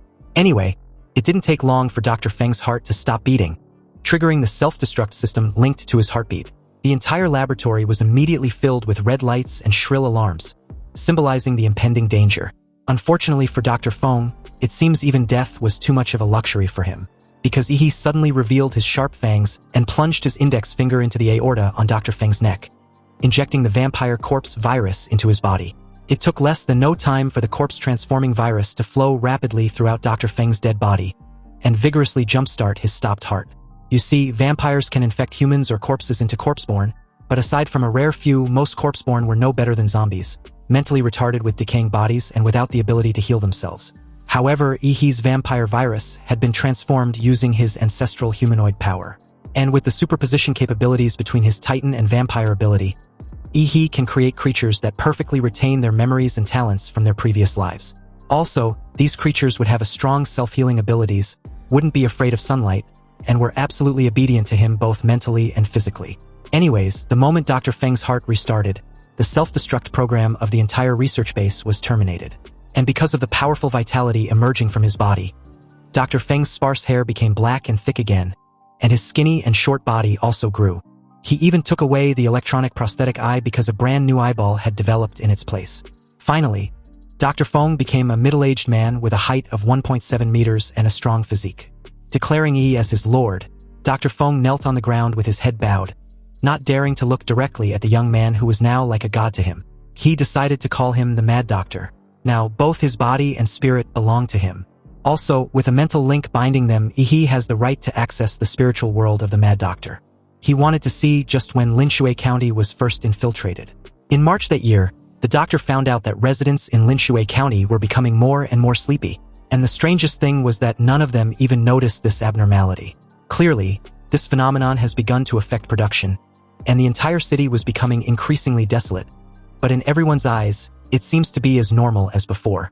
The doctor gathered 20 people for the experiment, and found that there was something wrong with their cognition. Eating raw meat, sleeping for 2 or 3 days straight, and worshipping a clay statue that had suddenly appeared in their bedrooms every day was now their daily routine. He started wondering when these abnormal changes began. There was also some sort of numeric puzzle carved on his wrist, and upon figuring out the answer, which was a file code, He logged them into a document on his computer which recorded all his data. Only then did he see the files and realized that the numeric puzzle was actually left by him before the infiltration. The doctor felt an unprecedented sense of humiliation after finding out that he'd being treated as a laboratory rat. And at this point, it was obvious to say that his cognition had been altered. He knew that even with his tempered cognition, he would be curious enough to solve the numeric puzzle carved on his own body, and would trust whatever it revealed. The purpose of the files was to inform him about the cannibalism, the hypersomnia, and the eerie clay idols which were the mastermind behind it all, the Divine Descent Nation. He wasn't particularly pleased with the existence of this mysterious Divine Descent Nation, which basically screams a freaking cult, and the cannibalism. The underground lab was Laserbird's secret base, yet this cult quietly infiltrated and seized control. Just like the townsfolk, their cognition were rewritten and made into puppets. It also seems that the 3 Huadu martial artists earlier had already been cannibalized by the doctor, and from the looks of it, Chu Zhou, Lu Qingzhu, and himself were next on the menu. This was the doctor's 8th year since Laserbird took over Linshui County. The underground lab had been fully constructed, and the biochemical transformation technology was basically matured and could be put into assembly line production. It would usher in a new era. In the future, martial artists would be replaced by more efficient and powerful biomen and mechanical creations, just as Prometheus rightfully envisioned.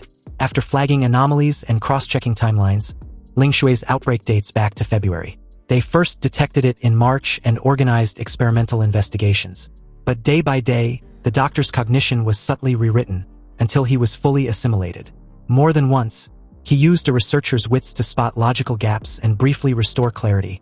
But in the end, he couldn't escape the cult's assimilation. The underground lab had also sunk too deep with no way to flee or resist that will. You see, Lingshui's abnormality progresses in 4 stages, which were cannibalism, hypersomnia, idol worship, then mass sleepwalking. Eating human flesh marks the body's alteration under the will's initial mental influence. Hypersomnia was the deeper alteration of the mind. The idol worship was the stage when the mind and body were heavily tainted, essentially incurable. Then mass sleepwalking was when the individual had already become food for that will. The doctor initially thought their illegal human testing was dark enough. But compared to this cult, they were practically civil. They even intend to feed an entire city to that will. The doctor finally identified the agent the cult used to pollute minds and siphon life force. A demon fetus taken from a secret realm ruin. Opening his eyes, he exited the mental link. And according to the doctor's calculations, he now knows the demon fetus would mature in 2 nights, on the exact day of the county's grand triennial gala.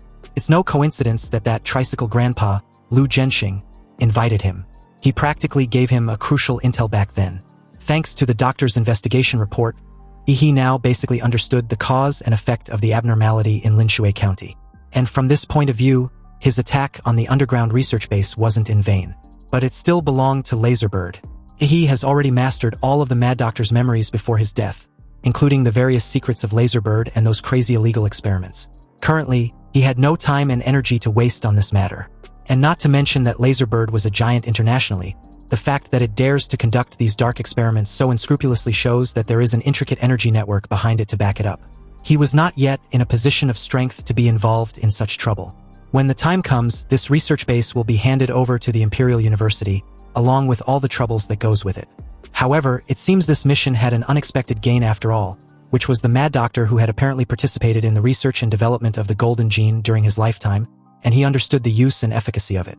But that's an issue he plans on dealing with once the Linshui County's abnormality was resolved.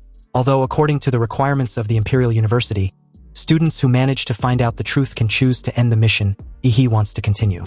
After all, what he now wants wasn't the mission reward from the Imperial University. This greedy fucker now wants to steal the Divine Descent Nation's prize, the fruit of victory. And as for the doctor, he would hide in Linshui County and find an opportunity to inject He's blood into the water system of the county.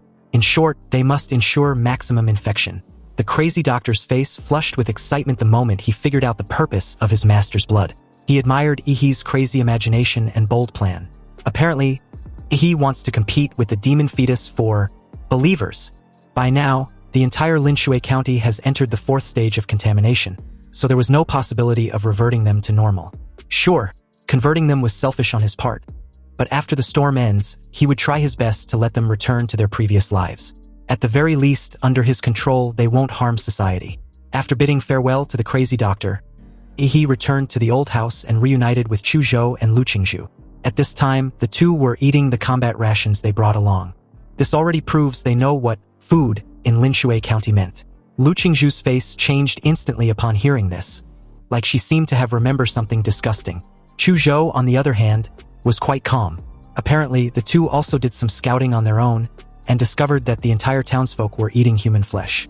But judging from Yihe's reaction, Chu Zhou guessed Yihe already knew. And the bottom line seems to be the warping of the entire county's cognition, akin to an enslavement by something. He looked at Chu Zhou with new respect. Not bad, this killer boy's guess was almost spot on. He then informed the two about his recent trip to Jinshan Temple, omitting the part about assimilating the crazy doctor and the truth he now knew about Laser Bird. After all, his plan was too crazy, and it wasn't like he could explain his ancestral vampire virus. Even if he believed the silly girl and his little fanboy would support him after knowing the entire truth, there was no need to risk it. Lu Qingzhu's eyes widened. She didn't expect the water in this small county to be so muddy. If an illegal lab had been in Linshui County for all these years, why was the county such a mess? Obviously, the answer was pretty evident. This powerful biotechnology organization had also fallen under the anomaly. At this point, the mission had already surpassed the difficulty of Tier 3. Lu Qingzhu suggested they call the Imperial University for backup. But this only seems to dampen Yihe's mood. Was this silly girl kidding him? If he calls Huadu University to come over, they would take charge and complicate his plan to intercept the Divine Descent Nation. He painted a rosy picture for his two teammates, gaslighting them to relax. The mission just became difficult because it's suddenly gotten weird, but it won't threaten their safety, so there was no need to scare themselves. Besides, if they only think about going back to get help every time they encounter danger, what would they achieve as martial artists? The two felt a surge of fighting spirit and was a little more at ease when they briefly thought it over. He proposed they hold their position until nightfall. Currently, they've only experienced the anomalies of eating raw meat and worshipping clay statues. But there was one last anomaly they haven't experienced yet, the mass sleepwalking. Perhaps this severely twisted city would reveal its full potential at night. Meanwhile, elsewhere in Magic City, specifically Laserbird's headquarters, the board of directors just held a meeting to discuss the loss of contact with the Jinshan Temple base. Half an hour ago, they received a message that the self-destruction program at the underground lab in Linshui County had been triggered, but got terminated within a few dozen seconds. This alerted the information department, and they tried to reach the lab, but no one answered. Realizing the seriousness of the situation, the head of the information department immediately reported the matter to the board of directors. After discussion based on the principle of it is better to kill someone by mistake than to let them go, the board of directors decided to first activate the heart bombs of all researchers in the base to prevent any witnesses from being left alive. Then a special team was dispatched to Linshui County to investigate the specific situation. The scene then shifted back to Linshui County, specifically the central water plant. A sudden explosion was triggered within its quarters that even the mad doctor, who was now effectively immortal, had fallen into a weakened state after losing a vital organ, his heart. Apparently, he had to pull out his entire heart and throw it away the moment he felt the activation of his heart bomb. Anyway, while his heart was slowly regenerating, he sent a message to his lord, informing him that Laserbird had just detonated the bomb in his body. And judging from their mode of operation, a special task squad would arrive in Linshui County soon. He received the message and assured him not to worry. They would continue with the plan. Nightfall immediately plunged the entire county into darkness with no other light source except street lights. Then a train arrives at Linshui County Railway Station, which only 5 passengers got off. At this time, there was no one else at the station except these 5 passengers. An ordinary middle-aged fatty with the alias Catfish observed his surroundings and grinned knowingly. Since the county was so secluded, it's no wonder the company chose it as a black site. Another, a woman with the alias Aries, pulled her suitcase with one hand and held a baby in the other, added that the company has already investigated and found that Dasha's Dragonfinch was not involved in Jinshan Temple base. She wondered who their enemies would be since the company had too many. The rest soon got off the train with their aliases. Bluebird, a young short-haired woman, and beside him was a young guy, Golden Snake. Then there's their captain, Black Lion, another young guy wearing a white striped shirt and glasses who looks no different from an ordinary programmer. Black Lion firmly believes real professionals were just like him, able to blend perfectly into the surrounding environment without being noticed as anything unusual. In the past, he was the king of killers feared by the entire underground world. He issued an order for his team to get moving. They would first destroy all the experimental equipment and materials that can be destroyed. Anyways, after division of labor, Golden Snake and Bluebird dressed as a young couple, were responsible for investigating the situation in Linshui County. Programmer Captain Black Lion, Catfish, and Ares were responsible for investigating the situation in the underground lab. Obviously, this team, which had achieved a 100% mission completion rate in their past missions, had no idea they would suffer their first defeat in this inconspicuous town of Linshui County. And the price of this defeat would be their deaths. Anyway, since Golden Snake and Bluebird were both masters of stealth, they would hide in the darkness of the city and quickly organize the information they see. But upon investigation, the two felt something was seriously wrong with the townsfolk. There were also too few of them, and all the residential buildings were pitch black with eerily quiet streets without even the sound of cats, dogs, or mice. It depicts the true sense of an actual dead city. Golden Snake and Bluebird quietly sneaked into an apartment. But as soon as they went in, they found it to be empty with the shelves and cabinets covered with dust and cobwebs. There was also the stench of a rotten dog's head placed in the kitchen. It's no wonder there are no wild cats and dogs on the streets. The residents must have eaten them. Bluebird ignored her teammate, checked the living room but found nothing unusual. However, when she entered the bedroom and encountered the shrine embedded on the wall, she was unable to suppress her curiosity. Bluebird made her way over, lifted the red cloth on the clay statue's head, and immediately fell into a trance. Meanwhile, Golden Snake stood in the living room, listening to the progress of Captain Black Lion through his wireless earpiece. They have found the cause of the accident at Jinshan Temple Base. It seems like a powerful warrior single-handedly destroyed the entire base. Tens of thousands of corpses of biomen carpeted the outer underground palace of the base, and the Fortress-class combat mecha had been violently torn into pieces. Black Lion found no survivors, but the top researcher, Dr. Feng, seems to be missing. Or more accurately, his body was not found in or near the Jinshan Temple Base. The communication ended abruptly, alerting Golden Snake.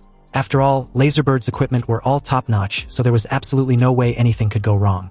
If there was a problem, it would only mean one thing. It's been disturbed. Golden Snake's pupils shrank when he glanced at the window and saw a very strange and bizarre scene. The originally empty streets were suddenly filled with residents in pajamas. Their eyes were closed and they were closing in on their location.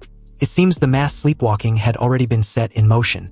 Realizing they've been exposed, Golden Snake was just about to alert Bluebird when suddenly, a tactical dagger coated with anesthetic stabbed directly into his abdomen, and his acupuncture points was then sealed quickly after.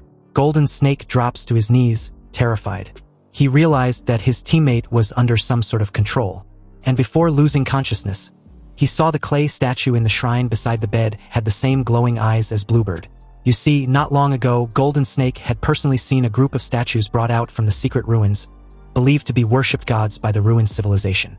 And among them was the exact replica of the clay statue in front of him, named the Moon Nightmare Baros.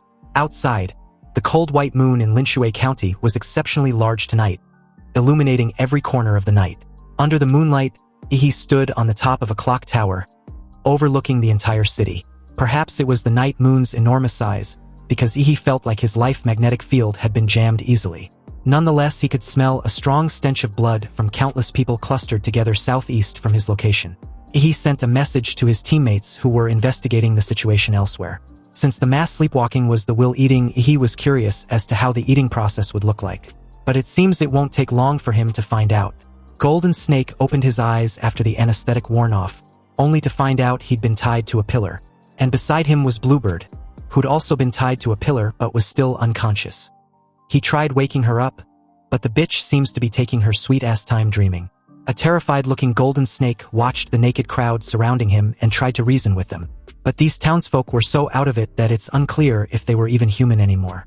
The creepy part was the crazy smiles on the corners of their mouths. In a sense, people who have been brainwashed past humanity were simply monsters in human skin. No, they may be even more terrifying than monsters. At least monsters fear pain and death. But what do these cult lunatics fear? They're afraid of nothing and have absolutely no reverence for death or life. Suddenly, a bell rang, and as if announcing the arrival of a certain existence, Golden Snake instinctively looked up at the sky, only to see the freaking moon, in all its glory, just a few miles away. It almost seems as if it was about to touch the ground. Suddenly, the sleepwalkers climbed on top of each other, all the way to the clouds like ants climbing a stick, forming a human ladder, connecting heaven and earth. The two pillars with Golden Snake and Bluebird were lifted along with the sleepwalkers. Back at the Linshui County's Jinshan Buddhist Temple, Black Lion suddenly lost contact with Golden Snake and Bluebird for no apparent reason, meaning something went wrong, and it's likely related to the person responsible for wrecking the underground lab. Either way, there's a good chance something major had happened in the city, so they needed to take the initiative and return to the city as soon as possible.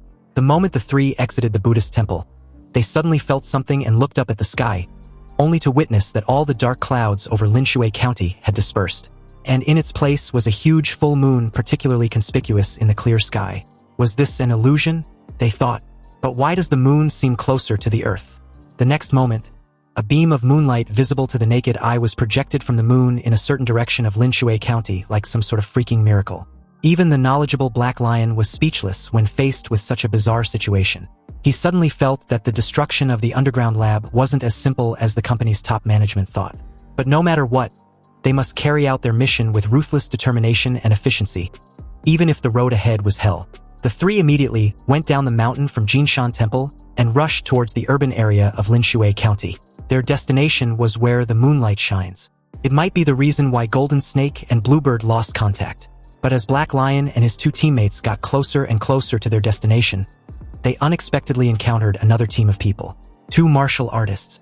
Apparently, Black Lion had already discovered the other party's presence in advance, because at a crucial time like this, any accident would naturally make him extremely vigilant. So, faced with the two warriors who appeared suddenly, Black Lion's first reaction was to kill them quickly. With a flip of his palm, a dagger imbued with a powerful martial energy was hurled at the enemy with tremendous force.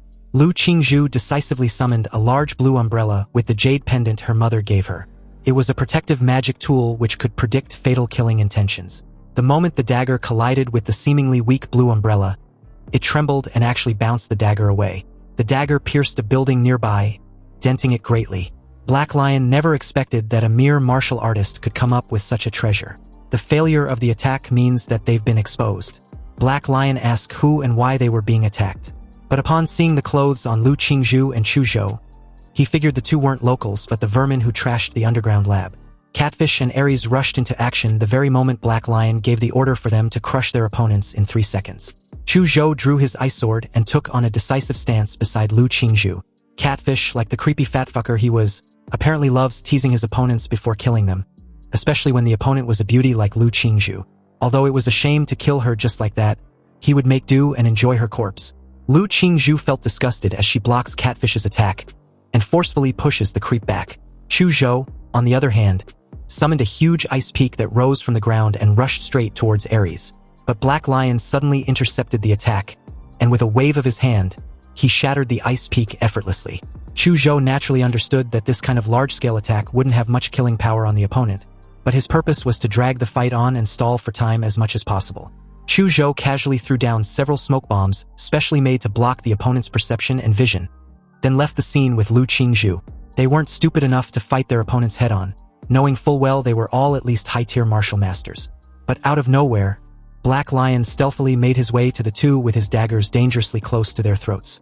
And before he could slit their throats, an extremely heavy horse-slaying sword fell from the sky and stabbed directly where he previously stood.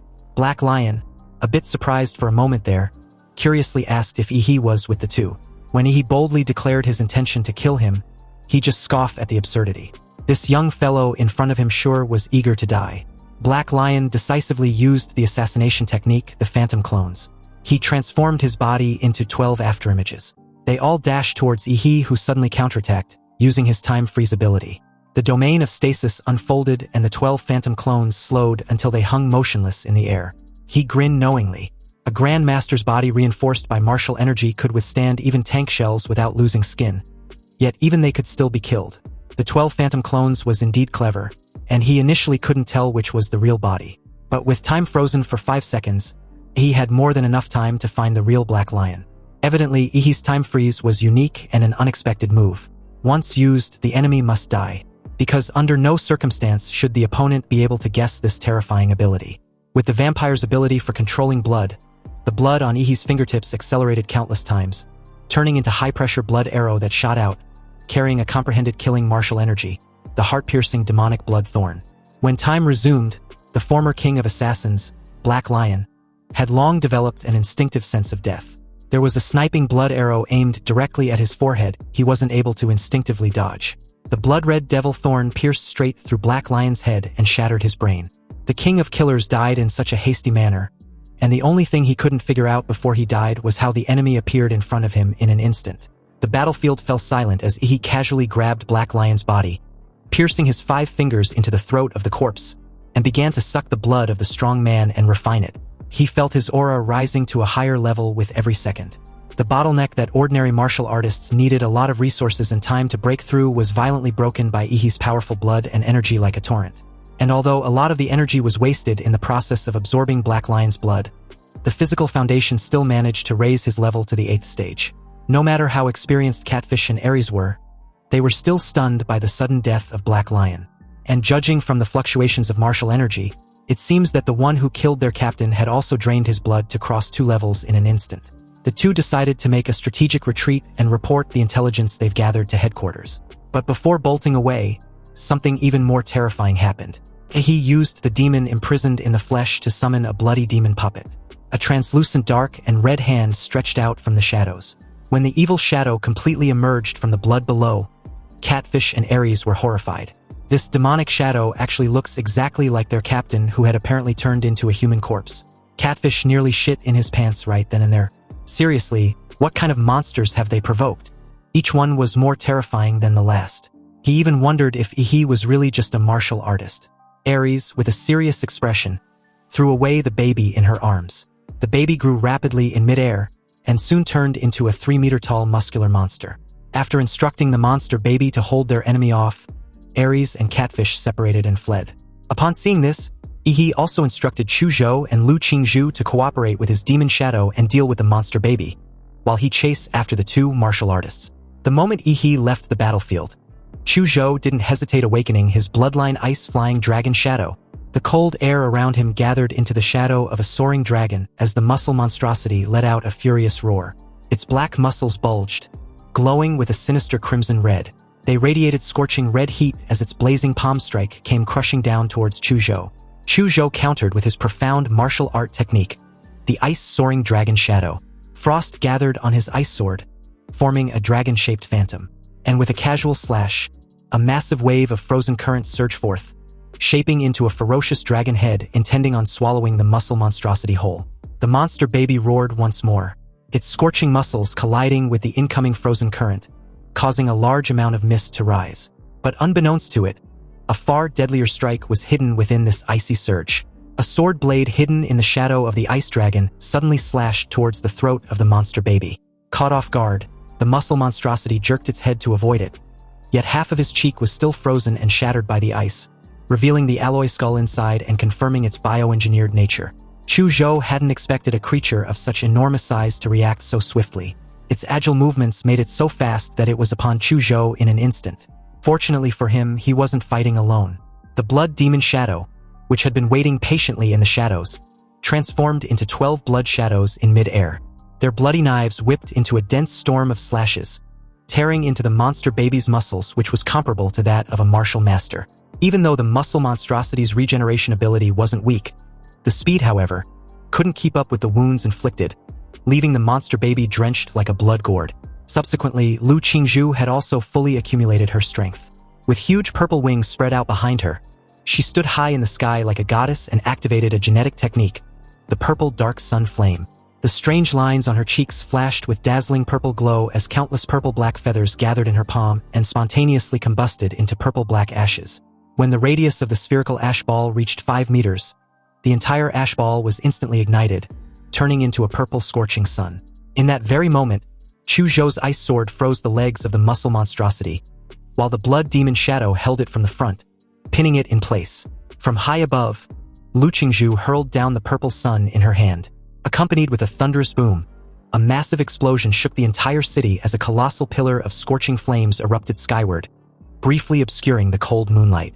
The muscle monstrosity was engulfed in a sea of purple fire, wailing and screaming. And like a maggot attached to a decaying corpse, the violent purple flames also seeped into its body through the dense cuts and ignited the internal organs, reducing it to nothing but ash. Elsewhere in the silent city, Catfish was desperately running for his life in the sewers. The last time he ran so frantically was on the battlefield of the warlords and drug lords in the Black Triangle. Suddenly, Catfish felt something deadly and leaped backwards instinctively. A blue beam of light like a divine punishment cut through the stone bricks on the ceiling, allowing the bright moonlight to shine into the dirty and smelly sewer. Rats really like to crawl into sewers. Catfish heard these sarcastic and provocative words, but he didn't feel angry at all. He was overwhelmed with fear so primal that he felt paralyzed. Meanwhile, outside, Aries was running away while keeping a vigilant eye on her surroundings. Suddenly, she saw in the distance a 20-meter-long crescent blade aura shooting straight into the sky under the bright moon. The familiar murderous aura was undoubtedly the work of Ihi, and this left a sinking feeling in Aries' heart. She was very aware the dazzling blade aura was in the direction of Catfish's escape route. With Golden Snake and Bluebird presumably dead, followed by the death of their captain, and now Catfish, she was the only one left. Aries didn't want to die, so she desperately thought of which escape route had her best chance of survival. Aries suddenly looked up at the strange lunar ladder in the sky and thought of a bold idea. Now, the only thing Aries could think of to stop Ihi from chasing her was this weird ladder in front of her. She wants to live, even if it means giving her soul to the devil. Aries took a deep breath and quickly made her way to the location of the moon ladder. But upon arrival, fear immediately gripped her when she saw the densely packed naked human bodies with creepy peaceful smiles on their faces, forming a bridge connecting heaven and earth. She also found that they were all extremely old, with their skin covered with wrinkles like dry bark. It seemed that while they formed this weird ladder, their vitality had also been taken away by the moonlight. Suddenly, a cold voice came from behind, questioning if she wants to go up there. Scared shitless, Aries turned to see her pursuer holding Catfish's head in one hand and a long sword in the other, approaching her with a murderous aura radiating off in waves. At this point, she no longer cared about anything and climbed up the moon ladder madly. And although the ladder looked very long, she actually climbed it extremely fast and was amazed to see what was on the other end. Aries saw a door with exquisite white jade reliefs. The moment the door suddenly opened with a bright purple glow, Aries fell into a trance and saw her parents inviting her inside. She smiled through her tears and happily walked in, confessing that she'd missed them very much. Meanwhile, the supposed Ihi who suddenly appeared at the bottom of the moon ladder curled up a strange smile after seeing Aries enter through the door. The next moment, he turned into a ray of moonlight and disappeared. Obviously, he wasn't Ihi but a phantom created to force Aries to climb the lunar ladder. The real Ihi, on the other hand, was silently watching the entire scene from afar. He wasn't surprised but intrigued that the moon nightmare Baros used the fear in Aries' heart to create an illusion of him to force her hand. Now that 2 of the assassin team sent by Laserbird had died, and the remaining 3 were probably better off dead, the people from the God-descent Heavenly Kingdom should arrive the next day according to his calculations.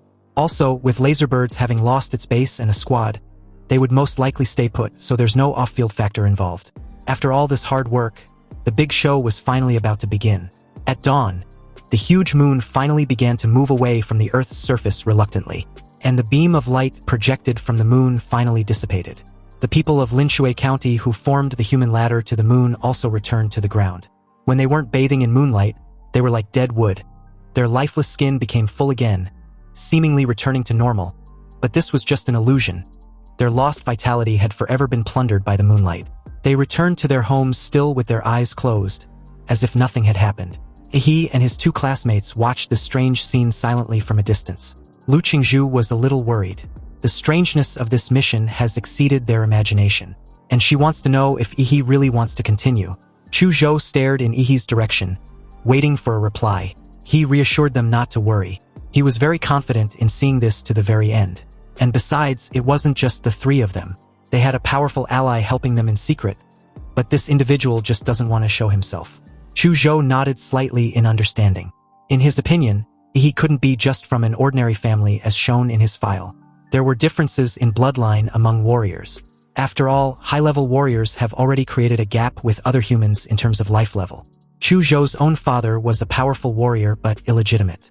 So he believed that Ihi was either an illegitimate son of a powerful warrior or the young master of a powerful warrior family who was undergoing trials among them. If it was the latter, then Ihi must have a protector around him, which would explain what he meant by allies. Anyway, Ihi delegated a very important task to Lu Qingzhu and Chu Zhou as countless demonic shadows burst out from his body, densely filling the surrounding space with their murderous aura. He wants the 2 to move with his demon shadows and smash the clay statues in every apartment in the city. Chu Zhou left without saying a word, sword in hand, and with some demonic shadows in tow. Lu Qingzhu looked at Ihi with some concern, and finally chose to follow his plan. But just as she turned her head, he suddenly called her, his eyes full of confidence. And with a smile, he told her to believe in him. Lu Qingzhu remained silent for a moment. Her ears turned a shade of red, and the corners of her mouth curled up with a reassuring smile. She replied that she did believe in him, but he should also trust his teammates more in the future, and shouldn't handle everything on his own. He returned to the underground palace of Jinshan Buddhist Temple, where the Mad Doctor had been patiently waiting. Time was running out and he wasn't in the mood to hear the Mad Doctor's flattery. They needed to quickly prepare for battle. He stared at the mountain of reptilian corpses in the pit of the underground palace, a masterpiece of his own slaughter. Now he wants to give them a chance to be reborn. Activating the power of his anthropomorphism, he controlled the energy lightning to avoid damaging the corpses of the reptilian cyborgs. A 50-meter-tall giant with only the upper body was created. The giant raised his hands and tore open his chest, revealing his throbbing heart. Then a large amount of giant's blood poured down like a waterfall, pouring onto the mountain of corpses. The moment the reptilian cyborgs came into contact with the giant's blood, their dilated eyes suddenly trembled, then refocused, and their broken bodies squirmed with flesh fibers and began to slowly regenerate. He plans to first use the vampire virus to revive the corpses of the reptilian cyborgs. Next, he would use the founding power of his anthropomorphism to grant them the power of giants. When the moment of need arrives, they will evolve into an army of undying giants, completely bound to his will. The Mad Doctor deployed biomosquitoes through his computer to fly into every household in Linshui County and deliver Ihi's vampire blood to every resident. The Mad Doctor's work doesn't stop there. After the infection was complete, he was supposed to repair the golden mecha Buddha he had torn apart, and although it was impossible to repair it after being brutally dismantled, it was still possible to remove some weapons and modify it. He was visibly pleased. Everything was progressing smoothly on his side. But just as Ihi was preparing for war at full speed, another force, the Heavenly Kingdom, was about to set foot in that city. At this time, 2 buses were on the road to Linshui County. Inside were 53 passengers, each dressed in a holy white robe embroidered with noble golden patterns. They were the believers sent by the Heavenly Kingdom to welcome the birth of the demon fetus. Among them, there is a bishop with the aura of a great martial artist, 2 deputy bishops with the aura of a martial artist, and the remaining 50 people are all at the level of an ordinary martial artist. You see, the God Descent Heavenly Kingdom was originally the human doomsday faction that emerged in society at the beginning of the invasion of the Secret Realm. A group of religious fanatics with no money, no power, and were marginalized by society. It wasn't until a mysterious pope suddenly appeared. He brought terrifying power from the secret ruins to the cult, causing this ragtag group to grow at an extremely terrifying rate. It was renamed the Heavenly Kingdom, and its purpose was to bring the gods in the secret realm into the human world and lead the backward human civilization into the true Heavenly Kingdom. Finally, after agonizing years, Xia Kingdom, which had been the most difficult country to infiltrate in the entire Blue Star, was now about to be part of the Heavenly Kingdom. And in a few hours, the god fetus was about to be conceived. The bishop just stared at Linshui County, which was just ahead. The divine fetus that the archbishop planted 4 years ago was located there also. A believer in a red robe, representing his status as an archdeacon, stated that their archbishop contributed so much to the divine religion, but in the end, he was attacked and killed by the ignorant people of Daxia, and wouldn't get to see the divine fetus he'd worked so hard to plant grow to maturity. This was truly a horrible world of cannibalism. Another added that a good man as steadfast in his faith, as compassionate and kind as the archbishop, ended up with no remains left. The bishop, dressed in a golden robe with red patterns, laments the injustice of fate to good people, and in that instant, his expression changed, and with a look of determination, he boldly declared that they shouldn't let the archbishop's sacrifice be in vain. They can't let this world fall deeper into the abyss at the hands of a group of ignorant people. Otherwise, planet Blue Star would become the second sin zone. The bishop then roared passionately, welcoming the coming of the gods. This was going to be a revolution for their children, and they were going to liberate humanity. All the devout believers were suddenly influenced by the bishop's words. Their faces morphed with fanatical expressions, and their hands raised hectically as they exclaimed repeatedly, "A god on earth, a god on earth." Nightfall soon came and an exaggeratedly large full moon rose, looking creepy as fuck. 2 obviously huge craters and a large row of curved cracks below form a strange visual illusion of a smiling moon. In the dark of the night, the Heavenly Kingdom arrived in Linshui County. At this time, the ladder to the moon has already been built, so it was only waiting for these devout believers to welcome the birth of the moon god. The bishop was really excited. Throughout the history of the divine religion, only 2 divine fetuses have been successfully hatched. Now, it was almost time for him to be recorded in the history of their divine religion. The first of the 2 divine fetuses he mentioned caused global climate anomalies, tsunamis, volcanic eruptions, and related disasters, resulting in the deaths, injuries, and exile of hundreds of millions of people. And this was the result of just 1 minute of this supposed God's activity. When that God appeared, the clear sky turned into a thundering hurricane. Just a minute of his arrival on planet Blue Star was recorded as one of the world's top 10 mysteries to this day. Then there's the second descent, which was not as exaggerated as the first. But after another descended on the Australian continent, he caused fog and undercurrents to rise in the surrounding seas, completely blocking the entire continent. And then, nothing happened. The entire Australian continent lost contact, and that area was now completely blank in satellite reconnaissance. The countries of Blue Star formed coalitions to investigate or attack, both to understand the intentions of the god, and to find out whether the god can be killed.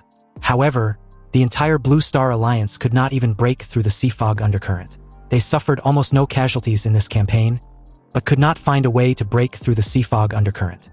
The strangest thing was that, according to all the coalition participants, they lost their way in the sea fog and traveled for 5 whole years. But the rest of the alliance knew that they had only been in there for a few days. However, no one believed the coalition forces were lying out of fear of the gods because scientific testing revealed that they were indeed 5 years older than before entering the sea fog. Since then, the Australian continent has been listed as an S-level life-restricted zone, and no one dares to set foot there anymore. Now, the bishop was going to Xia country to welcome the arrival of the third god. 50 believers formed a human flesh magic circle under the moon ladder. They chanted the hymns of the religion loudly and dripped blood on a crystal on the ground that they brought out from the secret ruins.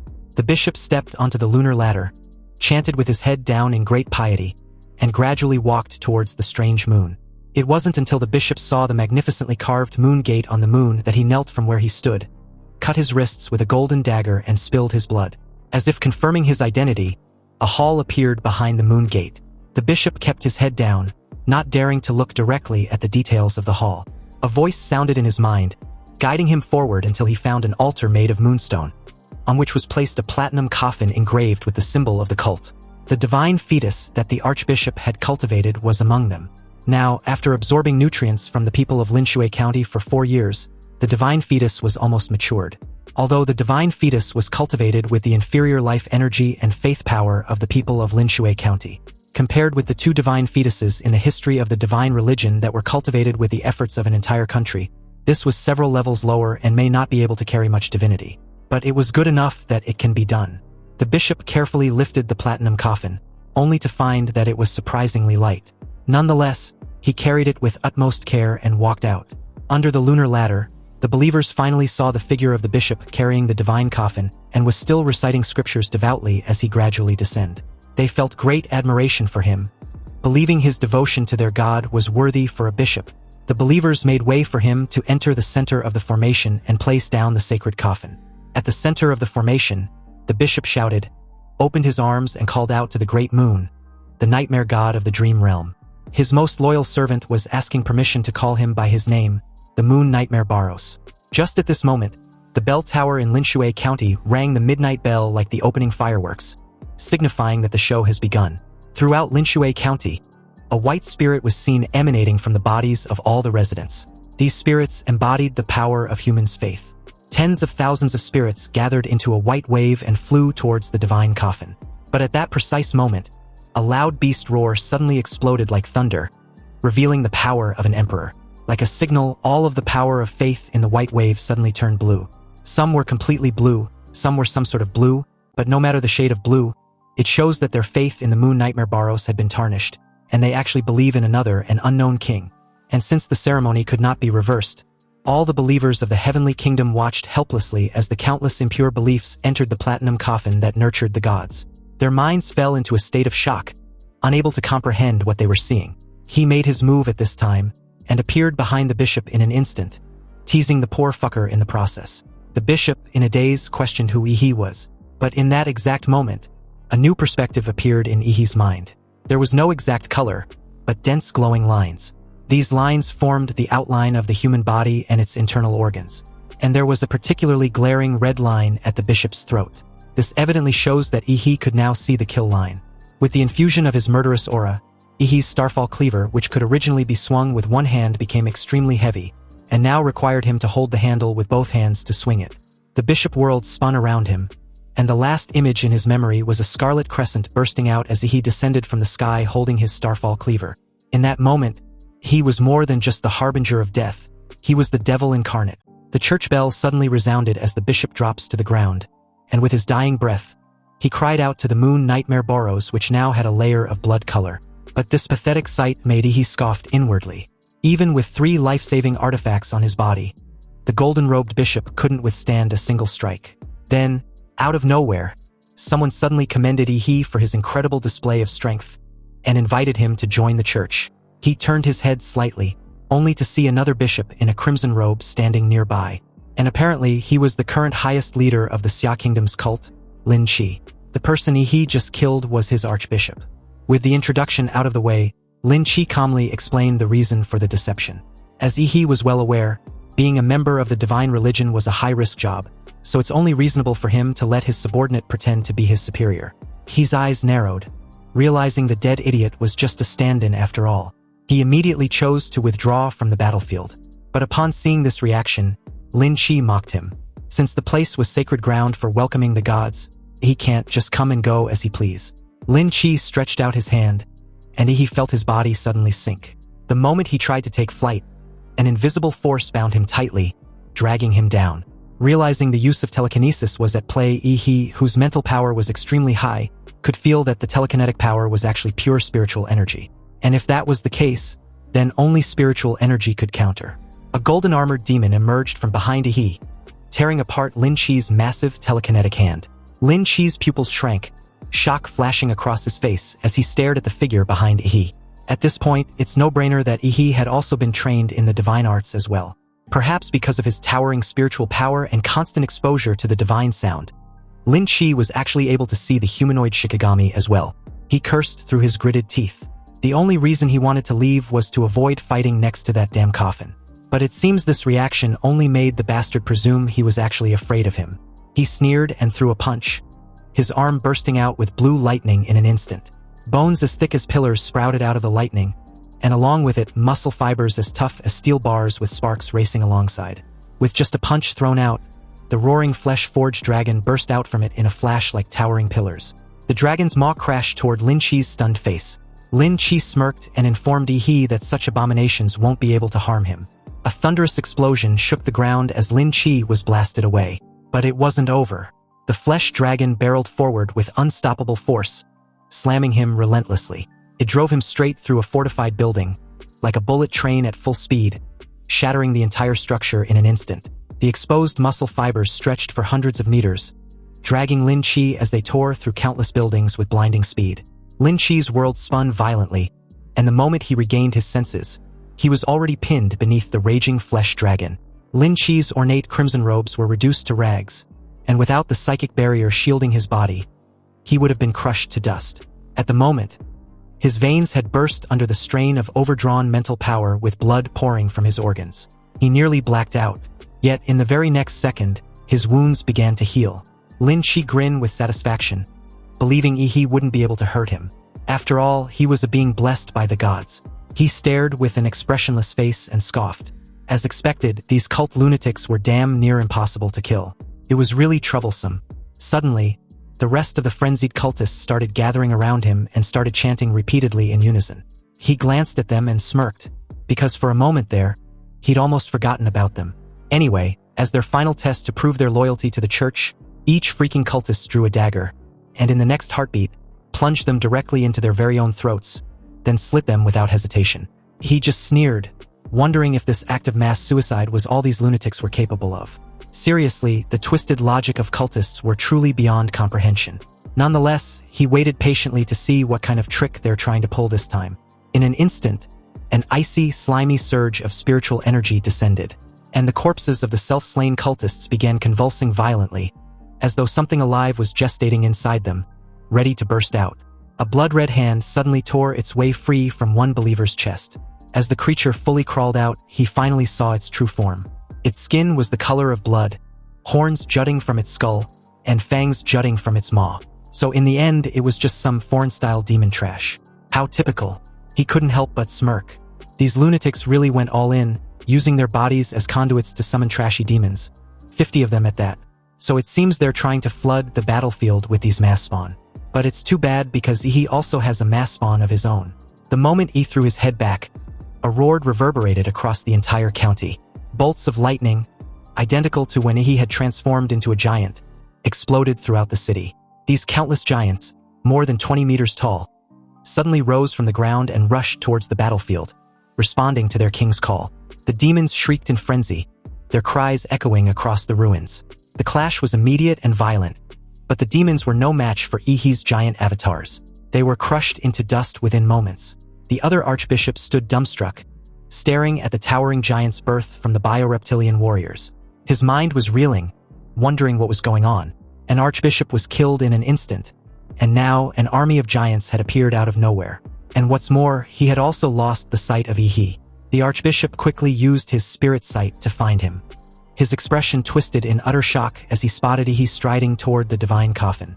Realizing Ihi's target was the god fetus, he bolted in his direction, trying to stop him but was immediately intercepted by Chu Zhou and Lu Qingzhu. Scorching violet flames and a blast of freezing dragon breath flared up, boxing him in, each aura carrying terrifying weight. The archbishop brows furrowed, realizing that his foes were clearly prepared, from the sudden decapitation strike, to their giants crushing the demon horde, and now this pincer on himself. Are they Dragon Sparrow operatives?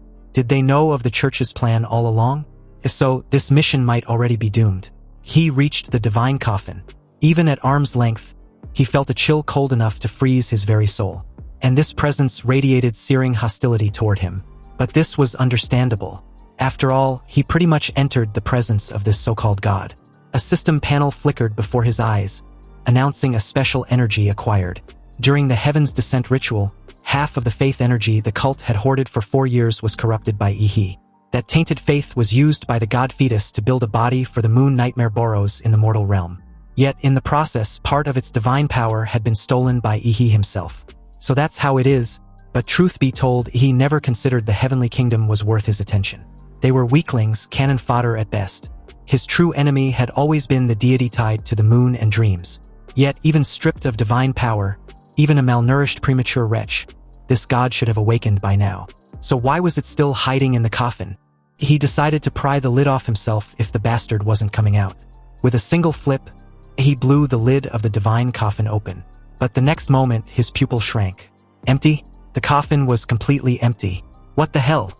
There was nothing inside. This bastard had declared himself a god, but he was still skulking in the shadows. He took out his starfall cleaver, and as he tightened his grip, his every muscle tense, and the suffocating stillness hung over the battlefield. The roars of giants and demons alike had vanished, and the clash between his teammates and the archbishop had also gone silent. It was as if the entire world had muted itself, leaving only Ihi. Then a voice echoed out of the void. He turned and stared at the bishop he'd beaten not long ago. He questioned him if he had forgotten his true master, the creepy fucker hanging behind him. Obviously, this was an illusion. He narrowed his eyes. That familiar sensation meant he'd been entranced. But when exactly had he been pushed into that dream? Lin Chi's voice slid into his ear, cold and amused, questioning him to guess when he'd fell asleep. In the real world, the archbishop had successfully summoned a hulking demon, using it to pin Chu Zhou and Lu Qingzhu in place, buying himself a precious moment of respite. He wondered anxiously just how the bishop was faring over at his end. Using his spirit sight, the archbishop turned his attention back to Ihi by the coffin. Almost immediately, he sensed something was seriously wrong. Ihi was clearly under the divine punishment for offending a god. And even worse, he could no longer detect the archbishop's spiritual presence. The thought chilled him. He dared not imagine the rest. Left with no choice, the archbishop decided to reach the divine fetus ASAP. He drew a short blade set with a green gem, a wooded tribute relic, the Xuanwu divine needle. Once it pierced into an enemy, blood thorns would sprout within them and grow outward until the enemy is shredded into a pulp.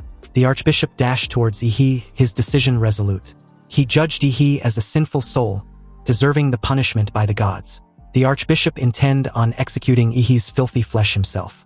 However, nearby, Chu Zhou and Lu Qingzhu, pinned by the hulking demon, watched Ihi teetering on the brink, and their faces went white with rage. Chu Zhou's cursed through his gritted teeth, watching the archbishop heading straight for He. He instructed a hesitating Lu Qingzhu to go save He, while he holds the hulky demon back. Chu Zhou unleashed the blood-burning forbidden technique, and in an instant, a surge of massive frost burst forth. The demon which had previously had them subdued suddenly lost its edge. But freezing such a behemoth took almost every ounce of Chu Zhou's martial energy. Yet he still instructed Lu Qingzhu to not hesitate. Their lives weren't worth as much as Yihe's.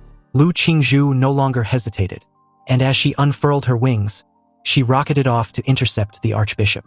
But before leaving, she implored Chu Zhou not to die. However, the tide soon turned because Chu Zhou couldn't hold the beast forever. With a reverberating boom, an unquenchable hellfire vaporized the ice. The 5-meter horned demon shattered its bonds and reared up.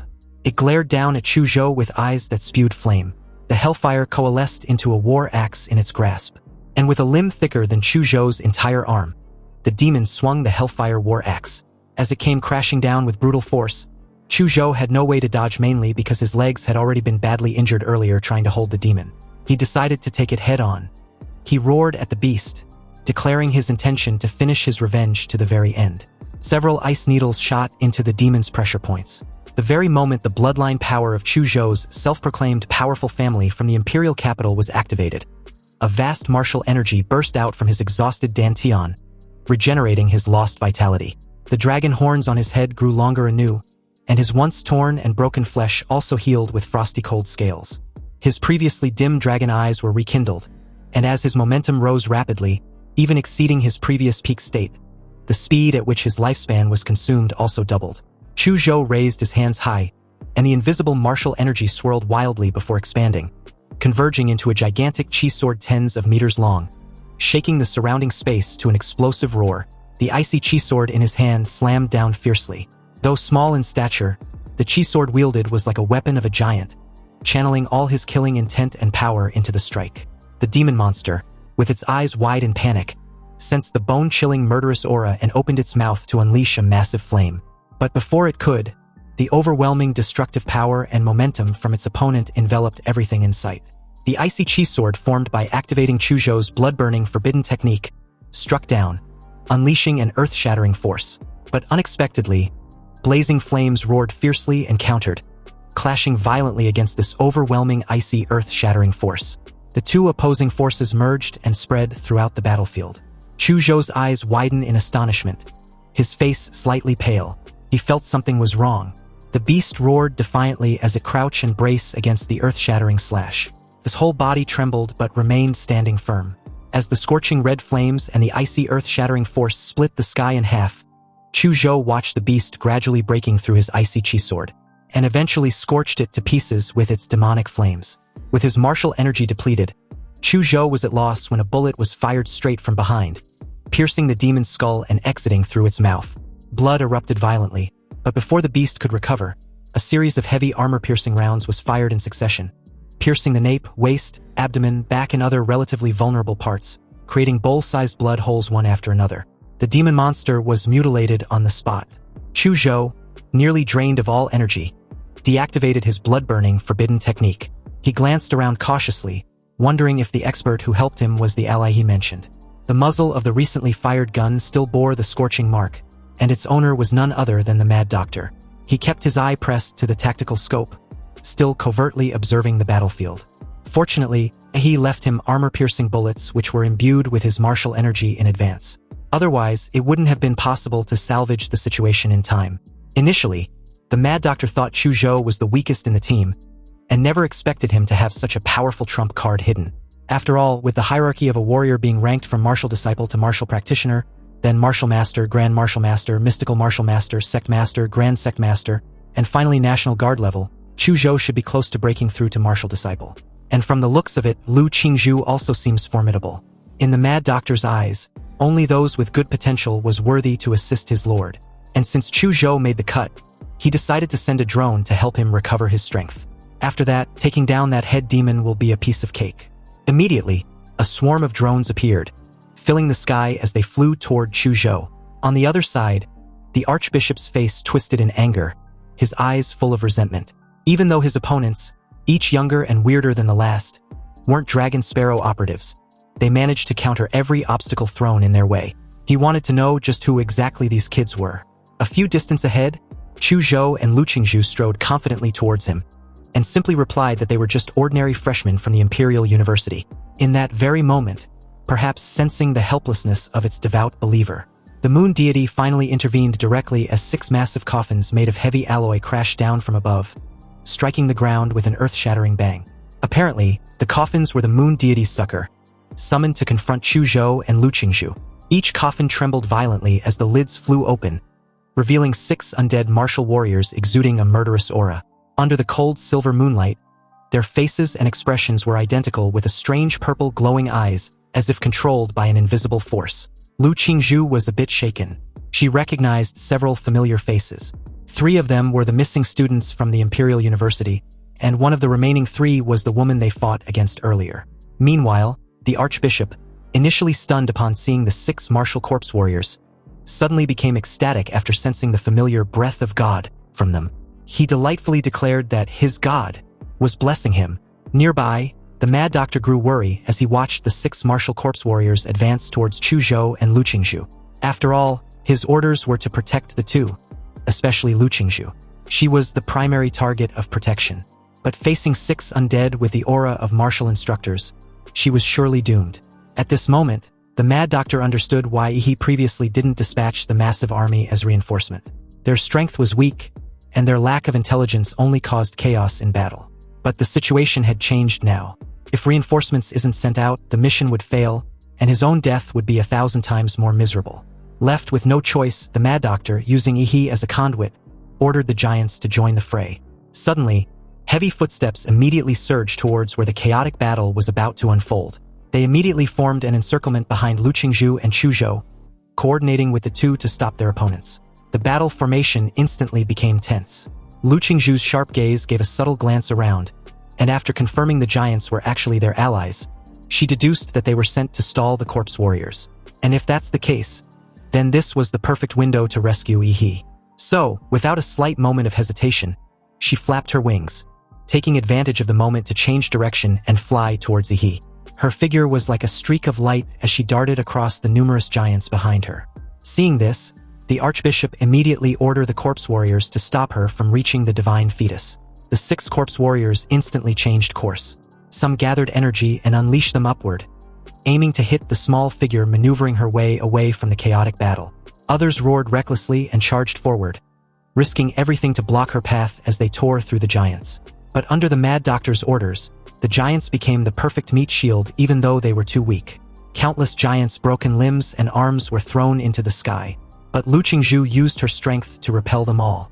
However, within just a few meters away from Yi, she was nearly impaled with the Xuanwu divine needle from the Archbishop. Lu Qingzhu lost momentum as bright red blood splattered into the air. Then her strength gradually started to fade, which nearly plummeted her body to the ground. But just as her body was a few inches from impact, her wings sprang open once more as she soars into the air, pushing her delicate frame hard against the wind. The Archbishop froze in horror as all his efforts in stopping Lu Qingzhu was for naught. Lu Qingzhu eventually made her way to Yi and hugged him, clinging tightly as she gently rested her head on his shoulder. Her breath weak yet mixed with heartwarming relief. She finally caught her man. With no time to waste, Lu Qingzhu flapped her wings and took off into the sky, holding Yi with her intact arm. But her injured arm, wrapped in blood thorns, was throbbing painfully as her blood was being sucked away. Lu Qingzhu used her nether flames to burn away the blood thorns, but this could only suppress and prevent it from affecting her movements from being accidentally injured by her pursuers. At this time, she also noticed that the ground was covered with the corpses of the giants. They have all been killed, yet not a single scratch was left on any of the 6 martial corpse warriors.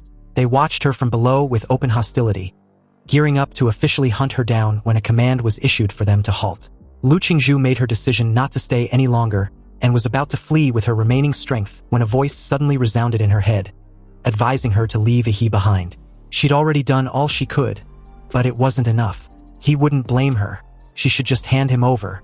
For a moment there, Lu Qingzhu wondered who the mysterious voice belonged to, but upon realizing it was the creepy fucker behind her, a surge of anger flared up within her, and in a defiant tone, she replied that she would never hand her man over. She sucked in a lungful of air, and after telling the moon deity to fuck off, she let a nether cry with every ounce of strength left in her delicate body. she was suddenly hit with a psychic attack. Her head began to hurt so much with all the wails and agony of the souls the moon deity consumed. They were overwhelming and unbearable. But Lu Qingzhu still refused to let go of Yi. Even when her consciousness was fading, all she cared about was preventing Yi from getting hurt. It didn't take long for a completely exhausted Lu Qingzhu to plummet down with Yi like an angel with broken wings. On the ground, the heads of the 6 martial corpse warriors with cold pale skin and glowing eyes as numb as puppets snapped up at the same time. Then, together with their necks, they began to elongate at an extremely creepy and fast rate, turning into moon spears and pressing towards Lu Qingzhu in midair. Lu Qingzhu kept her eyes slightly shut with Yi firmly hugged in her arms. But the expected pain, along with the moon spears and her fall, halted. Everything seemed to have stopped in time. Lu Qingzhu groggily opened her eyes the moment she heard Yi's voice. He apologized for waking up a little late than what she could take. However, staring at Yi, Lu Qingzhu, who was already exhausted to her limit, finally closed her eyes with relief and a bright smile. She simply murmured that it wasn't too late. He encouraged her to rest well while he handled whatever comes next. Meanwhile, back on the ground, the archbishop cursed in disbelief when he saw that he had broken free from the god's illusion. But he immediately assured himself that it didn't matter, because Yi wouldn't be able to deal with 6 moon god apostles at the same time. If they attacked together, there was no possible way he could withstand the siege of 7 martial artists at the same time. Subsequently, Lu Qingzhu suddenly disappeared in Yi's arms, sent to a safe space to rest. And on the 4th second, Yi neutralized the time stop. Below, the archbishop's eyes widened as a bead of sweat trickled down his cheek. His next command was stuck in his throat when he saw a sudden gigantic feet appeared out of nowhere from above. The idiot and the martial corpse warriors were crushed into meat paste, spattered all over the battlefield with no room to resist. He sneered, staring at the scattered corpses at his feet like they were some filthy garbage, not worth his time. Meanwhile, somewhere on the battlefield, Lin Qi was in agony, trembling all over after experiencing so many deaths. He didn't know how many times he had been killed. Headshot, tearing, burning, slicing. Every time he was killed, he could feel the specific pain. And although his willpower was far superior to that of an ordinary person, he was on the verge of a mental collapse due to Yi's endless slaughtering. In Lin Qi's eyes, he was practically a demon that even the gods couldn't punish. Anyway, after an endless torturing and slaughtering, Lin Qi couldn't hold on any longer and kicked Yi out of the illusion space. With teary eyes, he apologized to the moon deity and explained that he didn't have a choice. The moon deity simply instructed him to go lie down in the coffin. Time was running out and he can only complete the vessel using Lin Qi's weak mortal body. In the distance, Yi took less than no time slaughtering any remnants of the moon god's power on the battlefield, especially the 6 moon apostles. Sneering at what's left of their current pathetic state, the disgust in his tone was evident. After all, even with the moon god's power, they were ultimately nothing more than a pile of corpses. Now, all the cultists of this heretical sect had been eradicated, leaving only Lin Qi and the disabled moon god who had never appeared until now. Because in that very moment, he suddenly felt something and looked up at the moon. A figure in a silver-white robe stood in the void, with the eerie big moon behind him. The moonlight shone on him, covering him with a hazy silver light, like a royal robe. The figure had silver-white hair that reached to his shoulders. In terms of facial similarities, he was somewhat similar to Lin Qi, but more three-dimensional and thinner, and he looked very much like a well-polished character. His eyes were like 2 silver moons, revealing the moon's coldness and purity. This pair of cold eyes stared at Yi with full appreciation and recognition. Even though Yi couldn't sense this fucker in the sky, he could tell from his aura that he was incredibly strong. And he was undoubtedly the source of the anomalies in Linshui County, the evil god who plays with hundreds of thousands of lives, and the moon goddess's carrier on Earth, the moon nightmare Boros. Invisible steps appeared under Boros' feet as he stepped on the void and walked towards Yi. The moon behind him even casted a dedicated lunar spotlight that followed his every step. Yi was also covered by a layer of moonlight. When he reacted, the city background around him had disappeared, replaced by an endless void. And judging from the grayish-white soil under his feet and the large and small potholes around him, this was the moon. But this can't be the real moon. After all, he didn't feel the extreme cold of space or the lack of oxygen. He deduced the entire space to be similar to Gongku's killing intent domain. A domain was different from the illusion that touches the spirit and soul like a certain field covering reality, but the damage caused was real. Therefore, inside a domain, Yi's invincible golden body without system panels was meaningless. When he analyzed his situation, Boros also came down from the void, hovered in front of Ihi's supergiant anthropoid body but kept a distance of about 20 meters. Of course, 20 meters was too close for both sides and was completely meaningless. Barros spoke fluently in Ihi's native tongue, admitting that he actually admired the little troublemaker very much. In a sense, he was the most outstanding human he had ever seen, especially since he not only dared, but actually succeeded in stealing a portion of his divinity. And what's more, his compatibility with him should be over 96%, making him the perfect other half for Barros to complete his human vessel. He, still in the giant's form, stared at Barros skeptically, thinking of ways to prolong their exchange. After all, his plan of stealing Barros' vessel was already completed. What's left now was just to buy some time. Facing Ihi's silence, Barros continued convincingly, stating that he was willing to grant Ihi the right to retain his consciousness after using his mortal body to complete himself. Ihi would be able to step from the mortal realm into the realm of the divine. He might not know how big and vast this world was. Whether it was planet Blue Star or what humans call the secret realm, the Sin domain, Ihi had only glimpsed the tip of the iceberg. His talent was his ticket to a higher level. Barros invited Ihi to join him. He would ascend to the moon and rise above the heavens. Perhaps there were not many humans in the entire Blue Star who can refuse an invitation and a promise from a god. But since he was part of the very few, he directly refused. His voice resonated from the giant's body as he gave the fucker the middle finger. Honestly, he initially thought these mysterious gods were so impressive. But in the end, they were just a group of higher-level intelligent beings. Anyway, since Barros' incomplete form can't threaten Ihi, he first pulled some piece of trash to help complete it, then tried his usual threats and bribes. These were the same old tricks, no different from humans. Seriously, I really overestimated you, he stated mockingly. However, in the face of Ihi's provocation and ridicule, Barros' cold and handsome face did not change at all, and he seemed not to take it to heart. After all, once his human vessel was completed, even with a body of only 20% compatibility, lowly and flawed, it wasn't something Ihi could fight against. He, at the end of the day, was also food ready to be enjoyed. Barros asked for his opinion simply out of admiration, but it wasn't actually important because the end result won't change anyway. Barros stretched out his cold white hand and made a grasping motion. The giant before him was seized by an invisible hand and crushed like a bug. Under this extremely terrifying squeeze, the flesh, blood and bones were all crushed into a single mangled mass. Ihi's expression shifted. His giant body was crushed on the spot like a balloon. Then, with a wrenching motion, Barros tore open the supergiant anthropoid body. A beam of moonlight penetrated the flesh and blood, imprisoning Ihi's body. The next moment, he found his limbs frozen in place. Barros was generous to those he admires. So even though Ihi rejected him, he still planned on granting him the privilege of retaining his consciousness after completion. Barros' hand drew closer and closer to Ihi's forehead, treating him like food ready to be consumed. Then, for the first time, a flicker of surprise crossed the moon god's eyes. He couldn't comprehend why he was unable to sense Ihi's consciousness. Baffled, he even repeated the process twice more, but nothing. He laughed mockingly and called the idiot out for finally realizing that he couldn't touch his soul. Even if his body couldn't match Barros in the spiritual plane, he had the support of the system panel. You see, against a divine being like Barros, he anticipated this and knew his body might fail. So he used the vampire template's extreme regeneration and left half of his body, which was divided vertically, with the Mad Doctor. This ensured that after his main body was destroyed, his consciousness would be awakened in the other half. Barros, momentarily speechless, couldn't even comprehend the entirety of what he meant. But the next second, the endless void above his head split apart. A colossal great sword descended, cleaving open the cosmic star scene itself.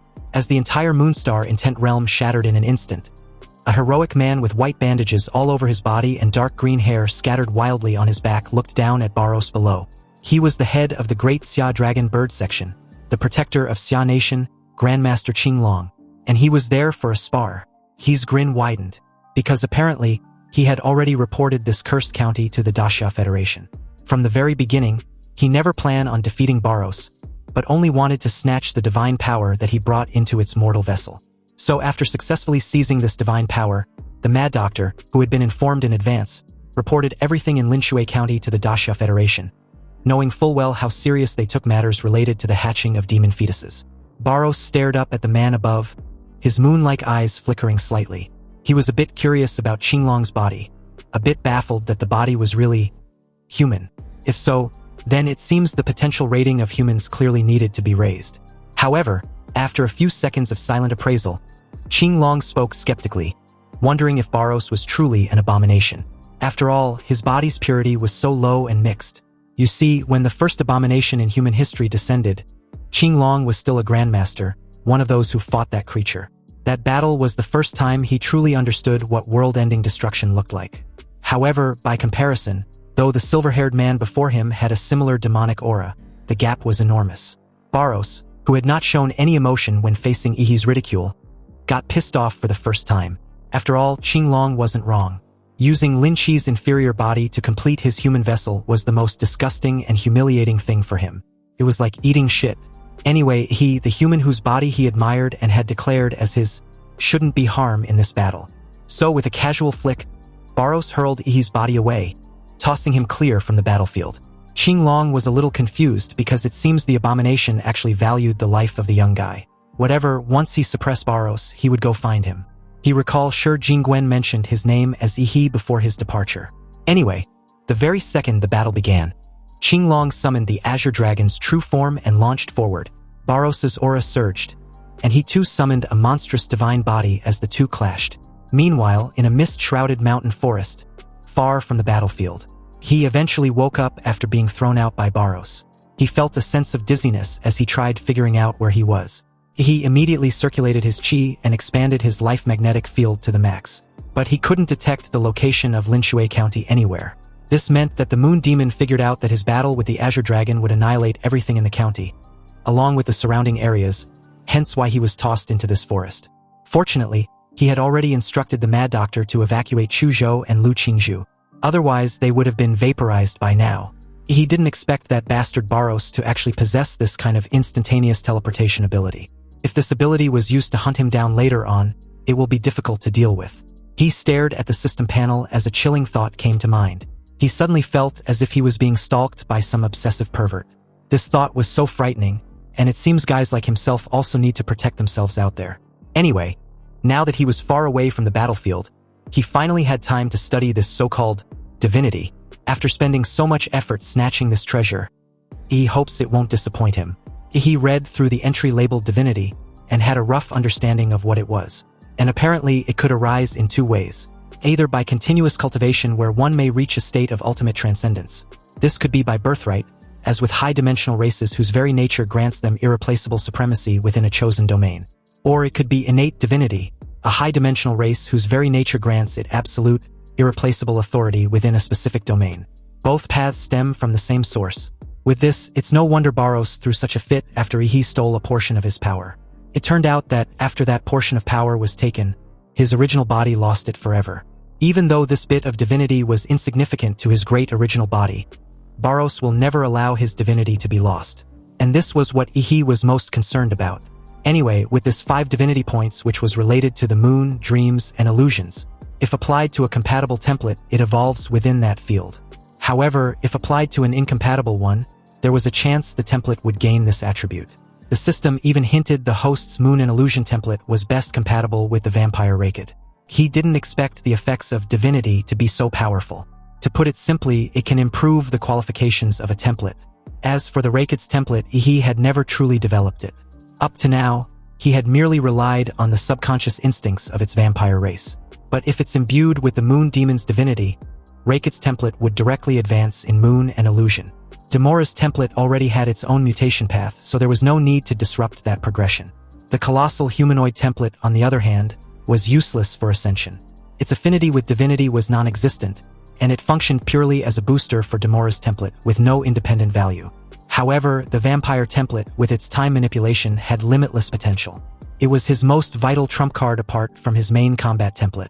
So with this analysis, he chose to upgrade the vampire template. When the Raked template possessed only vampire abilities, it had been rated D+. But after unlocking the Crimson Calamity, it skyrocketed to B+. Yet even that rare time control ability wasn't enough to push it into the A tier. However, after absorbing all 5 points of divinity, numerous of glowing text scrolled across the system panel, indicating a triggered evolution. The B+ Vampire Raked template was advanced in the fields of Moon and Illusion into an A tier, with the Vampire Bloodline also upgraded and advanced to the Moon Demon Bloodline. The first Bloodline power was the Moon Banquet Carnage, which meant that under the darkness of night, the host's physical fitness, self-healing ability, and martial energy increase by 100%. But under the moonlight, the power is increased by 150%. At the full moon, a special state is triggered where the moon nightmare is awakened, and the domain, the double moon world, can be expanded. There is also the blood nightmare, where the host's blood is hallucinogenic and aggressive. The weak would be directly enslaved after being corroded by the host's blood. The strong would have their spirits eroded and fall into illusions. The higher the host blood content in their bodies, the deeper the illusion. Also, under the moonlight, the blood nightmare technique is blessed. Then there is the blood control, which accelerate the blood in the body and increase physical combat effectiveness in a short time, or turn into high-pressure blood arrows and shoot out. It lowers the blood temperature to as high as dozens of degrees below zero, freezing the objects it touches. Lastly, there is the moon's darkness, which triples the strength and speed of the host under normal conditions. But under moonlight, it is 5 times faster, and under a full moon, it is 8 times faster. It also has the special ability, which was the time stop. Under moonlight, the cooldown time of the time stop is reduced. And under a full moon, the time-stopping limit can reach double the normal limit. He's breathing quicken as he stared at the advanced template ability. The upgraded version of the vampire Raked was strong, but he didn't expect it to be this insanely strong. Sure, most of its upgraded powers required moonlight or nighttime conditions, but once those triggers were met, the boost stacked into something monstrous. A literal exponential spike in combat capabilities. It's basically a top-tier support-type functional template. As expected, the rougher the storm, the bigger the prize. Seriously, coming to investigate Linshui County's anomaly was totally worth it. Of course, he hadn't forgotten his classmates who risked their lives for him. This mission's difficulty had definitely reached level 4 standards, and the danger could easily qualify for level 5. Under the Imperial University's assessment system, this means one thing: maximum tier rewards. He rose from the forest floor in one swift motion, leaping onto a treetop and easily balancing himself above the endless sea of leaves. As the cold silver moonlight poured over him, the night wind brushed past, and every cell in his body felt alive, exhilarated by the upgrade. Power welled up from deep within his bloodline. The moonlight enhancement of the vampire Raked template was taking effect. With a resounding whoosh, he threw several punches in succession, and relying solely on his normal physical strength and speed, he made the air crackle, and the ripples caused by the distortion of the air could be seen with the naked eye. After simply stretching his muscles and adapting to his physical fitness enhanced by the moonlight, he spread his arms like a giant bat and moved in the woods as fast as lightning. The communication equipment on him had been damaged in the intense battle. He had to find the nearest human town first to contact the Imperial University. As a key figure in the Moon Nightmare incident, Dacia Federation would definitely interrogate him, but he had too many secrets that he could not reveal. And under the interrogation of professionals, lies were easily exposed. Therefore, he must first re-establish contact with his old backer, the Imperial University. After all, these connections and patronage were used exactly at times like this. A supersonic fighter jet carrying 3 important personnel returned to the Imperial University. There were 4 other aircraft escorting the supersonic fighter jet. The people in the fighter plane were naturally Ihi and his 2 teammates. At this time, Ihi was the only one who was fully awake in the fighter cabin. Chu Zhou and Lu Qingzhu were still receiving emergency treatment in the life support cabin. As the aircraft hatch hissed open, the ramp extended to the ground as Ihi stepped out. He was a little dazed for a moment, before noticing an elegant old man in a neat Zhongshan suit. He gave Ihi the feeling of a pocket watch made with precise and rigorous ancient craftsmanship. But he also has the elegant and easygoing temperament of a scholar. The 2 completely different temperaments were not contradictory, but coexist harmoniously in him. The old guy introduced himself as Shi Jingwen, the president of Huadu University. He shook hands with Shi Jingwen and spoke with a shy and admiring look, returning his greeting. He also added how it was such an honor to finally meet him, the idol of every Huadu University student. Amused, Shi Jingwen laughed and told Ihi to relax. He didn't care much about formalities, so there was no need to be so polite. Hearing this, he dropped all formalities and started stretching his arms to loosen up his tired muscles. Shi Jingwen was a little stunned when he got straight to the point, asking if he was there to question him about what exactly happened in Linshui County. However, that was apparently not the case. The old guy was simply there to inform him that his team had already successfully completed the Linshui County's anomaly mission, so he didn't need to worry about the aftermath. He found this odd since there would be no review or investigation. After all, with something as major as an evil cult sacrifice and a moon god's descent, how can it be brushed aside so easily? Shi Jingwen reassured Ihi not to worry. He just need to trust Huadu University. And besides, The aftershocks of Linshui County's anomaly would be handled by those above them, so he should rest assured. Also, this old fox was tolerant enough to respect Ihi's personal secrets. But in the upcoming university mission briefing, this anomaly will be reported anonymously. Ihi would only be credited with completing a level 4 mission. And of course, since level 5 missions usually require a professor's leadership, crediting a group of first-year students with one would be too outrageous. But in terms of rewards, the Imperial University would treat it as a level 5 mission. Obviously, this treatment felt so unreal, like a dream. He glanced at President Shi Jingwen, whose gentle smile carried the warmth of spring breeze. Yet somehow, the man's presence felt heavier than Barros's divine pressure. He wondered if this old fox already knew he had been cheating with a system. The very next day, at the president's reception office, the Mad Doctor finally sent over the post-battle footage from Linshui County. He opened the file on his phone, and the report made him do a double-take. You see, Linshui County terrain was mountainous, but what's left now was a massive crater. The entire county had collapsed into a massive basin, as if a meteor had slammed into the earth and had not only erased a city, but had permanently altered the landscape. He exhaled nervously. This world of martial transcendence was too damn dangerous.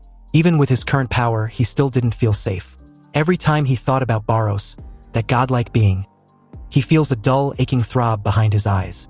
The problem was the lunar gaze, the mark of Barros, was still lingering on his soul. The day before, he informed President Shi Jingwen about it. The old fox simply reassured him not to worry, and promised him that Qinglong would take care of it. Apparently, the Azure Dragon had a way to seal the lunar gaze. Hence why he was waiting quietly in the university's guest reception hall. In that moment, the door opened silently, and as Ihi looked up with a knowing gaze, he saw the man he had been waiting for, the second-ranked martial artist in the entire Daxia Federation, one of the few who stood at the very top of Blue Star's power hierarchy, Qinglong. But something about him seemed off. He was wearing a thick black fur cloak over multiple layers of clothing. His complexion pale, his aura faintly unstable. It was as if he had just returned from an icebound battlefield, carrying the chill of another world with him. Qinglong was obviously suffering from an aftereffect of his battle with Barros. He naturally noticed Ihi's expression, and although his cold and hard face remained unchanged, his pride as a powerful warrior made him feel the need to explain. He admitted that he did catch some cold because of that cunning moon demon, but he still won that battle. After only 100 exchange, that moon demon's inferior body began to crumble and disintegrate. If Barros hadn't had so many ways to escape, Qinglong would have killed him long ago, and he wouldn't have to wait here for him to help seal Barros's gaze mark. He found it a bit funny. He didn't expect Qinglong to actually explain things to him, and although it was a little different from the image of an unfathomable aloof warrior he had expected, it was kind of cute. Anyway, before he began, he reiterated his help in sealing Barros's gaze. Qinglong took off his mink coat and other warm clothes, revealing his broad and strong bandage muscles. He revealed that President Shi Jingwen was great at fortune-telling and evaluating a warrior's fate. And apparently, he had also already informed him of Ihi's special nature. So in that case, he also has a few classified secrets he briefly want to share with Ihi. Qinglong questioned Ihi if he had ever thought the monsters they kill were once intelligent beings, similar to humans. Ihi's eyes widened with realization as Qinglong continued, recalling some past events. According to him, when he was still a Xuanwu martial artist, he followed his teacher and 5 fellow senior apprentices to explore a newly unearthed ruin located in an A-level secret realm. In the end, he was the only one to make it out alive. But he was infected with a horrible curse in the ruins. His body gradually began to transform into a beast. His sanity was also fading as the transformation progressed. Even the best doctors at home and abroad were helpless about this. Qinglong decided to exile himself. He didn't want to transform into an unconscious monster in his own country and eventually hurt his compatriots or be killed by them. So he went alone to an S-level secret realm in the Great Atlantic, ready to die there. But a massive sea storm swept him onto an island that no human had ever set foot on. Qinglong stopped abruptly and explained that the rest was top secret and concerns the future strategic destiny of the entire Xia nation. So he couldn't say more. He was genuinely disappointed with the letdown. Anyway, there were people on the island who helped and saved him from becoming a beast. As Qinglong spoke, he tore off the bandages on his body, revealing a body covered with black, mysterious runes. Just by taking a careless look, he felt a pain in his eyes as if they were pricked by needles, and a few drops of blood even trickled down from his fingers covering his eyes. Although Ihi's eyes healed in less than 2 breaths, he didn't dare to look at them any longer. because the glance he just took made him feel like his very soul was being dragged into a void. Deep in thoughts, Qinglong stared at Yi curiously. You see, a grand martial master even fainted after glancing at these runes. And a low-level martial artist turned brain-dead, becoming a vegetable if shit got serious. Yet he took a look and merely bled a little. But this was just as he expected. He was indeed special. So far, Shi Jingwen has never misjudged anyone. Perhaps Yi really has the potential to change the increasingly perilous situation. Qinglong instructed Yi not to resist. He was going to imprint 2 runes into his sea of consciousness. From that point on, Yi would be able to sleep peacefully. The very moment Qinglong placed his finger on Yi's forehead, the runes, which were as thick as black inks, slowly seeped from his fingertips and onto Yi's forehead like black worms, as if they were alive. Subsequently, the subtext on the system panel, which indicated the Moon Demon's Gaze mark, were suddenly erased by a mysterious force like a system glitch. So with the seal completed, the nanomaterial bandages on Qinglong's body recovered automatically as he put on his domineering black mink fur coat. Anyway, out of nowhere, Qinglong suddenly questioned Yi if his teacher was Gongku. And in that moment, he also recalled his teacher warning him not to reveal himself as her student. Because apparently, Gongku used to be a big sister at the Imperial University and bullied a lot of guys back then. And they've all grown up now. Even as a Xuanwu warrior back then, her achievements were on the low side, so Yi better be careful. He began to sweat profusely. And as a warrior who had been in the world for many years, Qinglong naturally knew what Yi was thinking. He reassured the little guy not to worry because he had no issue with Gongku. He only mentioned her because before her mental injury, she was a martial artist most likely to reach Grandmaster by walking the path of slaughtering. It's a real shame. In short, Qinglong wants to spar. He simply wants to see how pure the legacy of the once infamous Rose of Slaughter had become. He was briefly stunned. But as he thought about it, he realized that it was expected. Because the stronger the warrior, the more eager they were to fight. He pointed to the moonlight outside and suggested they spar under it. Qinglong frowned as he closes his eyes, recalling some unpleasant and troublesome illusions. The two went to the 4th Panoramic Arena at the Imperial University, a private martial arts arena. Qinglong encouraged Yi to use his full strength, while he defended using a hand and with pure physical power. He also had the first strike. If he can force him to move even half a step, he wins. And if he wins, he would earn 1 free request of Qinglong's aid, plus a direct admission into the first department of the Great Xia Dragon Bird, with all rights and privileges that entails. This promise was generous because Qinglong believed Yi couldn't do it. After respectfully asking for his senior's guidance, the moonlight shined brightly on Yi, illuminating his figure. Then his whole body exploded with a crackling sound as he drew out the meteoric blade and held it high above his head. Activating the Moon of Carnage, the surrounding moonlight was suddenly stained by blood, painting the entire arena with a faint bloody glow which further strengthened Yi's murderous intent. The silver blade was instantly dyed with a murderous red, and the majestic martial energy and bloody power poured into it caused the blade to extend into a 45-meter-long bloody shadow. Qinglong's pupils condensed. He actually felt an aura similar to the moon demons, but it wasn't tainted by the filthy corruption of the demon's world. Rather the same origin as the moon itself. Qinglong really wanted to ask Yi how he did it, because from his previous archival materials, it seemed that Yi had never shown any characteristics related to the moon. The 45-meter-long sword was struck down with the slaughtering intent, Moon of Massacre, turning into a huge blood-red crescent moon that tore through the air and crashed down. The bloody light illuminated the ground red, and endless murderous intent swept over the entire campus. Seeing Yi's performance, Qinglong clenched his fists and casually punched at the incoming blood-red moon slash. Meanwhile, below the Imperial University Research Institute, at Gongku's confinement center, the little lowly who was originally lazing on her sofa suddenly tensed up like a hamster. She wondered if the murderous intent she just felt was Yi's. But how was that possible? How could Yi possess such terrifying killing power after only 3 days of absence? She was worried that her disciple might have lost control and even tried to massacre an entire city. Anyway, it wasn't just Gongku, but also other students and teachers related to the martial arts routes of the Imperial University, or those with keen perception, all felt the sword as deep as a sea of blood. Some students with weak mental strength even hallucinated a knife cutting towards their necks. In a luxurious hotel, Xiang Jinzhuang, in a bathrobe, stared intently in the direction of the Academy's martial arts arena from his bed. A pair of jade arms of a beautiful woman wrapped around his neck and questioned him what was wrong. What could possibly be more important than the fun they were about to have? Xiang Jinzhuang brushed it off as nothing serious. He just sensed an insanely terrifying murderous intent, and didn't expect it to spread over such a long distance. He guessed most of the Imperial University campus can sense it too, so it must be just a show-off. Back to the panoramic duel arena in the Imperial University. As the huge blood-red crescent moon tore through the airwaves and crashed down, Qinglong, unlike Gong Ku, did not target the weak points of Yi's attack, causing the offensive to collapse instantly. Instead, he faced it head-on, directly confronting it with the purest violence.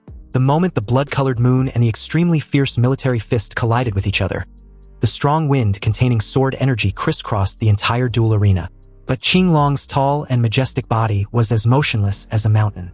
No matter how fierce Yi's attack was, he could not be shaken at all. But this was expected of one of the nation's top masters. Yi's eyes widened as Qinglong clenched his fist and went on the offensive. Activating his military boxing fist, a sudden surge of overwhelming blast burst forth as Qinglong punched out. He was hit directly, shattering his blood moon as the entire duel arena got covered with a layer of blood mist.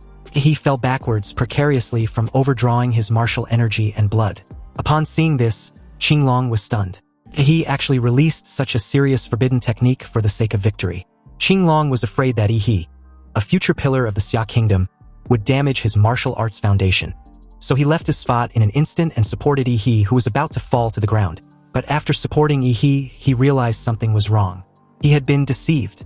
He had a creepy smile on his face, not looking at all exhausted as he points out that Qinglong had moved more than half a step just now. So that means he won. You see, under normal circumstances, Yi's weak performance wouldn't have been able to fool the Azure Dragon.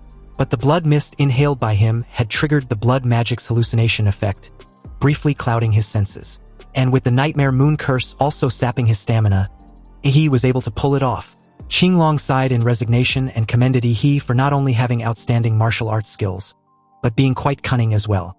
He asked for Yi's request, as one of the strongest warriors on the entire Blue Star, to describe Qinglong's promise as nothing less than priceless was a direct insult and a way of belittling him. Therefore, Yi plans to keep this promise for the time being. Qinglong nodded, expressing his appreciation for Yi's foresight. But then comes the climax. Qinglong wants to accept Yi as his disciple. Originally, he wanted to wait until the little troublemaker lost, but since that's no longer the case, he decided to relay his intentions by coaching. Gong Ku's teaching wasn't half bad, and although Yi's killing intent and martial skill was quite impressive, it's still lacking. Killing intent alone was not enough, and without a stronger body to support him, the killing intent was only superficial. In short, Qinglong wants Yi to exercise his body. He nodded with a smile, but he secretly found this suggestion a bit amusing since he hadn't shown his Demora's body. Qinglong continued, adding that the key was the person Yi trains with, and since his physical foundation seems to be solid, he couldn't afford to take the wrong path. So in this time, it was very important to have a teacher who was very strong physically to serve as a guide. He totally agreed with this assessment, and informed Qinglong that he would seek out the dean of the Body Cultivation Academy the very next day to guide his physical training. This left the huge guy speechless. He thought he had been obvious enough in hinting to be Yi's teacher. So why was the young brat being so stupid after being able to pull his earlier stunt on him? However, in Yi's opinion, Qinglong was in a high position and must be very busy. Also, since he had never heard of him accepting any disciple, why would he think that he would hint at accepting him as his student? Although Yi was indeed a good seedling, Qinglong still did not lower himself to take the initiative to accept a disciple, but he thought of a compromise. Before leaving, he left Yi with a powerful but extremely difficult bodybuilding technique he found from a Western warrior after he killed him.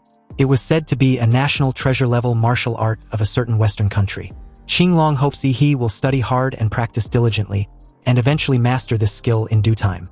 Excited, Yi thanked him, oblivious to Qinglong's hidden intentions. Apparently, since the technique was extremely difficult to cultivate, Yi would definitely find it impossible to learn. And this would eventually let him seek him out to ask for guidance when the time comes. This way, Qinglong would be regarded as Yi's master in disguise. Then later on, he would formally add the status and everything would be settled. After bidding farewell to Qinglong, Yi returned to his dormitory after so long. And come to think of it, he had been at the Imperial University for over half a year now, but he had spent nearly all of it underground with his teacher and had barely even stayed in his own dorm. Staring at the martial art technique badge, he wondered if he still needed to use the sleep cultivation method to learn and train. But at this moment, the doorbell of his room rang. He placed the badge into his space ring and made his way to the door. But upon opening it, he was surprised to see Ouyang Zhe, who asked if he could come in for a chat. Wondering why Ouyangze came to see him, he invited him inside. The only reason he could think of was him trying to get him to join the club. Anyway, the two didn't even make their way to the lounging room before Ouyangze's dropped all pretenses and unexpectedly dropped to his knees, begging he unceremoniously. He claimed there were a lot of people outside, hence why he showed a composed demeanor. But now that there were no prying eyes, he's begging he to become the president of the Dragon Blood Society. He stared at Ouyangze, who was desperately begging and hugging his thigh like his life depended on it, and didn't know what to say for a moment. He wanted to know what happened to his high-spirited and ambitious plan to carve out half the realm from the local Imperial City students. Seriously, how the hell did he end up looking like a loser? And also, how did he know he had returned to his dorm? Ouyangze replied that the Dragon Blood Society happened to have a member who saw him return. He was quick to catch on that they secretly spied on him through a surveillance camera. Although Ouyangze explained that they only installed it in the corridor, he spared no time dragging the poor guy to the training room for some well-deserved scolding. 20 minutes later, Ouyangze laid on the training floor after experiencing what felt like climbing out of the 9 layers of hell. He asked him the reason for his request.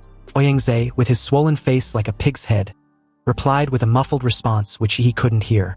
So he gave him some blood-replenishing pills to heal his wounds. Ouyangze absorbed the pills and recovered almost immediately. Since the club couldn't hold on much longer, he was the only student with enough strength to save it. You see, at Huadu University, students were free to form their own clubs and organizations, but unless they make exceptional contributions, the school won't provide any operational funding.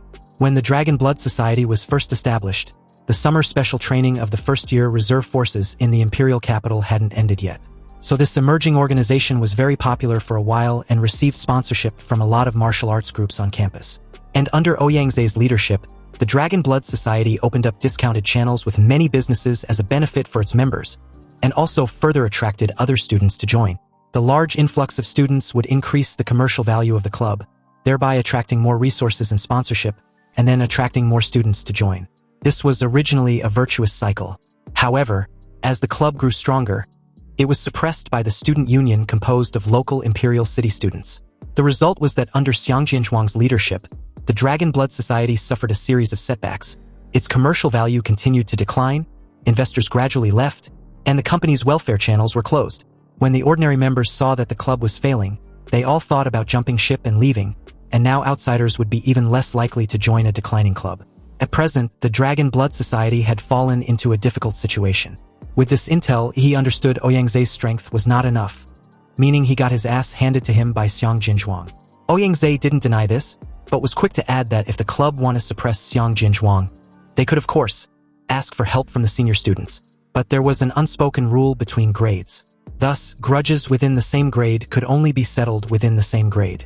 However, at present, if this rule is ignored and a senior is recruited to suppress Xiang Jinzhuang, then he would have a plausible excuse to bring senior-level locals from the Imperial City to overthrow the Dragon Blood Society permanently. This predicament makes he the only classmate who meets the requirements as the perfect freshman to save the club. He unexpectedly agreed to help, but before he could get another word out, he was cut short by an overly excited Ouyangze, who tried to appoint him as the club president right then and there. He had to explain that he wasn't going to be the president, but more like someone brought in to protect the club's assets like a consultant. He wanted to know what exactly Ouyangze plans to have him do. And that's when the Daxia recovery plan was revealed. Also, since it wasn't a classified intel, sharing it wasn't against the rules. Apparently, the Daxia recovery plan was about rallying martial artists from across the country to conquer the 12 cities and surrounding regions that were completely occupied by monsters. Universities across the country would also participate in the recovery plan, and the senior students of the Imperial University would be at the forefront.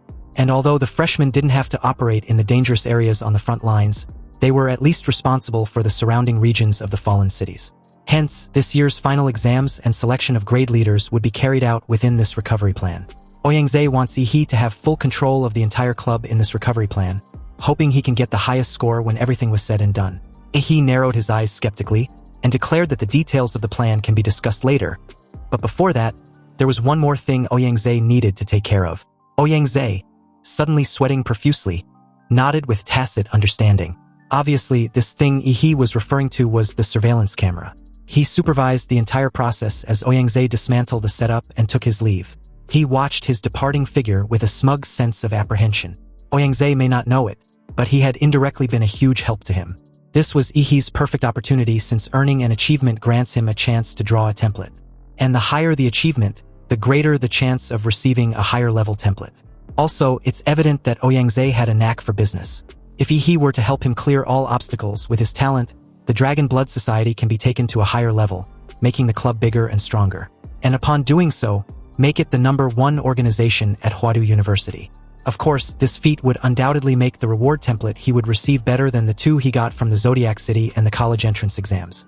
His target was to master both templates and martial arts. The next day, in the Dragon Blood Society's cadre meeting room, the 12 core members of the club were all present, including many old acquaintances in the Zodiac City. Xinchun leisurely had his legs propped on the table in front of him, smoking a lit cigarette, and with his typical contemptuous expression highlighting his dissatisfaction of having to wait for Ouyangze, he questioned Yan Zhengxiong why their president hadn't arrived yet. Yan Zhengxiong stared at Xinchun with a slightly irritated look, recalling how this same fucker used to be polite to him and always call Ouyangze president when the Dragon Blood Society was flourishing. Now, not only is he calling him by his name, but his actions were also extremely provocative. Although Yan Zhengxiong had a gut feeling that Xinchun was planning something shady, he kept silent and calmly explained that the vice president was going to pick up the real president of the Dragon Blood Society. He added that the 2 would arrive shortly, so they needed to be a little bit patient. Everyone understood what this meant and froze for a moment, especially Xinchun and Lan Yusi. You see, Ouyangze had always regarded himself as the vice president. And in front of the public, he openly declared that the position of chairman of the Dragon Blood Society had always been reserved for Ihi. Xinchun and Lan Yusi's expressions changed to that of pure terror as they recall their encounter with that terrifying monster of a freshman. They had always been regarded as geniuses since childhood, but in front of Ihi, they were nothing but pesky flies. Xinchun strongly expressed his disapproval on pinning their hopes on Ihi. After all, among the first years, Xiang Jianzhuang's strength had no rival, so there was no chance of a possible comeback. The smartest move was to know when it was time to let go. And besides, Ouyangze had already gained enough from the Dragon Blood Society, so backing out at this point wasn't necessarily a loss. Lan Yusi agreed with this assessment, pointing out how meaningless it was to pin their hopes on an outsider. After all, a wise bird chooses its own tree to roost in, and since the Dragon Blood Society was destined to be short-lived, no matter how hard Ouyangze tries to stop it, he would only be crushed by an overwhelming power. Yan Zhengxiong's eyes narrowed as his face darkened. He knew the 2 were up to no good. Xinchun, with an excited demeanor, declared that the eldest son of the Zhou family in the imperial capital, a true Daxia martial arts family, had promised to give them a great place under his banner. In Xinchun's opinion, following Zhou Kai was way better than staying in a half-dead club, waiting to be liquidated by Xiang Jinzhuang. He then asked the rest if they can really believe in He, the same person who hadn't shown up for half a year and didn't even respond when the people in the imperial capital openly provoked him. Xinchun completely ignored Yan Zhengxiong's murderous glare and called for everyone to take sides. Then, right on cue, several prearranged actors, who had been bribed in advance, echoed his words, their wavering hearts finally making a decision. They want to stand on the side of Xinchun, who obviously had a brighter future. After all, it wasn't like everyone hadn't helped the Dragon Blood Society before, and now that the club had collapsed, they didn't owe them anything. It wasn't wrong to defect for a better future. These cadres who had taken sides defended themselves in their hearts. Yan Zhengxiong stared at them with concealed rage. He couldn't believe 8 cadres were choosing to defect, leaving only him and 3 other cadres. These cadres weren't just names on the roster but an important part of the organization, each controlling a large amount of the organization's business secrets and resources, and an entire group of ordinary members and followers. Their sudden departure wouldn't just ensure leaked secrets and connections, but a large followers too, which will simply drain the Dragon Blood Society dry. In this way, even if Ihi came back to take charge of the situation, he would only be facing an organization that had almost become an empty shell. Anyway, just as Yan Zhengxiong was about to stop them, the door of the conference room was kicked open, and a young man with an afro, wearing gold and silver jewelry with an extremely ostentatious and luxurious clothes, walked in with a swagger. He asked why Xinchun was being so slow. He was getting impatient waiting downstairs. Xinchun and Lan Yusi's face changed instantly into all smiles and flattery, and in a very humble tone, Xinchun replied that everything had been taken care of, they were just about to leave.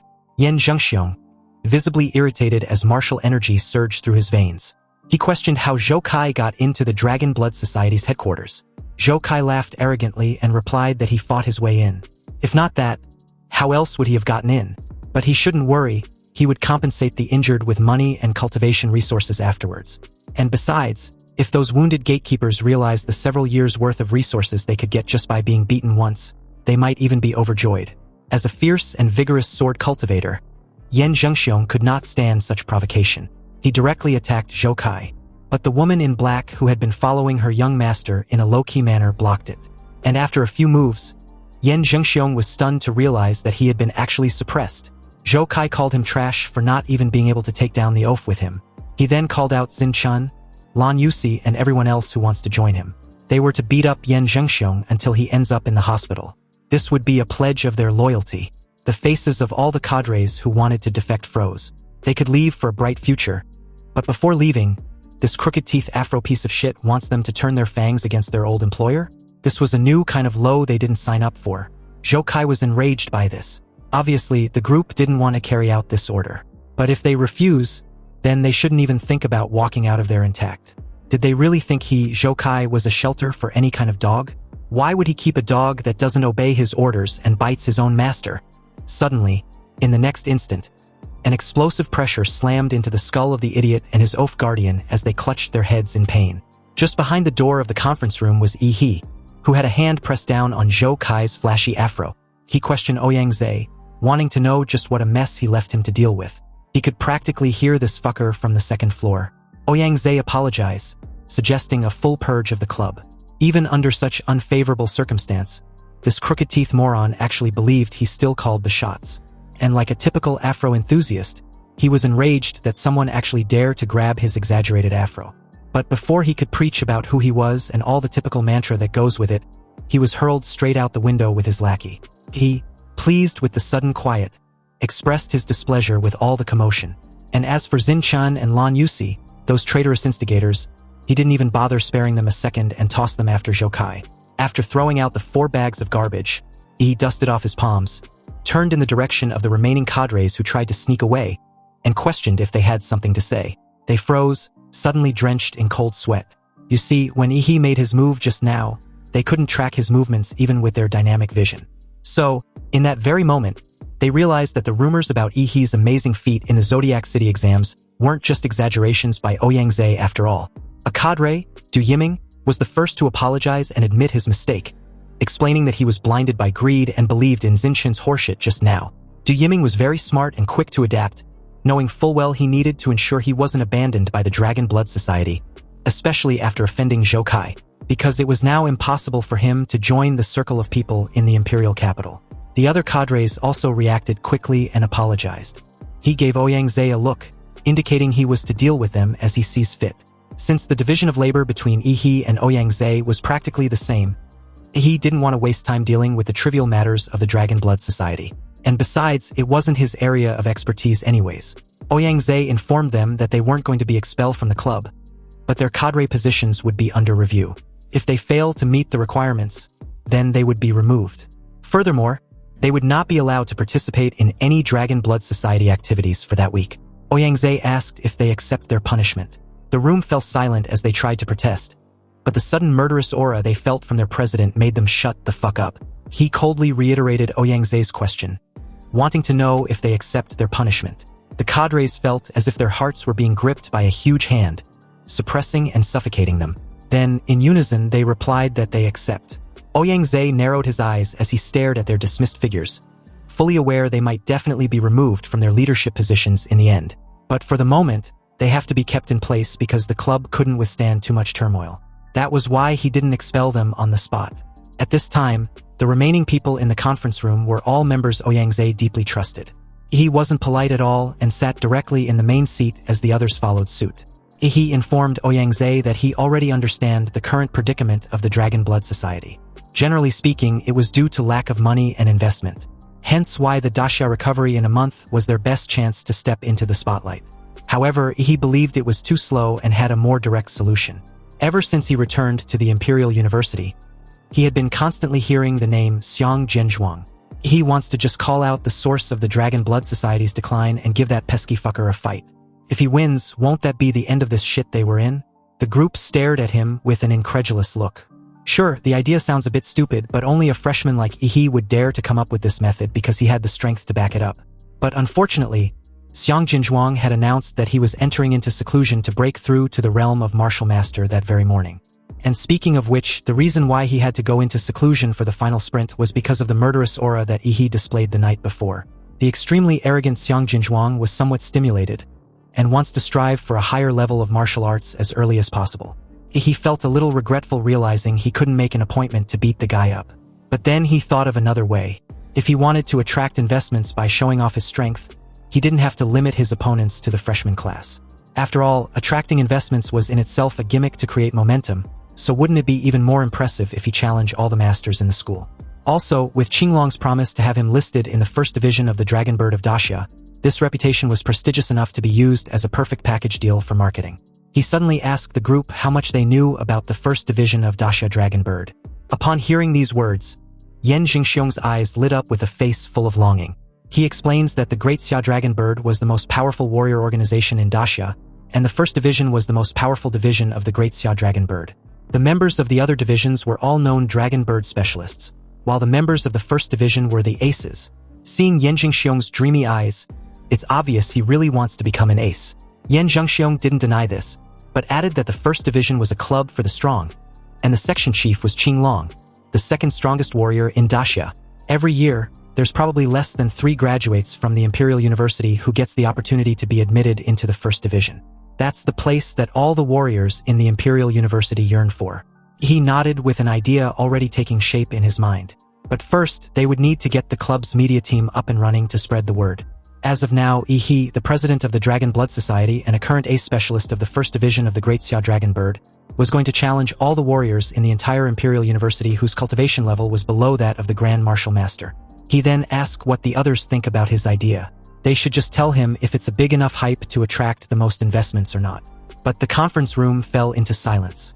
There was so much information and complaints that everyone didn't know which one to focus on. But Yan Jingxiong was solely focused on the part that Yi was an ace specialist of the first division of the Great Xia Dragon Bird. Because in his opinion, this was impossible. And the reason was simple. Putting aside the issue of strength, warriors can't even take part in the Great Xia Dragon Bird's entrance examination if they haven't graduated yet.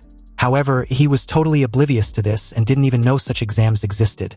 After all, he didn't take any exams but was directly recruited even though he couldn't disclose the details. Ouyang questioned if Yi was joking because this matter wasn't something that could be taken lightly. He, still oblivious to this unprecedented news he just shared, replied that he wasn't joking. He officially took the position just last night so the documents wouldn't be available for a couple of days. Also, speaking of the challenge, Yan Jingxiong couldn't believe Yi aimed it at any Huadu student below the level of a Grand Martial Master. But in Yi's assessment, ordinary martial artists can be crushed directly by him, but some talented warriors may take some time. Unfortunately, if he wants to fight against more powerful warriors, he would most likely have to use his trump card to freeze time. But that ability relies heavily on the element of surprise, and revealing it just to attract investments wasn't worth it. Otherwise, he would have directly challenged the entire Imperial University regardless of the level.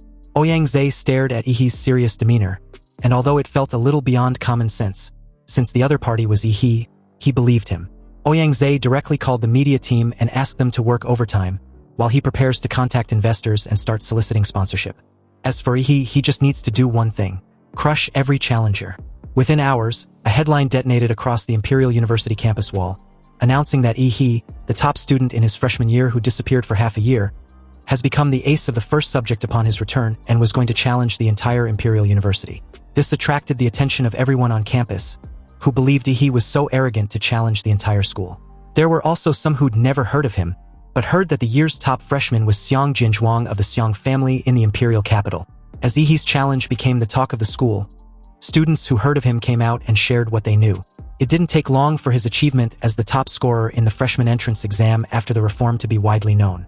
And the fact that he even alarmed the deans of several colleges at that time to show great interest in him. However, with Yi's fame back then, some students wondered why there hadn't been any news about him in the past 6 months. Anyway, putting aside the question of whether or not Yi was crazy about challenging the school, almost every student was curious as to how he got into the first division of the Great Xia Dragon Bird. After all, not long ago, this year's graduates who took the first division exam all said that the exam was extremely difficult, and 99% of the people who took it failed. It became clearly evident that Yi didn't take any exams and was admitted directly with an exemption. Most students were incredulous with this feat, and even wondered if Ihi charmed the higher-ups with a smile or something. The buzz on Ihi didn't die down for a second and even became the most anticipated event of the semester. Meanwhile, at the Imperial University Hospital, Chu Zhou and Lu Qingzhu, who were recuperating in their hospital beds, both saw the news and their first opinion was why he couldn't just sit still. Nevertheless, since this was such a big move from him, it meant someone was shit out of luck. On Ouyang-Zhe's side, his efficiency was indeed high. He quickly helped Ihi build momentum, and the news even spread outside the school and even got posted online, quickly becoming a hit. But among them was the validity of Ihi's reveal as an ace of the first division of the Great Xia Dragon Bird. Countless netizens wanted to know whether the purpose was to attract traffic.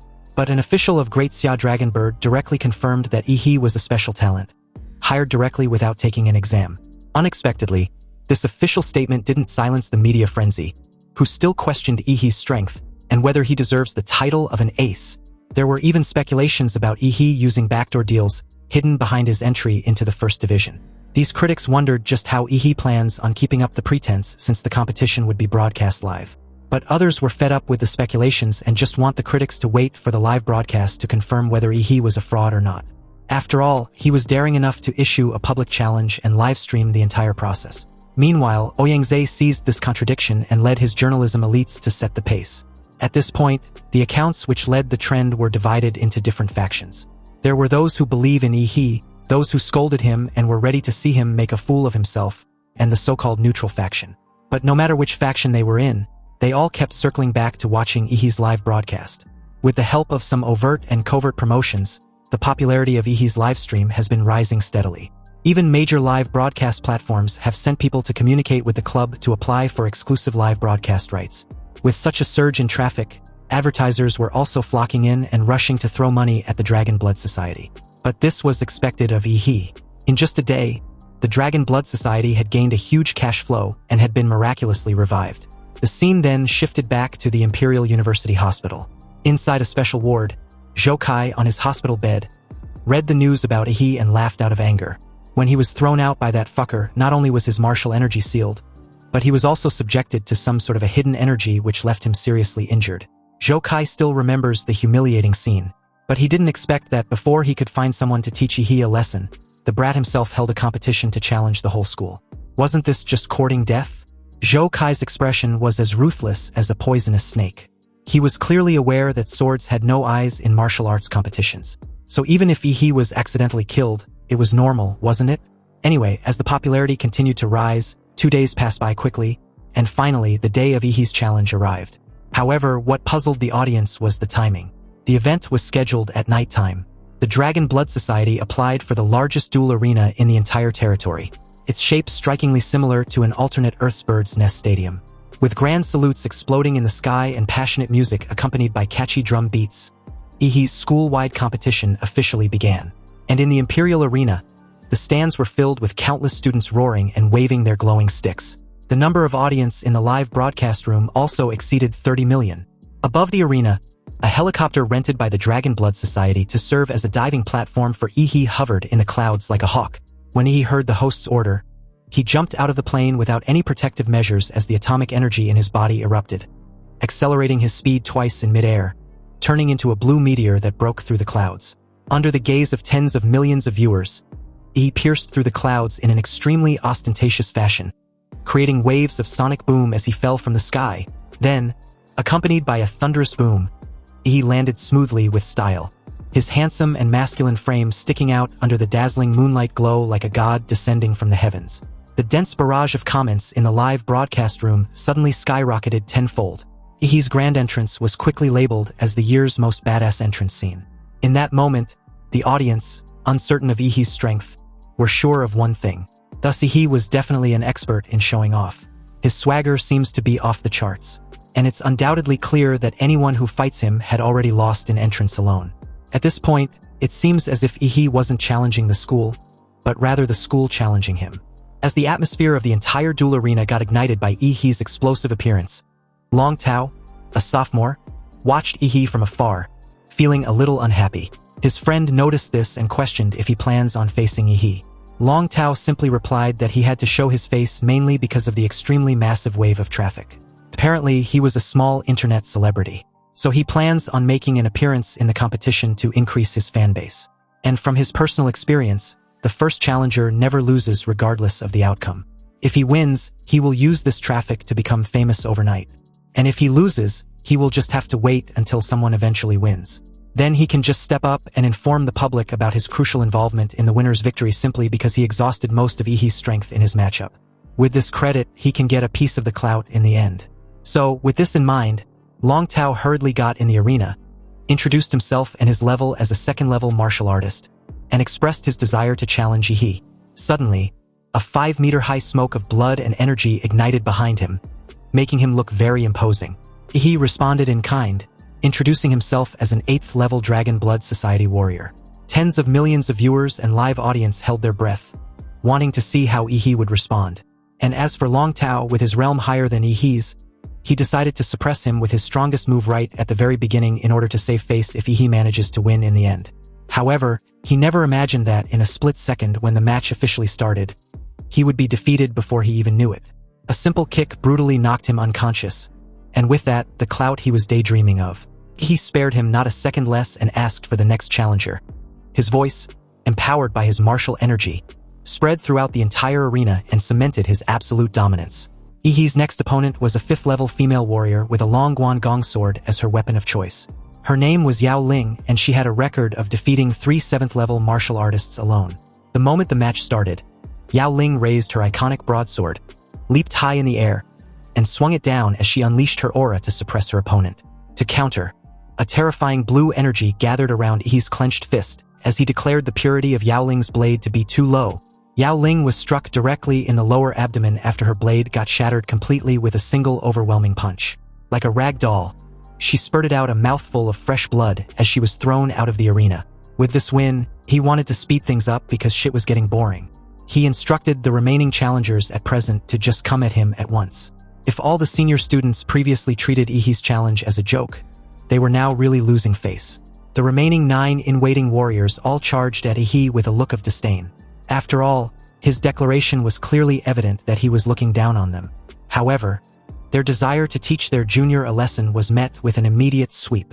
It didn't take long for Ihi's tally to reach 11, and it included not only the best in the 2nd year, but also 3 masters in the 3rd year. Furthermore, he fought continuously without any rest, the first 2 battles lasting less than a second at the fastest, and the 3rd no longer than a minute. The crowd went absolute bonkers seeing such a display of dominance. Meanwhile, as the scene cuts back to the Imperial University Hospital, Zhou Kai watched Ihi speedrun his opponents in the live broadcast, his eyes red like a crazy gambler. Cursing, he gritted his crooked teeth in frustration after realizing how strong Ihi was. At this rate, how was he supposed to find someone to avenge him? Zhou Kai was afraid anyone he finds will end up in the hospital the moment they step in the arena. In that moment, a name popped into his mind. Perhaps there was only one person he knew who was capable. His brother, the eldest son of this generation of the Zhou family, Zhou Yanting. However, Zhou Yanting was a stubborn blockhead who only recognizes reason, and would definitely not help him seek revenge. Unless... That's when an idea suddenly registered as the bastard gave off a sinister smile. Back to Ihi, he stood proudly in the center of the arena, gazing at all directions like a pillar supporting the sky, unshakable. Faced with his brutality, the 2nd and 3rd years gritted their teeth but could do nothing. The truly powerful talents of the class, as well as most of the reserve graduates of the senior class, had already broken through to the level of Grand Martial Master. The remaining martial artists were simply not capable of competing with Ihi. But the competition hadn't been unfair because all his opponents were of a higher level than him. He didn't leave any room for them to back down. At this point, the 2nd and 3rd years of the Imperial University had completely lost face.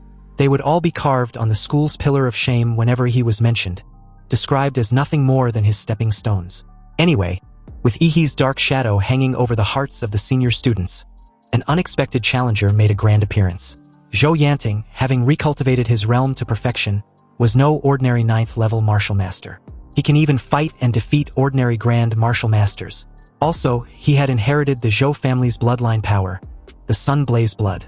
The purity of it was considered to be the peak among all generations of the Zhou family, making it difficult in controlling the immense energy that comes with it. Then there's the Zhou family specialized and customized nano battlesuit that can regulate and suppress his body temperature. Also, coupled with the calming arts like calligraphy and painting he learned from young age, along with a heart sutra to calm his mind. Many viewers and live audience believed Yi was finally about to pay the price for his arrogance. So, amid the anticipation of tens of millions of viewers, Zhou Yanting, dressed in his silver nanobattle suit, made an unexpected move. He clasped his hands together and apologized on behalf of his brother Zhou Kai.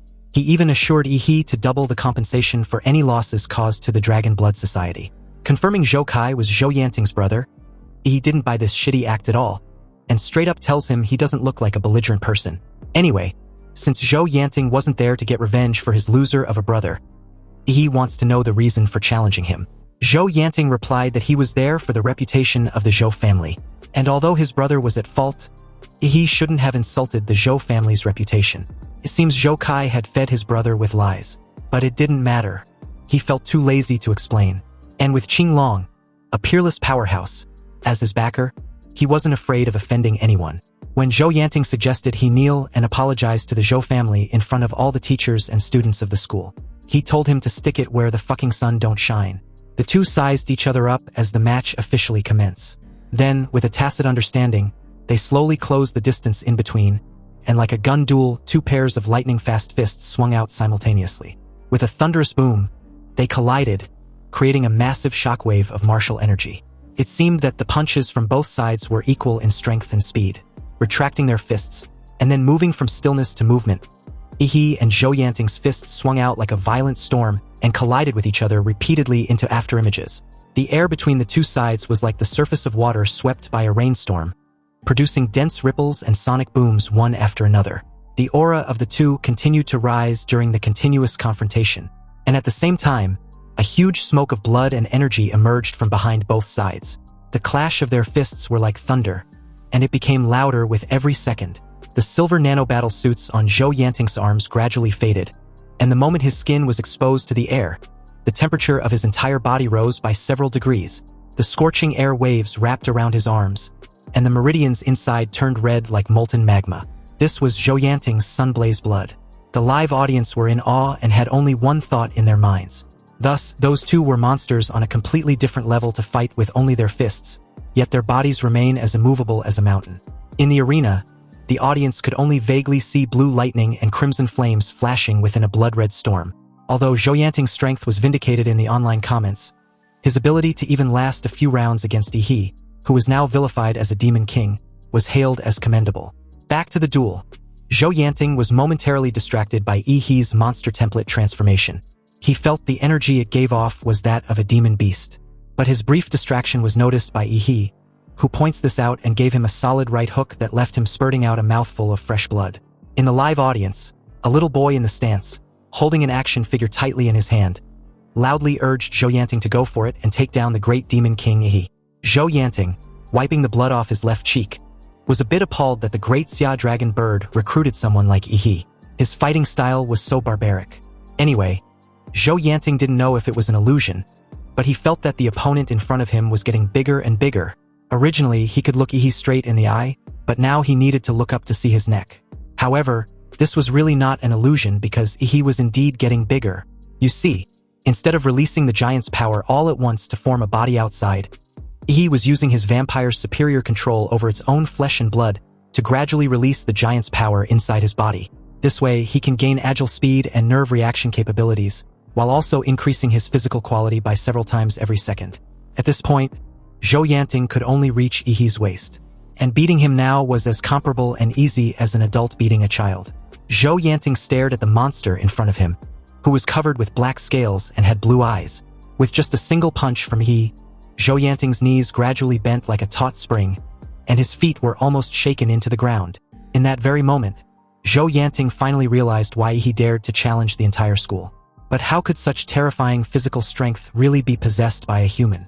Zhou Yanting thought his bloodline was abnormal enough, but compared to Yi's, it was completely inadequate. Yi was basically a high-level humanoid monster. The bones all over Zhou Yanting's body were wailing, and he could no longer withstand Yi's power. The martial body he also painstakingly built was about to break. It seems he has to recultivate again. Finally, Zhou Yanting took advantage of the brief pause in Yi's attack and flew away. Flames erupted from the soles of his feet as the huge propulsion made him soar into the sky. With this brief moment of respite, Zhou Yanting believed he would win with speed since he couldn't win with strength. But something happened that caught him off guard. And from the looks of it, it seems Zhou Yanting hadn't studied Yihe's previous combat data at all. He was really an arrogant bastard to challenge Yihe without any preparation. Yihe's whole body lit up as a violent atomic energy brewed in his throat, and before Zhou Yanting could think of any ideas, he was forced to dodge, maneuvering his way in the air as several atomic energy beams were shot out like cannon shells. Zhou Yanting couldn't get close to Yihe and was forced into evading his atomic energy beam. So, with resolved determination in his eyes, he decided to use his trump card. Even though he believed Yihe might die from this attack, he shouldn't be blamed for not warning him.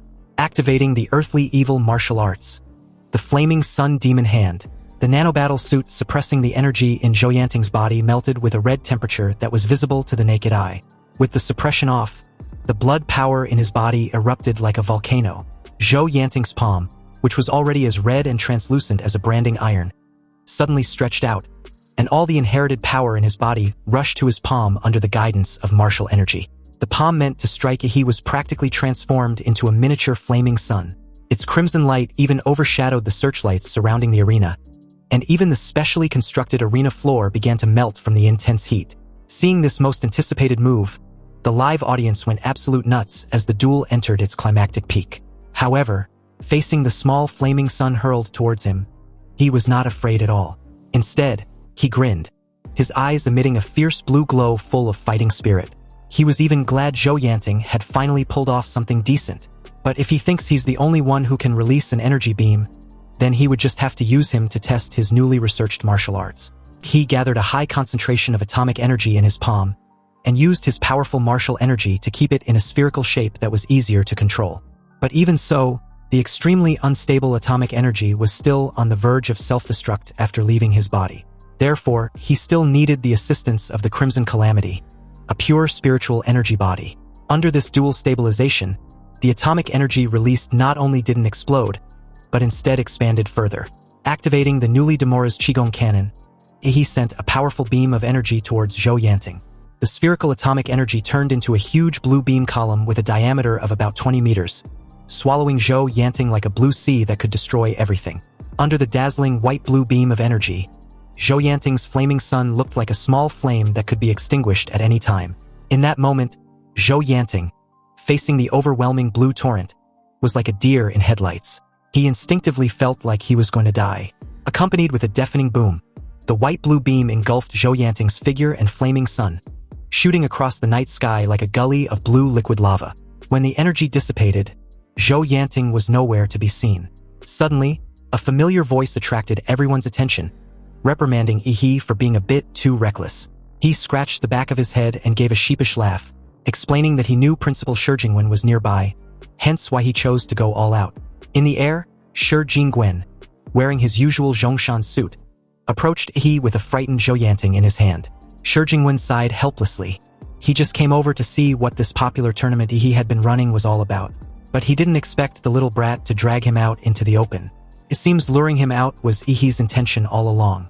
He apologized for the deception, explaining that it couldn't be helped. Without the principal on stage, his tournament would still lack the needed prestige. A bit embarrassed, he hopes Shi Jingwen would help him out just this once. Shi Jingwen gracefully dropped an unconscious Zhou Yanting on the stage, and in that moment he informed the brat that his teacher, Gong Ku, always tells him her student was dull and stupid. But it seems Yihe was just messing with her. Anyway, since he was already there, he would personally support the tournament just this once. Shi Jingwen's voice spread throughout the entire Imperial University campus, so that everyone could hear it clearly. He asked for the next challenger who still wanted to duel Yihe. If no one dares to step up, then he would have to announce Yihe's victory in successfully defending his title against the entire school's challenge. In the shadows, the senior students looked at each other in bewilderment, knowing full well Yihe's grand victory would undoubtedly nail them all to the pillar of shame in the school's history. Future students would probably call them the worst class. The senior students pushed back and forth the chance to challenge Yihe next, but in the end, no one dared to step forward. After all, everyone was frightened by the blue energy beam they just witnessed. Shi Jingwen saw this and was left with no choice. He declared Yihe, a freshman with the cultivation of just a martial artist, had single-handedly challenged all the martial arts masters in the school. This is unprecedented and will never be repeated. Ihi's name will be forever praised in the Imperial University, becoming a legend. After Shi Jingwen announced Ihi's victory, the entire live stream chat was filled with numerous variations of the same comment after witnessing the rising star of the Imperial University, the Great Xia Nation, and even all of humanity. With the Guardian Grandmaster Du Jingming's life uncertain, the nation's martial saint injured and in seclusion, and 12 cities of the Xia Kingdom already fallen, the appearance of Ihi at this time was simply a blessing from the heavens. Anyway, back to the live stream comments.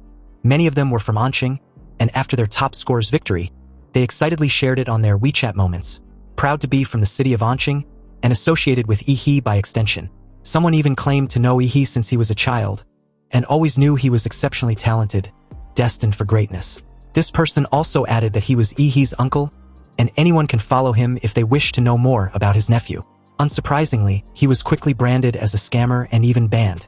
Meanwhile, as the scene shifts to Anqing No. 1 High School, the entire campus was abuzz with praise and excitement, determined to work hard and strive to become the next Ihi. Also, as most of the live stream comments fell into the frenzy of collective worship, a few level-headed individuals turned their attention to the glaring question as to why the Imperial University president stepped in to help Ihi declare victory. After all, the entire event was organized by Ihi in his private capacity, with the aim of making his Dragon Blood Society stand out.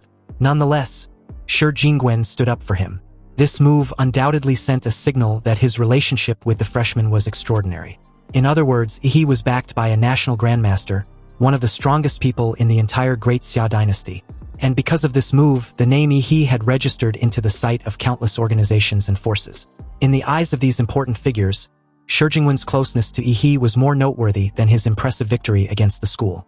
He may not be as simple as his file suggests, an orphan whose parents are both deceased. Then, an inevitable warning from the Great Xia Dragon Bird completely confirmed this point. Ihi's identity was associated with a top-level secret of the First Division of the Great Xia Dragon Bird. All parties were requested to immediately cease the public opinion targeting their ace and back the fuck off. Otherwise, they would take coercive measures. Meanwhile, with the Dragon Blood Society's celebration banquet in full swing, the main star of the event, Ihi, was too busy to attend. And although as the president and a prominent person of the celebration banquet, it was indeed too aloof of him not to attend the gathering. Still, he didn't give a shit, and no one could object to this simply because his status and dignity came from his own strength. Of course, the main reason why he was in such a hurry was a status report he received from the Mad Doctor. So as the scene shifts to his dormitory, which was comparable to a 5-star hotel, he had all the electronically controlled windows and curtains closed. With the room plunged into darkness, he turned on the communication, and a virtual holographic light popped up in front of him. The Mad Doctor, eyes filled with awe, bowed and informed Yi that he had obtained the golden gene he hid in Anqing. He asked if he had managed to open it, and the guy replied that he had a method of doing so. After all, he was one of the main engineering researchers of the Golden Gene Project during his lifetime. However, the canister contains a built-in electronic transmitter.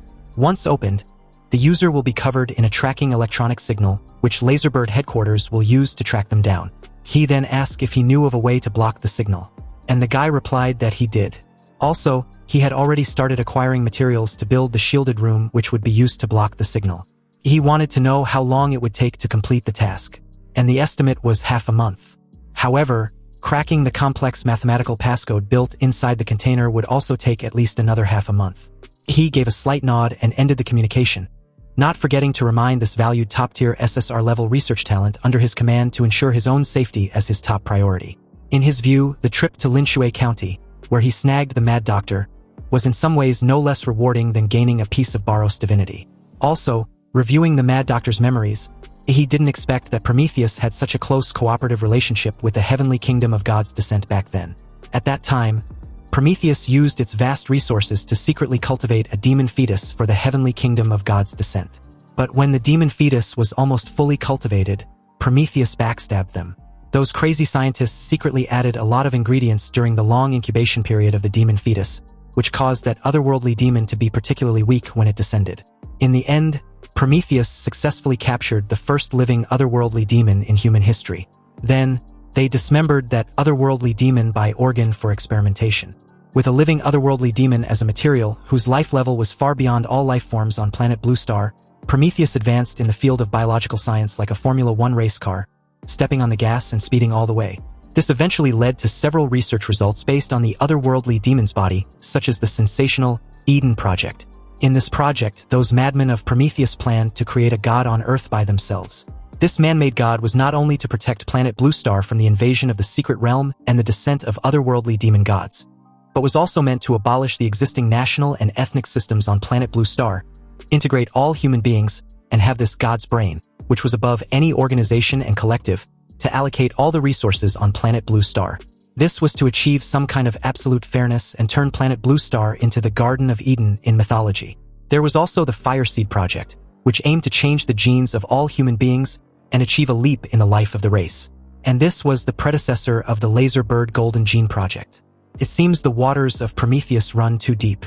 Because he accidentally mentioned the term gene lock back then, he believed he was even mistaken to have a relationship with Prometheus. He had a gut feeling that sooner or later, he would be drawn into the vortex of Prometheus. But speaking of which, he had been so busy helping Ouyangze that he hadn't had time to study the badge Qinglong gave him. He placed the family crest under his pillow, preparing to begin his sleeping cultivation technique. Suddenly, a cold rain hit his face, breaking into tiny splashes. He opened his eyes and found himself wearing a battle-damaged knight's armor, lying among a pile of dead bodies. Kicking the corpse off, he got up and looked around. There was no doubt that a brutal battle had just taken place there, but judging from the traces of the battle, it did not seem to be a fight between people. The ground was covered with huge mud puddles, but from a high vantage point, they were clearly the footprints of some enormous creature. There were still countless scorched marks on the ground, which even the cold drizzle could not extinguish. He took off his tattered armor and threw it away. While he was at it, he found the best-preserved knight's greatsword among the pile of corpses. And judging by the timing, the martial arts master, who was similar to a quest NPC, should be arriving soon. Sure enough, a loud neighing of a horse rang out in the distance, and soon two tall horses pulled a well-made carriage to Ihi's side. The curtain on the carriage door was pulled open, revealing a resolute old man with a buzz cut and an eye patch over his left eye. Upon seeing Ihi's appearance, the old man grunted and pulled the curtain shut. Seeing that the carriage was trying to run away, he quickly grabbed it, and no matter how hard the two strong horses tried, they couldn't run away. The old man in the carriage was somewhat surprised by the strange strength that Ihi was displaying in the martial arts space, which showed that his spiritual power was quite profound and powerful. He realized that Ihi was only 20 years old. However, to possess such terrifying mental power at such a young age was something even the most talented wizards of their time couldn't achieve. He grinned mischievously and questioned the old guy why he was running away when he'd seen him. Shouldn't he be giving him a trial mission or something? Since both of them were spiritual beings, there was no barrier of communication. And although Ihi speaks modern Xia language, the old man still understood him. The old guy scoffed dismissively and replied that there was nothing to say to a bandit like Ihi. Upon being called a bandit, Ihi, who had no idea that this was the inheritance that Qinglong had found after searching the corpses of the Western experts, gave an innocent look. Seething with resentment, the old guy explained that when the Azure Dragon, Qinglong, barged in back then, he also came for his family's inheritance. His unfilial sons and grandsons were useless, so the guy could only ignore Qinglong every time he entered the martial arts space, and never told Qinglong the contents of the trial. He originally thought that this would preserve the family tradition from outsiders. Unexpectedly, Qinglong had a breakthrough in his cultivation level and forced his way into the martial arts space, ultimately learning the inheritance through sheer force. A bit speechless, he, with an annoyed expression, informed the old guy that he wasn't interested in his shitty grievances. However, as a quest-giving NPC, he can't just not do his freaking job. So he eventually came up with a compromise. Before the old guy could question what the hell he was doing, he, wielding a heavy sword, cleaved the carriage wheels in 2 quick strikes to force the old man out. Grinning, he apologized and informed the old geezer that in order to prevent him, an incompetent guide NPC, from running away, he can only trouble him to follow him while he explores the map. Ignoring the old guy's complaints about wrecking his carriage, he let him lead the way in search of the target. And since the old geezer was the owner of the martial arts space, he again apologized for the trouble before he reluctantly agreed. In the old guy's eyes, he seems to know a bit of manners than Qinglong when he first came. So for that, he gave Ihi a hint to follow the obvious spray marks, which seemed to be huge footprints left by some kind of a giant beast. The two followed the footprints all the way and then... nothing. They ended very abruptly, surprising Ihi as he pondered. The old guy, already aware of this, was secretly delighted.